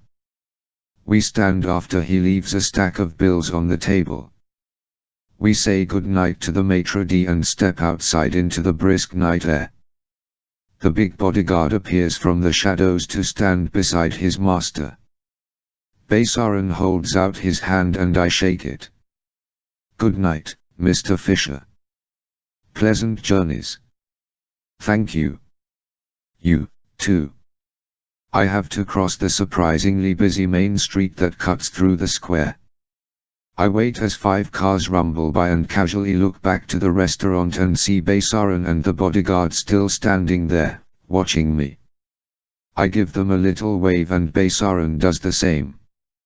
I turn back to the road and see the approaching headlights of a 6th car some distance away. I figure I can make it across the square before it gets here. As I step off the pavement, the car's wheels screech and the vehicle speeds toward me. For the first time in my life I freeze. Even as it's happening I realize I'm unable to move and I don't know why. Normally I would have reacted by instinct and leaped to the side, but for some reason that I cannot fathom I don't know what to do. I'm a deer on the road, caught in the beams. Something prompts me to look back at Baysaran. He, too, seems to be frozen in place, his eyes glued to me. Why isn't he moving? Shouldn't he be shouting Mr. Fisher, look out, or something like that? And that's what jars my senses. It's his reaction to what's happening that causes me to break out of my immobility. The headlights are a mere couple of car lengths away, propelling toward me at 90 miles an hour. I leap away, fall on my hands, and roll backward just as the car roars past. It's an old Citroën. I turn my head to watch them, and the car screeches to a halt, half a block down. I see the silhouettes of 3 men inside. Namik Baysaran and the bodyguard are still behind me in front of the restaurant and haven't moved. The Citroën's driver throws the car into reverse and begins rolling back at a high speed. A guy in the passenger seat thrusts his upper body out the window and leans over the hood, and he's holding an AK-47. I jump to my feet and run for cover, but there's nothing but the story fronts behind me. The shooter fires and the street becomes a crashing war zone. I slam forward and hit the ground as bullets rip over my head. The windows of the travel agency behind me shatter, and someone inside shouts. The Citroën squeals to a halt again, ready to move forward for another volley. I'm aware of other civilians, alerted by the noise, looking out of restaurants and shops. When the gunfire begins again, the bystanders scream and run. I realize I have to lead the killers away from the pedestrians, so I do what might be considered a foolhardy thing and jump to my feet. I run into the middle of the road and stand behind the Citroën as it moves along the street. They seem to have lost sight of me. Should I run for my car? It's about 50 yards away in a small lot on the opposite side of the square. No, it's too risky. By the time I got there, they'd be on top of me. The Pashan could never withstand a round of fire from an AK-47. The shooter points and says something to the driver. They've spotted me. The Citroën performs a wild U-turn and accelerates in my direction. I run to the opposite side of the square, the side next to the water. A short brick wall separates the road from the marina and a small lot where 7 or 8 cars are parked. I sail over the wall just as the bullets begin to fly again. Chips from the stones in the wall scatter like shrapnel, so I hug the ground. I hear the car zoom past, shriek to a stop, and back up, swerving closer to the edge of the road. This time my instincts don't fail me. I roll like a log toward the parked cars and then squirm between a Chevrolet pickup and a Volkswagen. The passenger sprays the side of the street, perforating the two vehicles with dozens of bullets. Windshields and headlights explode and tires are blown. I snake beneath the pickup as the rounds ricochet within inches of my body. The noise is deafening and must surely be attracting the local police. I hope it's attracting the local police. I crawl on my belly out from under the front of the pickup, putting the truck between them and me. I keep low and rally toward the dock where dozens of small boats are moored. The guy stops shooting, but I hear the Citroen's door open and slam shut. Now they're on foot. I run to the edge of the dock and weigh my options. I could jump into the water and swim. Or I could jump into one of the sailboats to my left or right, but by the time I untie one and push it off, they'd be in the boat with me. The last recourse would be to draw my 5.7 from the holster I wear at the small of my back and fight back. That could cause problems with the local authorities, though, and my mission is too sensitive to get involved in foreign legal problems. I don't fancy spending the rest of my life in a Turkish prison. The shooter appears at the other end of the dock. He raises the AK-47 and fires. The wood splinters in a million places at my feet as I turn and dive into the cold, murky water. It's a shock. Thank heavens I'm wearing my uniform, otherwise I'd be freezing. It's dark as hell, but I don't risk using the LED on my upset for illumination. They might be able to see me from the surface. As I swim away from the shore, bullets chop through the water, producing that otherworldly slow-motion effect you get when you fire a gun into water. Even in the pitch black I can see the trails of the rounds cutting lines on all sides of me. One comes dangerously close to my ear, and I feel the heat emanating from it as it groans past. I quickly reverse direction and swim back toward the dock and hope they can't see me. I'm pretty good at holding my breath. That's another thing that Krav Maga classes teach you, stamina and resistance to pain. My lungs are strong. The last time I timed myself holding my breath, I clocked a little less than 4 minutes. It was Katia Lowenstein that pushed me to achieve a score past 3 minutes. I'll have to remind myself to be nicer to her when I get back to Baltimore. I make my way to the line of sailboats on one side of the dock. I feel the hull of the first one and swim on, past the second and third. I figure it's been at least 2 minutes since I submerged because my lungs are burning. When I can't take it anymore, I dare to surface between the boats so I can catch a breath. As I hold on to the side of one of the rocking crafts, I hear two men talking on the dock above me. They're down at the end, maybe 30 feet away. It sounds as if they're arguing. I can't understand the language, but I know it's not Turkish.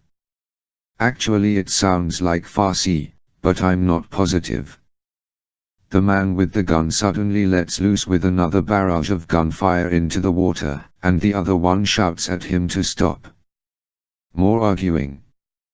Then I hear the men walk toward the shore, their boots clomping on the wood above me. I dunk my head and position myself directly beneath the sailboat and wait. More gunfire darts the water between the boats, but I'm safely out of the way. Where the hell are the police in this town? This is one time when I wouldn't mind some interference. Another minute passes and I feel the pressure in my chest.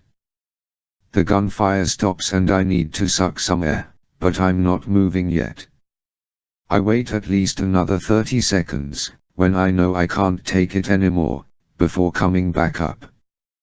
When I do, I gasp for oxygen as quietly as possible and listen. I hear nothing. They're gone. Maybe they think I'm dead. I wait another 3 minutes before pulling myself up and onto the dock. I walk back to the square and hear a police siren approaching from the distance. The Citroën is gone and the street is deserted. I run to the Pashan and get in, even though I'm soaking wet. I start the car, back out, and head out of town before the cops arrive. I do notice that Namik Basaran and his goon are no longer standing in front of the restaurant. 21. After midnight I park the Pashan on the hill overlooking Akbar Enterprises and survey the scene. There are plenty of floodlights illuminating the compound, and I see a handful of security guards patrolling the premises. This isn't going to be easy. First I tune into the bugs I left in Basaran's office. The upset silence tells me that the room is empty. I quickly leave my civilian clothes in the car, take my SC-20K and sling it over my shoulder, adjust my headset and goggles, regulate the temperature control of my uniform, and I'm off. Once I'm at the bottom of the hill near the wire fence, I crouch behind a large shrub to assess the situation. 2 huts are directly across the fence from where I am, and this will be a good place from which to operate. I wait as a guard walks past, between the huts and the fence, heading toward the front gate. His beat must be this entire side of the compound, so I estimate his return trip to be a little less than 10 minutes. Armed with heavy-duty wire cutters, I clip the fence enough so I can bend the loose section out far enough for me to slip inside. I close this trapdoor behind me and carefully position the cut ends together so that unless someone carefully inspects them, the fence appears normal. I quickly skirt to the space between the 2 huts and pause to map out my plan of attack. I want to hit the administrative building, especially Basaran's office. I'd also like to get inside the Terma office and see what I might find in there. Finally, the big warehouse and steel mill must hold some secrets. It will be a busy night. I decide to begin at the end of the complex near the lake, the Terma building and Basaran's office, and then make my way back this way. The key is to stay in the shadows. My uniform is embedded with photosensors that detect and let me know how much light falls on me. When I switch on the upsat meter, I can see exactly how invisible I really am. At the moment I'm at 32%. It's very luminous throughout the compound, and my only screens are the broad shadows of buildings, cast by the floodlights. Walkways between buildings are so bright it's like daylight. The corner periscope comes in handy here. I use it to look around the corner of the hut and determine that the walkway is clear. I scan the pole supporting a floodlight and don't spot any cameras. I go for it. I run across the walkway and stop at the next building, my back to the wall. I then inch around to the next corner and repeat the process. I count 6 buildings between my goal and me. It goes smoothly until I reach the 5th building. The periscope shows 2 guards in the walkway, smoking and talking. I have to find a way to distract them, so I take the SC-20K off my shoulder and load it with a diversion camera. If I wanted to, I could set the camera to also trigger CS gas, but I don't wish to leave traces of my presence if I don't have to. The main thing is simply to get the guards out of the way. I load the gun and aim at a building directly in line from where I am, some 50 yards away. I check to make sure the suppressor is fitted correctly, take a bead, and squeeze the trigger.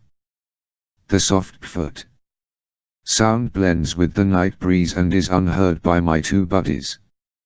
Through the scope I see that the sticky camera adhered to the upper part of the building's side, a little low, but it will have to do. I sling the rifle back over my shoulder and tap the upsat to activate the diversion device. There are a variety of sounds in the menu that I can pick, from animal noises to a recording of Alexander's ragtime band. I decide on a static white noise, one that's loud enough for them to hear. They'll think it's a malfunctioning loudspeaker and go over to investigate it. I hope. Sure enough, the two guards look over at the sound. They mumble to each other and then walk in that direction. Hurrah! Now's my chance. I inch around the corner, and the light meter on my upsat goes up to the danger area. I'm in full sight. I run to the 6th building on my route, exposed for approximately 8 seconds. By the time I'm there, the guards have reached the diversion camera and are probably wondering what the hell it is. The path is clear for me to scoot across the road and small parking lot to the Terma building. It's very different from the rest of the structures in the compound. The two-story Terma building seems to have been designed after an American colonial house, something you'd see in a middle-class New England neighborhood.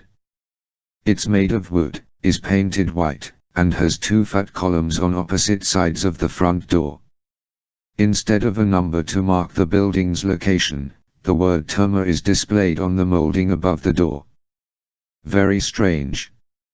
I slink around to the back of the building, where there is less chance of being spotted. Luckily there's no lighting back here. I can look out across the vast lake and see the town square marina about a mile along the shore. The wind coming off the lake is icy cold. There's a back door, presumably used as an emergency exit, and a couple of windows on the ground floor.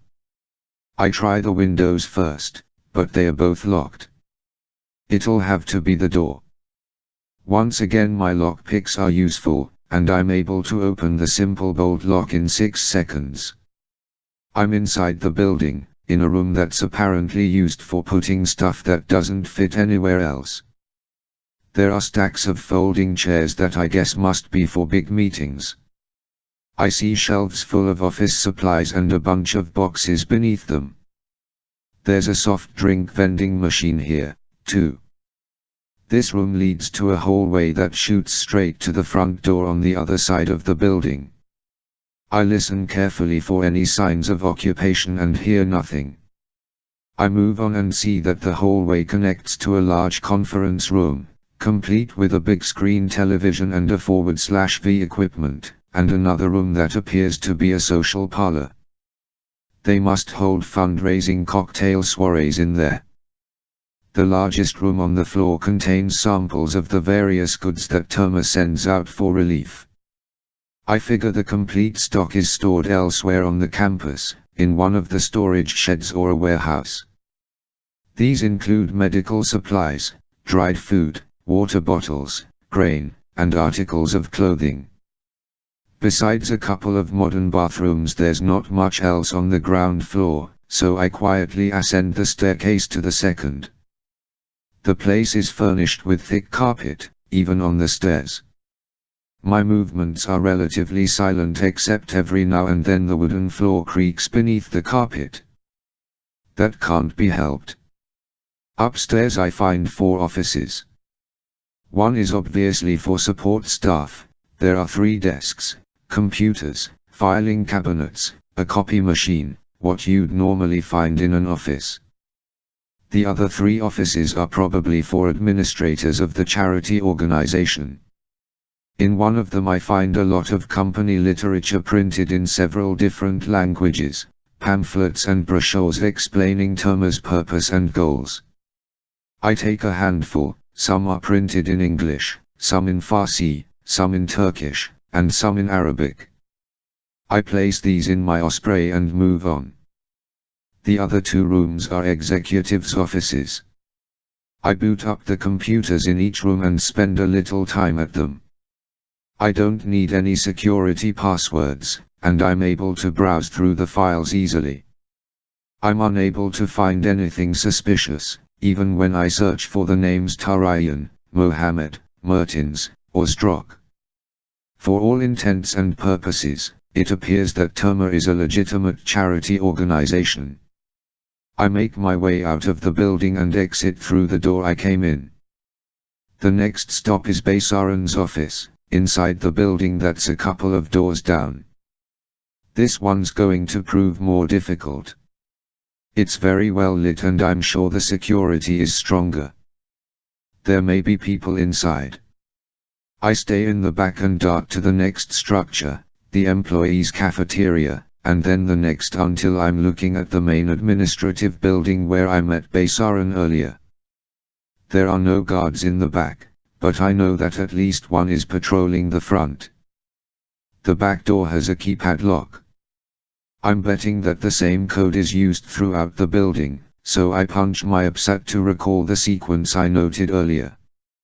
I press the buttons 8, 6, 0, 2, 5 and the door unlocks. I know there are surveillance cameras all over the place, so I open the door just a sliver and use the corner periscope to peek inside. Sure enough, there's a camera trained at the door. If I wanted to I could take it out with the 5.7 pistol, but that would only call attention to the fact that someone had been in the building. I'd rather get around it another way. The camera appears to be a standard off-the-shelf model that continuously records, but only if there's sufficient lighting in the room. There has to be a switch just inside the door. I maneuver the periscope until I see it, then reach my hand in quickly and flick off the lights. I then enter the room and shut the door. With my night vision goggles I can see fine, but the camera is recording nothing but darkness. I move out of the room and look through an archway to the outer lobby, which is well lit. Glass windows face the front and I can see the guard standing with his back to me, looking toward the parking lot. He's bundled up, smoking a cigarette, and probably hating every minute of this assignment. I scan the ceiling, walls, and corners for more cameras and find one aimed directly at the front doors. I can easily scoot past this one because I'm already in the building.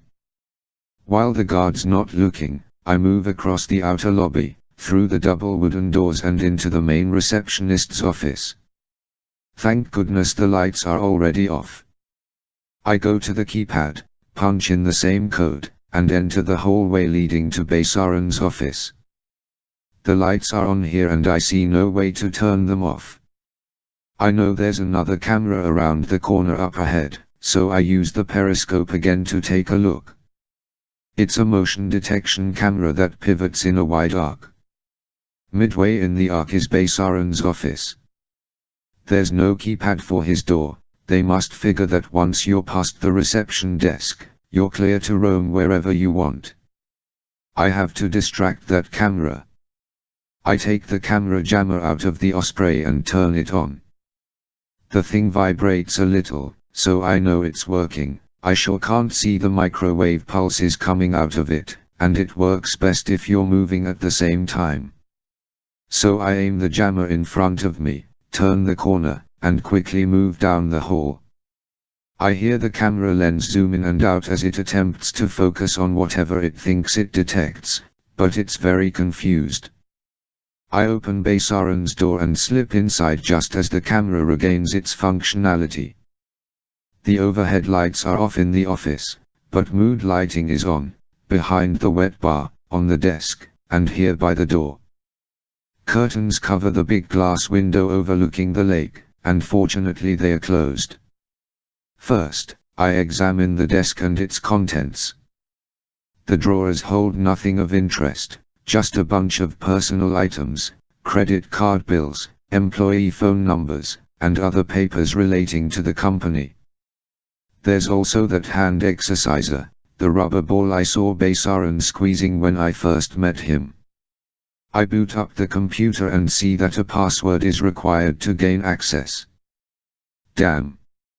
If only I had Carly Street. John's expertise now. I had informed Lambert I'd be coming here tonight, but Carly didn't have much notice to try to hack Actorbar's server. There's not much I can do. I shut down the computer and then notice for the first time that there's a framed photograph sitting on the desk. It shows a veiled woman with two young girls, ranging maybe 6 to 8 years old. Baysaran's family. The thing is, they don't look Turkish. Most Turkish women, even very religious ones, don't wear veils as they do in, say, Iraq or Iran. I quickly snap a copy of the picture and store it in my upsat, then move to the filing cabinets. The lock picks open the cabinets easily, and I find more documents relating to Akbar Enterprises, employee records, accounting books, and other boring stuff. One drawer, however, contains files marked Cyprus. I pull these out and thumb through them.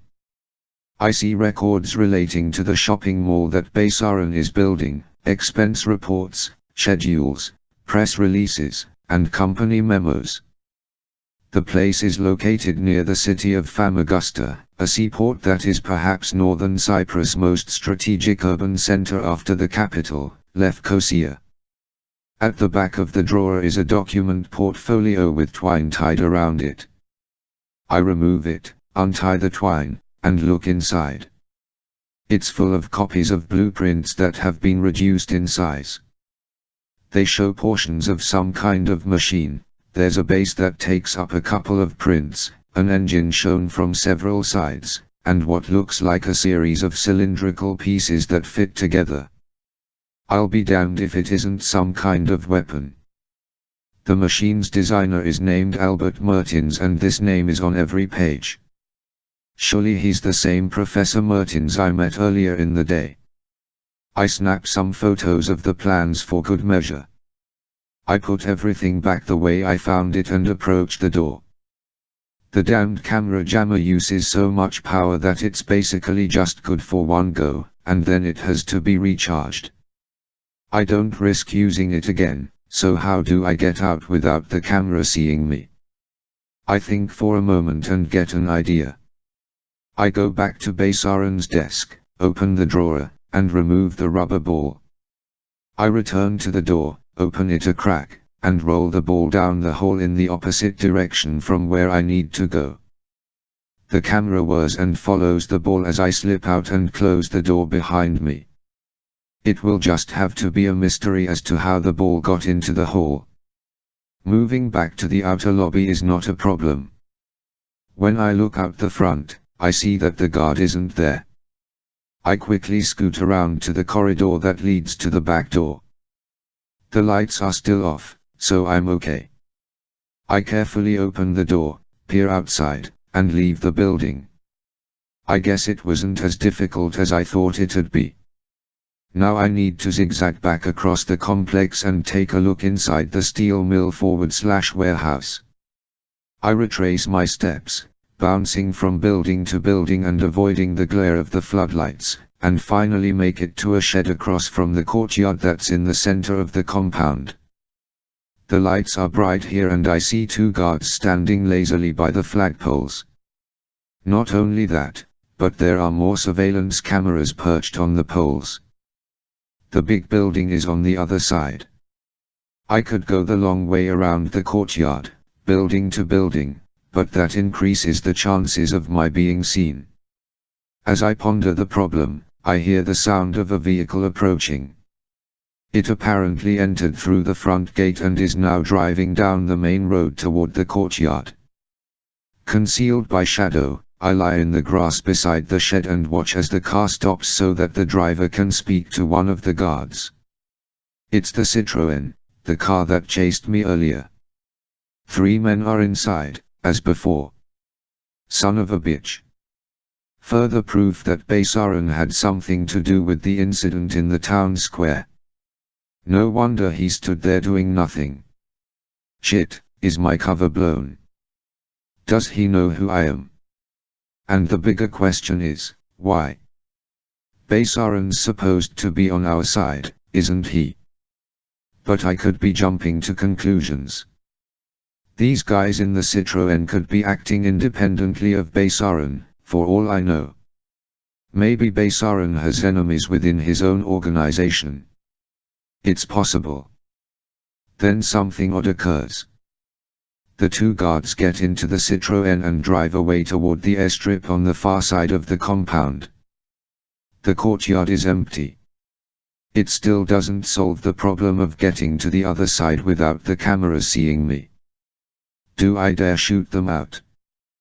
The answer comes to me as I look to my left and see a shed housing the three-wheelers, those golf carts I saw the guards driving earlier. I run to the shed and climb into a cart. No key is needed because it runs on electric power. There's a nice canopy over the driver's seat, so if I hunch over and keep my head down, I'm fairly certain that the cameras won't make me. On the surveillance video I'll probably just look like another guard. I decide to risk it. The thing starts up and I drive into the courtyard. I hear the cameras move as they pick me up, but I don't worry about it. I putter along at a slow speed as if I'm just another lazy guard doing his rounds. For authenticity I stop once and pretend to rummage around in the floor of the cart, then continue on. I make it across, get out of the cart, and begin to explore the sides of the big building. The main employee entrances and loading doors are closed, locked, and directly under floodlight beams. On the far side, though, there's a garbage dumpster sitting directly beneath an open window. I scramble up the dumpster and peer into the place. For the most part the space is dark. There are lights on here and there, but it's a very big building. I crawl through the window and drop to the floor on my hands and feet like a cat. Lambert once told me that I'd make a pretty good cat burglar if I were into that sort of thing. I let him think I may have been at one time. It's a typical steel mill. There's the huge furnace, belts, worktables, overhead trolleys, forklifts, and everything else that accompanies a legitimate construction plant. As I explore the place, I'm beginning to think I'm wasting my time here. There's nothing out of the ordinary. I'm about to give up and get the hell out when I turn a corner and see a lone guard sitting in a chair in front of a heavy steel door on rollers. He's holding an AK-47 and is staring straight ahead, probably counting the minutes until his shift is over. I wonder what he's guarding. This time I decide to act aggressively. I load the SC-20K with a ring airfoil projectile, aim for the guy's head, and fire. Zap, the guard falls over, unconscious. I rush over to him, pick up the round, and return it to my Osprey. He won't know what happened to him, but he'll have a fairly big knot on his head when he wakes up. I unbolt the big door and slide it open. It's a storeroom containing dozens of crates and boxes. I step inside and, bingo. I recognize the crates as having the same stamp as before, from the Tabriz Container Company. With my reliable combat knife I pry off the crate lid. Guns. AK-47s. I pry open another crate, Hakims. Explosives. Bomb-making materials. Pistols. More rifles. Ammunition. Just what the hell is Akbar Enterprises doing with a shitload of weapons? I continue to examine the containers, closing them as I go, and eventually find a shipping manifest still stuck on one of the crates. The originating location is an address in Baku, Azerbaijan. I note it in the Upsat and decide I've seen enough. I snap a few shots of everything and leave the storeroom. I close the heavy sliding door and latch it. The guard is still in Dreamsville. As I make my way to the window where I entered, I hear the rusty screech of a door opening.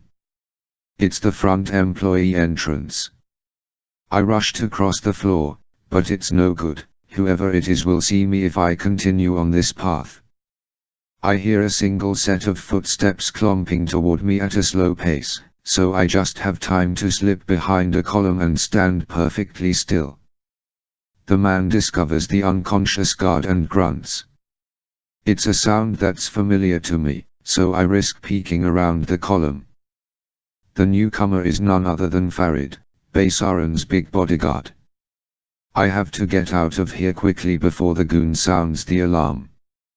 I look around for an escape route and find no other recourse but to climb onto the tall conveyor belt mechanism and grab hold of a pipe that runs the length of the room, 40 or 50 feet off the ground. While Farid is bending over the guard and trying to revive him, I dart across the floor, step onto the base of the mechanism, use a set of cranks as leverage, and climb the thing like a monkey.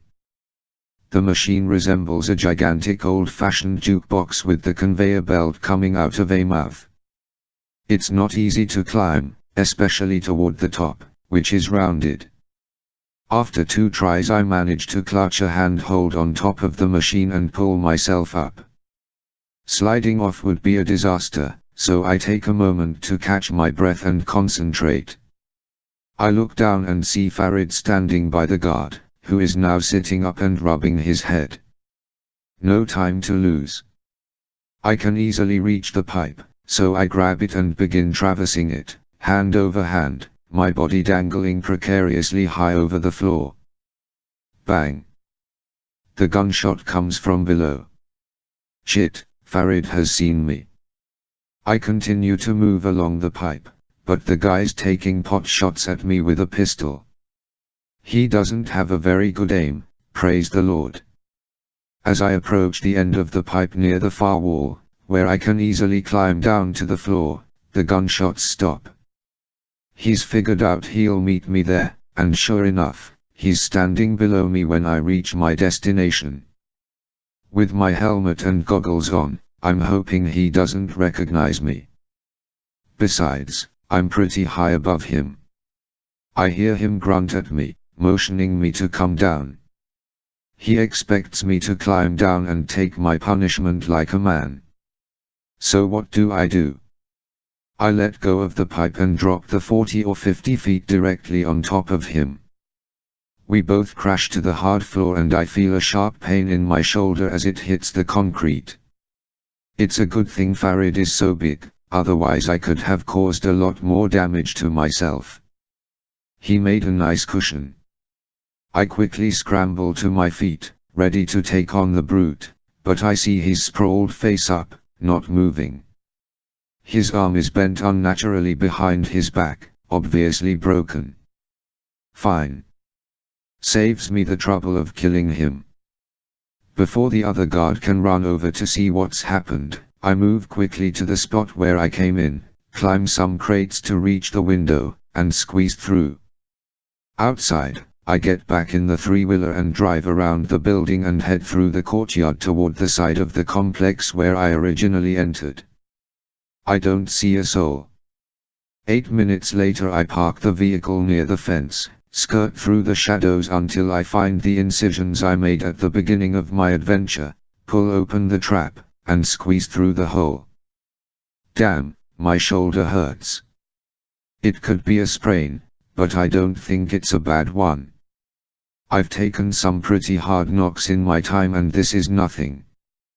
When I'm away from the complex and back in the Pashan, I send Lambert a message. Urgent, find out all you can about Namik Baysaran, Albert Mertens, and Andreas Drock. 22. Lieutenant Colonel Petlow was tired. He had overseen the interrogation of the prisoners for nearly 24 hours. After the Iraqi prisoner abuse scandal that had rocked the world several months ago, the US government was being overly cautious with regard to what could or could not be done during interrogation sessions. As a result, interrogations became matters of time. A lot of time. The prisoner Petlow was most interested in, of course, was No Tooth, whose real name was supposedly Ali Al-Shib. Petlow preferred to call him No Tooth. Although no one had realized it at first, No Tooth had been wounded during his capture. He had taken a bullet in the side, but it hadn't damaged any vital organs. The round had entered and exited, leaving a bloody hole that wasn't noticed until No Tooth had been booked and placed in a prisoner holding pen. Then the man fainted and was taken to a mobile army surgical unit to be stitched up. That's when the doctors saw that the prisoner was already feverish and hosting a bad case of pneumonia. Such were the hazards of living as a nomad in an unstable country. Petlow thought that No Tooth's condition might work to an advantage. The man was fairly drugged up and probably more comfortable than he had been in months. Armed with new directives from Central Command to find out the identities of specific individuals, Petlow decided to give No Tooth a try before going to bed. The surgical unit was housed in an air-conditioned portable building that had clean running water. Things had improved immensely since the days of Vietnam, when an army hospital was just as filled with deadly bacteria as the jungle itself. Depending on the seriousness of the wounds, an injured soldier or prisoner could find it pleasant staying in the hospital. Petlow was aware of this when he entered with his interpreter. He filled out the necessary paperwork and asked the sergeant in charge to give them some privacy. After checking with the doctors, a folding screen was placed around No Tooth's bed and Petlow and the interpreter took seats beside him. "Mr. Alshib, do you recognize me?" Petlow asked. The interpreter translated the questions and answers as the two men spoke. No Tooth grinned and nodded. They didn't call him No Tooth for nothing. "I'd like to ask you some questions. Will you talk to me?" No Tooth grinned wider and shook his head. "Why not?" No Tooth cursed in a language that Petlow didn't understand. It wasn't Arabic. Maybe Farsi. The interpreter left the prisoner's words to Petlow's imagination. "But, Mr. Alshib, we've saved your life. You would have died. You had pneumonia. You'd been shot. Aren't you comfortable now?" No Tooth shrugged. "I suppose then, if you're feeling fine, that we can move you back to the prisoner's holding area," Petlow said. No Tooth's eyes widened and he shook his head. "Why not? You seem to be doing better. I think I'll have the doctor release you so we can interrogate you properly." "No," the prisoner said. "What is it you want?" "Please, I feel terrible and I am in a lot of pain. Don't move me." Petlow almost smiled. "All right. I want you to look at some photographs. I'm going to ask you if you can pick out a certain person. Would you do that?" The prisoner stared at Petlow and almost snarled. But he didn't say no. Petlow plowed ahead. He opened a folder containing several black and white photos of various Middle Eastern men. "Does the name Ahmed Mohammed mean anything to you?" Again, No Tooth grinned. "I understand that Ahmed Mohammed is one of the leaders of your organization, is this correct?" No Tooth shrugged, but he did it coyly. Petlow took that as a yes. "How about Nazir Tarayan?" Petlow asked. "Do you know Nazir Tarayan?" This time No Tooth's eyes widened and he stopped smiling. He shook his head. "Is it true that Nazir Tarayan is the man who provides the money behind the shadows?" No Tooth refused to respond. "You do know him, don't you? Nazir Tarayan." "Well, we know that Tarayan is the financial leader of your group, which calls itself the Shadows. I understand that you confessed to being a member of the Shadows when you were arrested." No Tooth spoke in a monotone. "I am proud to be a Shadow. We will liberate the Middle East from Western oppression and return it to its Islamic roots." He said it as if he was repeating a mantra. "Mr. Alshib, I don't believe you are a Shadow," Petlow said. No Tooth's eyes became fierce. He didn't like being called a liar. "What do you mean?" he asked. "I'm saying you don't know if Tarayan is your leader or not.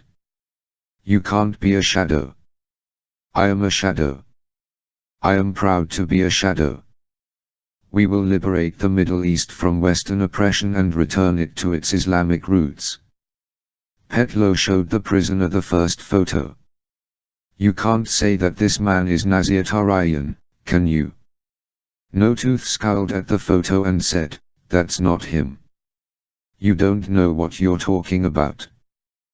Petlo switched to the next photo. We think this is Tarayan. Do you? No. You stupid Americans don't know a great man when you see one. That is Ahmed Mohammed. Petlo knew that. Mohammed's face had been well known to the authorities for some time. Next picture. Then I guess this can't be Tarayan, either. That's not him. They went through 7 photographs with negative results. On the 8th shot Petlo asked, well, we know this isn't him. No Tooth held up a hand. A visible change came over the prisoner's facial expression, as if he had just looked upon his Lord and Savior. Nazir Tarayan, he whispered reverently. Petlo nodded and marked the back of the photo. Thank you, Mr. Alshib. Get some rest now, all right? Petlo said. No Tooth looked at Petlo with confusion. He knew he had somehow been tricked into revealing something and his foggy mind allowed it to happen. He cursed once again at Petlo and the interpreter as the 2 men got up and left. The prisoner shouted at them, I am a shadow. I am proud to be a shadow. We will liberate the Middle East from Western oppression and return it to its Islamic roots. Petlo hurried out of the hospital and ran toward his quarters.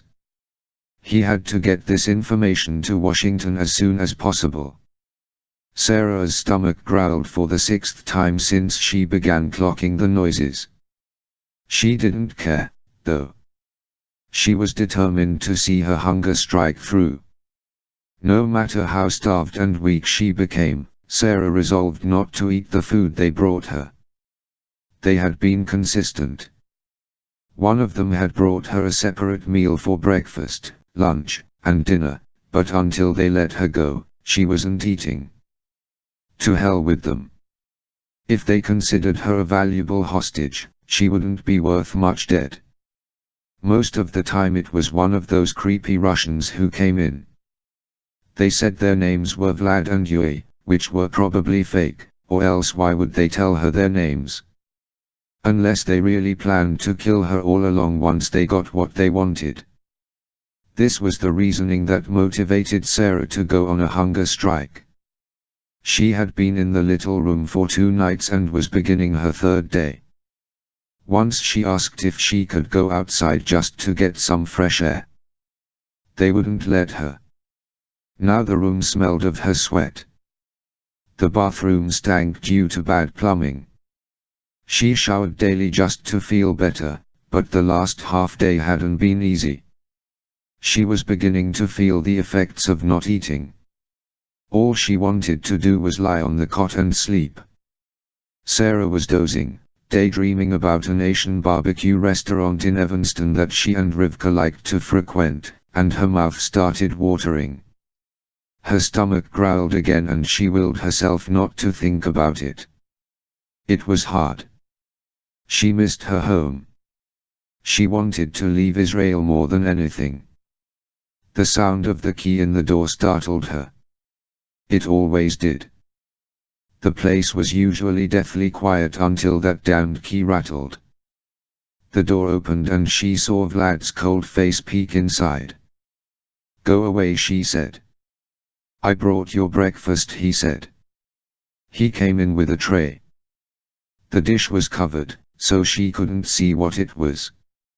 It smelled cooked, though, and that went a long way toward breaking down her defenses. Vlad set the tray on the floor by the cot and then sat in the chair. You'd better eat, princess. We are becoming very tired of your behavior. Go to hell, she murmured. Vlad chuckled. You still have spirit, eh, princess? Even after not eating for so many hours. What is it now, 2 days? That's nothing. Do you know how you'll feel in a week? Me and Yui, we made a bet to see how long you will keep this up. He says you'll eat tomorrow. Me, I think you have more willpower and will last another 2 days. What do you think? Is Yui going to win, or am I going to win? Take the tray and go. I'm not going to eat it, she said. You know, princess, I think what you need is a little more encouragement, Vlad said. He scooted the chair closer to the cot. She looked at him with alarm and recoiled. Now, he said. Don't be afraid of Vlad. I won't hurt you. I make you feel real good. I have a way with the ladies. They all say so. He reached out and stroked her hair. Get your fucking hands off me, she spat as she jerked up and away from him. This angered Vlad. You little bitch, he shouted. He grabbed hold of her shoulders and threw her back onto the cot. She struggled with him, but he moved his heavy body on top of her. She felt his scratchy, unshaven face against her cheek as he nuzzled her neck. Sarah attempted to fight him off, but she was no match for his weight and girth. When she felt his wet tongue on her ear, she lost control. No, she screamed. Help. Vlad covered her mouth with one thick hand. Shut up, he commanded. It's time you learn to obey your masters. She felt his other hand grope between her legs, and she tried in vain to kick him away. Oh, my God, she thought to herself. This is what it's going to be. It all comes down to this. She closed her eyes tightly and prepared herself for the ordeal that was surely coming. What the fuck are you doing? It was an angry voice at the door. Suddenly the horrible, heavy weight came off and she could breathe again. She was aware of a struggle in the room. It was Eli. He had come in and pulled Vlad away. The older man stepped on the breakfast tray, causing it to spill its contents over the floor. Now the two of them were fighting. Vlad swung at Eli, but the young man was faster and more agile. He dodged the blow and sneaked in one of his own, hitting Vlad on the nose. You goddamned bastard, Vlad said. He wiped his face and smeared blood over his upper lip. I'm going to kill you. The door opened again and Yui entered. Stop, he shouted. Stop it right now. He pulled his heckler and cock pistol and pointed it at Vlad. Move back, Vlad. Now. Eli and Vlad halted and lowered their fists. Both of them had traces of oatmeal on their clothes. The floor was a mess. Vlad looked at his partner as if Yui had betrayed him. I was just going to have some fun. I'm going crazy here. This isn't what we usually do, guard hostages. You know that. Yui kept the gun pointed at him and said, we do what we're told because we're well paid. Don't forget that. He looked at Eli. And you, don't you ever attack him again. If he acts up, as he sometimes does, you come and get me. Eli stood his ground, breathing heavily. Keep him away from her, he said. Yui took the gun off Vlad and pointed it at Eli. The VP-70 appeared huge in his hand. You don't give me orders, he said. Never. Fine, Eli said. The two stared at each other for a moment and then Yui said, stay and clean up this mess. Let's go, Vlad. Out of here. Vlad grunted and left the room. Yui kept his eyes trained on Eli and followed his associate out. The door slammed shut. Eli turned to Sarah, moved to the cot, and sat down beside her. I'm sorry for that, he said. Sarah whirled around and slapped his face. Get out of here and take that tray with you, she said. Eli stood, rubbing his face. I guess I deserved that. I have to clean this up. Leave it, I don't give a shit if my room's a pigsty. It was a pigsty before it was covered in breakfast, she said. Look, Sarah, Eli said. You're just making this worse for yourself. I don't have to be nice to you, you know. Oh, really? You don't have to be nice. You didn't have to kidnap me, either. Goddamn it, Sarah, all we want to know is how to reach your father. I know you have a way to get hold of him. If you don't tell us, you're going to suffer. I can't stop that. Vlad will have his way with you. I guarantee I won't be able to prevent it. And if he gets started on you, it's all about pain. Those guys are experts, Sarah. So far they haven't been given the orders to hurt you, but if the orders come, they won't hesitate to do it. Now, tell me, is your father here in the Middle East? Sarah folded her arms in front of her, still shaken by what had just occurred. Eli's words frightened her, and she wasn't sure what to do. Sarah, talk to me. Is he in the Middle East? We have reason to believe he might be in Turkey at this moment. Sarah brought her knees up to her chin and buried her face. The tears came freely. I see, Eli said. Stubborn to the end. Fine. Well, you just think about it some more, then. Oh, and by the way, I brought you something to read.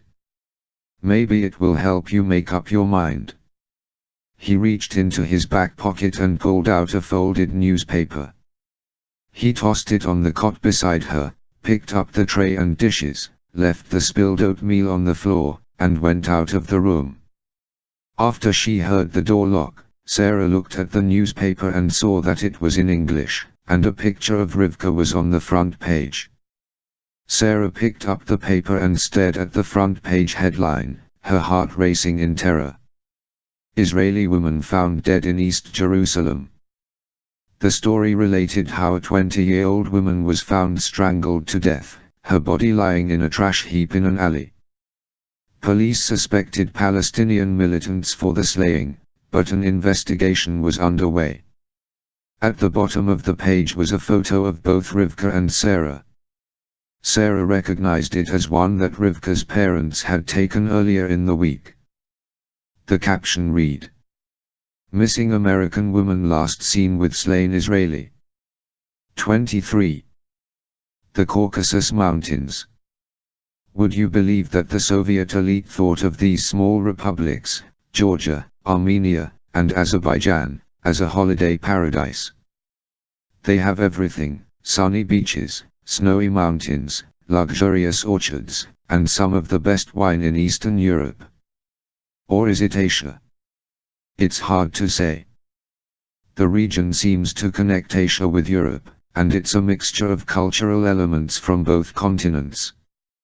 Now that the Soviet Union is no more and these countries are more or less independent, all we hear about are the ethnic conflicts that plagued the area. But I've never had any problems here. In fact, I kind of like it. I drive out of Turkey in the Pashan, which is beginning to worry me. The engine's starting to make a cough-cough noise every now and then. I just hope it makes it to Baku. The mountain roads are tough on even the sturdiest of vehicles. I travel north and enter Armenia just west of Yerevan. I have no trouble at the border. My Interpol credentials get me through, and it helps that these places are far less suspicious than the other countries I've visited on this assignment. I have to cross over the mountains, north of Lake Sevan, to access the straighter, more level road heading east into Azerbaijan. The distance in miles really isn't that much, but the up and down nature of the trip stretches the time frame. I just try to relax and enjoy the gorgeous scenery. I reach my destination after nightfall. Baku, or Baki, depending on whom you talk to, is the largest city in the Caucasus. In America they say that Chicago is the windy city, but it has nothing over Baku. Baku's name, in fact, comes from Persian words that mean city of winds. Perched on the shore of the Caspian Sea, Baku is bombarded by strong gales on a frequent basis. Another distinctive aspect of Baku is that it's surrounded by gaseous and flammable oil fields. Since oil is the country's main commodity, most of Baku is an industrial city that works to refine the huge amounts of petroleum. What's amazing is there are areas of Earth that literally flame up because gas is coming out of the ground. So Baku is sometimes called the land of fire as well. Back in the times of the Greeks, many of the myths grew out of this area because of its unusual natural characteristics. It's not a very attractive city. I find it very polluted, especially on the outskirts, but I believe this is a legacy of former Soviet rule. The inner city and the harbor area have lately been built up to attract more tourists. It's trying to be downright cosmopolitan, albeit a little more conservative than, say, Istanbul. If I wanted to, I could stay at a 4-star hotel, but that's not my style. I prefer budget places where no one pays much attention to the guests. I find such an establishment located on board a former Caspian Sea ferry that sits on a permanent mooring beside the port office in the area known as Boomtown. The place is a dump, but the cabins have hot water and privacy. I don't plan to stay long. After a welcome night's sleep, I greet the morning refreshed and ready to work. I have a breakfast of bread and honey with yogurt at the tea house near my so-called hotel, and then I walk through Boomtown to the address I found on the shipping manifest in the Akta bar storeroom. Those weapons were definitely shipped from Azerbaijan, and whatever business occupies the address had something to do with it. It turns out to be a bank just off Fountain Square, the center for people watching in Baku. The fountains happen to be working today, so the cafe terraces are busy and lively. Since I'm wearing my civilian sports jacket and trousers, I blend in easily. No one notices the casually dressed businessman enter the Swiss-Russian International Mercantile Bank except the security guard at the front door. He's standing outside as if he were actually a hotel concierge waiting to hail a taxi for a guest. I notice there's a retinal scanner by the door, which will make my entry during off hours all the more difficult. I'll have to think about that one. As I open the door, the guard nods at me and asks me something in Azeri. I simply smile, point to the information desk, and go inside.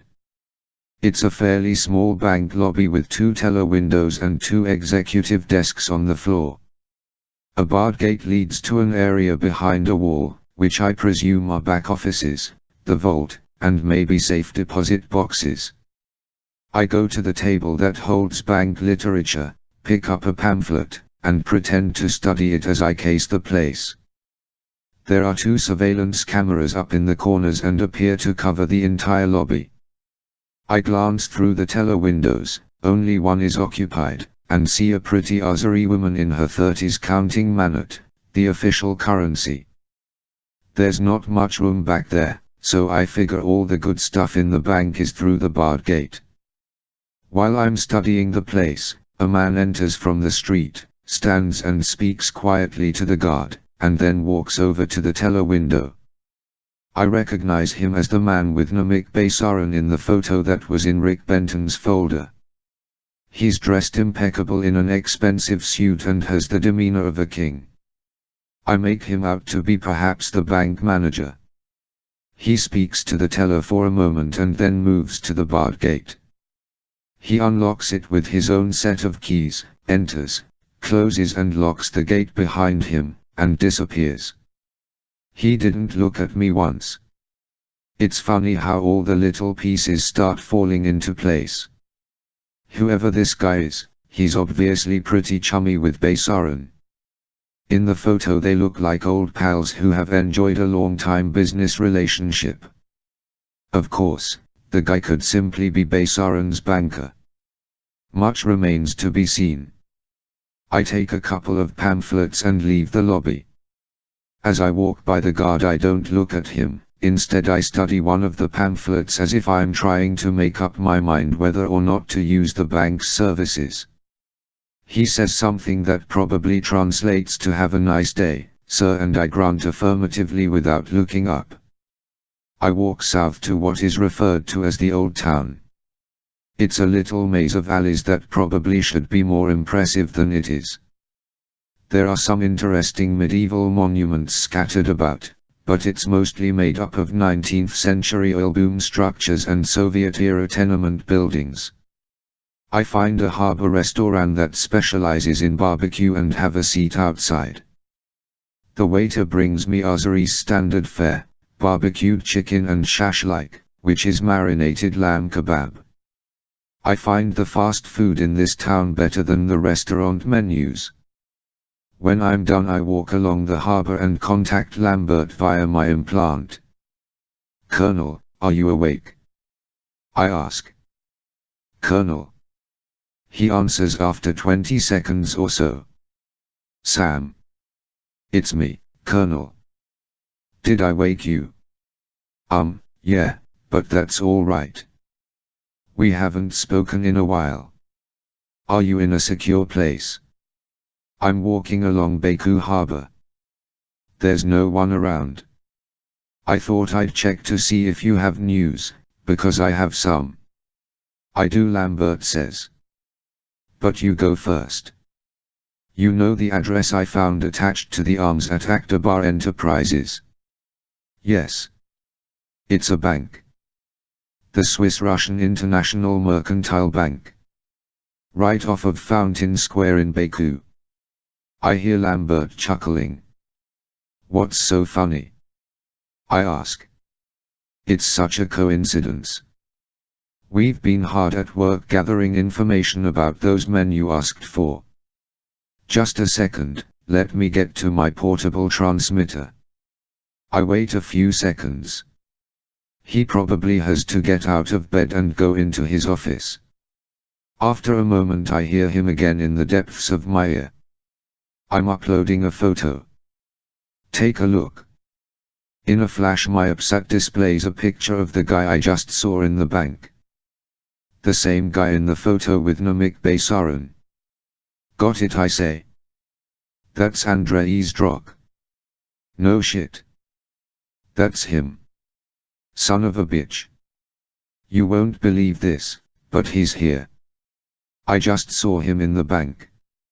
He walked in like he owned the joint and went into the back offices." "Well, he does own the joint," Lambert says. "Unfortunately there's not a lot on him we could dig up, but what we've found is interesting. He's a Russian banker, he's actually from Georgia, and he's the president of the Swiss-Russian International Mercantile Bank. He resides in Zurich, Switzerland, where the main branch of the bank is located. The only other branch is there in Baku." "Okay. Our intelligence reports suggest that Zdrok has ties to organized crime, but nothing has ever been proven. He's never been accused of anything or had any problems with the law. He's on a watch list, though.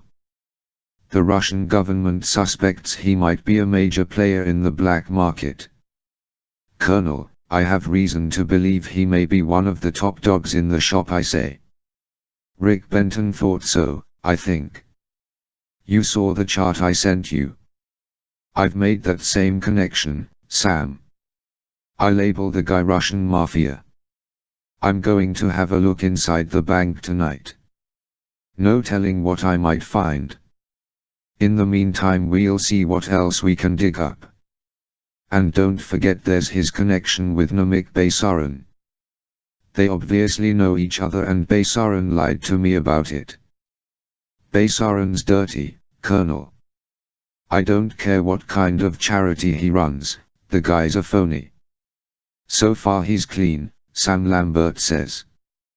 "The Turkish government insists he's the equivalent of a saint." "What about his background? Do we know anything about him?"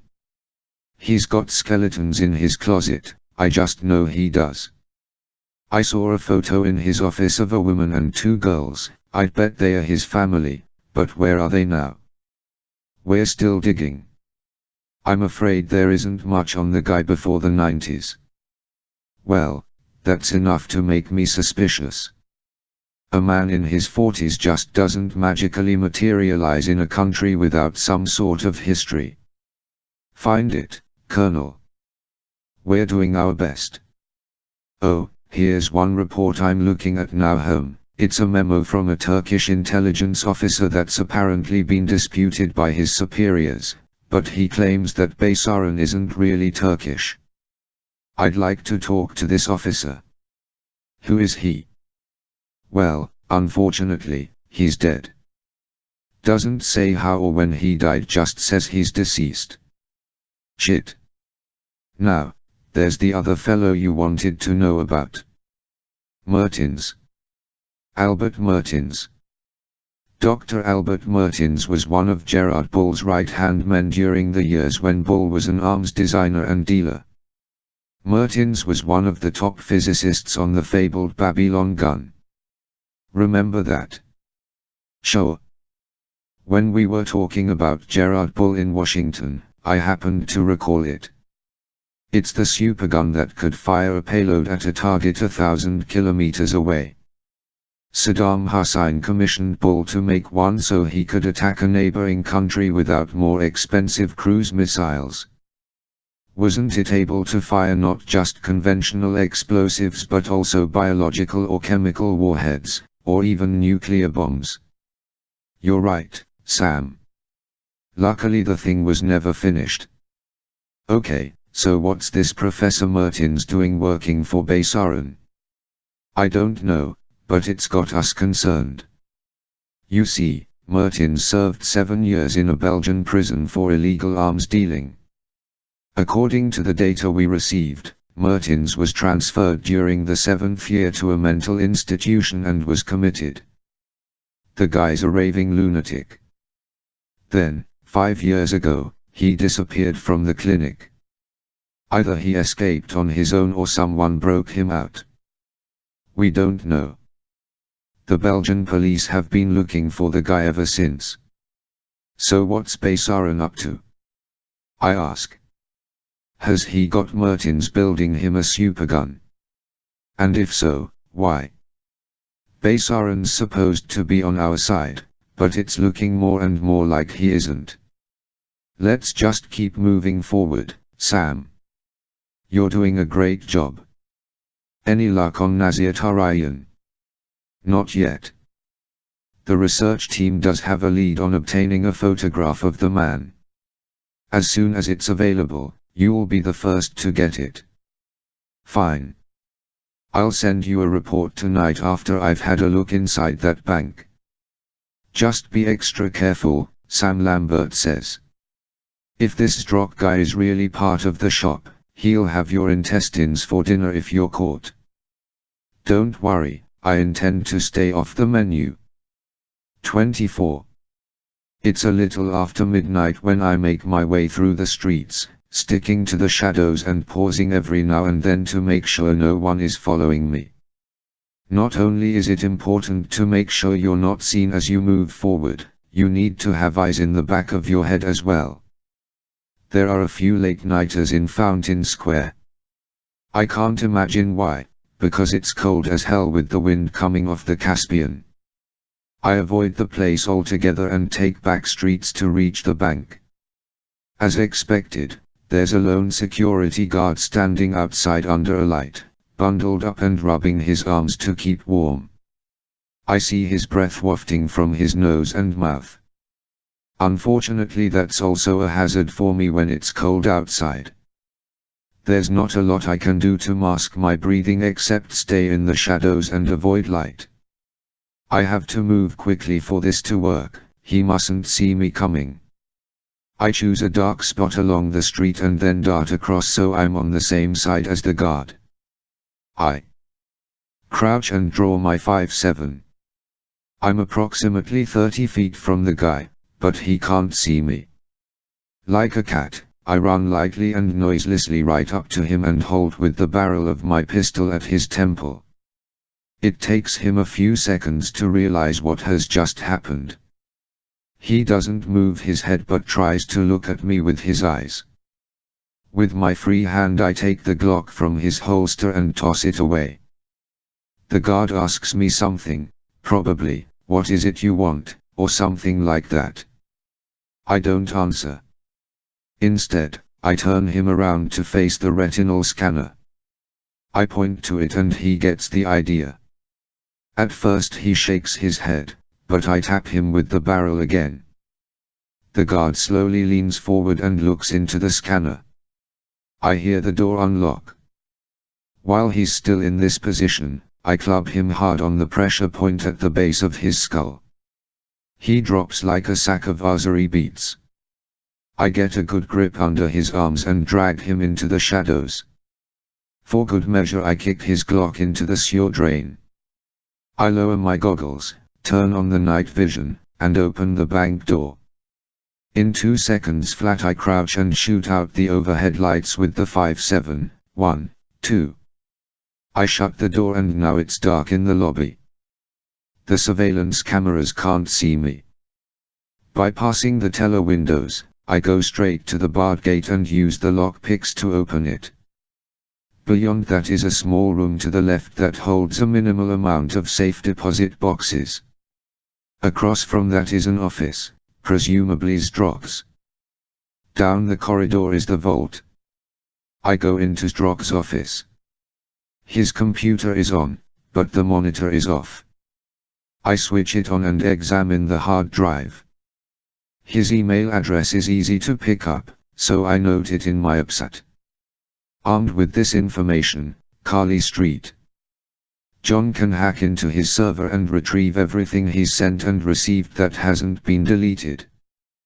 The rest of the files are Excel and Word documents that appear to be legitimate bank business. I do find a folder that's encrypted, and I try all the basic hacker tricks to get inside. No luck. I'm also unable to copy the file into my upsat.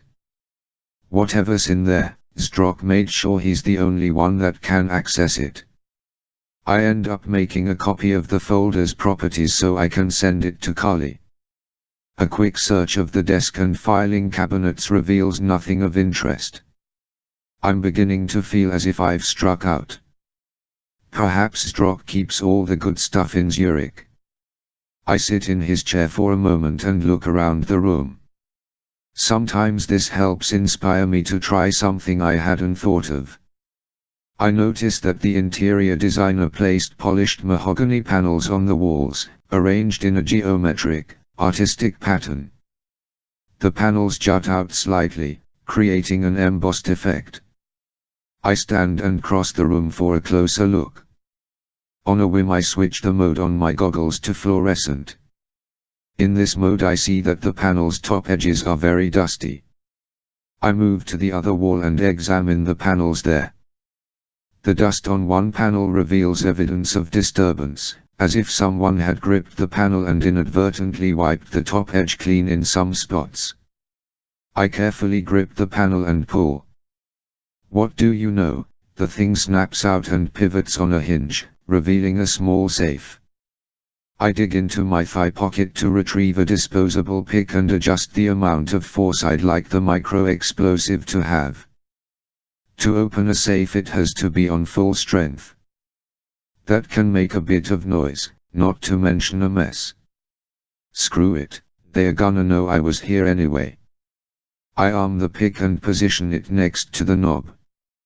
When I'm confident it's in the right place, I take a step back, brace myself, and push the firing pin on the side of the pick. The blast feels like the equivalent of 3 Black Cat firecrackers, the kind I used to ignite on the 4th of July when I was a kid. The damage it does, however, is much worse. There's now a hole in the front of the safe. I can easily reach through it, turn the tumblers, and open the door. I'm always amazed by the fact that every time I use one of these things, nothing within the safe gets damaged. Inside is a stack of papers, face down. Some are clipped or stapled together, others loose or in manila folders. Upon examining them I see they are records of money transfers to what appears to be a numbered Swiss bank account, which means it's private and secure. The amounts of the transfers are in the millions of dollars. I also note they are from a variety of organizations and individuals, but the locations are not indicated. In some cases there's simply a number, a transfer from one numbered account to another. Trying to trace these accounts back to whom they belong isn't going to be easy, if it can be done at all. Nevertheless, I snap pictures of several pages to see what third echelon can do. The last document, that is, the record most recently placed in the safe, does denote the name of the customer. The money came from Turma in the amount of $8 million. The transfer is dated tomorrow and the memo notation reads replacement. Damn. What's an alleged charity organization doing spending $8 million? They just bought a shitload of stuff. More proof that Namik Baysaran isn't what he seems. Many of the records reference another Azerbaijan address in regard to the pay. I don't recognize it, but I think it's in the suburban outskirts of Baku. I make note of the location, snap a shot of the document, replace everything neatly in the safe, even though the front is blown away, and stand in the middle of the room. I open the Osprey and take out 2 sticky cameras. I climb onto the desk so I can reach the air vent above it, pry off the grating, and attach the camera so it aims out and down at the desk. The second camera I place in the bookshelf and set it to the far left, on top of a large book. It isn't noticeable unless you pull out the book or stand right in front of the shelf and look closely. Finally I wedge an audiobook on the underside of Strock's desk. Now I'm ready to leave, but as I step out of the office into the hallway, the blasted alarm goes off. I nearly jump out of my skin. It's about as loud and abrasive as an alarm can be. I edge to the end of the hall, near the barred gate, and hear shouting outside. Just my luck, someone must have discovered the unconscious guard I left outside, or he came floating back to reality earlier than I expected. Well, I can't go out the way I came in, can I? The front door bursts open just as I turn and head back through the corridor to look for an emergency exit. I don't wait to see who comes in. I toss a smoke grenade behind me and run. It explodes, filling the entrance to the corridor with thick smoke. Men shout at me from the lobby, even though I'm certain they haven't seen me yet. I do find an emergency exit in the back of the building, near the washrooms. There are warning notices all over it, which means another alarm will go off if I open the door. Too late to worry about that now. I push the bar on the door, shove it open, and am greeted by another siren that resounds through the building. I leap into the alley, alight in a crouch, and look up to see 2 policemen standing 50 feet away, guns in hand. One yells at me, levels his pistol, and fires. What happened to "Don't move or I'll shoot"? The hell with it, he misses anyway. I bounce to my feet and run toward the other end of the alley, but I quickly see this wasn't a wise move, because there's a 16-foot wall there. A goddamn dead end. I've never been one to be stopped by something as insignificant as a wall. First, though, I have to get rid of the pests firing bullets at me. The cops are either drunk or blind because they are lousy shots. I draw the 5.7, drop to my knee, twist my torso, take aim, and discharge 2 rounds for each man. It's as if they are both punched in the chest by an invisible sledgehammer.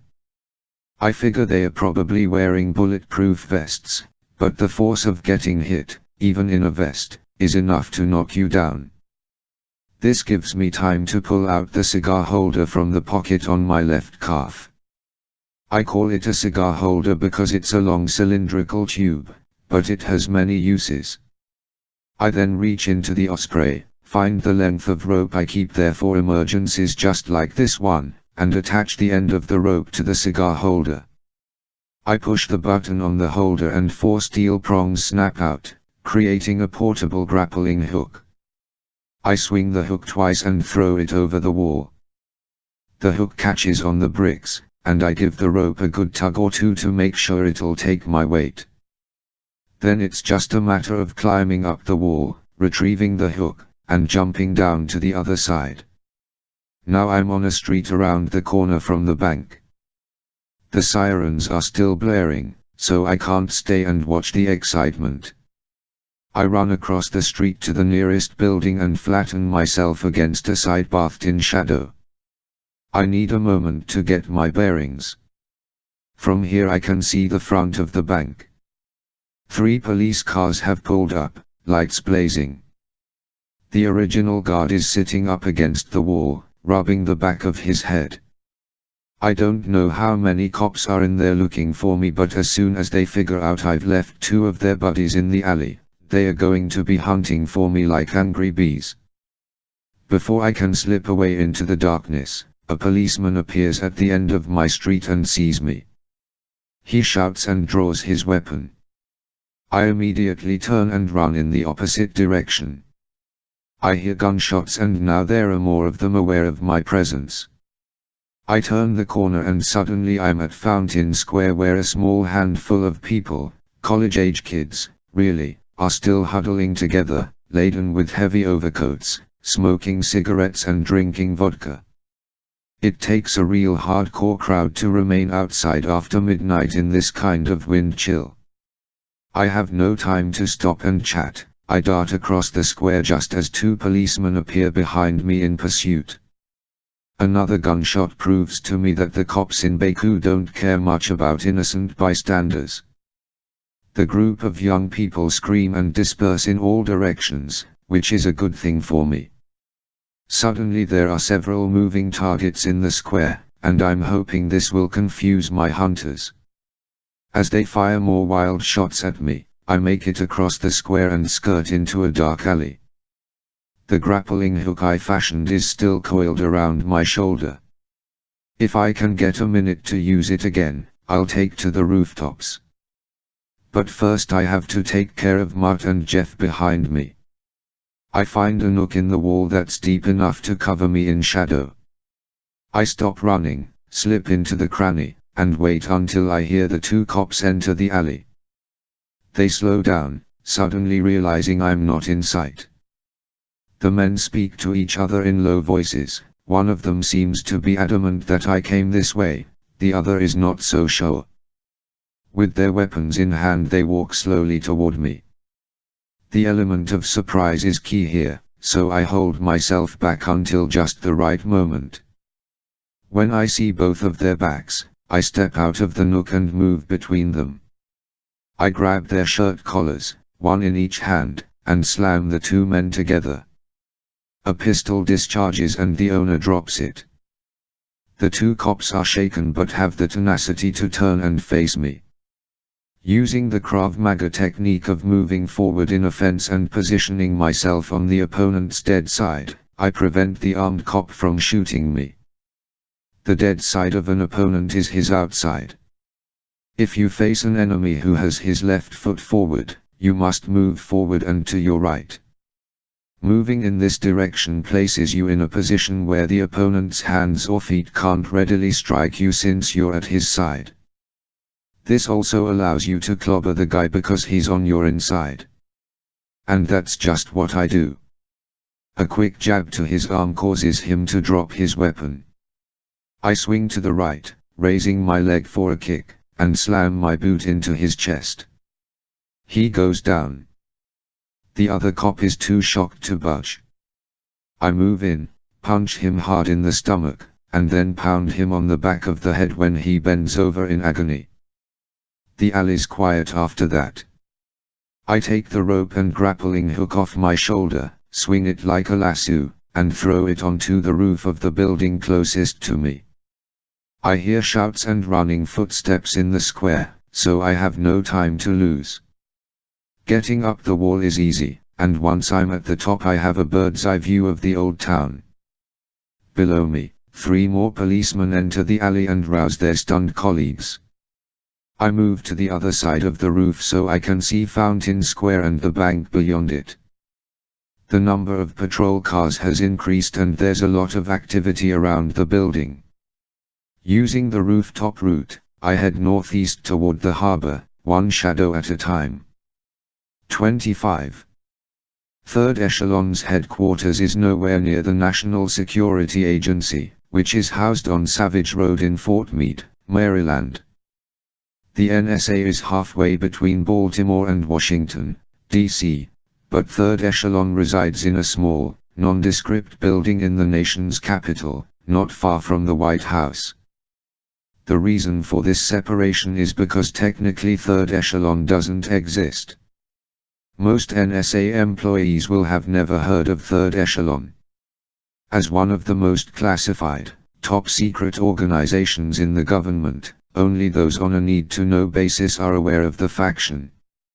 Third Echelon's mission is to activate individual operatives, the Splinter cells, in targeted locations to assess and access information vital to the security of the United States. Third Echelon is not the CIA or the FBI. While men such as Sam Fisher have a license to kill in the line of duty, it is never an objective. Thus it is important that Third Echelon's support team in Washington provide the most accurate and up-to-date information to the Splinter cells. It could mean the difference between successful missions with or without bloodshed. Colonel Irving Lambert and his team had pulled an all-nighter reviewing NSA satellite photographs of the Middle East and evaluating various reports pertaining to Fisher's assignment.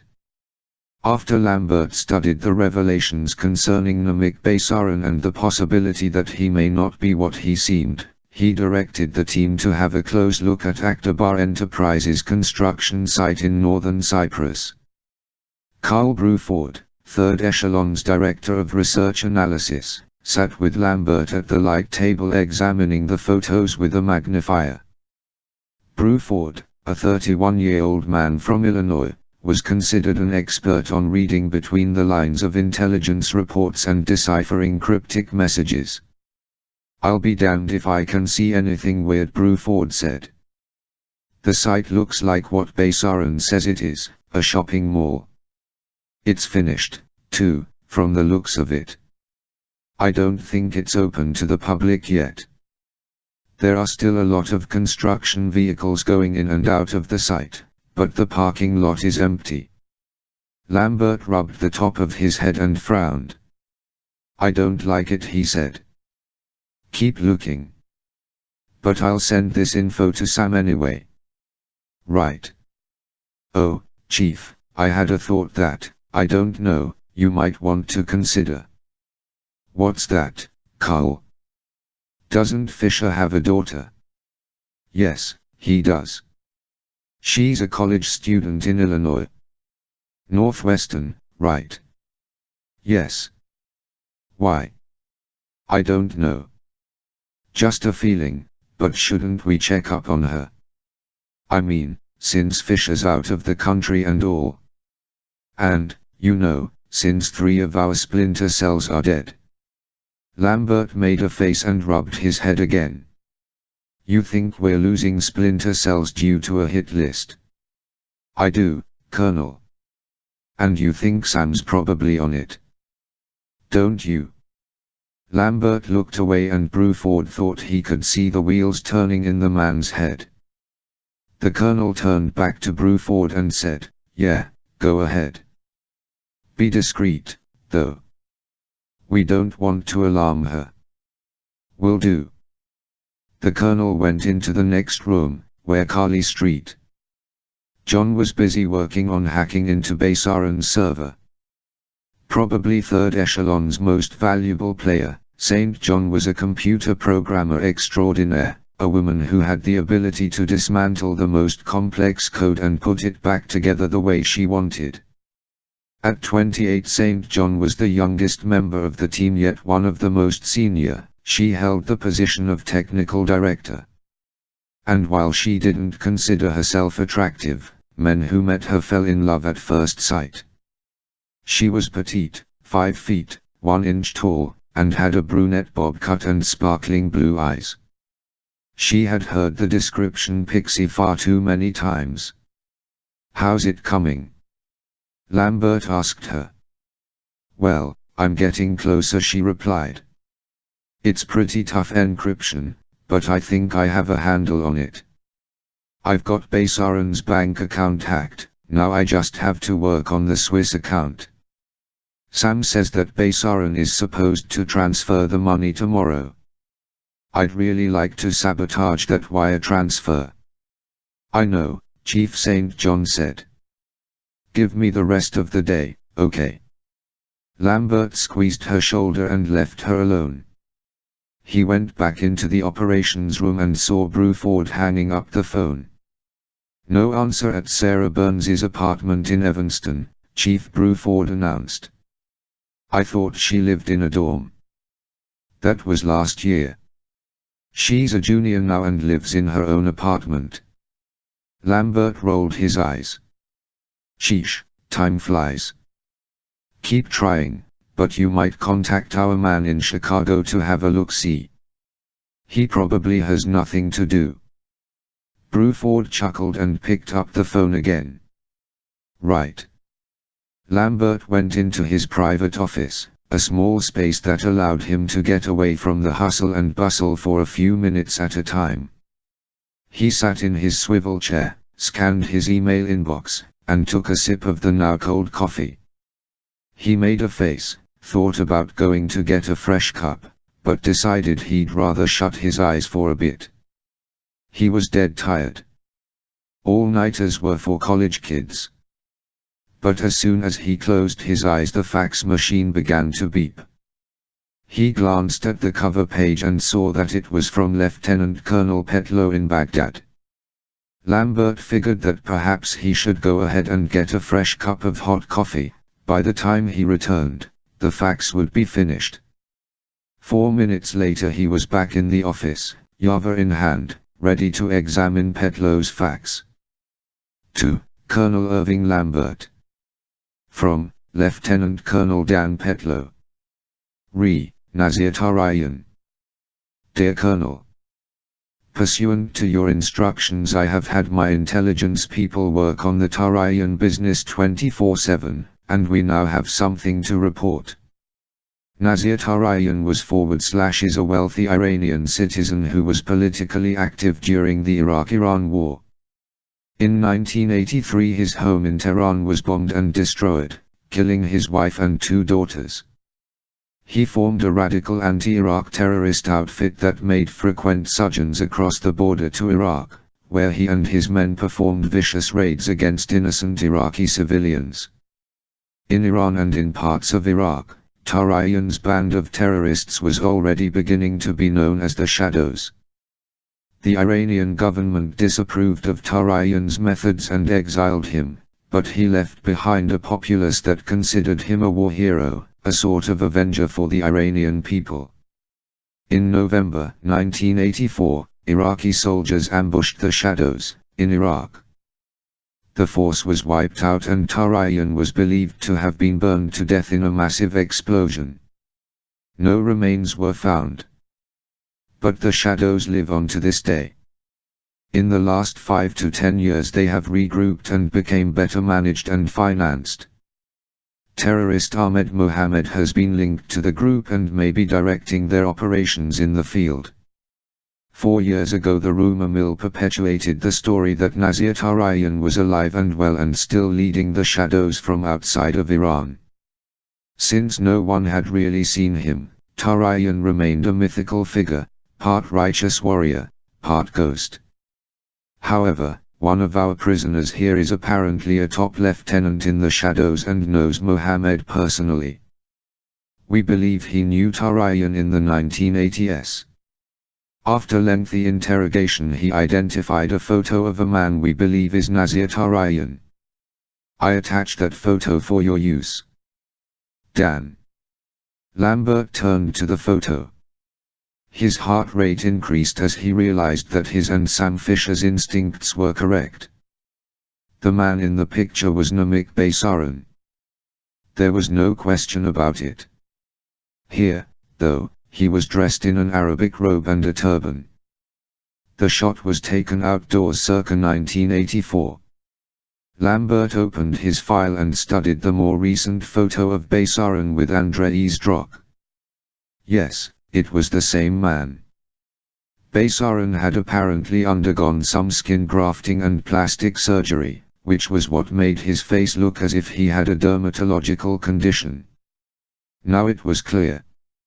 Nazir Tarayan had reinvented himself as Namık Baysarin, obtained Turkish citizenship, and used his already amassed wealth to establish Akdamar enterprises in Turkey. No wonder Baysarin had no history prior to the 1990s. By using the front of Akdamar, and especially the charity organization Terma, Baysarin / Tarayan had been funding and giving strategic direction to the shadows for years. He may not be personally running the shadows, but he was certainly providing them with what mattered, money. Lambert suddenly felt wide awake. 26. Of the two major ports in the Turkish Republic of Northern Cyprus, Kyrenia and Famagusta, the latter has the most colorful history. Located on the east coast of the island, it is a walled city that has been utilized throughout the ages, by a number of landlords, as a convenient strategic base from which to control the Mediterranean Sea. Today the harbor is used mainly for shipping and trade, whereas Kyrenia is more of a passenger terminal. The TRNC government had questioned why Namık Baysarin would want to build a shopping mall just outside of Famagusta. Wouldn't Kyrenia make more sense? Kyrenia had more people and more traffic. Baysarin stuck to his guns, saying that Famagusta was the most historically important city in northern Cyprus. After all, it was the location of Othello's castle, the inspiration for Shakespeare's famous play. Famagusta needed building up, he claimed. It demanded a refurbishing. Once a proud seaport, Famagusta had declined in respectability and Baysarin aimed to change that. The TRNC, unwilling to challenge such a valued supporter of the Republic, allowed him to go ahead and strike ground. Now, 3 years later, Famagusta Center was finished and Baysarin was ready to begin leasing space to vendors. After a few finishing touches were added, Famagusta Center would be unveiled to the world. Of course, Namık Baysarin, aka Nazir Tarayan, had no intention of ever using the site as a shopping mall. Its proximity to Famagusta and the east coast was chosen simply for strategic reasons. He felt no compunction to help the Turks in their fledgling republic. It had all been a decade-long ruse just to arrive at this moment. Tarayan and his chief weapons designer, Albert Mertens, walked around and inspected the massive structure that occupied a space large enough for a sports stadium. Topped by a reflective dome, the building might have been mistaken for some kind of planetarium or observatory if it weren't for the TRNC and Turkish flags hoisted on flagpoles and recognizable Western logos such as the McDonald's arches and the Virgin Megastore script mightily displayed on neon billboards. "Isn't it beautiful, Professor?" Tarayan sighed. "The architect did a nice job with the building, don't you think?" "Yes, indeed," Mertens said, but he wasn't smiling. "And you're sure the Phoenix will be ready in 2 days?" "Barring any unforeseen problems, yes. It's a shame that it will never open for business. We might have made a little money selling Big Macs." Mertens didn't laugh. "What's the matter, Professor?" Tarayan asked. "You seem a little unhappy lately." "I've told you before, I don't agree with your proposed plan," he said. Tarayan stopped walking and threw up his hands.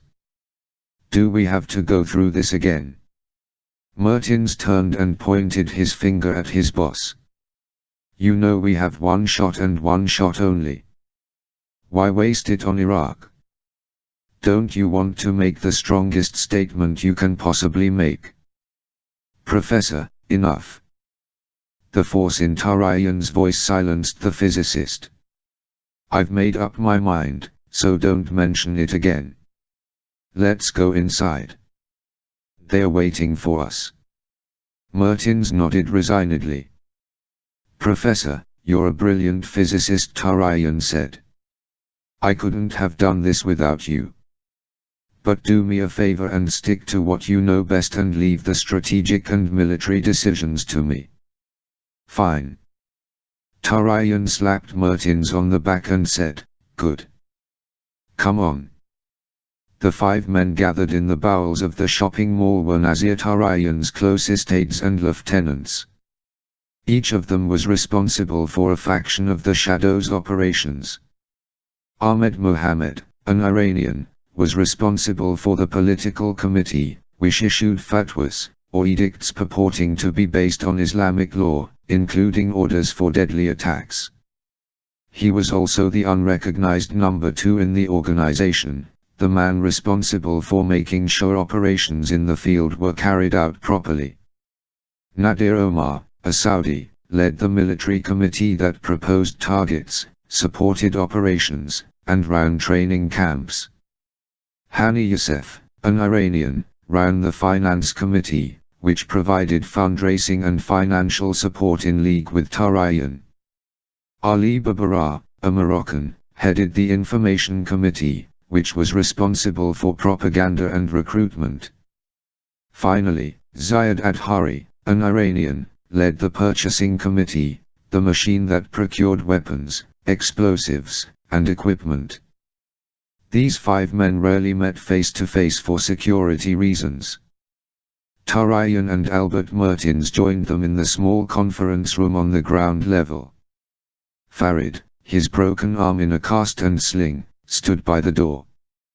Tarayan took the chair at the head of the table, as expected. Mertens sat next to his second-in-command, German physicist Heinrich Euler. Mertens was happy to have an ally in Euler, who was 10 years his junior. Despite the disparity in backgrounds and age, the 2 men shared similar ideologies. They were also once roommates in a mental institution in Brussels. Euler had a habit of whittling on small pieces of wood with a swamp monster combat knife, which was made of 420 stainless steel, a full 1-1/2 inches wide and 1/2 ch thick. Mertens knew that aside from the fact that Euler was a brilliant physicist, he was very handy with the bladed weapon. When they lived in the institution, Euler wasn't allowed to keep a knife. Ever since they had been released, Euler was never seen without it. Tarayan, the man the world knew as Namik Baysaran, stood and addressed the room. Gentlemen, thank you for coming to Cyprus for this meeting. We praise Allah for delivering you safely and for the secure return to your posts. I thought it important that you be here in person as I outline my plans for what has been the realization of a dream. It's a dream I've had for 20 years. Now it will finally come to fruition.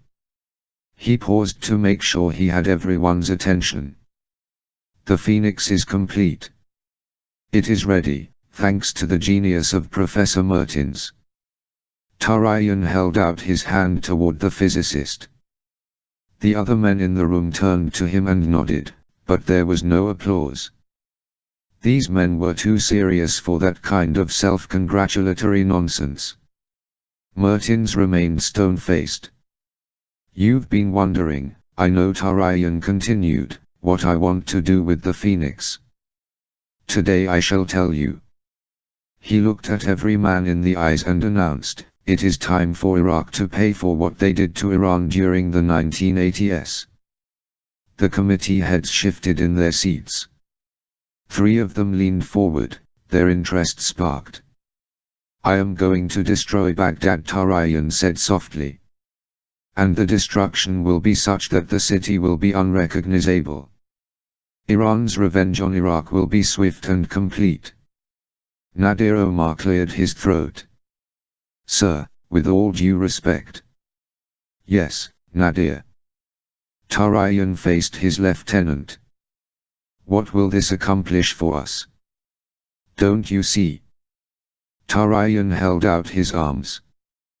The resulting disorder in Iraq, and in the Middle East as a whole, will set the entire region against the West, in particular, against America, for not protecting Iraq from terrorism.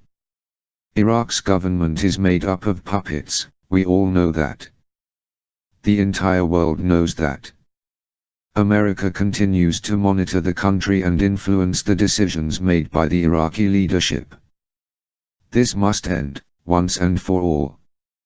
With such a disaster occurring in Iraq under America's watch, the entire Muslim world will react. America will be driven out of Iraq and perhaps even the rest of the Middle East. And then with that opening, Iran will take America's place.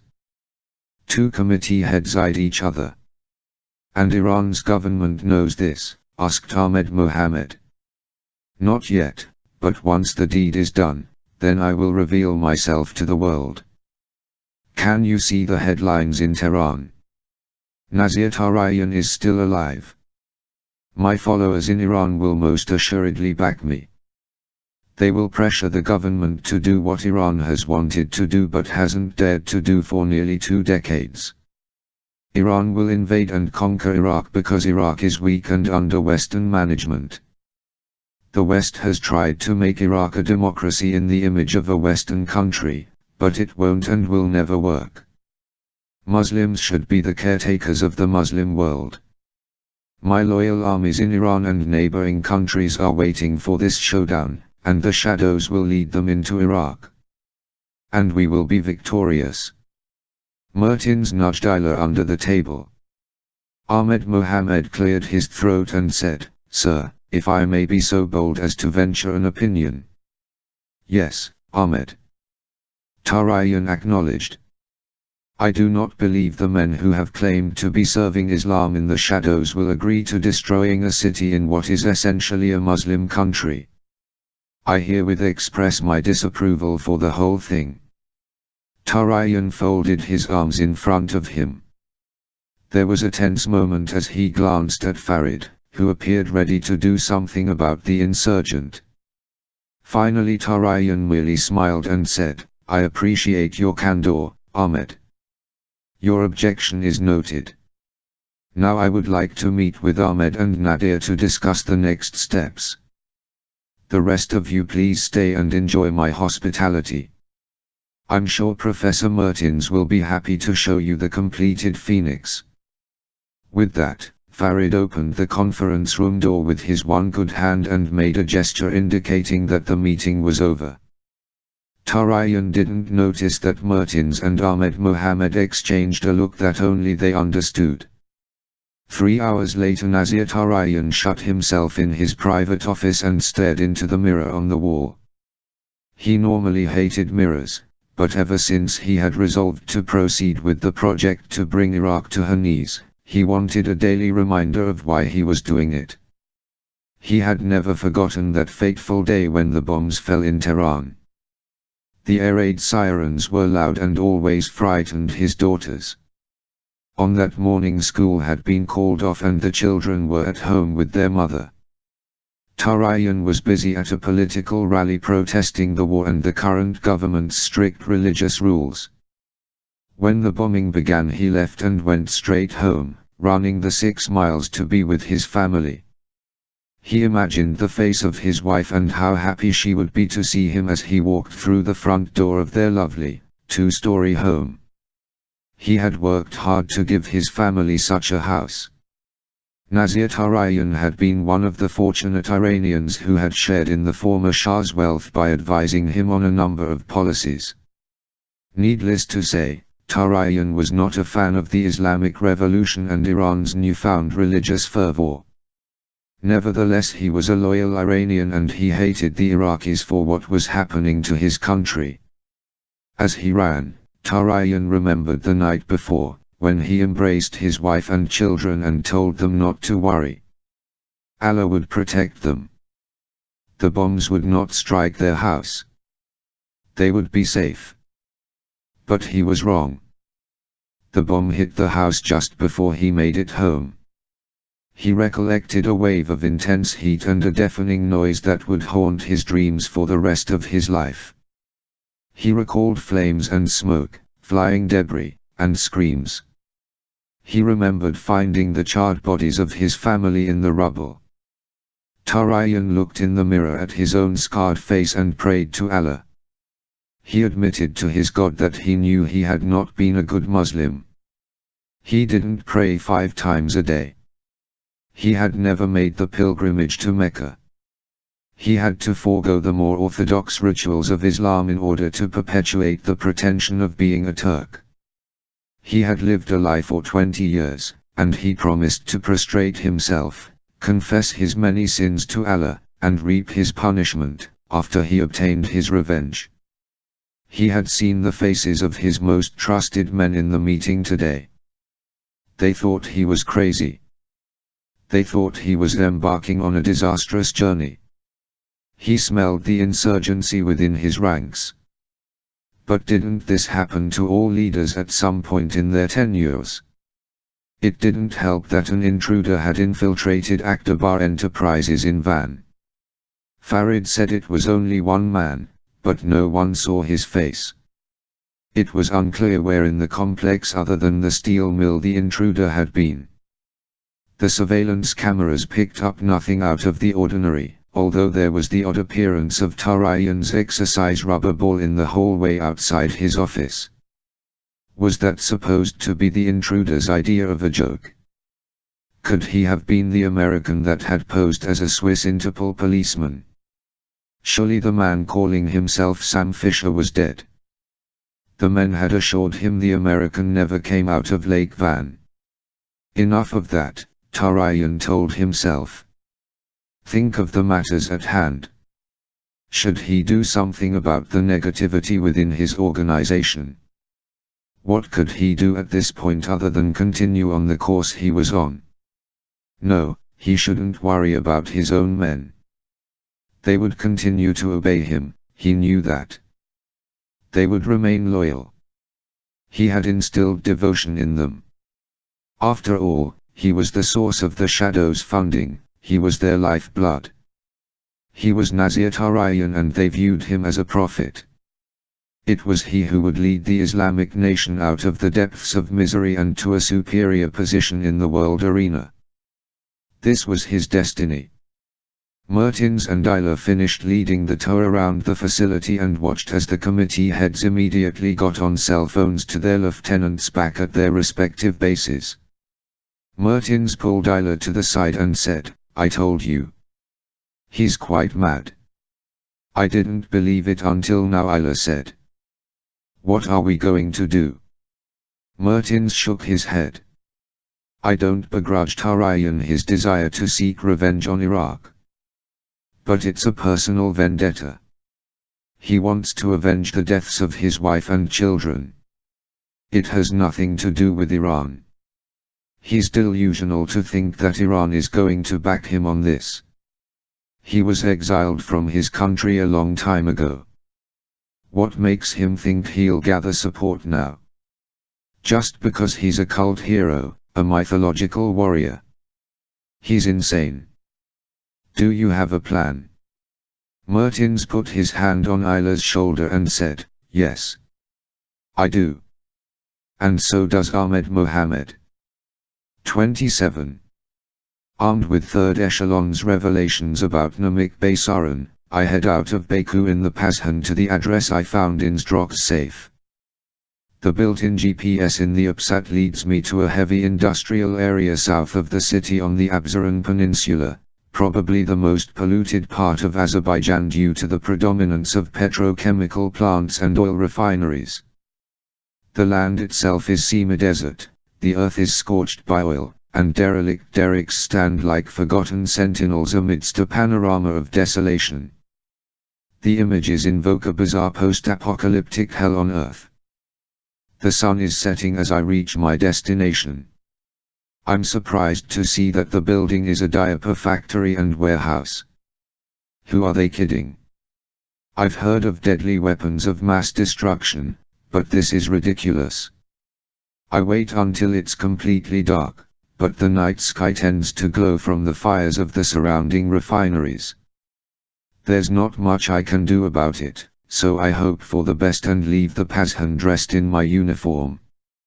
I make my way around to the back of the building, where I find a loading dock with a long ramp inclining toward it, a large folding steel door, and an employee's entrance. A vast, flat field stretches 300 feet or more behind the building, and I'm perplexed as to why nothing is built there. No time to wonder about that now. The lockpicks work easily on the employee door and there are no burglar alarms. Too simple. I utilize the corner periscope to peek through the door before opening it wider. This part of the building is a warehouse, of course, full of boxes and crates with the diaper company logo on them. Work lights illuminate the place much too brightly for my taste. I scan the ceiling and corners and see in the mirror a lone surveillance camera trained at the door. Damn. There's no way I can get inside without it seeing me, even if I blast it with the 5.7. I have to figure out something else. I move to the side of the building and get lucky. Two hinged slat windows are ajar approximately 15 feet above the ground. I look around for something to stand on and remember seeing an empty oil drum by the loading dock. I go back to retrieve it and roll the thing until it's in position. I climb onto the top, pull myself through the window, and jump to the floor inside. I'm still in the warehouse portion of the building. I see several sealed barrels near the loading door, presumably full of gasoline for the truck that sits in a bay next to the dock. I've never seen so many boxes of diapers in my life, if indeed that's what they are. There's also a large open space on the floor, probably where more diapers sat until they were shipped, but it's huge, maybe 100 by 100 feet. Before moving, though, I look for more cameras and find none. The only one in the warehouse is aimed at the employee's entrance. Good. I dart to the nearest crate and pry it open with my knife. Inside I find diapers. I move to the next crate and repeat the process. More diapers. I take a look at the truck, a 24-footer, that can hold a lot of diapers. The lock picks open the padlock in the back, and I find the vehicle completely empty. A folding vertical steel door separates the warehouse portion of the building with the diaper making half. I figure they raise the door and use forklifts to bring boxes of diapers from one side to the other. I take a peek into the factory area and see the heavy machinery that's employed to make the diapers. Before I check out that space, I want to see the rest of the building. I go to the front of the warehouse, locate a door to the rest of the building, and open it carefully. The hallway beyond is dark and empty. I flip on the night vision goggles and go through. As expected, there are a couple of offices, an employee room with vending machines, a broom closet, and an electrical room. I take a look at the latter and study the circuit panel. I find switches for the warehouse and front area spaces, but that leaves a series of additional switches that have no labels. What are these circuits for? I make my way back to the warehouse and stand in the square open space, trying to figure out what I'm missing. There's got to be something here and it can't just be diapers. Directly in front of me is the huge vertical folding door that opens when the loading dock ramp is in use. It suddenly hits me that the boxes and crates are stacked evenly and in straight lines on three sides around me. It's almost as if there was an imaginary square drawn on the floor and the rules state that no crates or boxes can be stacked within the square. Could it be that they leave this space free for a reason? Using the fluorescent mode on the goggles, I look at the floor and finally notice an honest-to-God faint outline of a square. Then I see a pair of tire tread tracks leading from the door to the edge of the outline. Could it be? I jump up and land with force. The echo below me indicates that the floor is hollow. I'll be damned, it's a trapdoor. There's a whole other level beneath the warehouse. So that's what the extra circuit breakers are for. Without moving in front of the surveillance camera, I go into the small foreman's office near the employee's entrance. I examine the desk and walls, and sure enough, there's a locked compartment on one wall that appears to be a telephone access box. I quickly try the lockpicks, but it's a more complicated obstacle and might take too long with the conventional tools. I pull out a disposable pick, set the charge, and blast a hole in the box. Now it opens and there's a thick heavy switch inside. I throw caution to the wind and flip it up. The big empty space in the warehouse begins to lower, like an elevator. I leave the little office and approach the opening in the floor. There are lights on below and I hear movement. I whip the SC-20K off my shoulder, check that it's loaded with bullets, and wait. As soon as the platform is completely lowered to the bottom level, two men dressed in jebalas and turbans walk onto it. They are carrying AK-47s around their shoulders but are at ease. Apparently they believe whoever's up here is a friend. One of them calls to me in Arabic and then realizes I'm not who he thinks I am. The other man shouts something in alarm, and both of them swing the guns into their arms. I let off 2 rounds, hitting them both squarely in the chests. The guards drop the weapons and fall to the platform, their blood spreading across the robes. I listen carefully for more signs of occupancy. The silence tells me it's safe. It's a good 40 feet to the bottom, so I use the rope and grappling hook /cigar holder to fashion a vertical passage down. I slither to the lower level. The place smells like fuel, aircraft fuel. I notice that the perimeter of the moving platform is lined with built-in lights, flush on top. Off to the side are sets of wheel chocks, the things they use at airports to block wheels to keep aircraft from rolling. There's a fuel tank with an extra long hose attached, just the kind that's used to fill up an airplane. A fire extinguisher sits nearby. I'm in a fully functional but empty hangar. The flat field behind the building serves as a runway. The plane rolls up the ramp, onto the loading dock, and into the warehouse, where it is lowered to the underground hangar. I'll bet the platform turns so they can point the plane in the proper direction for its next liftoff. Leave it to the shop to keep a secret airplane hangar underneath a diaper warehouse. But where's the airplane? Without warning I hear a gunshot and feel the heat of a bullet whiz past my face. I drop to the platform instinctively and roll toward one of the corpses. The maneuver sends a bolt of pain through my injured shoulder, but I grit my teeth and ignore it. The shot came from the portion of the lower level directly beneath the factory area. Using the dead man as cover, I glance over the body and see more crates and boxes, many of them stamped with the familiar Tabriz Container Company logo. Then I spot movement behind one of the crates. How many guys are there? More shots. They hit the dead Arab, but I'm concerned the rounds might go through him and strike me. I take the risk of swinging the SC-20K off my shoulder, which puts me in the line of fire for a couple of seconds, and then I drop face down. I lower the goggles and aim the rifle in the direction of the sniper, but one of his bullets strikes the platform directly in front of my face. Shards of concrete perforate my cheeks and mouth and it burns like hell. Thank heaven for the goggles, which are made of a highly concentrated plexiglass that's nearly impossible to shatter. The shards would have blinded me for sure. I take a moment to wipe my face on my right sleeve. There's a lot of blood, but I imagine that the wounds are small. Hopefully they'll be like shaving nicks, bleed a while, and then coagulate. I overlook the pain and concentrate on finding my prey. Then I see him.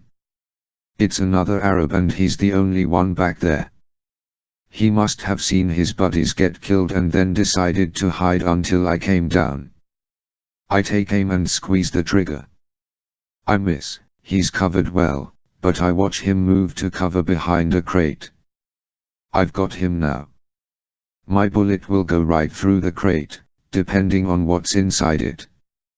I fire and, holy shit, there's a massive explosion on his side of the floor. I don't know what I hit, but it sure was nasty. The space fills with thick black smoke, something I didn't want to happen because I'm not finished down here. I jump up, grab the fire extinguisher I saw earlier, and run to the fire, which luckily is contained within a small space. I aim the extinguisher and let her rip. It takes about a minute to put out the fire. As the smoke clears, I see the charred remains of the sniper. The guy's in a few pieces and it's not pretty. The crate he was crouching behind is obliterated, but I was successful in keeping the rest of the cache safe from harm. The draft from the platform opening in the ceiling sucks out the smoke pretty quickly, so I move to the other boxes and crates. I know what I'm going to find in there, but I open a crate just so I can say I told you so to myself. Guns. Explosives. Military gear. Stingers. Uniforms. Surveillance stuff. Damn, it's a terrorist Kmart. I've just found one of the shop's main storehouses. When orders come in through the Swiss-Russian International Mercantile Bank, product is shipped from here. Maybe they use the airplane to deliver goods. Perhaps it's out calling on customers at this moment. I snap a few pictures of the place with the UPSAT and wonder what I should do. I could leave it to the military to bomb the shit out of the place, or I could take peremptory action and do something myself. Glancing over at the first two dead Arab guards, I get an idea. I go back to the cache of goods and look in the boxes where I found the uniforms. There are flak suits, camouflage wear, and traditional Arabic dress such as jebalas and turbans. I take a jebala, but I'll be damned if I know how to wrap a turban.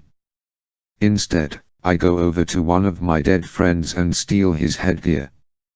I try it on without unraveling it and find that it's a perfect fit.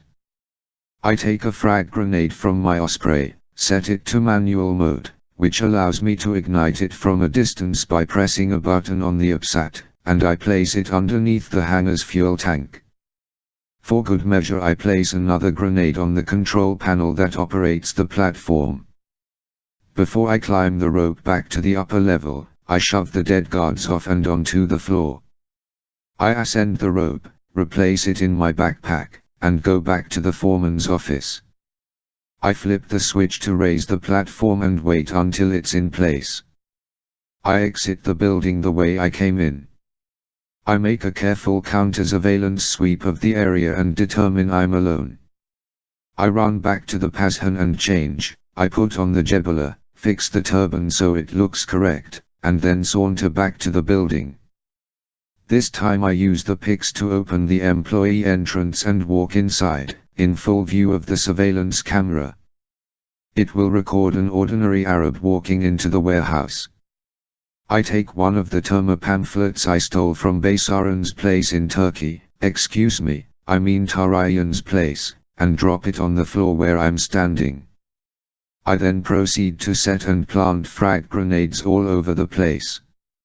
I pay special attention to the gasoline drums. As I go around the building, I drop Terma pamphlets. Finally, when I'm done, I leave the building and drop the remainder of the Terma literature on the loading dock, the ramp, and on the runway field. Investigators will surely find whatever Terma pieces are not obliterated in the coming fireworks. Back at the Pashan, I get rid of the jebala and turban, sit in the car, and activate the UPSAT trigger. The diaper factory goes up in a massive fireball that turns the night sky into an orange and yellow backdrop. I'm sure the thunderclap is heard for miles. I drive away from the disaster area and can't help smiling. I'd love to be there when Andrei Zdrok gets the news that his terrorist department store has been blown to Kingdom Come. And with the evidence I left behind, hopefully he'll think the shadows are responsible. Beautiful. As I approach the city limits of Baku, I receive a message on the AppSat from Carly St. John. I laugh out loud when I read it, for it serves my little plan that much more. Hi Sam. Just letting you know that I've succeeded in diverting Tarayan's money transfer to a temporary hidden account in our offshore bank. That's one payment the shop won't get. Carly. 28. The Russian military lagged behind the United States in stealth technology and only recently began to aggressively pursue an updated, modern approach to air defense development. The cause was advanced considerably by the recovery and sale of a shot-down US Air Force F-117, a stealth fighter during the 1999 war against Serbia. Serbs reportedly sold the remains of the American aircraft directly to the Russians. Since then, Russian fighter maker Sukhoi began to use the S-37 Berkut, or Golden Eagle, as a test bed for developing technologies for the next generation of military aircraft. The S-37 eventually evolved into the modern Su-47. Western intelligence speculates that the new Su-47 is a stealth fighter. To date, the truth is not known to the US or Great Britain, but Russian military insiders are well aware of the state of affairs. The stealth fighter does exist, if only in a prototype stage, and it is destined to compete with the F-117. An impressively designed aircraft, the Su-47 has swept forward wings and a shape not unlike the Su-27 series. This configuration provides many benefits in aerodynamics at subsonic speeds and at high angles of attack. The four-mounted canards are somewhat triangular and placed unconventionally far from the cockpit and close to the wings. The rear tailplanes are small but sleek and of unusual design. A strange hump behind the canopy encloses computer systems. There are two ordinary-looking D-30 F6 engines and an IR-targeting tracking blister mounted just in front of the canopy. With a wingspan of nearly 17 meters and an overall length of 22.5 meters, the Su-47 is the perfect size aircraft for stealth missions. It was General Stefan Prokofiev who made one of the prototypes available to the shop. He was in charge of the development team that was the liaison between Sukhoi and the Russian military. As a handful of prototypes emerged from the factory, Prokofiev made sure that one of them disappeared during a test flight. In reality, it was stolen and diverted to one of the shop's secret hangars located in southern Russia. The only consolation Andrei Zdrok could attribute to the disaster that befell the diaper factory in Azerbaijan was the fact that their Su-47 was currently safely at rest in a different hangar in southern Russia. To replace the aircraft would have been extremely difficult, if not impossible, and it was a loss that Zdrok did not want to incur. Losing the $23 million worth of arms, equipment, and the Baku facility itself was bad enough. He was furious. Too many strange things had happened in the past couple of days, and he was convinced it was not a coincidence. First, an intruder broke into the bank and blasted a hole in his safe. Nothing was taken, although Zdrok was certain that the documents were most likely photographed, and a great deal of damage had been done. And now the warehouse /factory had been destroyed. By whom? Initial reports by his own investigators indicated that the shadows might have had something to do with it. The site was littered with terma literature. Was that an accident, or had it been done on purpose as a protest against the shops refusing to refund the money for the Shadow's lost arms shipment? A knock on the door rustled Zdrok from his mind racing. "Come in," he said. It was Antipov. The man entered the room, stepped over the rubble that still lay on the floor, and shut the door. "The two policemen are fine," he said. "Their vests stopped the bullets. The night sentry insists that the man who made him use the retinal scanner was definitely American." He handed a CD to Strock and said, "This is from the camera at the warehouse. What was left of it, anyway? I think you'll find it interesting." Strock took the disc and put it in his computer. They watched the clips together. A man dressed in a jebula and turban entered the back entrance. He set grenades, he dropped leaflets, and then he left. "Who is he?" Strock asked. "He's not American." "Who knows? He's obviously an Arab militant. He deliberately left that Terma stuff. It's a message, Andrei. Tarayan is sending us a message. What does he want, a goddamned war?" Strock fumed. He took out the disc and gave it back to Antipov. "I'm going to call the bastard." He picked up the phone, consulted the directory in his computer, and dialed the number in Cyprus. Yes. It was Tarayan, otherwise known as Baysaran. "It is I," Strock said. "Are you on a secure line?" "Of course. How are you, Andrei?" Tarayan sighed. He sounded tired and stressed. "I could be better."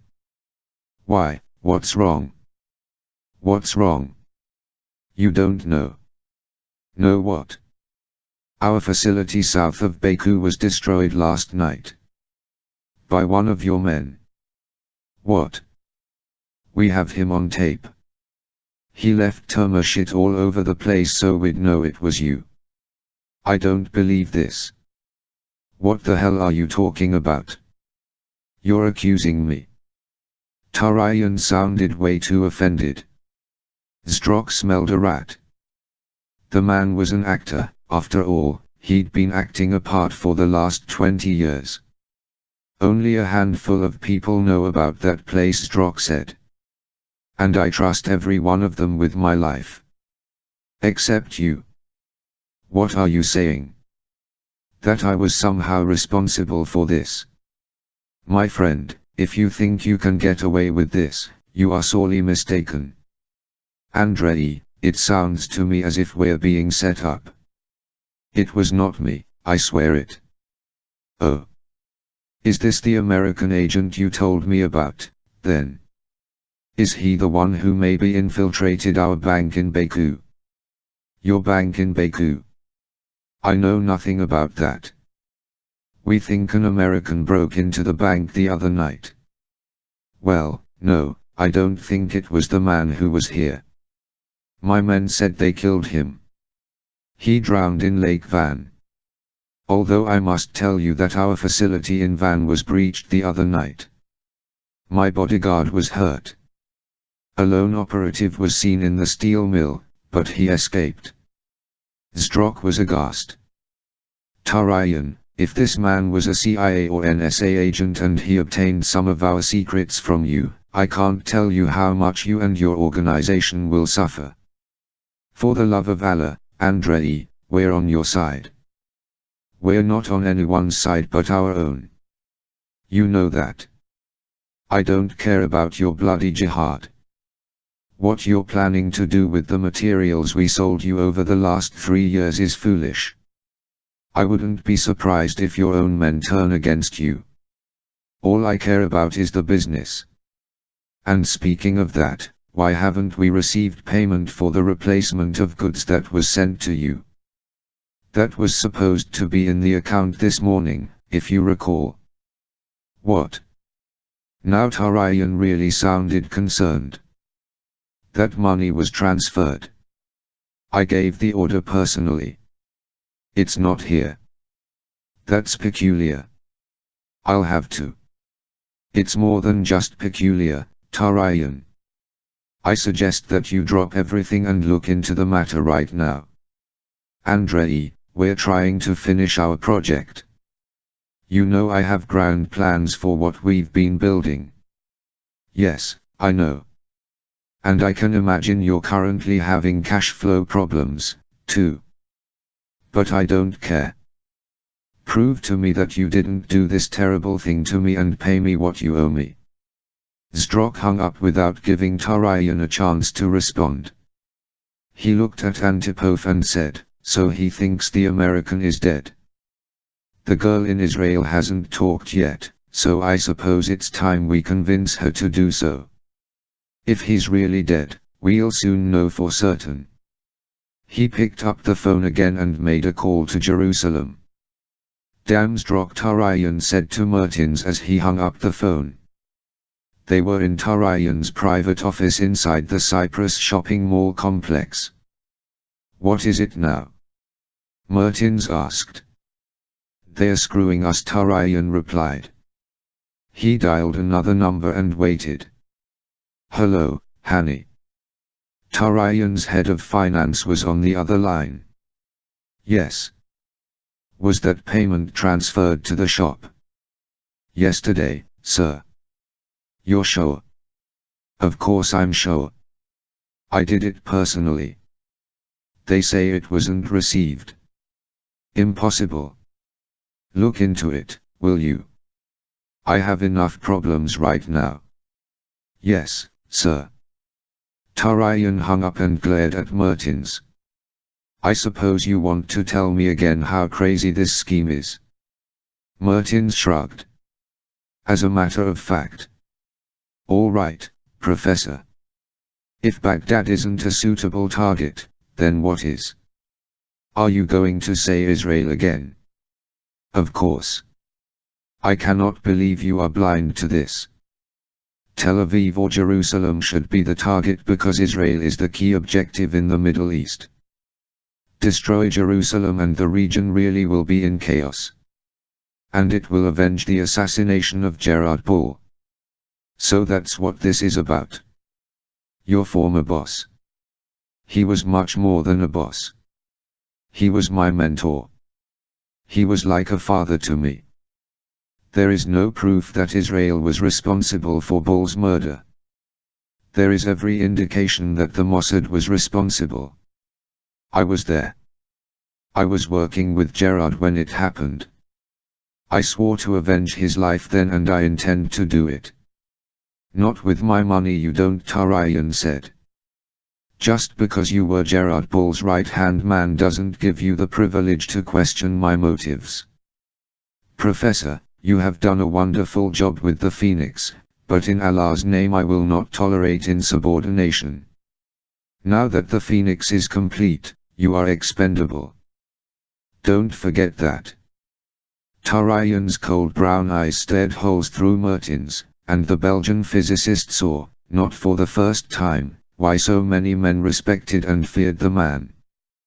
Tarayan possessed that rare quality known as charisma.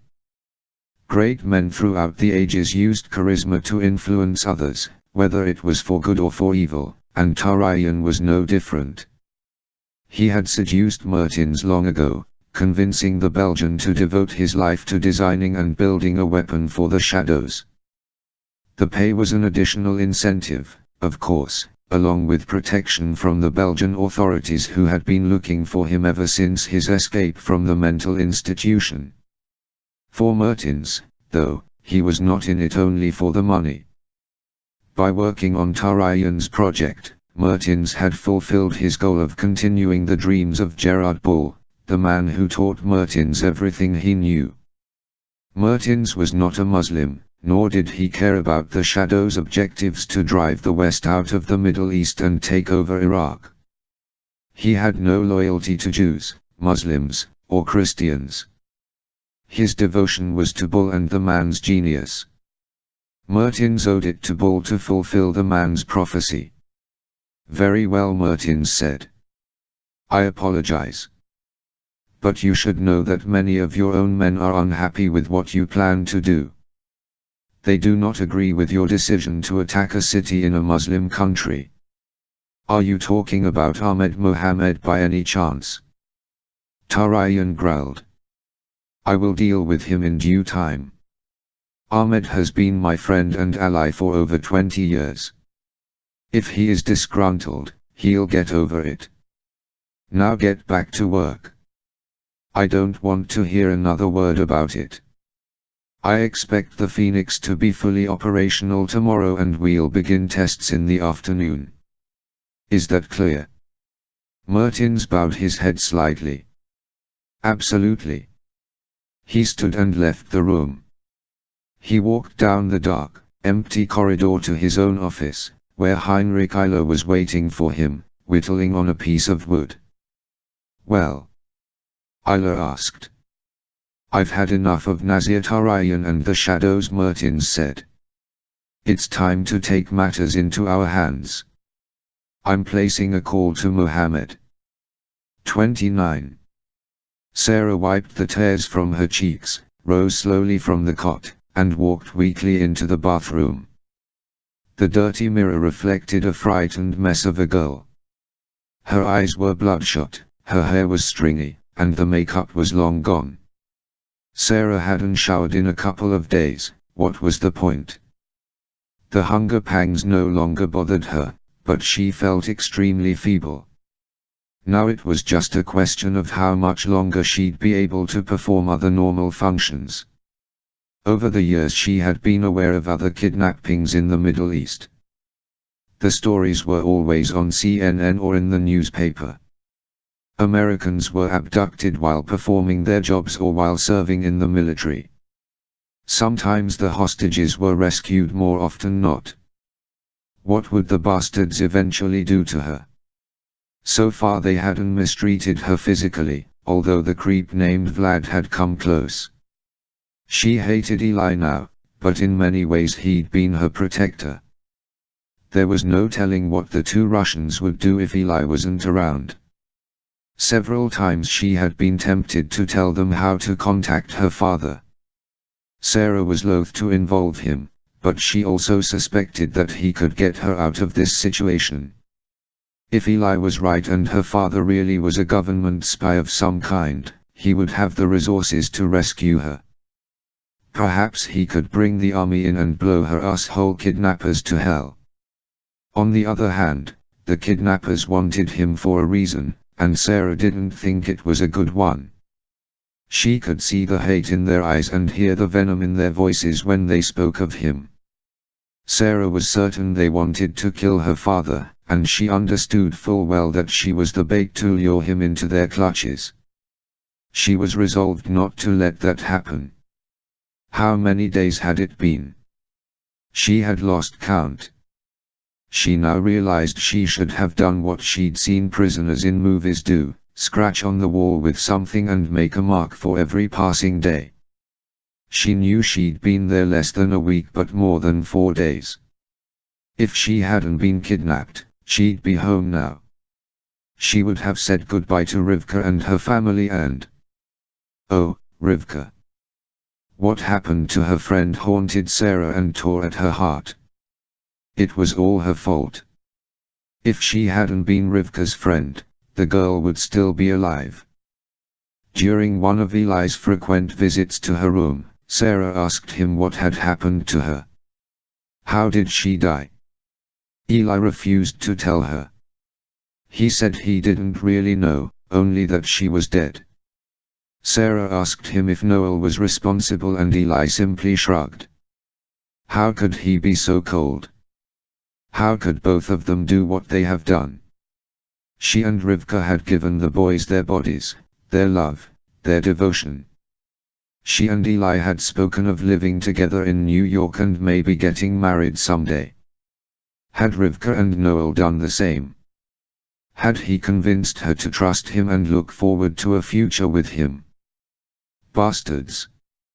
Sarah finished her business in the bathroom and lumbered back to the cot and lay down. She then heard a familiar knock on the door. Eli again. The key turned in the lock and the door opened. She didn't look at him but felt his presence as he stood over her. You want anything to eat yet? He asked. She didn't answer. Come on, Sarah. You better eat something. You're going to need your strength. Sarah refused to acknowledge him. Look, Sarah, we've had new orders come through. Vlad and Yui, they've been given the go-ahead to be more, aggressive. This is your last chance. You have to tell us what we want to know. Where is your father? How do we get a message to him? Her silence finally got to him. Eli grabbed her by the hair and pulled her head up.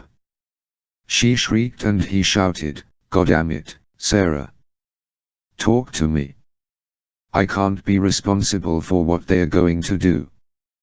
The tears welled in her eyes, so she closed them. That way she wouldn't have to look at him. He let go of her and she burrowed herself into the blankets and pillow, sobbing. "Sarah," he said, a little softer. "Vlad and Yui, they are going to come in here and make you talk. I promise you, they will make you. So please, tell us what we want to know." She mumbled something. "What?" he asked. She lifted her head and said evenly, "Go to hell." Eli sighed, moved toward the door, and said, "I'm sorry, Sarah." And then he left. Now Sarah was really frightened. What were those two men going to do to her? Please God, don't let it be rape. Anything but that. She felt movement in the room and heard the door slam shut. Sarah looked up and saw them, Vlad and Yui, standing near the cot. Vlad had a coil of rope. Yui carried a toolkit. "Hello, Princess," Vlad said. "Are you ready to have some fun with us?" Adrenaline pumped through Sarah's body as she leaped from the cot and ran toward the bathroom. Vlad caught her around the waist and swung her back to the cot. She fell on it hard, collapsing it. Vlad uncoiled the rope. Carly Street. John finally had a good night's sleep after spending 2 days straight on hacking Tarayan's and Zdrok's bank accounts. Now she had a new assignment and it was just as urgent. Lambert had given her digital files of phone conversations that Sam Fisher had recorded in Turkey, and he wanted a splice job. This meant she had to take pieces of the conversation, cut them up, and put them back together so the speakers were saying something very different from the original. The subjects were Nazir Tarayan, aka Namik Baysaran, and an unknown subordinate. They spoke in Farsi, not Turkish. After third echelon's crack interpreter translated the dialogue into English, Carly heard the original conversation like this. "Man, but surely the shop can see that it wasn't us." Tarayan, "No, the shop can't see, Zdrok is blind to everything but his own little world." "Man, let me get this straight. The diaper factory was attacked by someone. Tarayan, an Arab. Man, and he blew up the building. Tarayan, and left thermal material all over the place. Man, so obviously someone wants to create a rift between you and the shop. Tarayan, the rift was already there. They just made it wider. Man, so I suggest you tell him that you're convinced it was an outside job. Someone is setting you up." Tarayan, "I told him that, but he didn't listen. Now he doesn't take my calls. Damn it, doesn't he know who I am? Man, has Hani found out what happened to the money transfer?" Tarayan, "No. We sent the money. According to Hani's records, the transfer made it safely into Zdrok's Swiss bank account. However, Zdrok claims he never got it." "Man, you did give the order for the transfer, didn't you?" Tarayan, "Of course." "Man, then why would he lie?" Tarayan, "He's angry that the first shipment of arms was confiscated in Iraq. The Iraqi police arrested the men red-handed. Ahmed and his men tried to mount an operation to retrieve it, but that failed. We had to bite the bullet and pay for a completely new shipment. So far Zdrok says he hasn't been paid. Man, he delivered it without us paying up front, right? Tarayan, yes. His one good Samaritan act. Now he wants his damned money yesterday. Man, so he probably thinks you're trying to put him out of business. Tarayan, yes, that's probably what he thinks. Man, surely the Azari police will catch someone for the crime. Tarayan, not likely, you fool. The media's already blaming the shadows for it. Ali put out a statement denying responsibility, but you know how far that goes. Man, so what now? Tarayan, the man better apologize for his behavior and exonerate us of this crime. And he should not charge us for the new shipment. The man's a billionaire, he can write it off. Kali heard the sound of a knock. Tarayan, come in. Another man, you're wanted in the control room. Tarayan, I'll be right there. And that was the end of it. A second file contained the following short exchange between Tarayan and the same man. Tarayan, the Filipinos behave as if they're in the West. They are a godless bunch. Man, the shadow's influence on them will change things. Tarayan, the authorities can't deny that Islam is growing in the Far East. Our cells in the Philippines and Indonesia will soon make strikes, but not until, garbled. Man, garbled, and the United States will then relent. Tarayan, all they care about is money. I've hit them where it hurts and I'll continue to do so. Come on, let's worry about the Far East after the Phoenix project is completed. And that file was over. Her intercom beeped. She pressed the talk button and said, yeah. What do you think? It was Lambert. It doesn't seem too difficult, she answered. I've got plenty to work with. It has to sound convincing. I can tell Sam we need more material if you can't put something together that will. Don't worry, Chief, I can do it. Is that pizza here yet? Lambert laughed. For such a small person you sure eat a lot. My brain cells need feeding, they soak up all the nutrition. The delivery should be here in another 5 minutes or so. Let me know, I'm starving. Carly released the intercom and went back to her computer. Sometimes the work was like this and she never went home. Here she was with a bedroll in her office. There were periods of time when she felt as if she were back in the dormitory at Harvard. She could remember all-nighters when she'd catch a nap for an hour or two and then hit the books again. During finals she never left her room. Her mother always complained that she wasn't married and didn't date. If her mother only knew that Carly was busy saving the country and didn't have the time or the will to see anyone, perhaps the woman would leave her alone. Of course, knowing her mom, she'd probably say that settling down and raising a family was more important. No, thanks. Carly was content to live a celibate lifestyle and drown herself in work.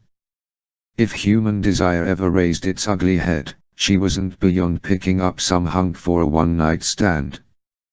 Commitment, for her, was a 4-letter word.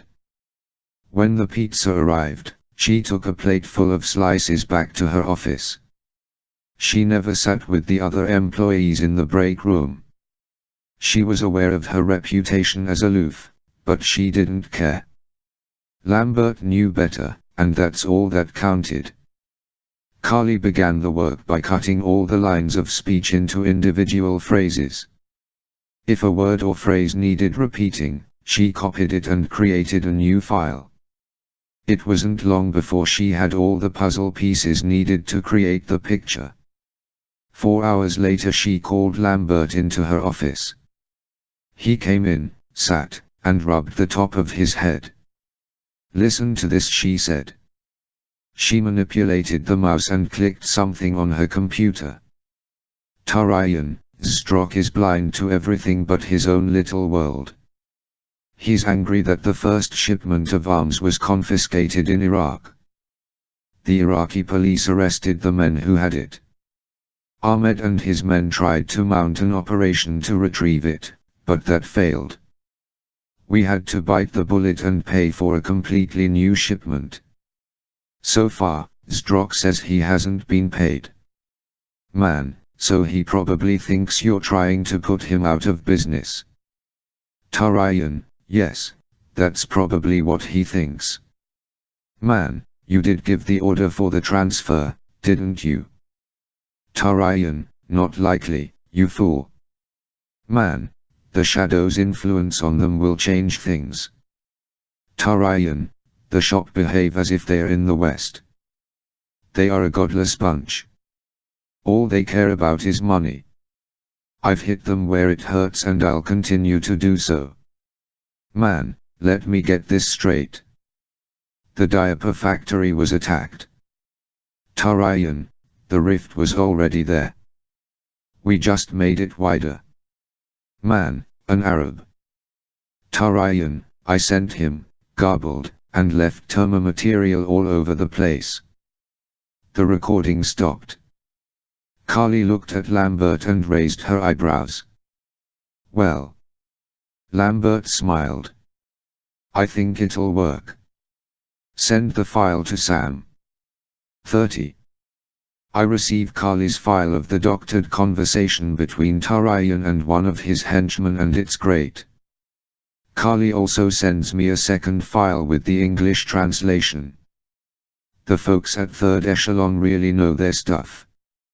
It must have been extremely difficult reconstructing a conversation without speaking the language, but then Carly Street.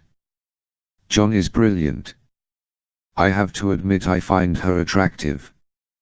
She's a tiny little thing and smart as a whip. I've never made any moves toward her, though. For all my skittish tendencies toward women, you'd think that seeing someone in the same agency would be all right. At least she'd understand my line of work, and I wouldn't be putting her at risk simply by knowing me. I'll have to think about that one. For now, though, I need to send Andrei Zdrok my little present. I'm surprised to find a bagel shop in Baku right across the street from his bank and decide that's as good a place as any from which to keep a surveillance going. I position myself at a corner table, have some breakfast, and read the newspaper, poised where I can look through the window at the street. The proprietors don't seem to mind that I'm loitering as long as I keep filling the coffee cup. Finally, at a little after 10 o'clock, I see him get out of a Mercedes in front of the bank. He's dressed as sharply as always. When the Mercedes drives off, though, Zdrok doesn't enter the building. Instead he turns, looks in my direction, and crosses the street toward the bagel shop. Shit. It's quite possible Zdrok knows what I look like.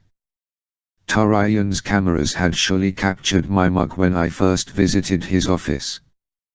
The guy could have sent my picture to Zdrok. I stand and walk toward the washroom. Zdrok enters the shop just as I go through the door. I enter the stall and wait a few minutes until I'm fairly certain that he's made his purchase and left. I move to the door and open it slightly.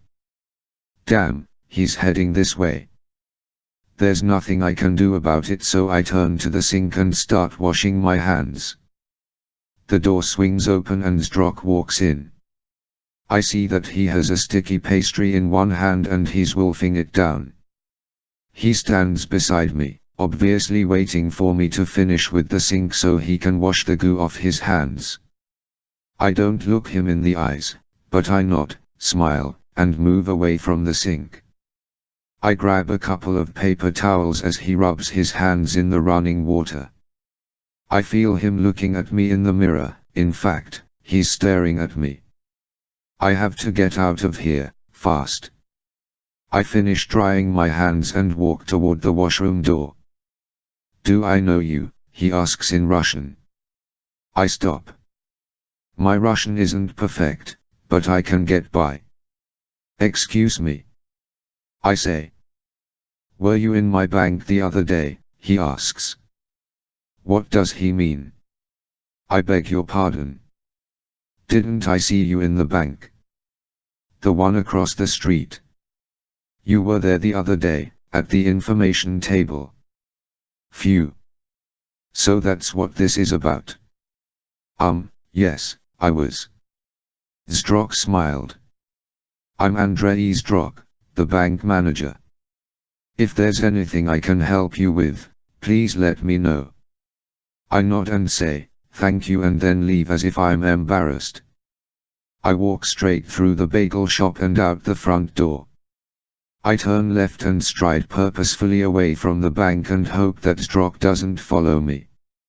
It's unlikely, but I don't want to take any chances. I stop at a newsstand and pretend to browse the magazines, keeping an eye on the bagel shop. After a moment I see Zdrok exit and cross the street to the bank. He doesn't look my way.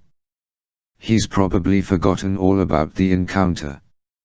I'm counting on it, anyway.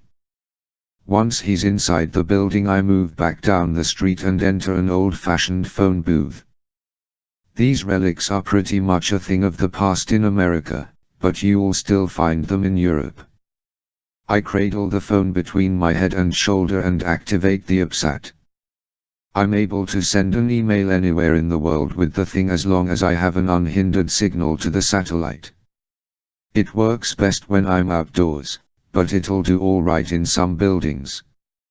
For this, though, I don't take any chances. I want Zdrok to get this email. His address is stored in the UPSAT, so it's a simple procedure to send Carly's file. For a message, I type in Russian, I thought you'd find the attached conversation interesting. I sign it a friend and send it. I leave the phone booth and walk the 2 blocks back to where I parked the Pashan.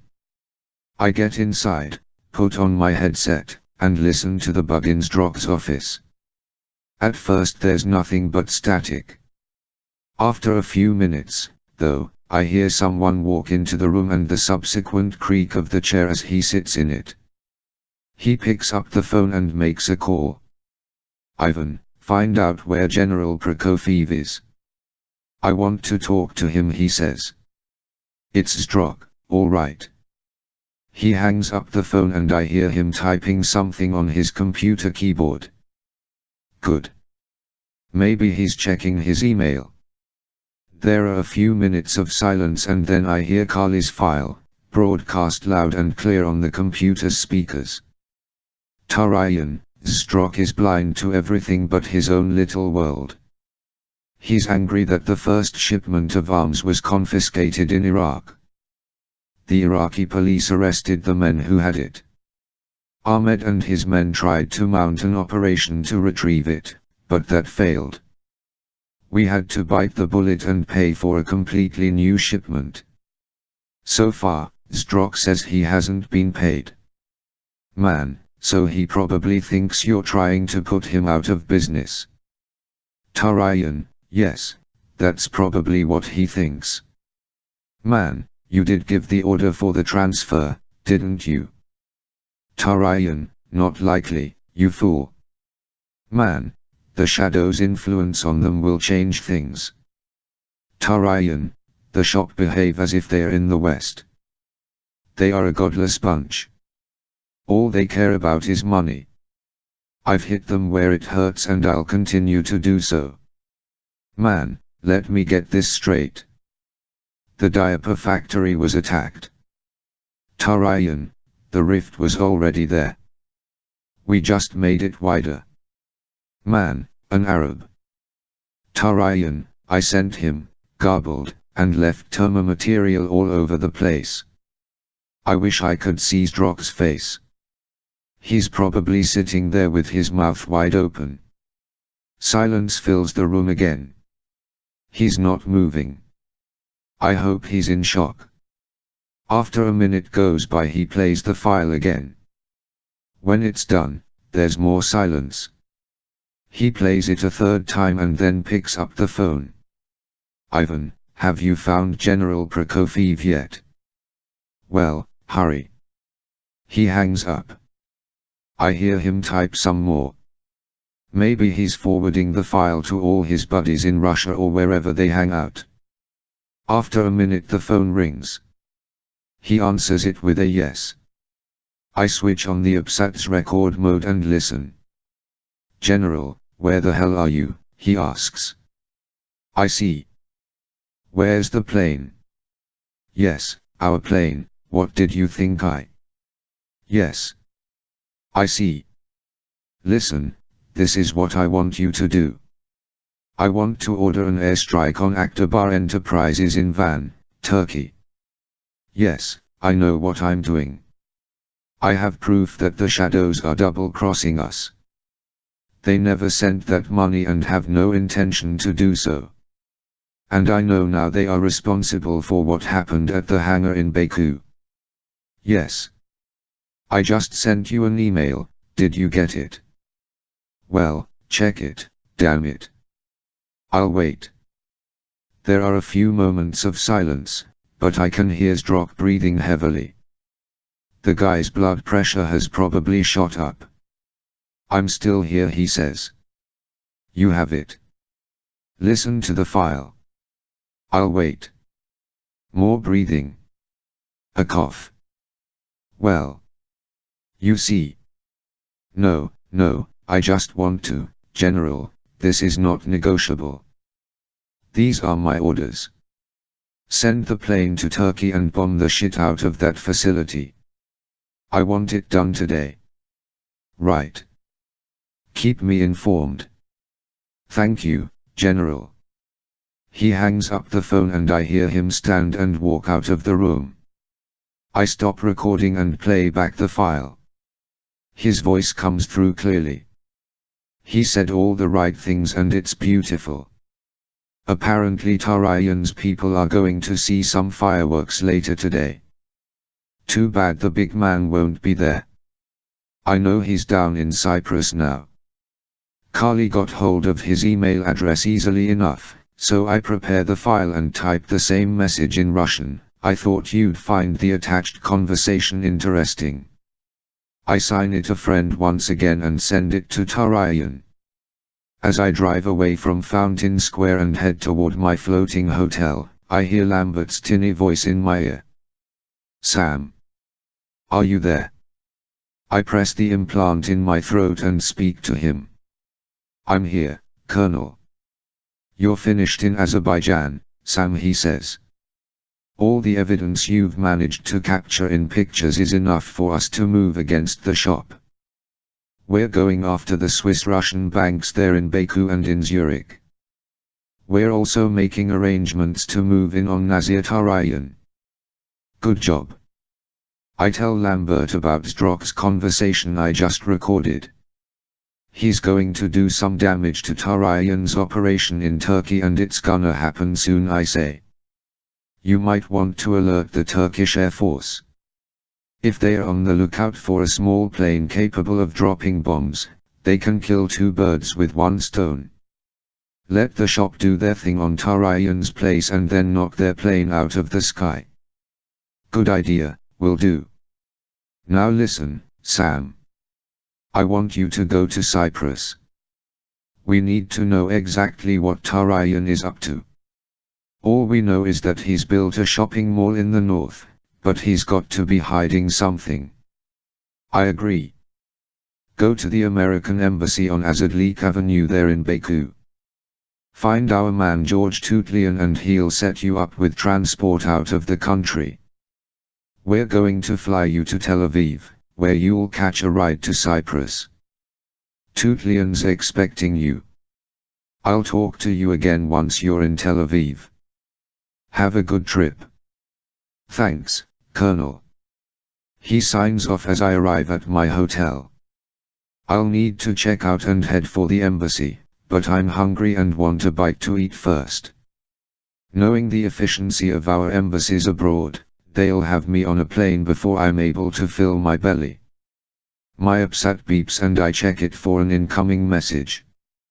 It's coded so I know it's, Christ, it's from Sarah. It's the first time she's ever used the private number to reach me. But as the words appear on the screen, my heart skips a beat. I feel a growing dread that threatens to erupt into full-blown panic. I want to tear off the upsat and throw it into the Caspian Sea. I want to scream at the heavens for allowing this to happen. The message reads: "We have your daughter. You have 72 hours to come to Jerusalem from wherever you are." The message goes on, ordering me to phone a specific number when I arrive, and ends with the parting shot. "No tricks if you want to see her alive again." 31. For the shop, one of the advantages of keeping a top Russian general in a major administrative position was his ability to procure and modify military equipment. When the Su-47 prototype stealth plane was presented to Andrei Zdrok, the aircraft was still in the stage in which design alterations could be made.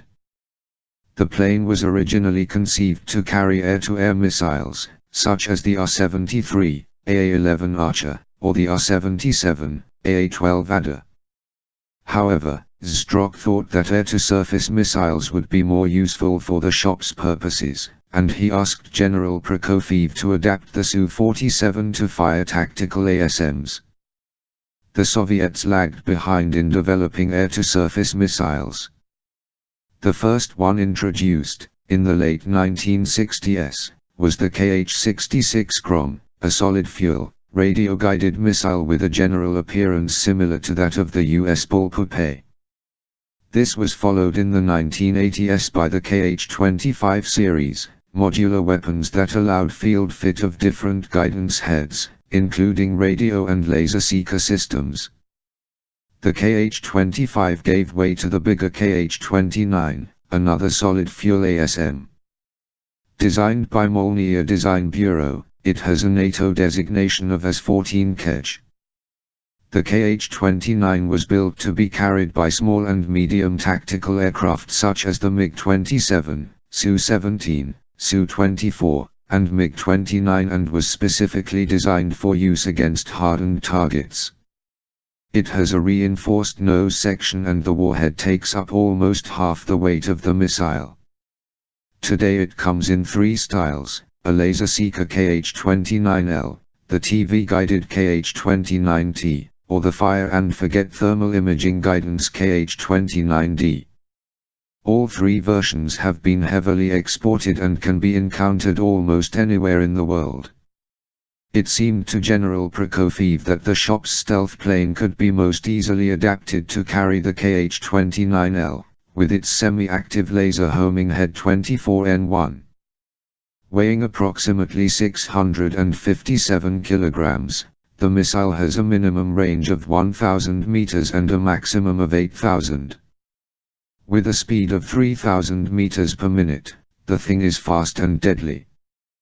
The shop kept three hidden hangars for the Su-47, one in Baku, which was now destroyed, one south of Moscow in the tiny village of Volavo, and one south of Kiev in a small hamlet called Abukhov. The stealth fighter was in the hangar at the latter location when the orders came through to attack Aktabar Enterprises. The shop's ace pilot, Dmitry Mazhu, lived and breathed with the plane. He had apartments near each of the three locations so that wherever the plane had to go, he was there to take it. He then babysat the aircraft until the next assignment.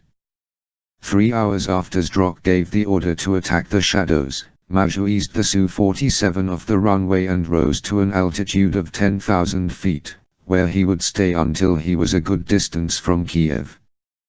Within 10 minutes the plane ascended to 30,000 feet and turned in the direction of southeast Turkey.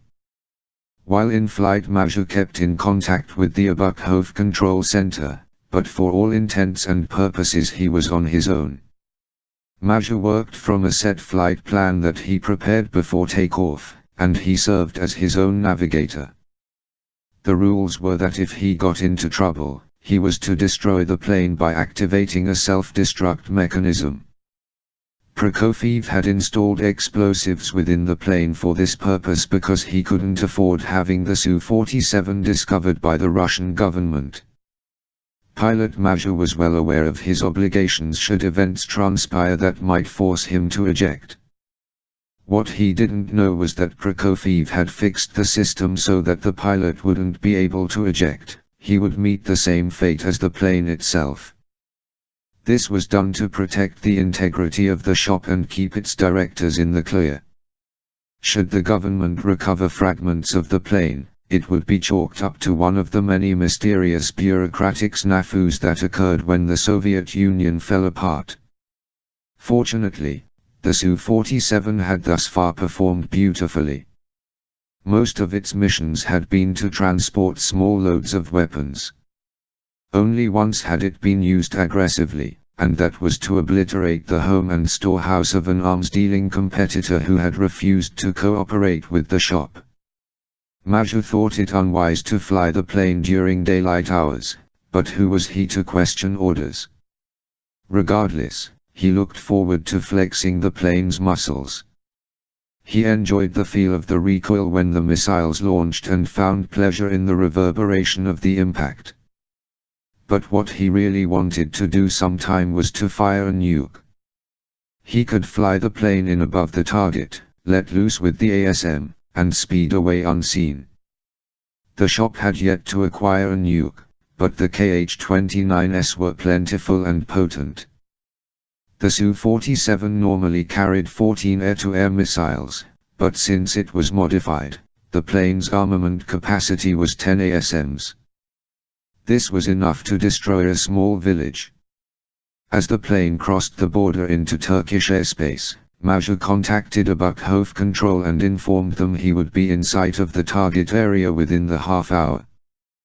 The Turkish Air Force patrolled the eastern portion of the country with vigor since it was in close proximity to Iraq and often had dealings with the PKK. A stealth plane wasn't completely invisible by any means, so Maju had to be extremely vigilant and avoid the flight patterns of other aircraft. The goal of stealth technology is to make an airplane imperceptible to radar. There are two different ways to create invisibility. The airplane can be shaped so that any radar signals it reflects are bounced away from the radar equipment, and the airplane can be covered in materials that absorb radar signals. Most conventional aircraft have a rounded shape. This shape makes them aerodynamic, but it also creates a very efficient radar reflector. The round shape means that no matter where the radar signal hits the plane, some of the signal gets reflected back. A stealth aircraft, on the other hand, is made up of completely flat surfaces and very sharp edges. When a radar signal hits a stealth plane, the signal reflects away at an angle. In addition, surfaces on a stealth aircraft can be treated so they absorb radar energy as well. The overall result is that a stealth aircraft can have the radar signature of a small bird rather than an airplane. The only exception is when the plane banks. There will often be a moment when one of the panels of the plane will perfectly reflect a burst of radar energy back to the antenna. Maju descended to 20,000 feet and finally to 10,000 upon approaching Van. He guided the plane to the lake and descended another 5,000 feet. Now he could be seen from the ground no matter what he did, but he would quickly unleash the payload and be out of there before anyone had time to react. The Su-47 flew low over Akdabar Enterprises, and Maju discerned the large steelworks building with its smokestacks, the airfield, and the numerous smaller buildings that appeared the size of bugs. Maju set his sights on the big building first and fired two Kh-29s, one after the other. The recoil in the cockpit felt heavenly.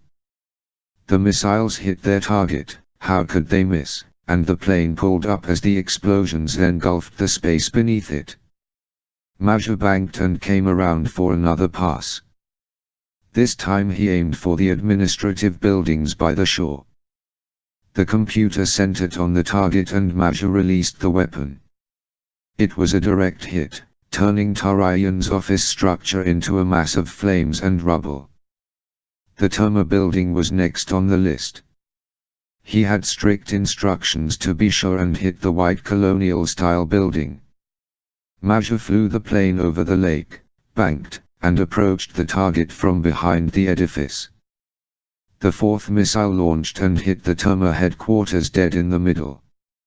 Maju could see dozens of people running on the ground and congregating in the center courtyard. He didn't know if they were soldiers or civilians, and he didn't care. He shot missile number 5 directly into the courtyard, reducing Aktabar's payroll by at least 40%. The sixth missile went into a section of the big steelworks building that was still untouched by fire. Now the entire structure was demolished, collapsing in a fiery heap of blackened metal. Maju fired his seventh missile into a row of smaller sheds, causing a fire to spread over the grassy open areas of the compound. Missile 8 blew up the front gate and security checkpoint, where several guards attempted to shoot the plane out of the sky with pathetic handguns. Maju figured he was done. He still had 2 more missiles, but the compound was covered in black smoke. He couldn't see more targets if he tried. Maju contacted the base and declared his mission accomplished. Before he could turn and head north, the passive radar beeped a warning: something was in the air with him. According to the screen, 4 aircraft were approaching the site from the west. What the hell? Maju banked over the lake again, turning so he could see what he was up against.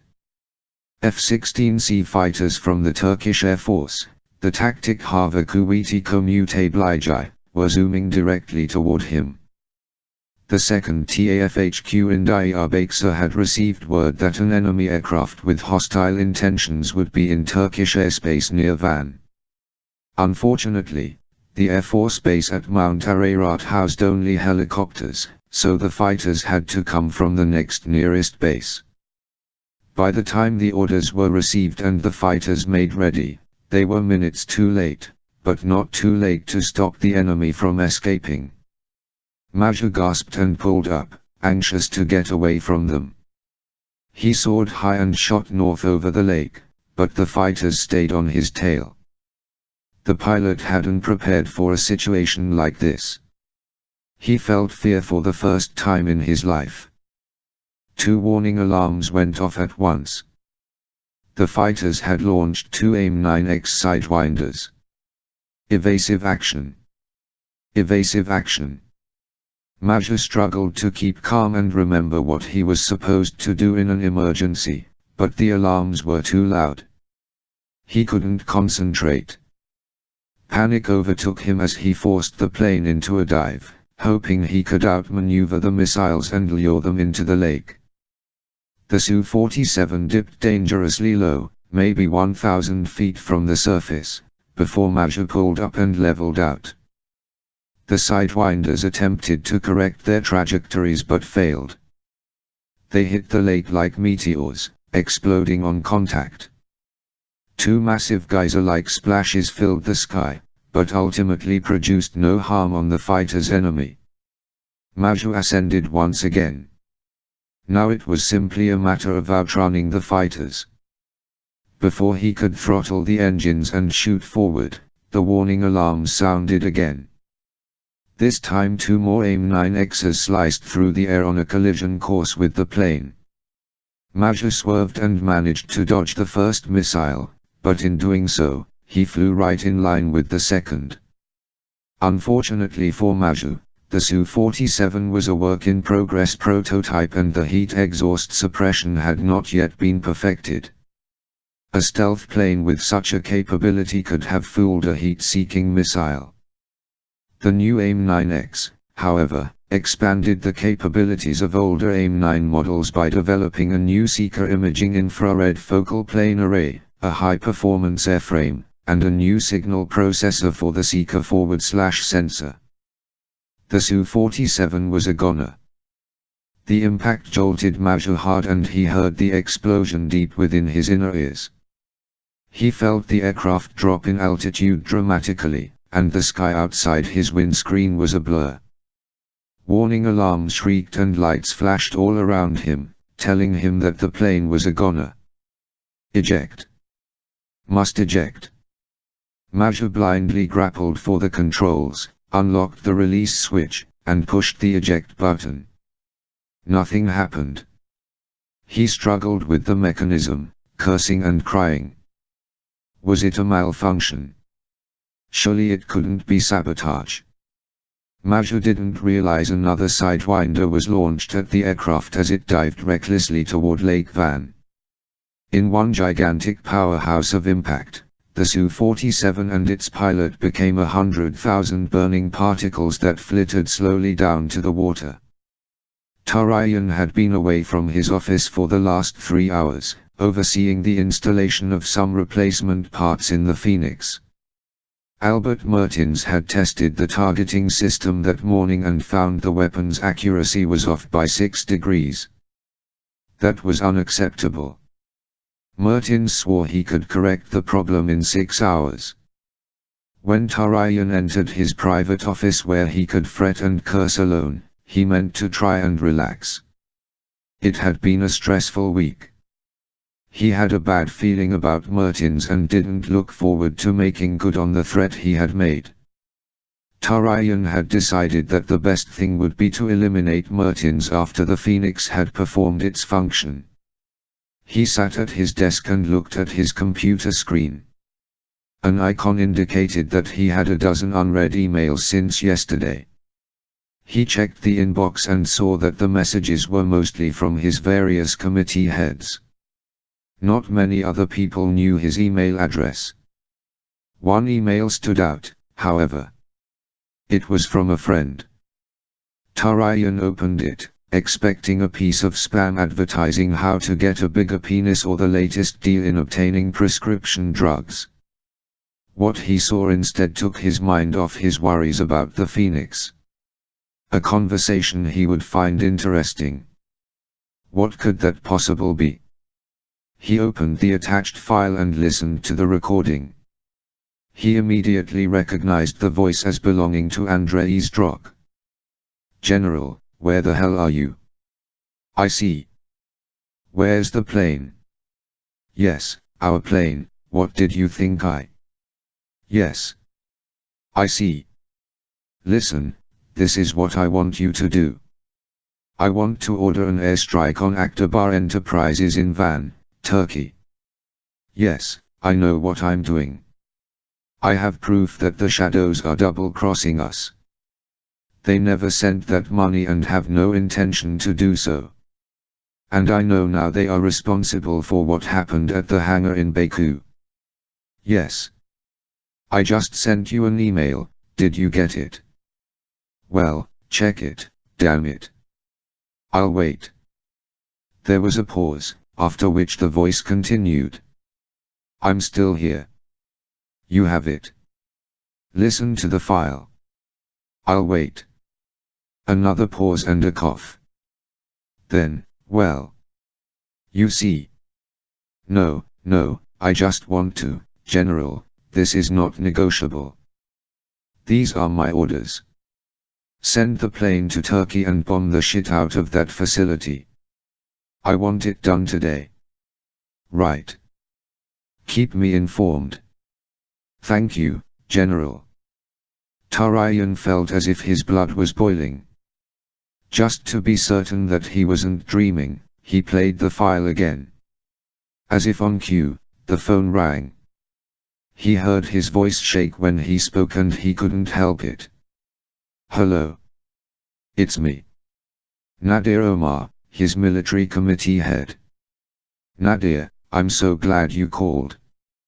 I just had the strangest." "Are you sitting down?" Omar normally never interrupted Tarayan. "Yes. Akbar Enterprises has been destroyed."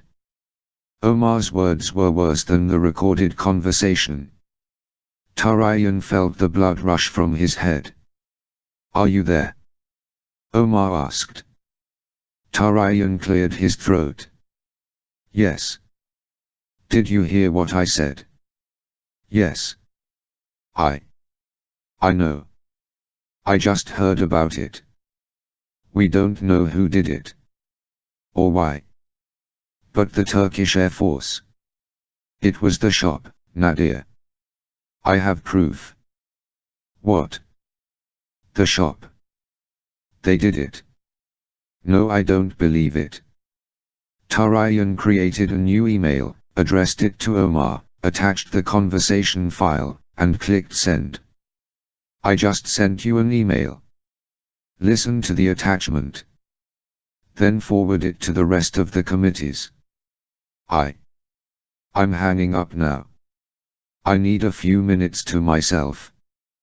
What are we going to do? Talk to me later. Tarayan hung up the phone and sat in his chair, stunned. 20 years of his life up in smoke. The lives of his employees, how many were lost? It was too early to tell. Millions upon millions of dollars worth of equipment and goods, gone in an instant. Tarayan clenched his fists and cursed. The shop had done it. Zdrok had made good on his threats. The filthy Russian had started a war with his most influential customer. The shadows would make him pay. For the sake of Allah and the future of Islam, the shop would pay for this. Tarayan was perfectly willing to use the Phoenix to exact revenge. The problem was that he had no idea where to aim. The shop had many bases. He knew about the one in Baku, of course, and he knew that Zdrok owned a bank in Zurich. But how could he possibly damage the shop with such a big weapon? It would be like hitting a tiny ant with a 10-ton weight. He had to think of something else. Get hold of yourself. Think rationally. Tarayan knew he had a job to do. He had to stay focused. Stay the course. Complete the goal that was originally set and then go after the shop. No matter how traitorous the shop had been, the true enemy was still the West. The puppet Iraq and its overseer, the United States, must fall. The shop could wait. They were peanuts. He wasn't about to waste the Phoenix on the shop. There was one problem, though. The Turkish authorities would wonder why Akbar Enterprises had been destroyed. They would investigate possible motives for such an attack and look more closely into Namik Baysaran's background. His true identity could be uncovered. The intelligence forces of the entire world would then focus on Baysaran, aka Tarayan, and eventually trace him to northern Cyprus. For the sake of Allah, they had to hurry. The United Nations could come sweeping down on them within hours. He picked up the intercom and punched in the code for Mertens. When the physicist answered, Tarayan said, "The Phoenix will rise in 12 hours. Sooner if possible." That's an order. Make it happen or you will face a firing squad. 32. Lieutenant Colonel Irving Lambert wiped the sweat from his brow as he hurried from the operations room to the conference room where his team was assembled. Like the others in Third Echelon's Washington, D.C., office, he had been up all night. None of them had received much sleep the past couple of days. Sometimes it got to be like that. For an hour he had been on the phone with the Secretary of Defense, who had coordinated the attack on the stealth plane with Turkey. The fact that the fighters had been minutes too late to stop the destruction of Akbar Enterprises was a political wrinkle that would be smoothed over as soon as the truth about Namik Baysaran was confirmed. At any rate, the Turkish government was understandably skeptical about the NSA's claims. Furthermore, Turkey wanted to involve the United Nations in any further actions against Baysaran if indeed he was really the terrorist supporter Nazir Tarayan. That was going to take time. But Lambert was convinced that Tarayan was in possession of some kind of large weapon in Cyprus. He didn't know what it was, but the presence of Albert Mertens, the physicist who had been Gerard Ball's right-hand man, indicated that it was a weapon of mass destruction. Third Echelon had to act alone for now. He looked at his watch as he entered the conference room. Since it was early morning in Washington, it would be late afternoon for Fisher. He'd be arriving at the Dekelia garrison in the Republic of Cyprus, the southern portion, about now. Lambert knew he shouldn't let personal feelings interfere with the job at hand, but he couldn't help worrying about his best Splinter cell. As the team in Washington was able to monitor all incoming and outgoing communications on Fisher's UPSAT, they were aware of Sarah Burns's situation as soon as Sam was. Lambert considered pulling Sam out. He had spoken to Fisher and assured him they would work around the clock to try and locate Sarah, but Sam had a job to do. Fisher was beside himself, insisting that he needed to be in Israel to find her, but Lambert was forced to order him to stick with the mission. Tarayan would be a desperate man at this point and was liable to do anything with whatever weapon he had in his hands. Fisher reluctantly obeyed, but it might have been at the cost of the friendly relationship with his boss. "Morning," Chief Carl Bruford said. "Morning, everyone," Lambert replied. Along with Bruford, the team included Carly Street, John, research analyst Mike Chan, and Chip Driggers, who had the catch-all title of logistics coordinator. Mike Chan was roughly the same age as Bruford and specialized in cryptography. Driggers was in his 40s, an army buddy of Lambert's who had been recruited for his painstakingly compulsive eye for detail. Lambert sat and looked at Bruford. "What have you got?" Bruford cleared his throat and said, "Our man in Chicago went to Sarah Burns's apartment in Evanston. It's on Foster Street, not far from the university. He got the super to let him in. The first thing he did was to take a look at her computer. He found several emails to and from a boy named Eli Horowitz, who lives in Jerusalem. From what we gather, this guy's a former boyfriend, or maybe he still is one.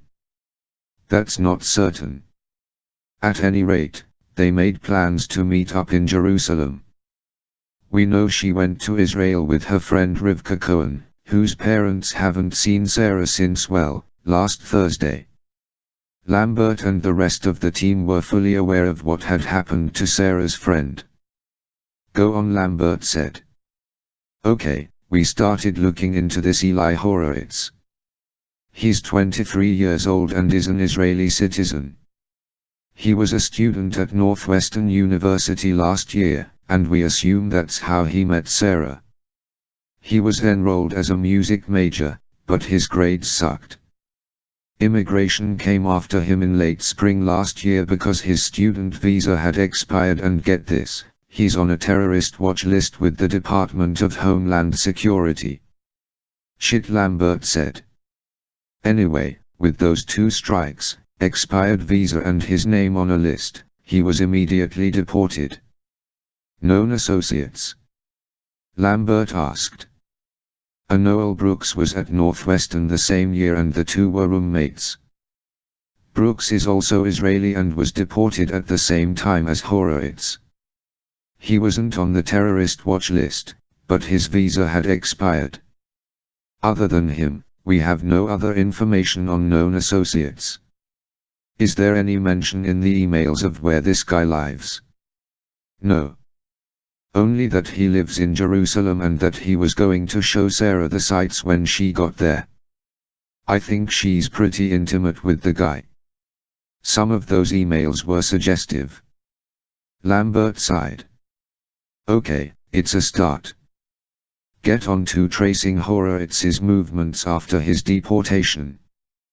We have to find out where he lives today and get the Israeli National Police to bring him in for questioning. Or should we ask the security police to be involved? I'll find out. Get on it. It's tedious, I know, but it's the only lead we've got." Lambert looked at Chip Driggers and asked, "Have you heard from Fisher?" "Not since he left Tel Aviv. I expect him in Cyprus any minute," Driggers said. "I've arranged with the British military there to supply him with diving equipment and anything else he might need. Shouldn't be a problem. And what about our friends in Zurich and Baku? We've alerted the Azerbaijan and Swiss authorities as well as Interpol and our own FBI. The local law enforcement agencies are preparing raids as we speak. We should know something by lunchtime. I'm afraid, though, that the Turkish airstrike on the shop's stealth plane most likely tipped them off that the jig was up. They could be long gone by now. Yeah, I know, it was a risk, Lambert said. I hope the Azeris and Swiss understand the gravity of the situation and realize who these people are. I believe they do, Colonel. Lambert nodded and then looked at Carly. And what have you got for me? He asked. She shrugged. I'm just trying to find out everything I can about that shopping mall in Cyprus. I'm mapping routes to the place from Famagusta, pinpointing the best spot for Sam to go ashore, that kind of thing. I want to have everything he'll need ready to go in an hour or two. Good. Well, we have work to do, people. Let's get it done. Sir. Yes, Carly. What about the fallout with the Turks? Hasn't our government been able to convince them that Namik Baysaran is really Nazir Tarayan? No. That's why we can't go to the police in northern Cyprus to help us. If they knew we were planning to possibly muck up their new shopping mall, they'd probably fight on Baysaran's side even if they know the truth about him. I'm afraid the Secretary of Defense, and the President, have ruled out letting the Turks in on what we want to do. They're not happy about what happened to Akdabar Enterprises in Van. In hindsight, I guess it wasn't a good move on our part. Hell, we got the shop's stealth plane, Bruford said. That counts for something. True, but now they see Tarayan, or rather, Baysaran, as a victim. One of their respected businessmen and philanthropists was irrationally attacked by a Russian terrorist organization. That's how they see it. I'll try to put together a convincing presentation you can give to them, Carly said. That might help, Carly. Thanks. With that, the meeting adjourned. Lambert went back to his office, eyed the large electronic map on the wall, and focused on the current trouble spots lit in red, outside of Famagusta in Cyprus, Jerusalem, Baku, and Zurich. He hoped he could diminish the priority of these 4 places by the end of the day. Andrzej Zdrok hadn't worked so hard in years. He carried the box of file folders out of the bank, loaded them in the back of the Mercedes, and went back inside. He and his driver, Eric, had been at it for the past 2 hours. Zdrok didn't dare tell the bank staff what was happening. When the authorities arrived, they would have to deal with it on their own. If he could clear out his office of any incriminating evidence, then the bank employees shouldn't have any problems other than perhaps a night in an interrogation room. And if they were detained, well, tough luck. Zdrok looked at his Rolex and saw that it was getting late. When Eric passed him with another box, he said, "Hurry. We have to leave." Eric nodded and said, "There's only one more box." "I'll get it," Zdrok replied. He went through the lobby and was suddenly confronted by Gustav Gomulski, the bank's assistant manager and the man who really ran everything. "Andrzej," he said, "I demand to know what's going on. Why are you doing this?" "Gustav, I don't have time to explain it to you. You'll find out soon enough." Zdrok attempted to push past him, but Gomulski grabbed him by the arm. "Are we in some kind of trouble?" Zdrok stopped and stared at the man. Softly but with menace, he whispered, "Get your hand off of me." Gomulski swallowed and released his boss. He had always been a little afraid of Andrzej Zdrok because he knew so little about the man. "Sorry, sir, I was just... I'm leaving this office and relocating," Zdrok said. That's all you need to know for now. I'll be in touch. Fat chance, Zdrok thought to himself. What about the police investigation? Gomulski asked. What do you mean? The break-in. The other night. Your safe was blown, remember? Oh, that. Zdrok had practically forgotten about it. The inspector will want to know where you went. The case is still under investigation, you know. Tell him I'm away on business. Don't you think he'll be suspicious that you cleaned out your office? Andrei, you're putting us in a very awkward position. Zdrok lost his temper, grabbed the man by his jacket, and got into his face. Shut the fuck up. He released Gomulski and shoved him away. Deal with it and leave me alone, he said. Zdrok went on past the teller windows into the back and to the remains of his office. It was a shambles. He and Eric had torn out the computer, the files, emptied the desk and the blown-out safe, and the phone. Antipov was doing the same thing in the Zurich branch and Zdrok wished he could be there to oversee it. Antipov was thorough, but Zdrok liked to make sure nothing was missed. If he could clone himself, he would do it. How long would it be before the authorities arrived? Zdrok was certain that it would be no later than tomorrow. Those goddamn terrorists. The so-called shadows, Nazir-Tarayan and his band of religious fanatics. Why did they have to be the shop's best customers?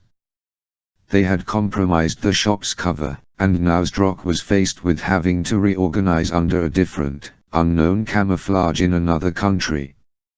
And what was the cost? Zdrok had no idea what it was, but he knew it was going to be in the billions. The loss of the stealth plane was a huge blow, but having to relinquish the 2 banks was a disaster. The very worst part was leaving his chateau on Lake Zurich. He'd never make it back to his home to retrieve his personal belongings. Zdrok had to abandon the place and everything in it. A fucking $8 million write-off and there was nothing he could do about it. Christ, the automobiles. He had forgotten all about them. His beloved collection. And his precious yacht. At least he was fairly certain he had left nothing incriminating in the chateau. It was simply the home of an eccentric banker who had expensive tastes. Zdrok clenched his fists and shook them at the ceiling. Someone would pay for all this. Andrei Zdrok swore, then and there, that once he had re-established the shop in a new location and regrouped, he would exact revenge on the parties that set this catastrophe in motion, namely the United States of America. 33. I am not happy. My daughter is in jeopardy and needs me. I'm up against a mad religious fanatic who finances terrorism and is intent on causing some kind of mass destruction. I'm on a British military base on an island in the Mediterranean, and I have to perform a job I don't particularly feel like doing. I'll be the first to admit I'm distracted. For me the first priority is to go find Sarah. For my country the first priority is to stop the mad religious fanatic. The only thing I can hope for is that I finish the country's assignment in record time so I can tackle the personal one as soon as possible. Cyprus. It's a beautiful place, but it's rife with tension. Back in 1963 some British officer drew a green line across the island's map when violence broke out between the Greek and Turkish Cypriots. The United Nations tried to keep the peace along what has since been referred to as, surprise, the Green Line. Then, in 1974, the Greek government attempted a coup, and the Turks responded by invading and occupying the area north of the Green Line. Today, the United Nations recognizes only the Greek Cypriot side, the Republic of Cyprus.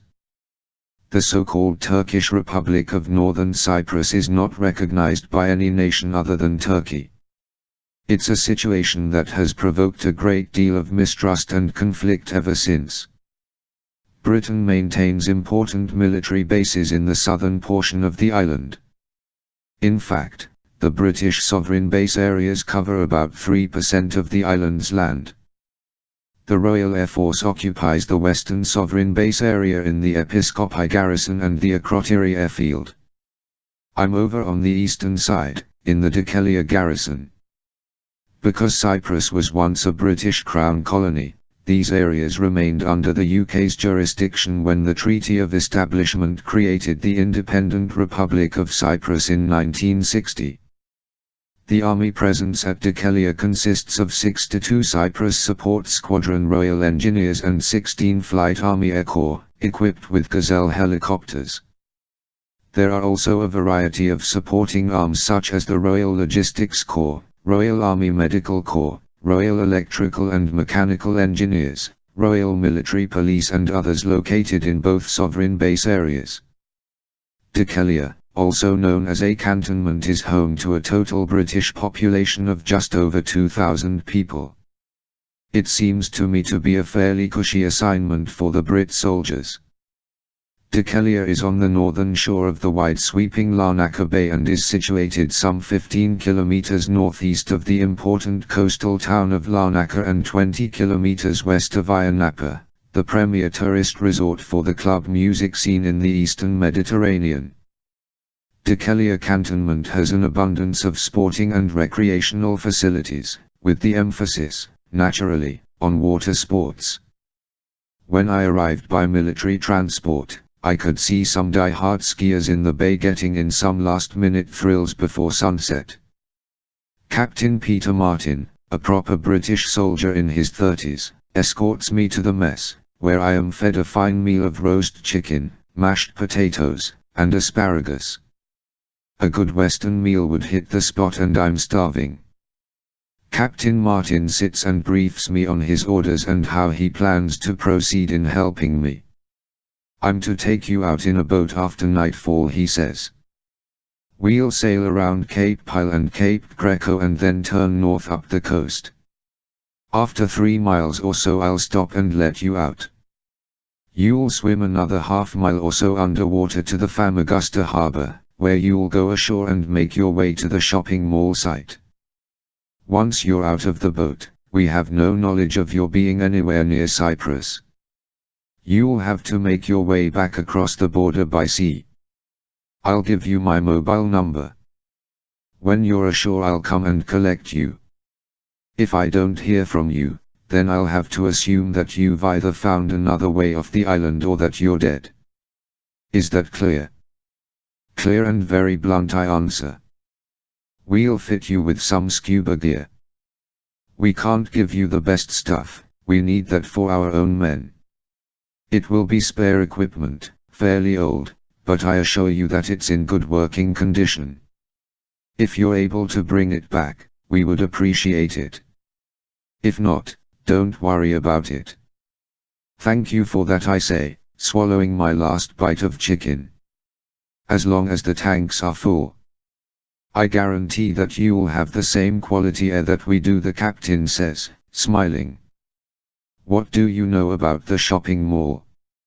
Surely you've done some recon on the site? I ask. We have indeed, and I can honestly tell you that it looks completely legit. They've been working on it for 3 years, and not once have we seen anything remotely suspicious. I have nothing to say to that. I find it difficult to believe that Tarayan is really building a shopping mall for Turkish Cypriots when he devotes the rest of his energy financing the Shadow's directives to kill and maim as many non-Muslims as they can. After dinner, Captain Martin takes me to the Army's diving club, which overlooks gorgeous Larnaca Bay. I ask the captain if Cyprus is good for tourism, and he tells me that it's a fabulous vacation spot. When the Greek and Turkish Cypriots behave themselves, Cyprus is a fantastic island paradise. Actually, the Turkish side of the island is even prettier, he says. Mostly Turks and people from other Muslim countries visit the north.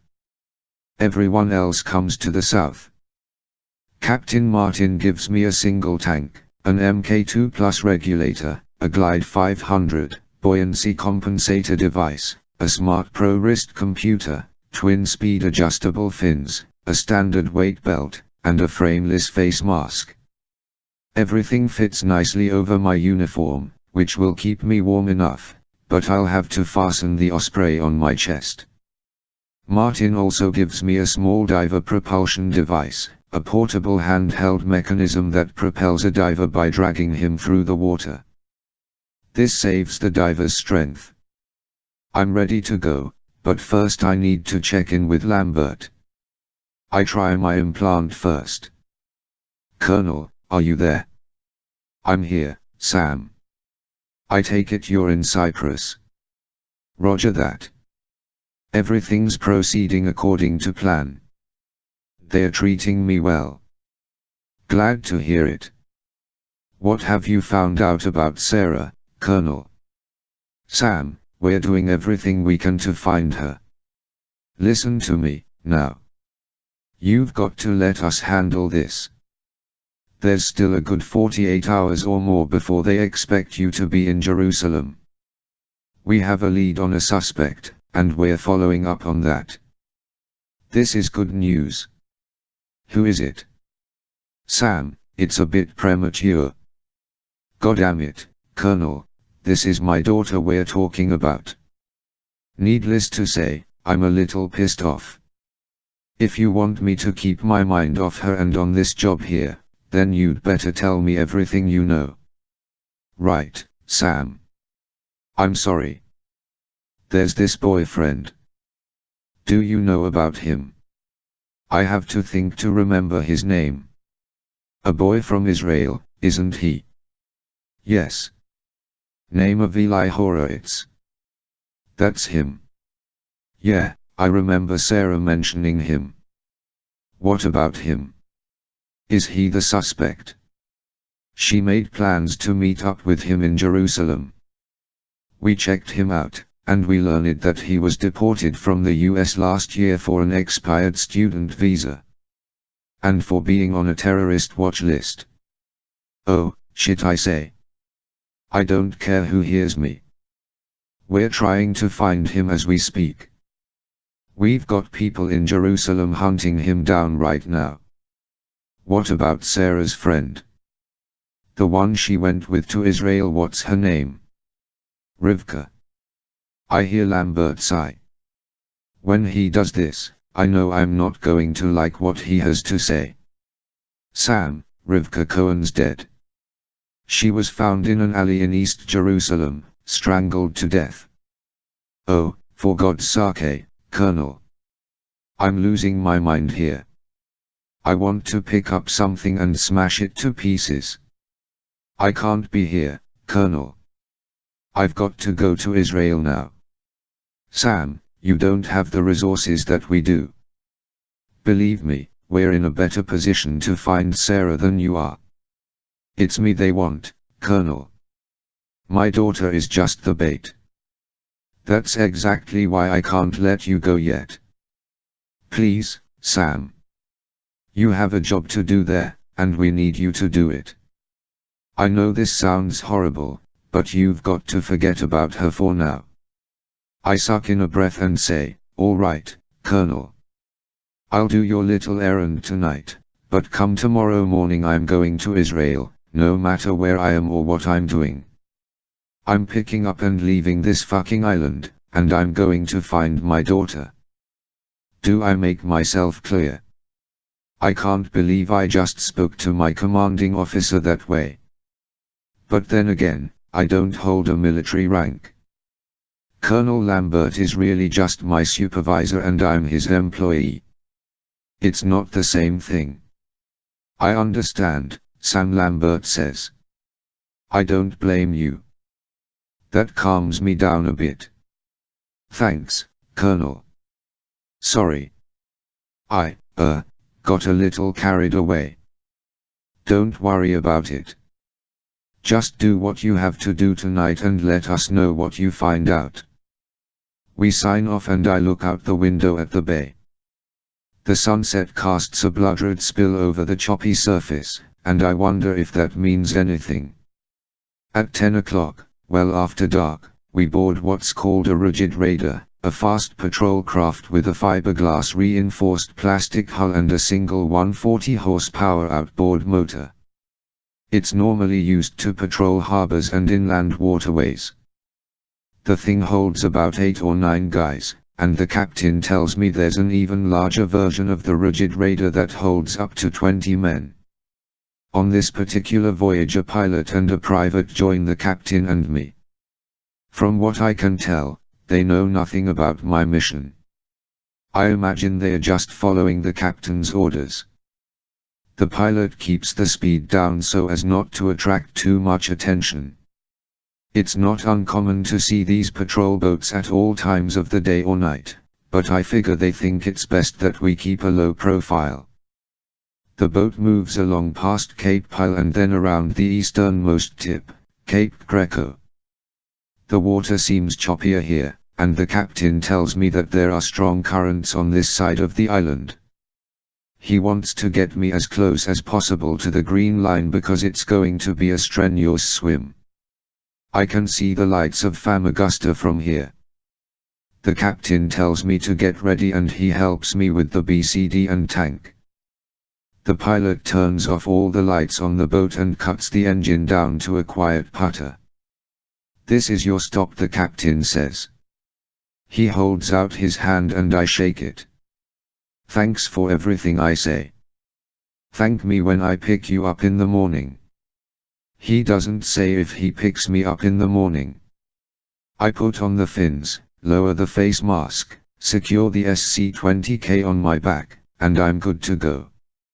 I climb over the side while holding on to the ladder, insert the regulator into my mouth, hold on to the DPD, and dive backward into the cold, dark water. 34.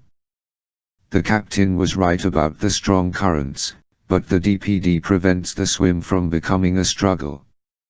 I forge ahead, allowing the device to pull me along at a speed of roughly a knot per hour. I figure I can climb out of the water near the docks and use the moored boats as cover. I seriously doubt there will be much activity there at this time of night. The DPD's headlight casts a ghostly glow on the floor, and I can see masses of brightly colored coral shelves and an abundance of fish. Not being much of a fisherman, I can't identify them, but I know none of them are dangerous. Apparently there are no sharks in the Mediterranean, but barracuda have been known to take bites out of swimmers. Murray eels are also nasty creatures that are a must to avoid. At any rate, what I see here would fit nicely inside a restaurant aquarium. The computer tells me I swam a distance of 3/4 of a mile when I finally see the wooden posts supporting the Famagusta docks. The water is dirtier here as a result of pollution from the dozens of moored boats. I surface with just my face above the water so I can evaluate the situation. There are boats of all sizes, catamarans, motorboats, sailboats, several small yachts, and a brightly lit boardwalk. I see a lone night watchman in a shed on the boardwalk. The Turkish Republic of Northern Cyprus flag flies on a tall flagpole that's next to the shed. This is easy. I swim to the dock and follow the edge to the shore. When I'm able to touch bottom I crawl up, remove my fins, and climb out of the water into the shadows. I avoid the boardwalk altogether and make my way up a concrete slope to level land. This is where I'm most vulnerable to being seen, so I quickly skirt into a grove of trees that abuts the docks. I get lucky and find a water drainage pipe built into the ground where I can store my scuba gear. The sky is clear and I don't expect rain, so the stuff should be safe nestled inside the pipe. I strip off the tank, BCD, and other gear and leave it. I retrieve my headset and goggles from my Osprey and I'm ready. It's a 3-mile hike to Famagusta Center. Since I'm keeping to the shadows and avoiding streetlights, it takes me nearly an hour to get there. Now it's nearly 3 in the morning and I have 2, maybe 3 hours before dawn. The property is in a clearing outside of Famagusta, just off the main highway. At the moment a wire fence surrounds the grounds. Signs written in Turkish and English read, "Keep out, construction hard hat area." Other signs proclaim, "Famagusta Center, opening soon. Vendor space for rent." The place is well lit with floodlights. Trucks carrying debris periodically leave a loading dock area at the back of the complex, and men in hard hats go in and out of various entrances. That's a clue right there that something's afoot. Construction employees normally don't work in the middle of the night. These guys appear to be working feverishly to meet some kind of deadline. Lambert's probably right. Tarayan means to use his weapon as soon as possible. I'm unable to see an area of the fence that's not covered by the bright lights. I'm beginning to wonder how the hell I'm going to get inside when Providence intervenes. A pair of headlights appears on the road near where I'm crouched, and they are headed my way. When it's close enough I see that it's a professional electrical company's van, and there's a lone driver inside. The van passes me, not traveling very fast, so I jump up and toss a rock at it. As the van slows I run behind it and slap the back doors a couple of times, loud enough for the driver to hear me. He slows even more and stops. When he lowers the window, I'm there with the 5.7 pointing at his nose. "You're going my way," I say. "Can I have a lift?" He doesn't understand the words, but he gets the meaning. I keep the gun trained on him, walk around the front of the vehicle, and get in the passenger side. I tell him to drive on as I crouch on the floorboard, my pistol stuck against his potbelly. He's obviously frightened and I tell him to calm down. He nods and proceeds. We get to the gate, where he stops the van and lowers the window. The guard there asks him something in Turkish and the driver replies, reaching for a clipboard on the passenger seat. He shows the guard the front page on the clipboard, and we're cleared to go through. I take the opportunity to rise and peer through the windshield. I see a parking area where several vendor and construction vehicles are stationed, so I point him over there. As soon as he parks the van and shuts it off, I get in the seat beside him, motion him closer, then conk him on the back of the head. "Sorry," I say, but he doesn't hear me. I lay him on the floorboard, look to see if anyone is watching, take the keys, and then get out of the van. There seem to be several public entrances to the building made up of glass doors that are most likely locked at this time. The workers and guards are using the loading dock I saw earlier. This appears to be for a major department store, the biggest vendor in the complex. I want to avoid the heavy traffic areas and find another way in, so I opt for a set of glass doors. I scan the light poles for security cameras and see none, but that doesn't mean there aren't any. I'm afraid I have to be a little reckless at this point. I'm running out of time and I want to get in and get out as quickly as possible. So what do? I walk out into the light, head for one of the public entrances, and use my lockpicks to get inside. No one sees me that I know of. I'm inside the building. The lights are off here in a main corridor that passes through the shopping center. Empty story fronts line the sides of the hallway, and I find it odd that none of them are named yet. For a mall that's set to open soon, from what I can see there are no real stores inside. I move toward the central core of the mall, a wide open space that connects 3 wings and a passage to the unnamed, big department store. Overhead is the huge domed ceiling, and there seems to be a line on the underside dividing it into halves. A few lights are on here, so I hug the walls and try to use natural cover to mask my movements. Then I hear the sound of a motorized vehicle in one of the other dark wings, so I crouch and wait for it to come into view. It turns out to be one of those three-wheeled golf carts like the ones they used at Aktabar Enterprises in Turkey. Two guys dressed in security guard uniforms are inside. The cart rolls past me, headed for the department store wing.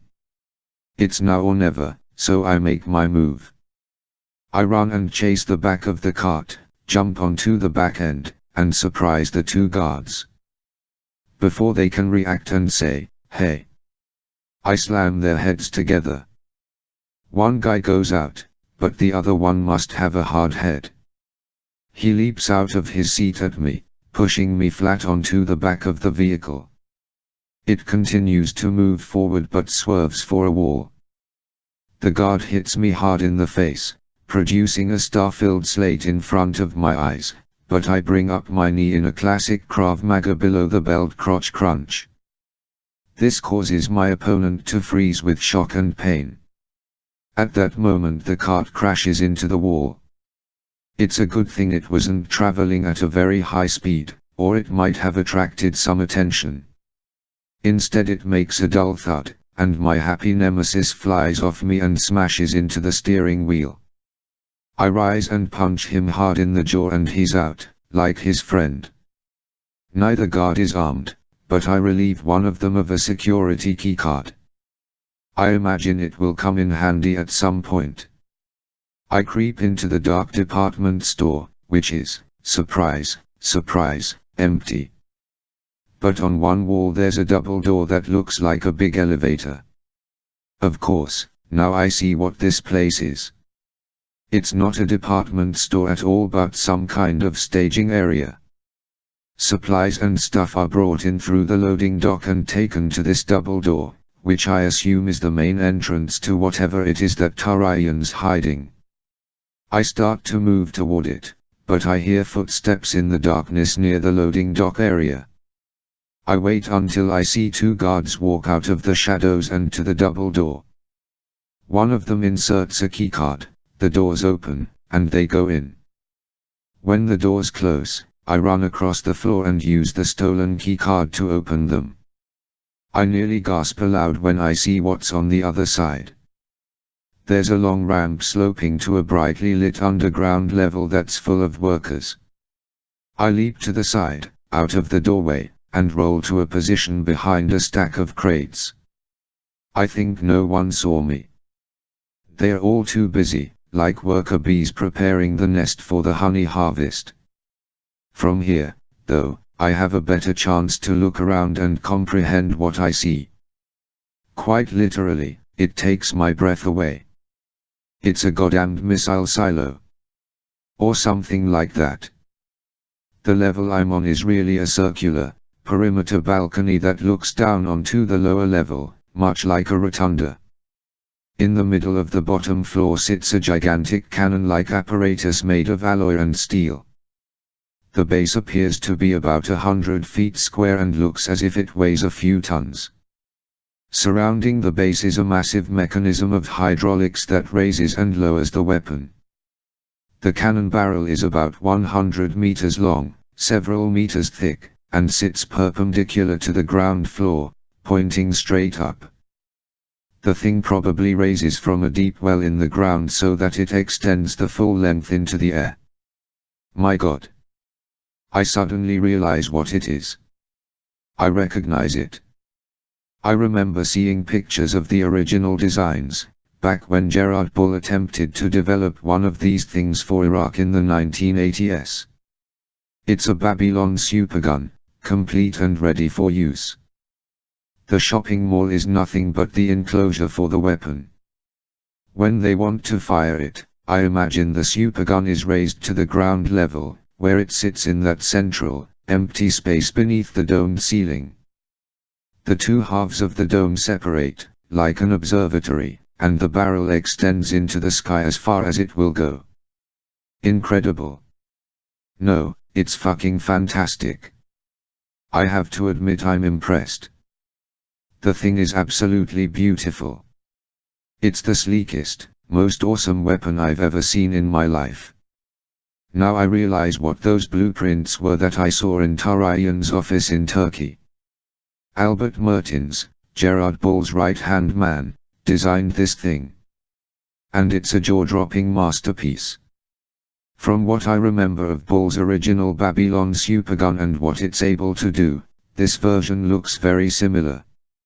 I'm guessing here, but I'd say that's a 1000mm gun that utilizes tons of propellant to fire a humongous projectile over a range of up to 1000 kilometers.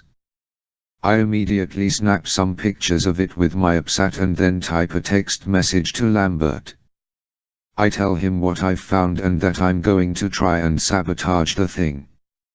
At any rate, he needs to get the United Nations, or NATO, or whoever the hell he can persuade to help out, over here as soon as possible and bomb the shit out of the place before Tarayan has a chance to use it. From the looks of all the activity, it's pretty damned close. Sheesh. Sabotage the thing. How am I going to do that? The only weapons I've got with me are the frag grenades and my SC-20K. That'll be like flicking paper clips at an armored tank.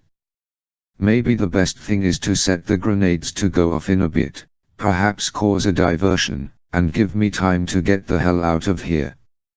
I can only hope Lambert will come through with the big guns. I reach into the Osprey and pull out a grenade, set it to go off in 45 minutes, and place it out of sight but very near the double doors. I begin to move slowly around the perimeter of the upper balcony. Whenever I find a good spot, I place another frag grenade and set it to go off simultaneously with the first one. I continue to do this all the way around the balcony, which thankfully is devoid of workers. They are all down below, hurrying like mad to finish whatever they are doing. When I'm on the opposite side of the balcony from the double doors, I see the bright windows of the control room. It's a bunker built into the floor that's probably made to withstand the supergun's huge recoil. Several men are inside the control room, and I recognize one of them, Namik Baysaran, aka Nazir Tarayan, looking out a window at his baby. I make my way around, placing 3 more frag grenades, and now I'm ready to disappear. Sarah Burns, darling, here I come. I head for the double doors and prepare to use the keycard to open them, but I hear my AppSat beep quietly. A message is coming through from Lambert. It reads: UN forces on their way. Get out now. You don't have to tell me twice, Colonel. I raise the keycard, ready to slip it through the slot, when suddenly the doors open. 4 armed guards are standing there, and I'm caught with my thumb up my ass. One of them sees me, and my strange alien uniform, and shouts. Before they can react, I bolt through them, shoving the 2 inner guys apart. They fall into the outer guys, knocking them to the floor. I run like a madman as I hear more shouting behind me. A gun fires and a bullet whistles past my head. I begin counter-maneuvers of zigzagging and bouncing off the walls like a pinball to make myself less of a target. Then the alarm sounds. As they say, all hell breaks loose. I run into one of the wings containing non-existent stores and head for the exit, the one I came in. When I'm about 40 feet from the doors, I see 2 guards on the other side of the glass. I pause long enough to swing the SC-20K off my shoulder, unlock the safety, and blast away, shattering the glass and killing the men. I barge forward like a bull, ready to smash through the remaining shards of glass, but a volley of gunfire behind me forces me to hit the floor. I roll to the wall and try my best to squeeze as close as I can to it, but the bullets are frighteningly near. The rifle's still in my hands, so I let loose a barrage of rounds at my pursuers while lying on my back. I hit 2 of them, but the others jump for cover. This gives me the seconds I need to jump up and run through the broken glass doors. A shard cuts into my uniform at the shoulder, ripping the outer layer and opening a water tube. I fall to the ground outside the complex, roll, and leap to my feet without breaking the momentum of my progress. The parking lot is clear. I'm almost free. I run to the electrical van, pull open the door, and find that my buddy is no longer on the floorboard. What the hell, forget him. I put the key in the ignition and start it up, ready to throw it into reverse and tear out of the parking lot. The cold metal of a gun barrel presses against the back of my neck. I look in the rearview mirror and see my old friend the electrician behind me. He says something in Turkish and he doesn't look too happy. I guess I must have hurt his head earlier and it's payback time. I slowly raise my hands and he relieves me of my SC-20K. He then opens the panel door and tosses my gun to the ground just as a dozen of Tarayan's armed guards surround the van. 35. Mr. Fisher, Tarayan says as they march me into the control room. Is spying on my facility a part of your Interpol report? As a matter of fact, it is, I reply. I know it sounds lame, but I can't think of anything else to say. I scan the room to see what my opposition consists of. Besides Tarayan and the 3 guards holding me, I see Farid the bodyguard and Albert Mertins busy at a desk with another man. The odds would be pretty fair if I didn't have my hands tied behind my back. They've also taken my osprey, my headset and goggles, my weapons, and emptied all my pockets. If looks could kill, Farid's expression says it all. He's obviously put 2 and 2 together and figured out I'm the one who broke his arm. I give him a smile and a wink. Tarayan looks at me with those cold, brown eyes. You should have stayed in Lake Van, Mr. Fisher. That's where I thought you ended up. Sorry to disappoint you. You know, when I turn you over to my men, they will murder you and videotape it at the same time. They'll upload the tape on an Islamic website and the whole world, and all of America, will see you beheaded. You are American, are you not? You're not Swiss, like you said. I don't answer. I assure you that if I had the time I could make you talk. But I'm in a bit of a hurry.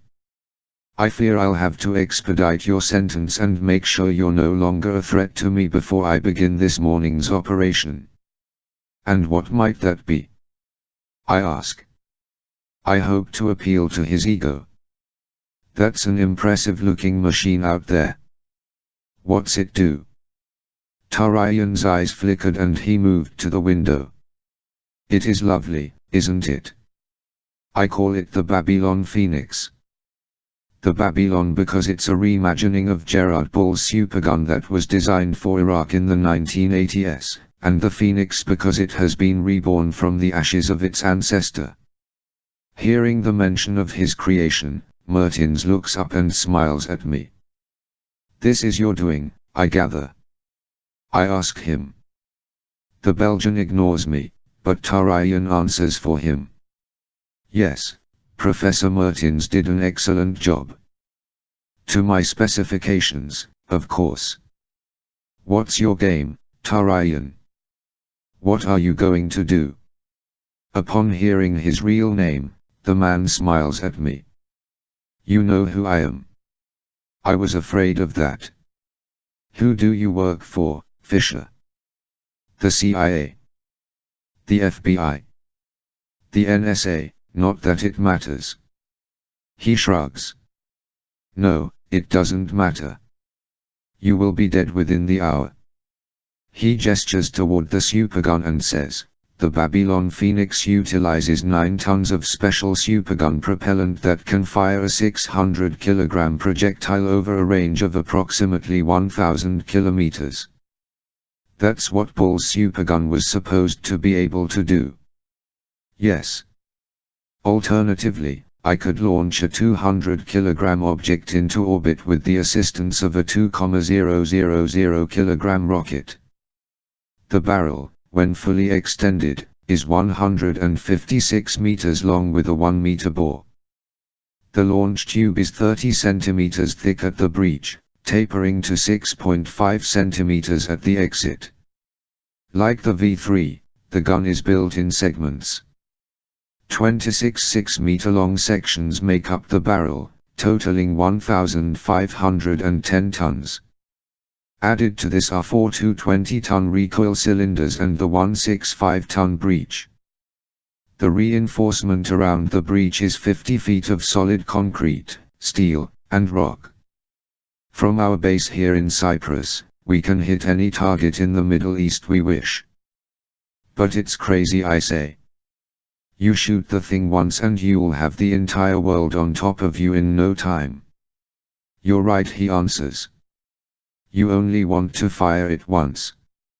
Yes. Once is all I need. And what, may I ask, is your target? I'm afraid you will go to your death not knowing that, Tarayan says. Then can you tell me what kind of payload you're firing? Tarayan scratches his chin and says, why not? I'm using a 600-kilogram MOB, or as you call it, a massive ordnance airburst bomb. I think you know what this can accomplish. I knew what he was talking about. It's similar to our CBU-72 fuel air explosive.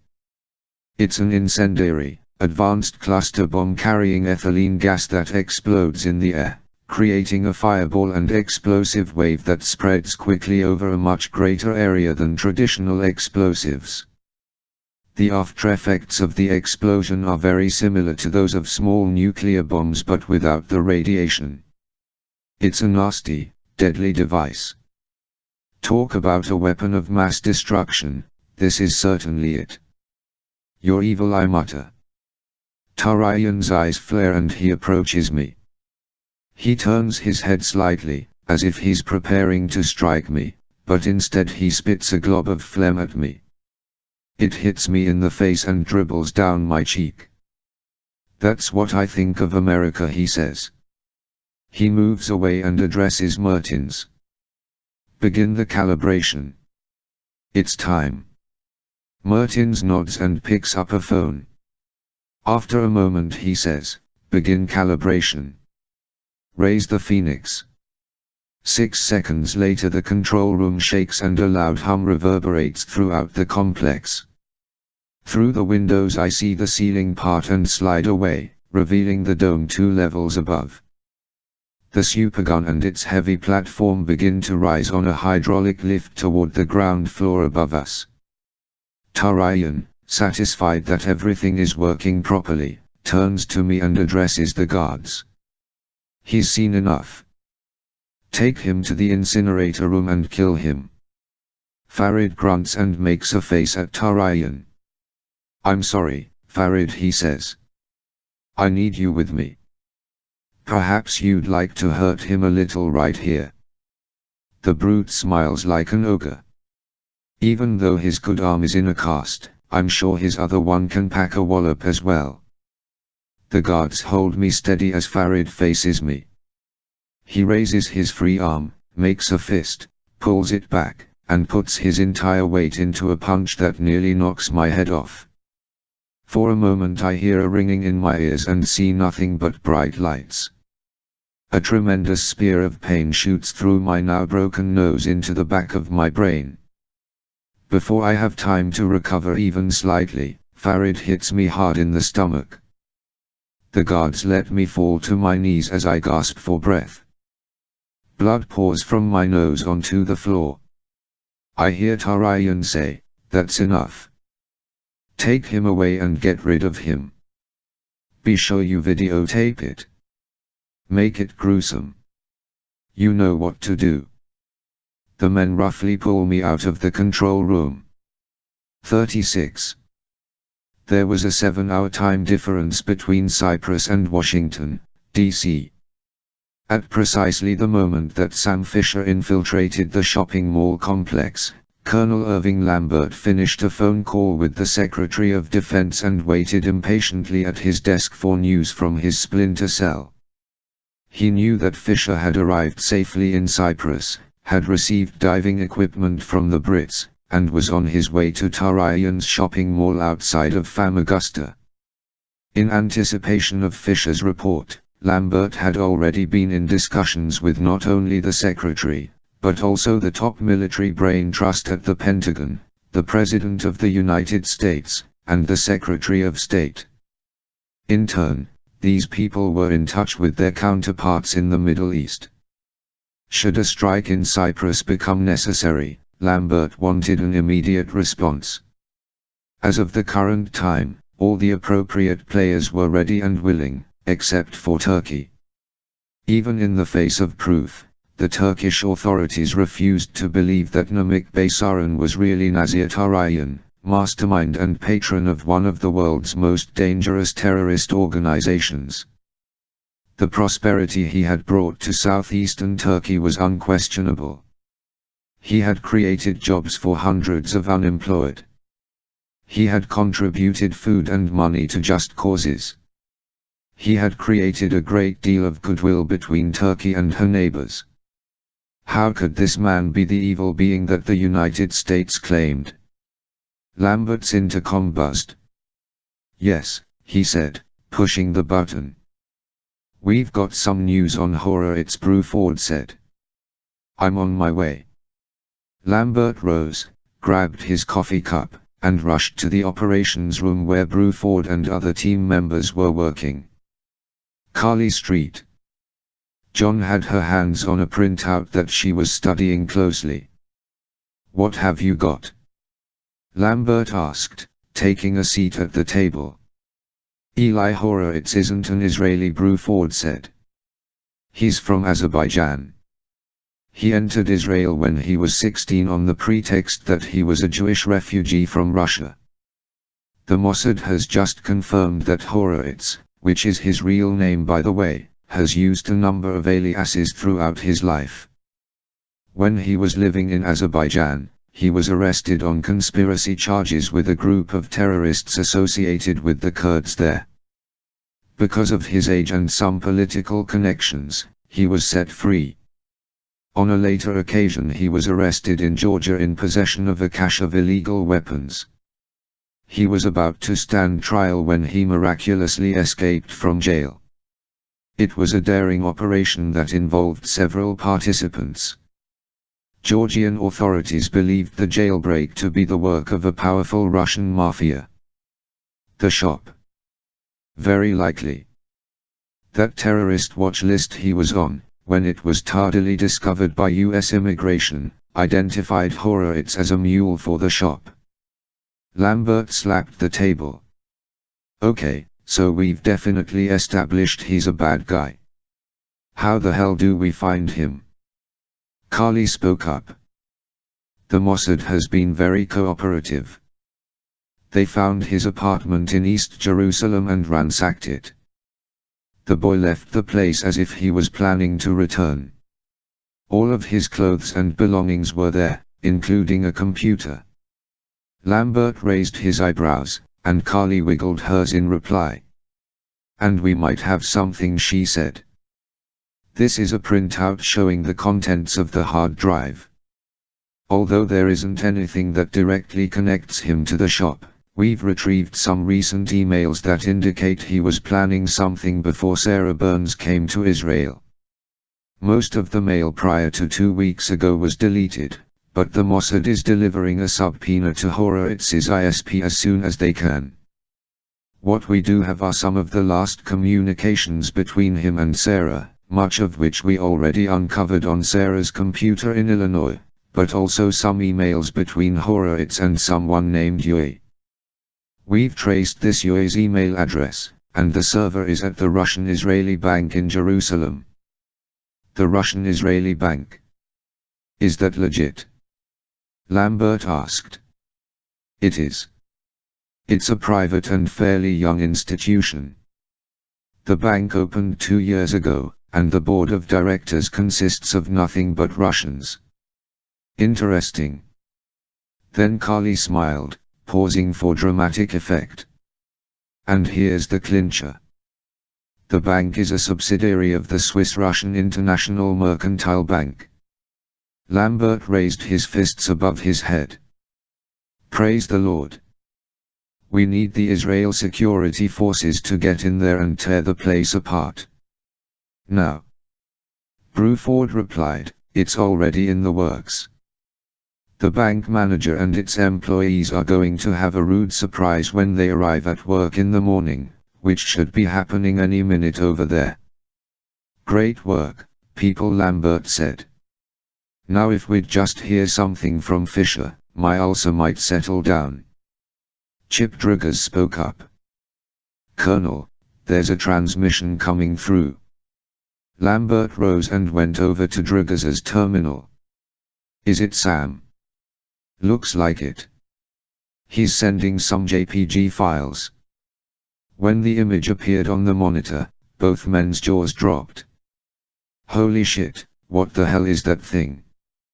Driggers asked. Lambert rubbed his eyes and looked again.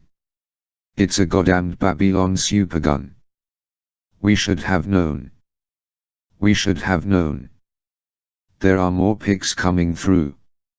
Look. The entire team gathered around the monitor, watching in awe as Fisher's captures of the Babylon Phoenix came into view. Lambert didn't waste any time running back to his office.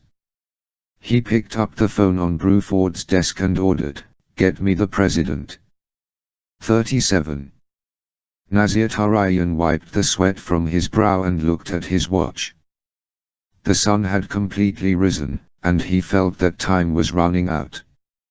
If the American had contacted his people during the night, it was only a matter of hours, maybe minutes, before the forces arrived to stop his plan to punish Iraq. His advisors had been telling him for months that the plan was folly. Albert Mertens and his team were against targeting Baghdad, and his committee had strongly protested the choosing of Iraq. Tarayan knew fully well that he might be sacrificing the shadows as an entity to satisfy his lust for revenge. He didn't care. His most trusted colleague, Ahmed Mohammed, had said that this was a plan of madness. But Tarayan knew he wasn't mad, at least not in the crazy sense. He was simply intent on allowing his wife and children to rest peacefully. If it meant that he had to die a martyr, then so be it. Many others had done the same. He looked out the control room window and up at the magnificent creature that was his to command. The Babylon Phoenix was primed and ready, calibrated to fire the mob at Baghdad. He was awaiting last-minute preparations that Mertens assured him would take no longer than a half hour. That was 40 minutes ago. Mertens, he called across the room. What the hell is going on? Mertens exchanged glances with Isla, and Tarayan didn't like it. He had seen too many furtive looks between those two. Yes, sir. Mertens asked calmly. Are we ready yet? Not quite. There seems to be a problem in the engine room. I would like you to come with me to check it out. I want you to see with your own eyes the problems we are having. This rushing to fire the weapon on such short notice is having a domino effect. What kind of problem is it? I'm not sure. The engineers want us down there in person. I suggest that you come with me. Damn, Tarayan muttered. All right, lead the way. Farid started for the door and Tarayan said, Yes, Farid, you come with us. The mute strong man grunted and held the door open. Once again Mertens and Isla exchanged looks, and both men rose to head out of the control room. They followed Tarayan and Farid down the short flight of steps and walked across the platform to the bloated hydraulic space that was supporting the Babylon Phoenix on ground level. Several of Tarayan's more loyal armed soldiers stood nearby. They watched as Mertens opened the heavy iron door that led to the bowels of the mechanism, which were enclosed deep within. Mertens gestured inside. After you, sir. Tarayan ducked his head and clambered down the steel steps into the engine room. Although illuminated by work lights, the place was darker than other areas of the compound. The monstrous engines that manipulated the hydraulics dominated the room, which pounded noisily with life. Several men were busy at control panels while two worked feverishly on one of the hydraulics. Once the four men had entered the room and shut the door, another man wearing a jebula and turban turned from the control panel and faced Tarayan. "Ahmed," Tarayan said. "What are you doing here?" Ahmed Mohammed gave Tarayan a slight bow. "I have been in the complex since last night. You were too busy to notice." "Why, I'm sorry." "You should have. I was concerned about your plans, Nazir. That's why I am here." Tarayan put an arm around his political committee head and said, "I am happy that you are. You are just in time. This morning we shall fire the Babylon Phoenix and finally show the West that Islam will not let America and its allies control Iraq or the Middle East. In a few minutes there will no longer be a Baghdad. What do you think of that, Ahmed?" Mohammed shook his head. "Nazir, my friend, I must tell you that we all feel you have strayed too far from the path. This insane notion you have of destroying Baghdad is nonsense. Baghdad is a Muslim city. Iraq is a Muslim country. You are blinded by your thirst for revenge. Your goals are misplaced and inappropriate. The decision has been made to relieve you of your leadership." Tarayan blinked. He wasn't sure he had heard the man correctly. "What did you say?" "I don't think you understand, Ahmed. We are ready to fire the gun now. We will soon be the masters of the Middle East, and we will kick out the Western dogs." "No, Nazir, it is you who does not understand. You were once a great warrior and leader. You brought the shadows to unprecedented glory. But you veered from the path of true Islamic spirituality. You live like a Westerner. You do business with Westerners. You have friends that are Westerners. You constantly seek publicity and you crave money. In the eyes of Allah you have sinned a great deal." Tarayan took a step back. "What are you saying? You can't take the shadows away from me. You can't take me away from the shadows." Mohammed had a sad, cold expression on his face. "Yes, Nazir, we can." Tarayan didn't expect Albert Mertens to lift a Glock, suddenly point it at the side of Tarayan's head, and squeeze the trigger. Nazir Tarayan's skull exploded, spraying a mass of blood and grey matter onto the wall beside them. His body collapsed to the floor. This was Isla's cue to act. In a swift, unexpected maneuver, Isla drew his swamp monster knife, grabbed Farid's hair through the turban, pulled the man's head back, and sliced the exposed throat from ear to ear. Farid's reflexes were abrupt and forceful. He swung around and slammed his free arm into Isla, knocking him back onto a desk. The big man wanted his assailant's hide, but it was too late. Blood gushed from the open wound below his chin as if it was a spigot. Farid's grunts became gurgles as he clutched his neck in a helpless attempt to close the lesion. Then, in a rage, he tried to grab hold of Isla's leg but clumsily knocked over a computer monitor instead. Isla scrambled to the floor on the other side of the desk and backed away from the man-monster bellowing in front of him. Farid threw himself forward, trying to go around the desk, but he stumbled and fell to the floor. Emitting a sickening, choking noise, Tarayan's bodyguard thrashed violently for nearly a minute until he began to lose steam. Finally, after what seemed to be an eternity, Farid lay dead. The others in the room stared at the carnage in disbelief but looked up at Ahmed Mohammed, Albert Mertens, and Heinrich Isla with newfound respect. Mohammed looked at Mertens and said, "As leader of the Shadows, I now give you the authority to recalibrate the Babylon Phoenix and point it at the target we spoke about. Mertens put away his gun and nodded. "Thank you, sir. This is really the best decision." He turned to the workers and said, "Take these bodies and put them inside the engine." 4 of the men came forward, picked up Tarayan's corpse, opened the engine doors, and shoved the lifeless form inside. There the hydraulics would mash it to a pulp. Then they did the same with Farid. Mertens, Ayla, and Mohammed left the engine room and stood against the closed door. Tarayan's armed men watched them with curiosity. Where was their leader? Before anyone could register what was happening, 24 men leaned over the circular balcony rail and fired AK-47s on Tarayan's loyalists. The sudden burst of noise reverberated through the complex, frightening the rest of the workers to a standstill. It was as if hell had rained down from the heavens, chopping up any living thing that dared to be in the way of the ammunition. The loyalists never had a chance to aim their weapons for a return volley. After 20 seconds, Tarayan's loyalists lay in pools of their own blood. The men faithful to Mohammed ran down the ramp from the upper balcony and stood at attention, awaiting further orders. Ahmed Mohammed shouted to everyone, "Sons of Allah! Hear me!" Every worker in the complex turned to look at him. "Nazir Tarayan is dead.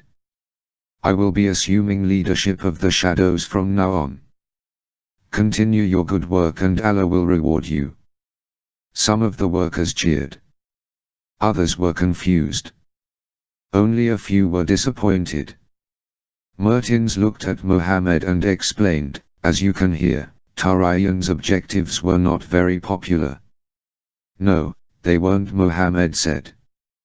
As they returned to the control room, Mertens asked Ayla, "Are you all right?"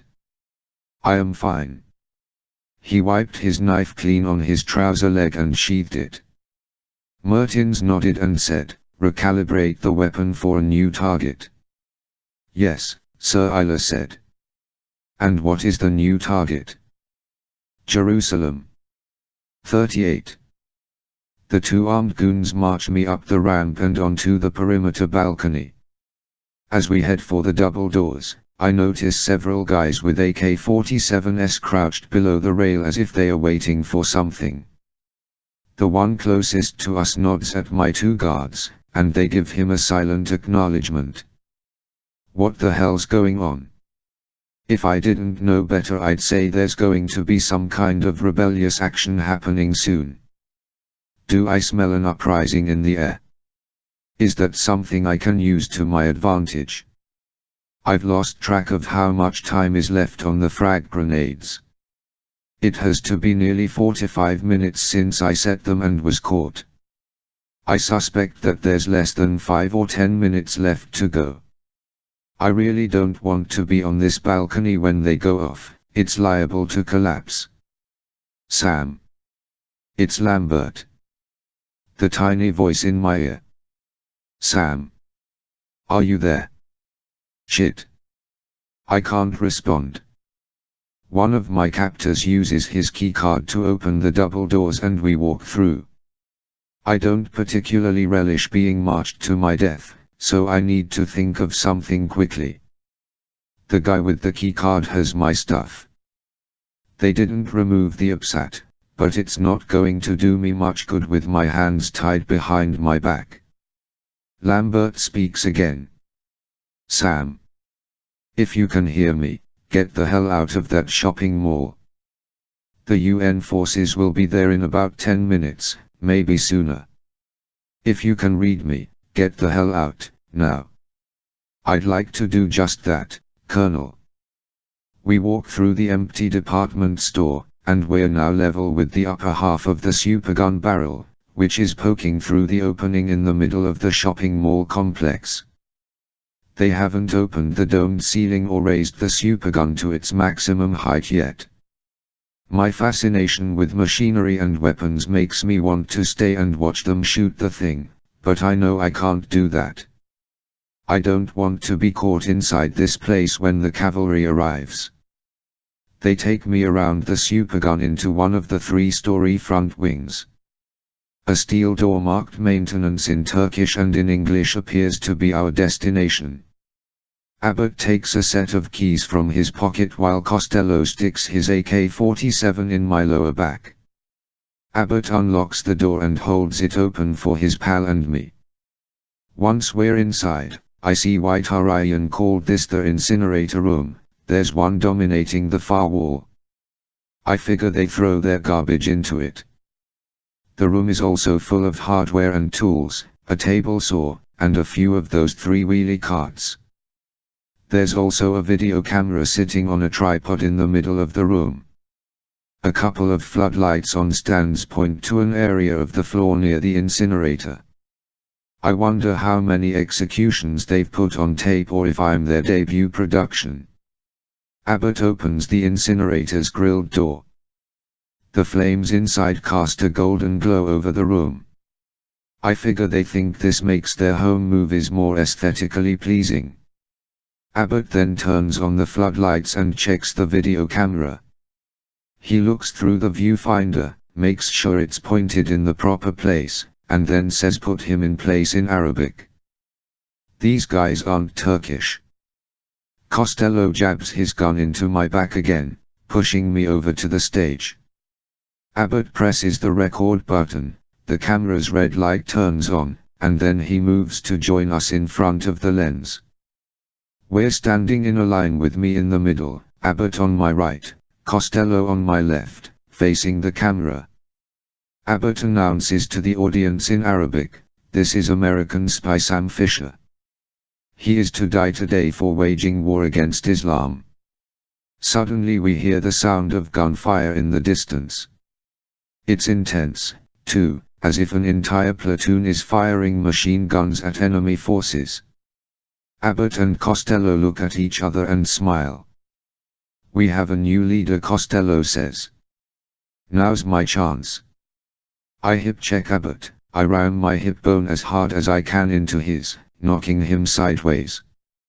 At the same time I lodge my right boot on the inside of his left leg, causing him to fall to the floor.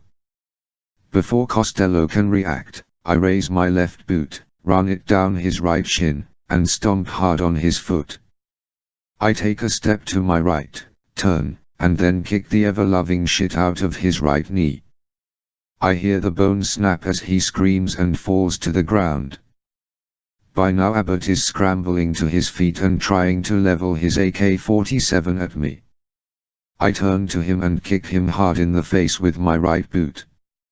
He falls onto his back, dropping the rifle. Part of my training included perfecting a maneuver that allows me to roll my legs through my tied arms, like jumping rope backwards. You have to be really limber to do it, and I spent weeks getting to where I could just manage it. It's possible to execute the move while doing a forward roll, you just have to throw your arms around your body in the opposite direction from the way legs are going. Scrunching yourself up into a ball beforehand makes it easier.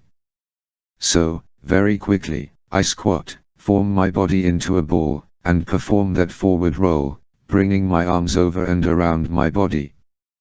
Perfect. I jump to my feet and now my tied hands are in front of me. Abbott is on his knees now, trying to get up for a second time. Another kick to the face sends him to Neverland. For good measure I scoot the AK-47 across the floor out of his reach. I then turn my attention to Costello, who's writhing in agony on the floor. I raise my left boot above his head and bring it down as hard as I can. No more pain for him. All this occurred in 5.4 seconds.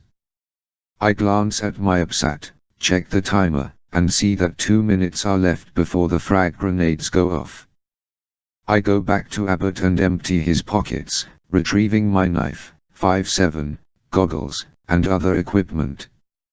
He left my SC-20K over by the incinerator, and I'll pick that up on my way out. But first I have to cut the rope around my hands.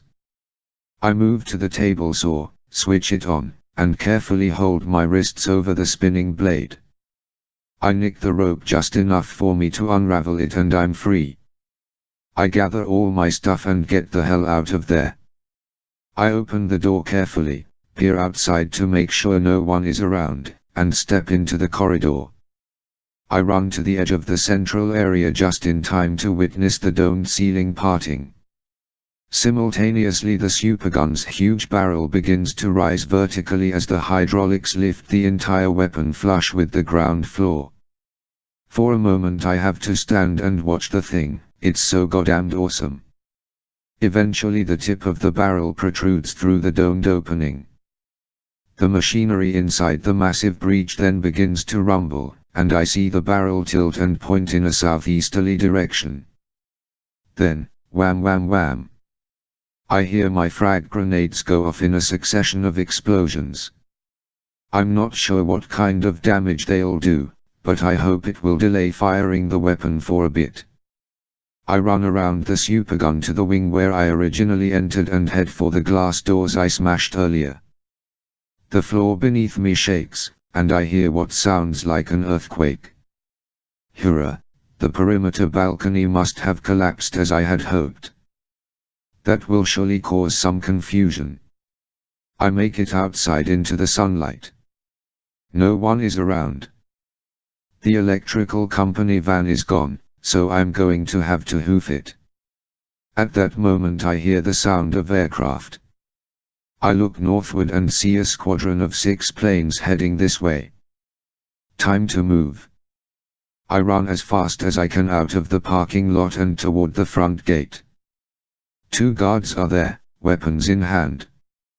I have no time to argue with these guys, so I draw my 5.7, stop, assume a firing stance, and pop them, 1, 2, before they have a chance to ask me for my papers.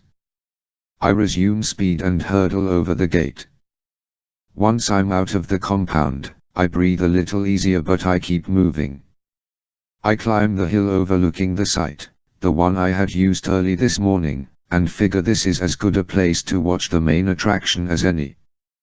I press the implant in my throat. Colonel. Sam. My God, where have you been? A little tied up. But I'm out now. I can see the planes. Thank goodness. You had me worried. Get to the Famagusta docks. Captain Martin will meet you there in his patrol boat and take you back to Decalia. We have transportation to Israel all lined up for you. Thanks, Colonel. Any news on Sarah? Not yet, Sam. But get going. I sign off but linger a few moments to watch. I recognize 2 F//18E Super Hornets leading the formation, leave it to the US to do so, followed by 2 British Sea Harrier F//MK2s. It takes me a moment to identify the other 2 planes and then realize they are F-16s from the Turkish Air Force. I'm happy to see the Turks getting involved, which must have been a major diplomatic coup for Lambert. The Super Hornets let loose a couple of Maverick ASMs, which score direct hits on the supergun. The explosions are immense, and I feel the heat wave all the way up here. The Harriers drop an array of bombs I don't recognize, but they produce magnificent blasts all over the complex. The Turks follow with another spread of bombs, but the smoke is way too thick for me to see what they are. By now the entire shopping mall is engulfed in smoke and fire. The only thing I can see is the supergun's barrel poking out of the dark cloud. The 6 fighters circle around, bank, and head for the complex for another round of strikes. Suddenly there's a huge boom and the entire earth around me shakes. It's like a sonic blast, only it's right in front of me. My first thought is that I'm in the middle of a 10-point Richter scale earthquake, but my second thought is even worse. They've managed to fire the Babylon Phoenix. I find I'm lying on my back, a bit stunned and squinting into the sky. Then I witness something I'll never forget as long as I live. The supergun's payload is shooting up into the sky, soaring high above the fighters at a tremendous speed. My God, I think it's all over. The bad guys win after all. But then I see the two Super Hornets veer off their courses and head up and in pursuit of the mob. I'm able to think to reach into my Osprey, grab my portable binoculars, and watch the drama unfold in the blue sky. The mob is over the sea now, disappearing from view, and the two American fighters become tiny dots following it. Then I see two air-to-air missiles, no, 4 AAMs, leave the fighters. They are probably AIM 120 AMRAAM slammers, supersonic fire and forget missiles. Holy shit. The sky over the sea bursts into a bright orange and red fireball, one that certainly engulfs the two fighters. I'm aware that I'm not breathing for a moment as I watch the flaming horror fall in slow motion to the Mediterranean. All I can think of is what heroes those men in the fighters are. They sacrificed themselves to take out the mob and succeeded against tremendous odds. I get to my feet and watch the debris hit the water. Sam. What's happened? Talk to me. Lambert calls. I press the implant. We lost our two fighters, but the guys are heroes. They shot the mob right out of the sky. It fell into the sea. Christ. What about Tarayan's complex? I turned back to look at the inferno below me. The remaining fighters had apparently suspended their attacks after the supergun fired. Now they swing back around and continue to bomb the shopping mall to smithereens. In fact, the supergun's barrel is no longer in view. It must have collapsed while my back was turned. You don't have to worry about it, Colonel, I say. All gone. I can see Lambert rubbing the top of his head and sighing with relief. The rest of the third echelon team is most likely pulling out the champagne. How did you get the Turks to cooperate? I ask. Carly created a slideshow file that presented all the photos you took, backed with all the written evidence, and we sent it to the Turkish government. Needless to say, she did a convincing job. Of course she did. What about you? Are you all right? I'm fine, Colonel. But now I have to get to the docks and catch a ride to save my daughter. Go for it, Sam. 39. I arrive in Tel Aviv that afternoon and have another 24 hours to acknowledge to Sarah's captors that I'm in Israel. Before making the call, though, I have a conversation with Captain Abraham Weiss of the Israel Security Forces in the back of an unmarked black Lexus. Captain Weiss met me at Ben Gurion Airport, where I was whisked away as a government VIP without the rigmarole of Israel's tight security and immigration checks. I've been in contact with your people, Weiss says as the car rolls out of the airport. And we've been working around the clock to locate your daughter. I'm happy to say we know where she is. At least we think we do. My heart nearly leaps out of my chest, for I was really sweating it out in the short plane ride from Cyprus. Where? I ask. We're nearly 100% certain she's in an abandoned warehouse very near the small airport north of Jerusalem. Weiss speaks confident English with a heavy Israeli accent. I have a good feeling about him and did so from the moment we met. I have great respect for the Israeli security personnel. They live day in and day out with the threat of constant danger. The pressure must be immense. We got lucky when we raided the Russian-Israeli bank this morning, he continues.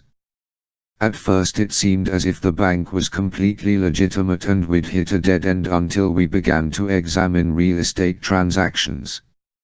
Most of them were perfectly reasonable, but then one of our analysts questioned the validity of a couple of buildings because of where they are located. One is this warehouse.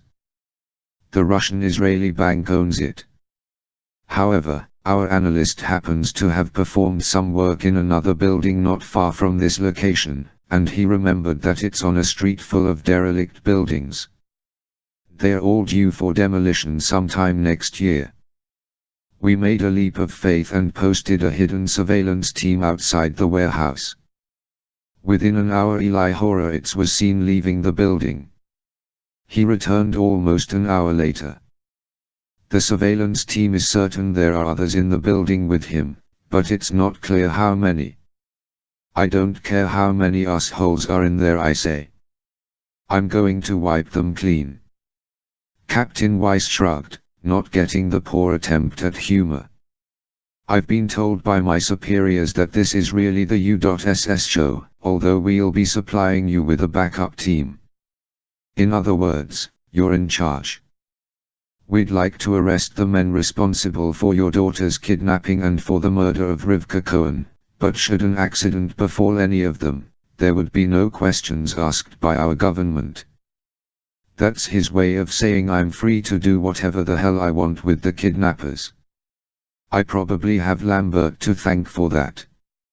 I want to go in tonight. Alone, I say. I assumed you would say that, Weiss says. Let's meet your backup team first. After a 40-minute drive we reach the northern outskirts of Jerusalem and stop at a staging point in front of an auto parts factory. We're in an industrial area, and the captain says the warehouse is 2 miles away. A team of 10 Shin Bet Special Ops soldiers are here, equipped and ready to go. Shin Bet, or Shabak, is a branch of the ISF responsible for internal security. They spend a lot of time protecting government officials, preventing violent insurrection, gathering intelligence, pinpointing terrorist cells and dealing with them. Shin Bet's activities are always classified. Their job is a lot like mine, so I feel as if I'm with family. They appear well equipped, too. I really like their replacement for the Uzi, the Tava bullpup assault rifle, made by Israel Military Industries. It comes in a few different designs, each one suited for specific needs. One of the men shows me his weapon and says it's the Micro TAR, which is uniquely configured for security forces and special missions. They use a 30-round magazine of standard NATO 5.56mm ammunition. Captain Weiss hands me a cell phone and tells me to call the kidnapper's number. He says the phone is untraceable just in case they try to figure out where I'm calling from. I bring up the stored number on my APSAT and dial. I get a recorded message from a man with a heavy Russian accent. Mr. Fisher, if you are in Jerusalem, please indicate so at the sound of the beep, and we will be in touch with you shortly. When I hear the tone I say, this is Sam Fisher. I'm not in Israel yet but will be tomorrow morning. I'm traveling from a great distance. I will call again before noon and will await your instructions. Please keep my daughter safe. I disconnect, look at the captain, and ask, now what? We wait until nightfall. The team will deploy around the warehouse, out of sight, he says. I understand you have a subdermal implant for communicating with your superiors in Washington. My, nothing's sacred in the intelligence community. That's right, I say. We will have your people configure the transmissions so the team can hear you. I've already spoken to your colonel about this. That way, you can call the shots should you be required to lead the assault team into the building. That's mighty accommodating of you. Someone provides kosher turkey sandwiches for us, and we spend a few hours in the captain's Lexus. We talk about the security situation in his country and the different plans of attack for combating terrorism. Mid-evening I take the opportunity to grab 2 hours of sleep.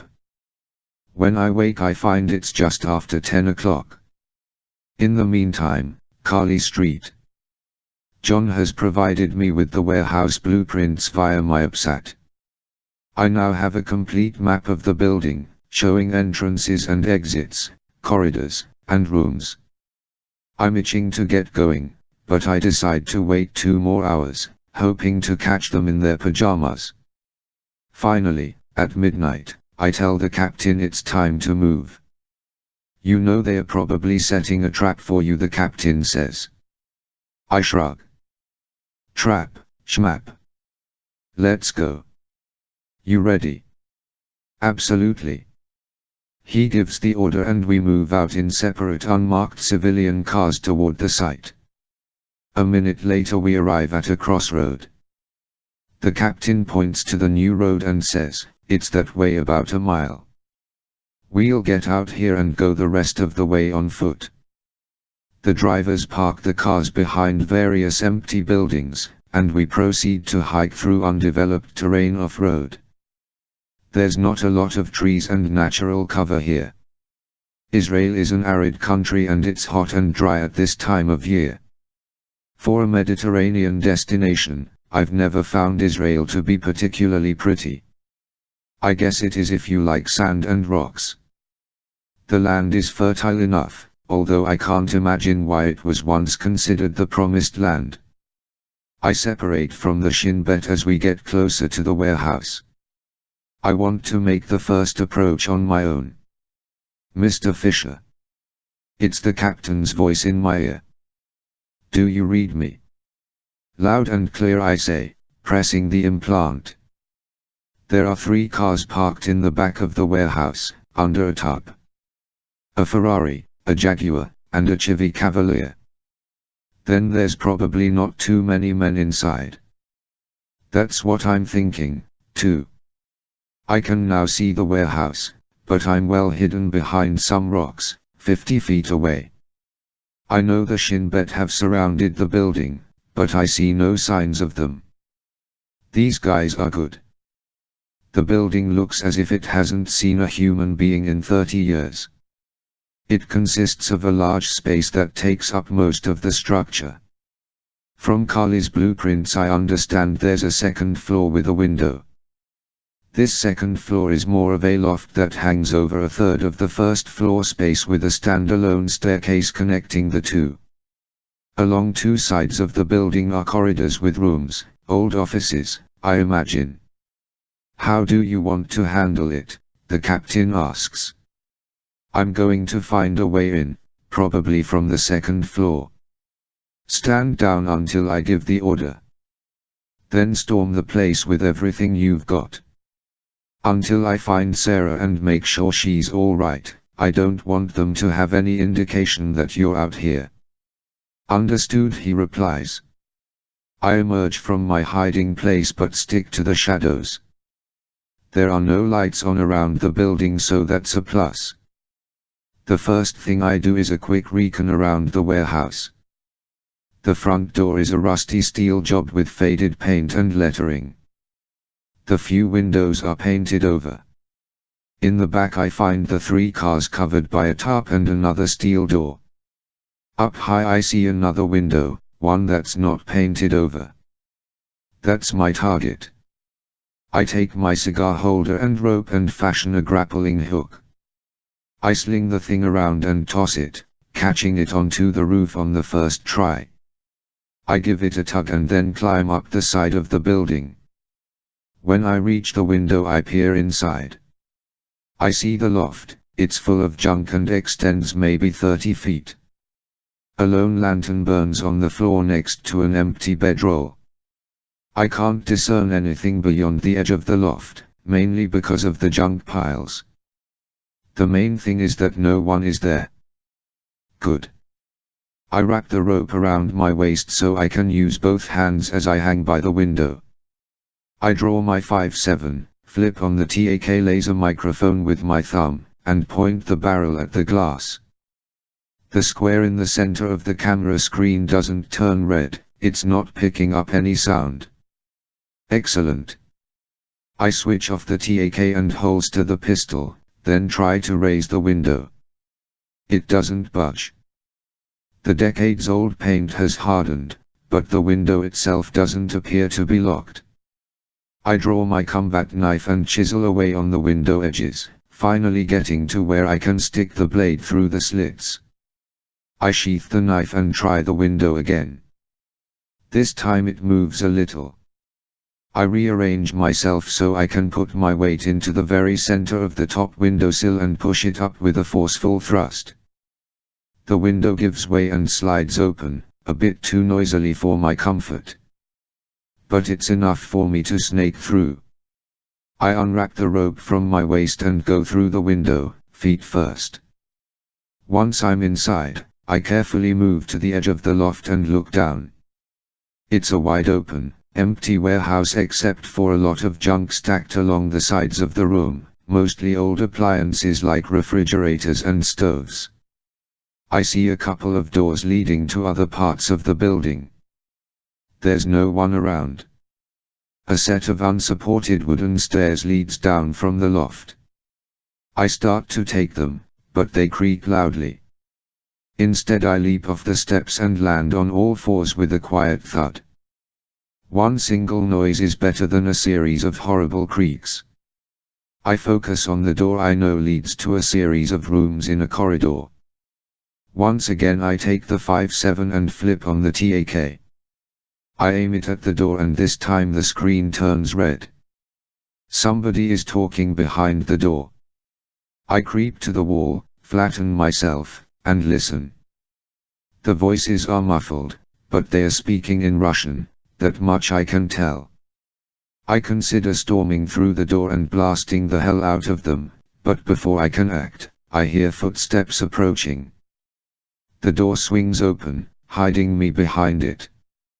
Two men emerge and walk toward the middle of the warehouse. They've got AK-47s around their shoulders. "Turn on the lights," one says in Russian. I can't see a fucking thing. The one called Yui walks toward the front of the building. Shit. They're going to hit the lights and here I am standing behind the door. So what do? I slip around the door without being seen and go into the corridor, just as the lights come on. The corridor is well lit, but there's no one else here. I see 3 rooms. The doors to 2 rooms are open, probably the Russians' quarters. I see cots and signs of day-to-day living. One door is closed. I flip on the thermal vision in my goggles and see an indication that there's a warm body lying horizontally inside the room. Could it be Sarah? I decide to give it a try. The door is locked, of course. With one ear trained to the open door at the end of the corridor, I can hear the Russians talking in the warehouse. I carefully take my lockpicks and try them.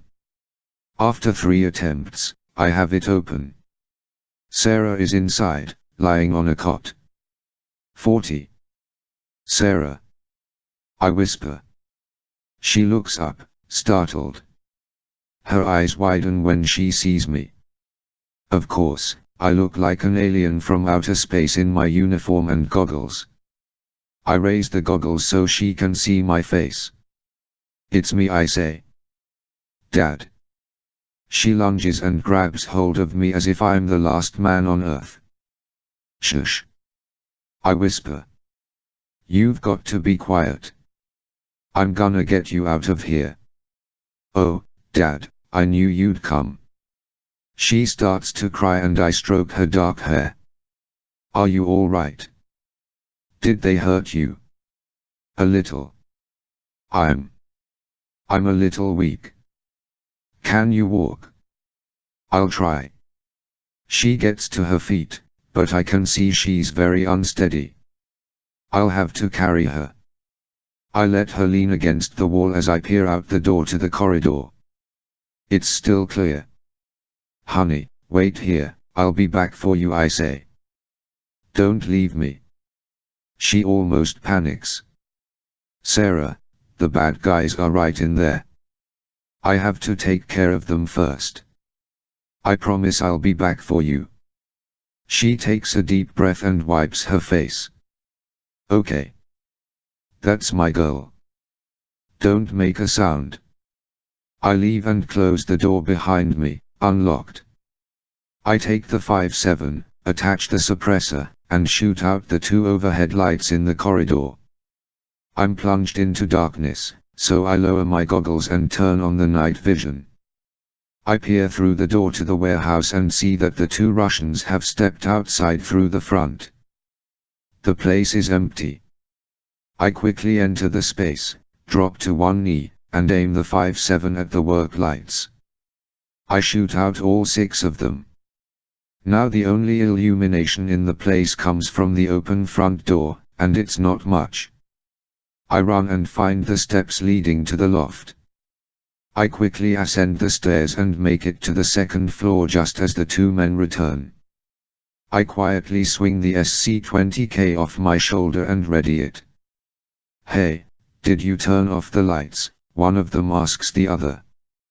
"No, I see the one called Yui go back to the light switches and flick them." "What the hell? Did we lose power?" I don't think so." "Vlad, quickly." They start for the front door, picking up on the possibility that I may have arrived earlier than expected. I rise, aim the rifle at the door and prepare to pick them off, when I feel the muzzle of a gun at the back of my head. "Don't move," shouts a voice. "Drop the weapon." "Yui." "Vlad. I have him." The two Russians stop and look to the loft. "Eli. Is that you?" "Yes." "Drop it." I let the rifle fall. "Raise your hands." I do so. "Eli. Eli Horowitz, the one who betrayed my daughter. He's standing behind me with a gun to my head." The nearby lantern casts a dim glow over us, and now the Russians can surely see me. "Bring him down," one of them shouts. "Get moving," Horowitz says. "To the stairs." I slowly walk toward the stairs as Horowitz follows, the gun in one hand and the lantern in the other. A bright light flicks on below. Apparently one of the Russians found a floodlight that isn't connected to the main work lights switch. Now the room is dimly illuminated. "You're early, Mr. Fisher," the one called Yui says. "We had a surprise party prepared for you, but it's not ready yet." "Yeah, come back in the morning," Vlad says, laughing. When I'm at the top of the steps, I abruptly step back into Horowitz, grab his gun arm, easily pull the weapon out of his hand, and then throw his body over my shoulder onto the stairs. He lands in the middle, on his back, and the entire staircase collapses from age and his weight. Horowitz yelps in pain as he falls to the floor amidst the debris. Before I can do much besides leap for cover, both Russians let loose with their AK-47s. The bullets rattle everything in the loft as I crouch behind an old stove. "Mr. Fisher." I hear Captain Weiss in my ear. "What's happening?" "Bring in the men, Captain," I order, pressing my implant. I'm up in the loft, there's 3 of them on the ground floor. More bullets whiz at me as I dart from behind the stove. I feel the heat of a round snapping at my right boot, too close for comfort. I make it to a more strategic position behind a large refrigerator, though, and take a moment to catch my breath. I turn off the night vision and see that the 2 Russians have taken cover behind the appliances on opposite sides of the floor. Shit, they'll be able to pick off the shin bet as they come through the door. "Captain," I say. "Don't come through the front door." But it's too late. The front door bursts open and 3 men rush inside. The 2 Russians are surprised but have the presence of mind to draw their fire toward the intruders. The 3 shin bet are hit and fall to the floor. I reach into the Osprey and pull out 2 smoke grenades.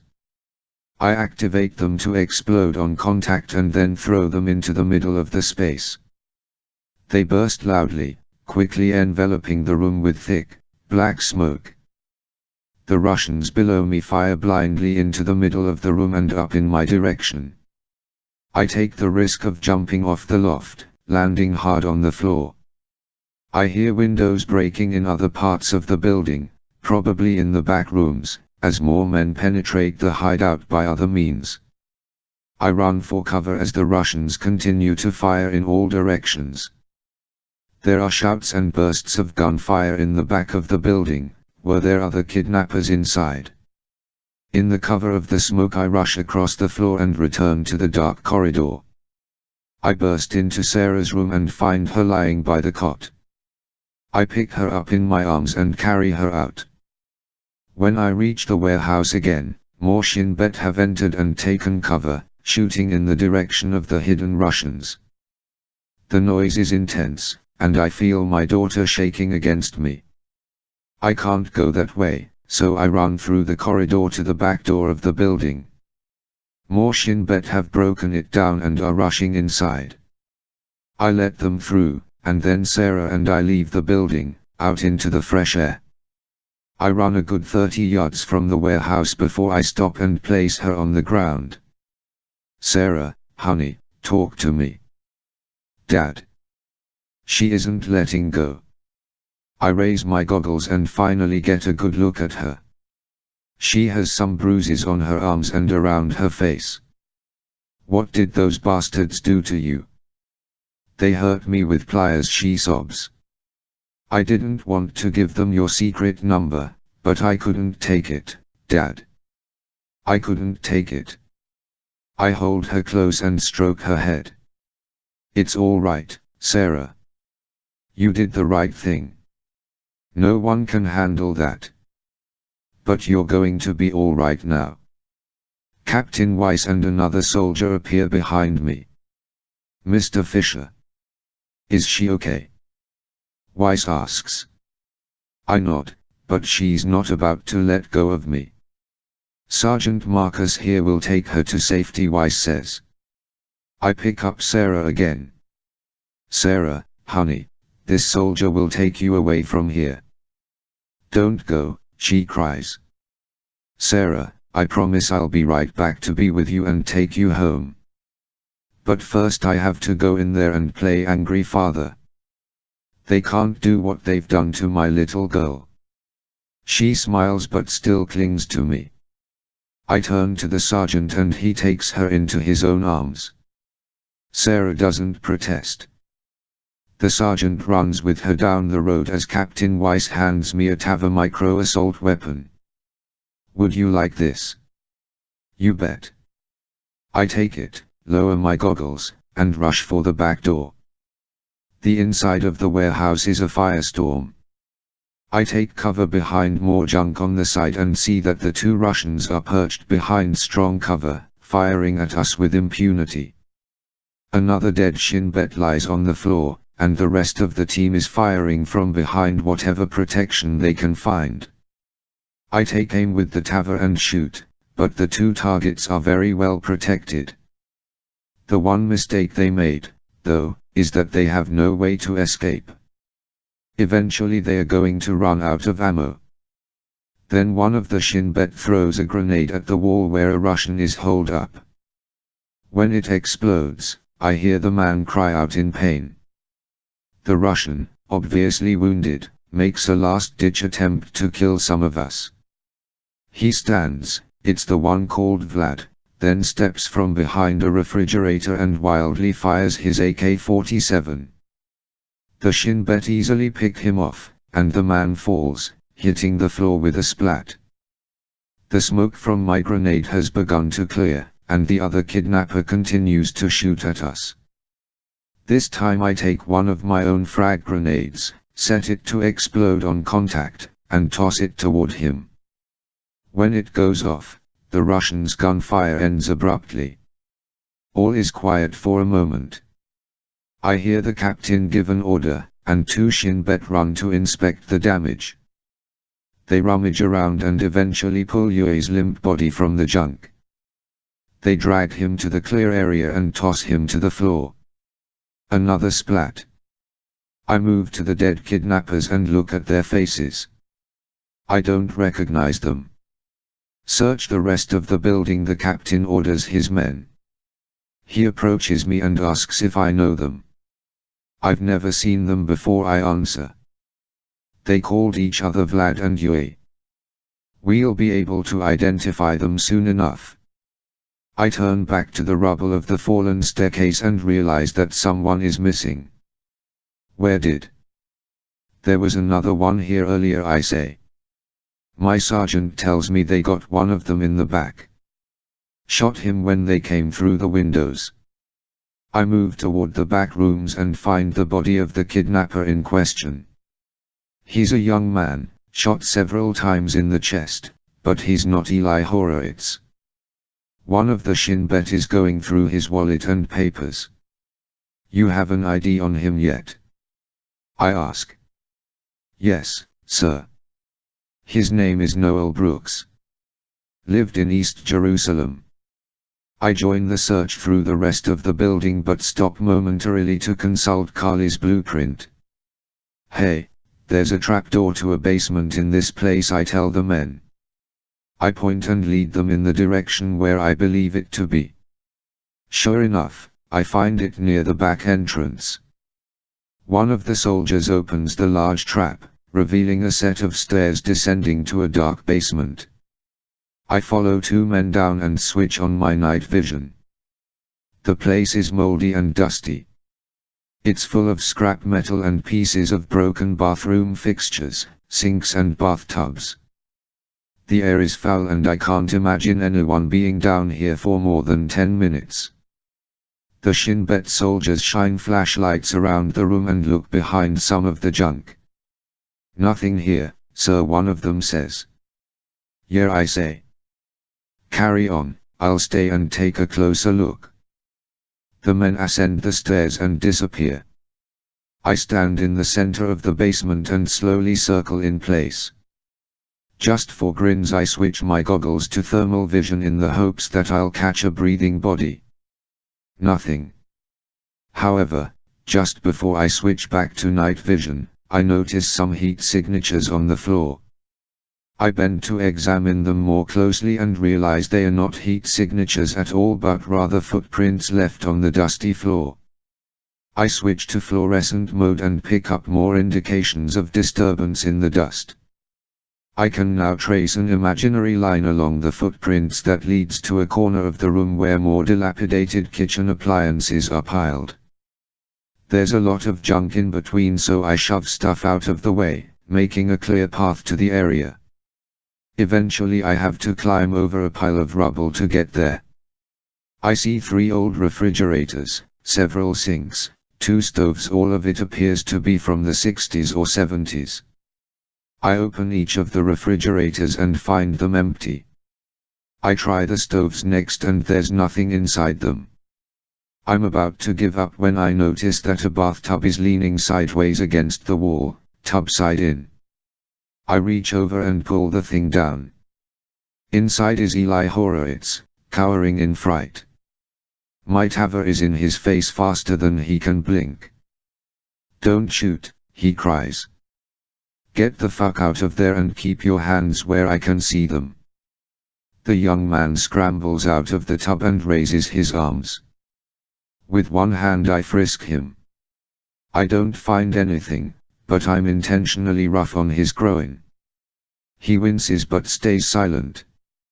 Once I'm satisfied that he's unarmed, I grab him by the shirt collar and lift him off the ground. His eyes widen with fright as I growl, "I ought to kill you right here. I ought to snap your neck in two and leave you to rot, you filthy little shit." I swear I'm about to do just that, too, but the look of fear in the kid's face stops me. He may be 23 years old, but right now he looks 13. I let go of his shirt and he falls to the floor. He grovels in front of me, muttering, I'm sorry. "Get up, asshole." I pull him to his feet and shake him. "Pull yourself together." He sniffs, wipes his nose, and nods. I bring Eli Horowitz upstairs and take him outside. The Shin Bet's vehicles have been brought to the warehouse, and I see Sarah sitting in the back of one. I lead Horowitz to Captain Weiss and say, "Here's a live one for you. I think you'll find he's willing to tell you everything." Horowitz's eyes move to the car where Sarah sits. "Please, sir," he says to me. "I'd like to tell her I'm sorry." "I don't think so," I answer. "You're lucky I didn't cut your balls off when I found you." But Sarah calls out, "Eli." She opens the car door but remains sitting, a blanket around her, and gestures for us to come over there. What the hell, I think. I take the boy to her but keep a firm grip on his neck. "Sarah," he says. "I'm really sorry for everything. I really didn't think." My daughter manages to find the strength to stand and face him. Before he can finish his meandering thought, she spits at him. "Screw you, Eli," she says. Then she falls back into the seat and wraps the blanket around her. "I'll take him from here, sir," one of the Shin Bet says. Horowitz is handcuffed and led away. After an overnight stay in Tel Aviv, I pick up Sarah at a military hospital located at Ben Gurion Airport. The doctor tells me that she's undernourished and very weak but otherwise in pretty good shape, all things considered. Sarah had undertaken a hunger strike for nearly a week but wisely kept drinking fluids. If she hadn't done so, she'd have been severely dehydrated and very ill. With a few days of rest and a slow build-up of food intake, she should be back to health in no time. The psychological effects, however, might take years to overcome. The two Russians, who were identified quickly by the Mossad, apparently tortured her to get my contact information. I won't detail what they did, but suffice it to say it involved pliers and a hammer. Thank goodness nothing is broken or maimed, just a lot of bruises that will eventually heal. Eli Horowitz spilled his guts as soon as the Shin Bet had him in custody. He revealed that he worked for the shop and there had been a standing order to find me and eliminate me. The only way to do so was through Sarah. I made a full report to Lambert, who is now making arrangements to keep a permanent bodyguard on duty for my daughter, no matter where she is. I realize the odds of this happening again are small, but I'll certainly rest easier. As for the shop, the Swiss-Russian international mercantile banks in Zurich and Baku were cleaned out, and everyone associated with them has been interrogated and or arrested. Unfortunately, the top thugs of the organization, including mastermind Andrei Zdrok, have escaped. No one knows where they are, but I'm sure we'll hear from them sooner or later. A major concern for all of us is how our security might have been breached. The shop had a hit list of Splinter cells. How did they get it? I'm sure this will be a priority for me in the near future.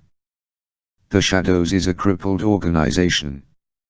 Nothing was left of the shopping mall complex, or the Babylon Phoenix, and over 100 of the men working there were killed. It's unclear if the terrorists have the capacity to regroup and elect a new leader, but one thing is for sure, they'll have a much harder time obtaining funding. The Turkish came out of the situation with egg on their faces, but in the end they owned up to the mistakes made with regard to Namik Baysaran, aka Nazir Tarayan. The Iranian government sent the Turks a congratulatory note, thanking them for uprooting Tarayan and doing the job of getting rid of him. It saved Iran the trouble. Ironically, though, they didn't send the US a thank you card. Later in the morning Sarah and I board a military jet to take us to Washington.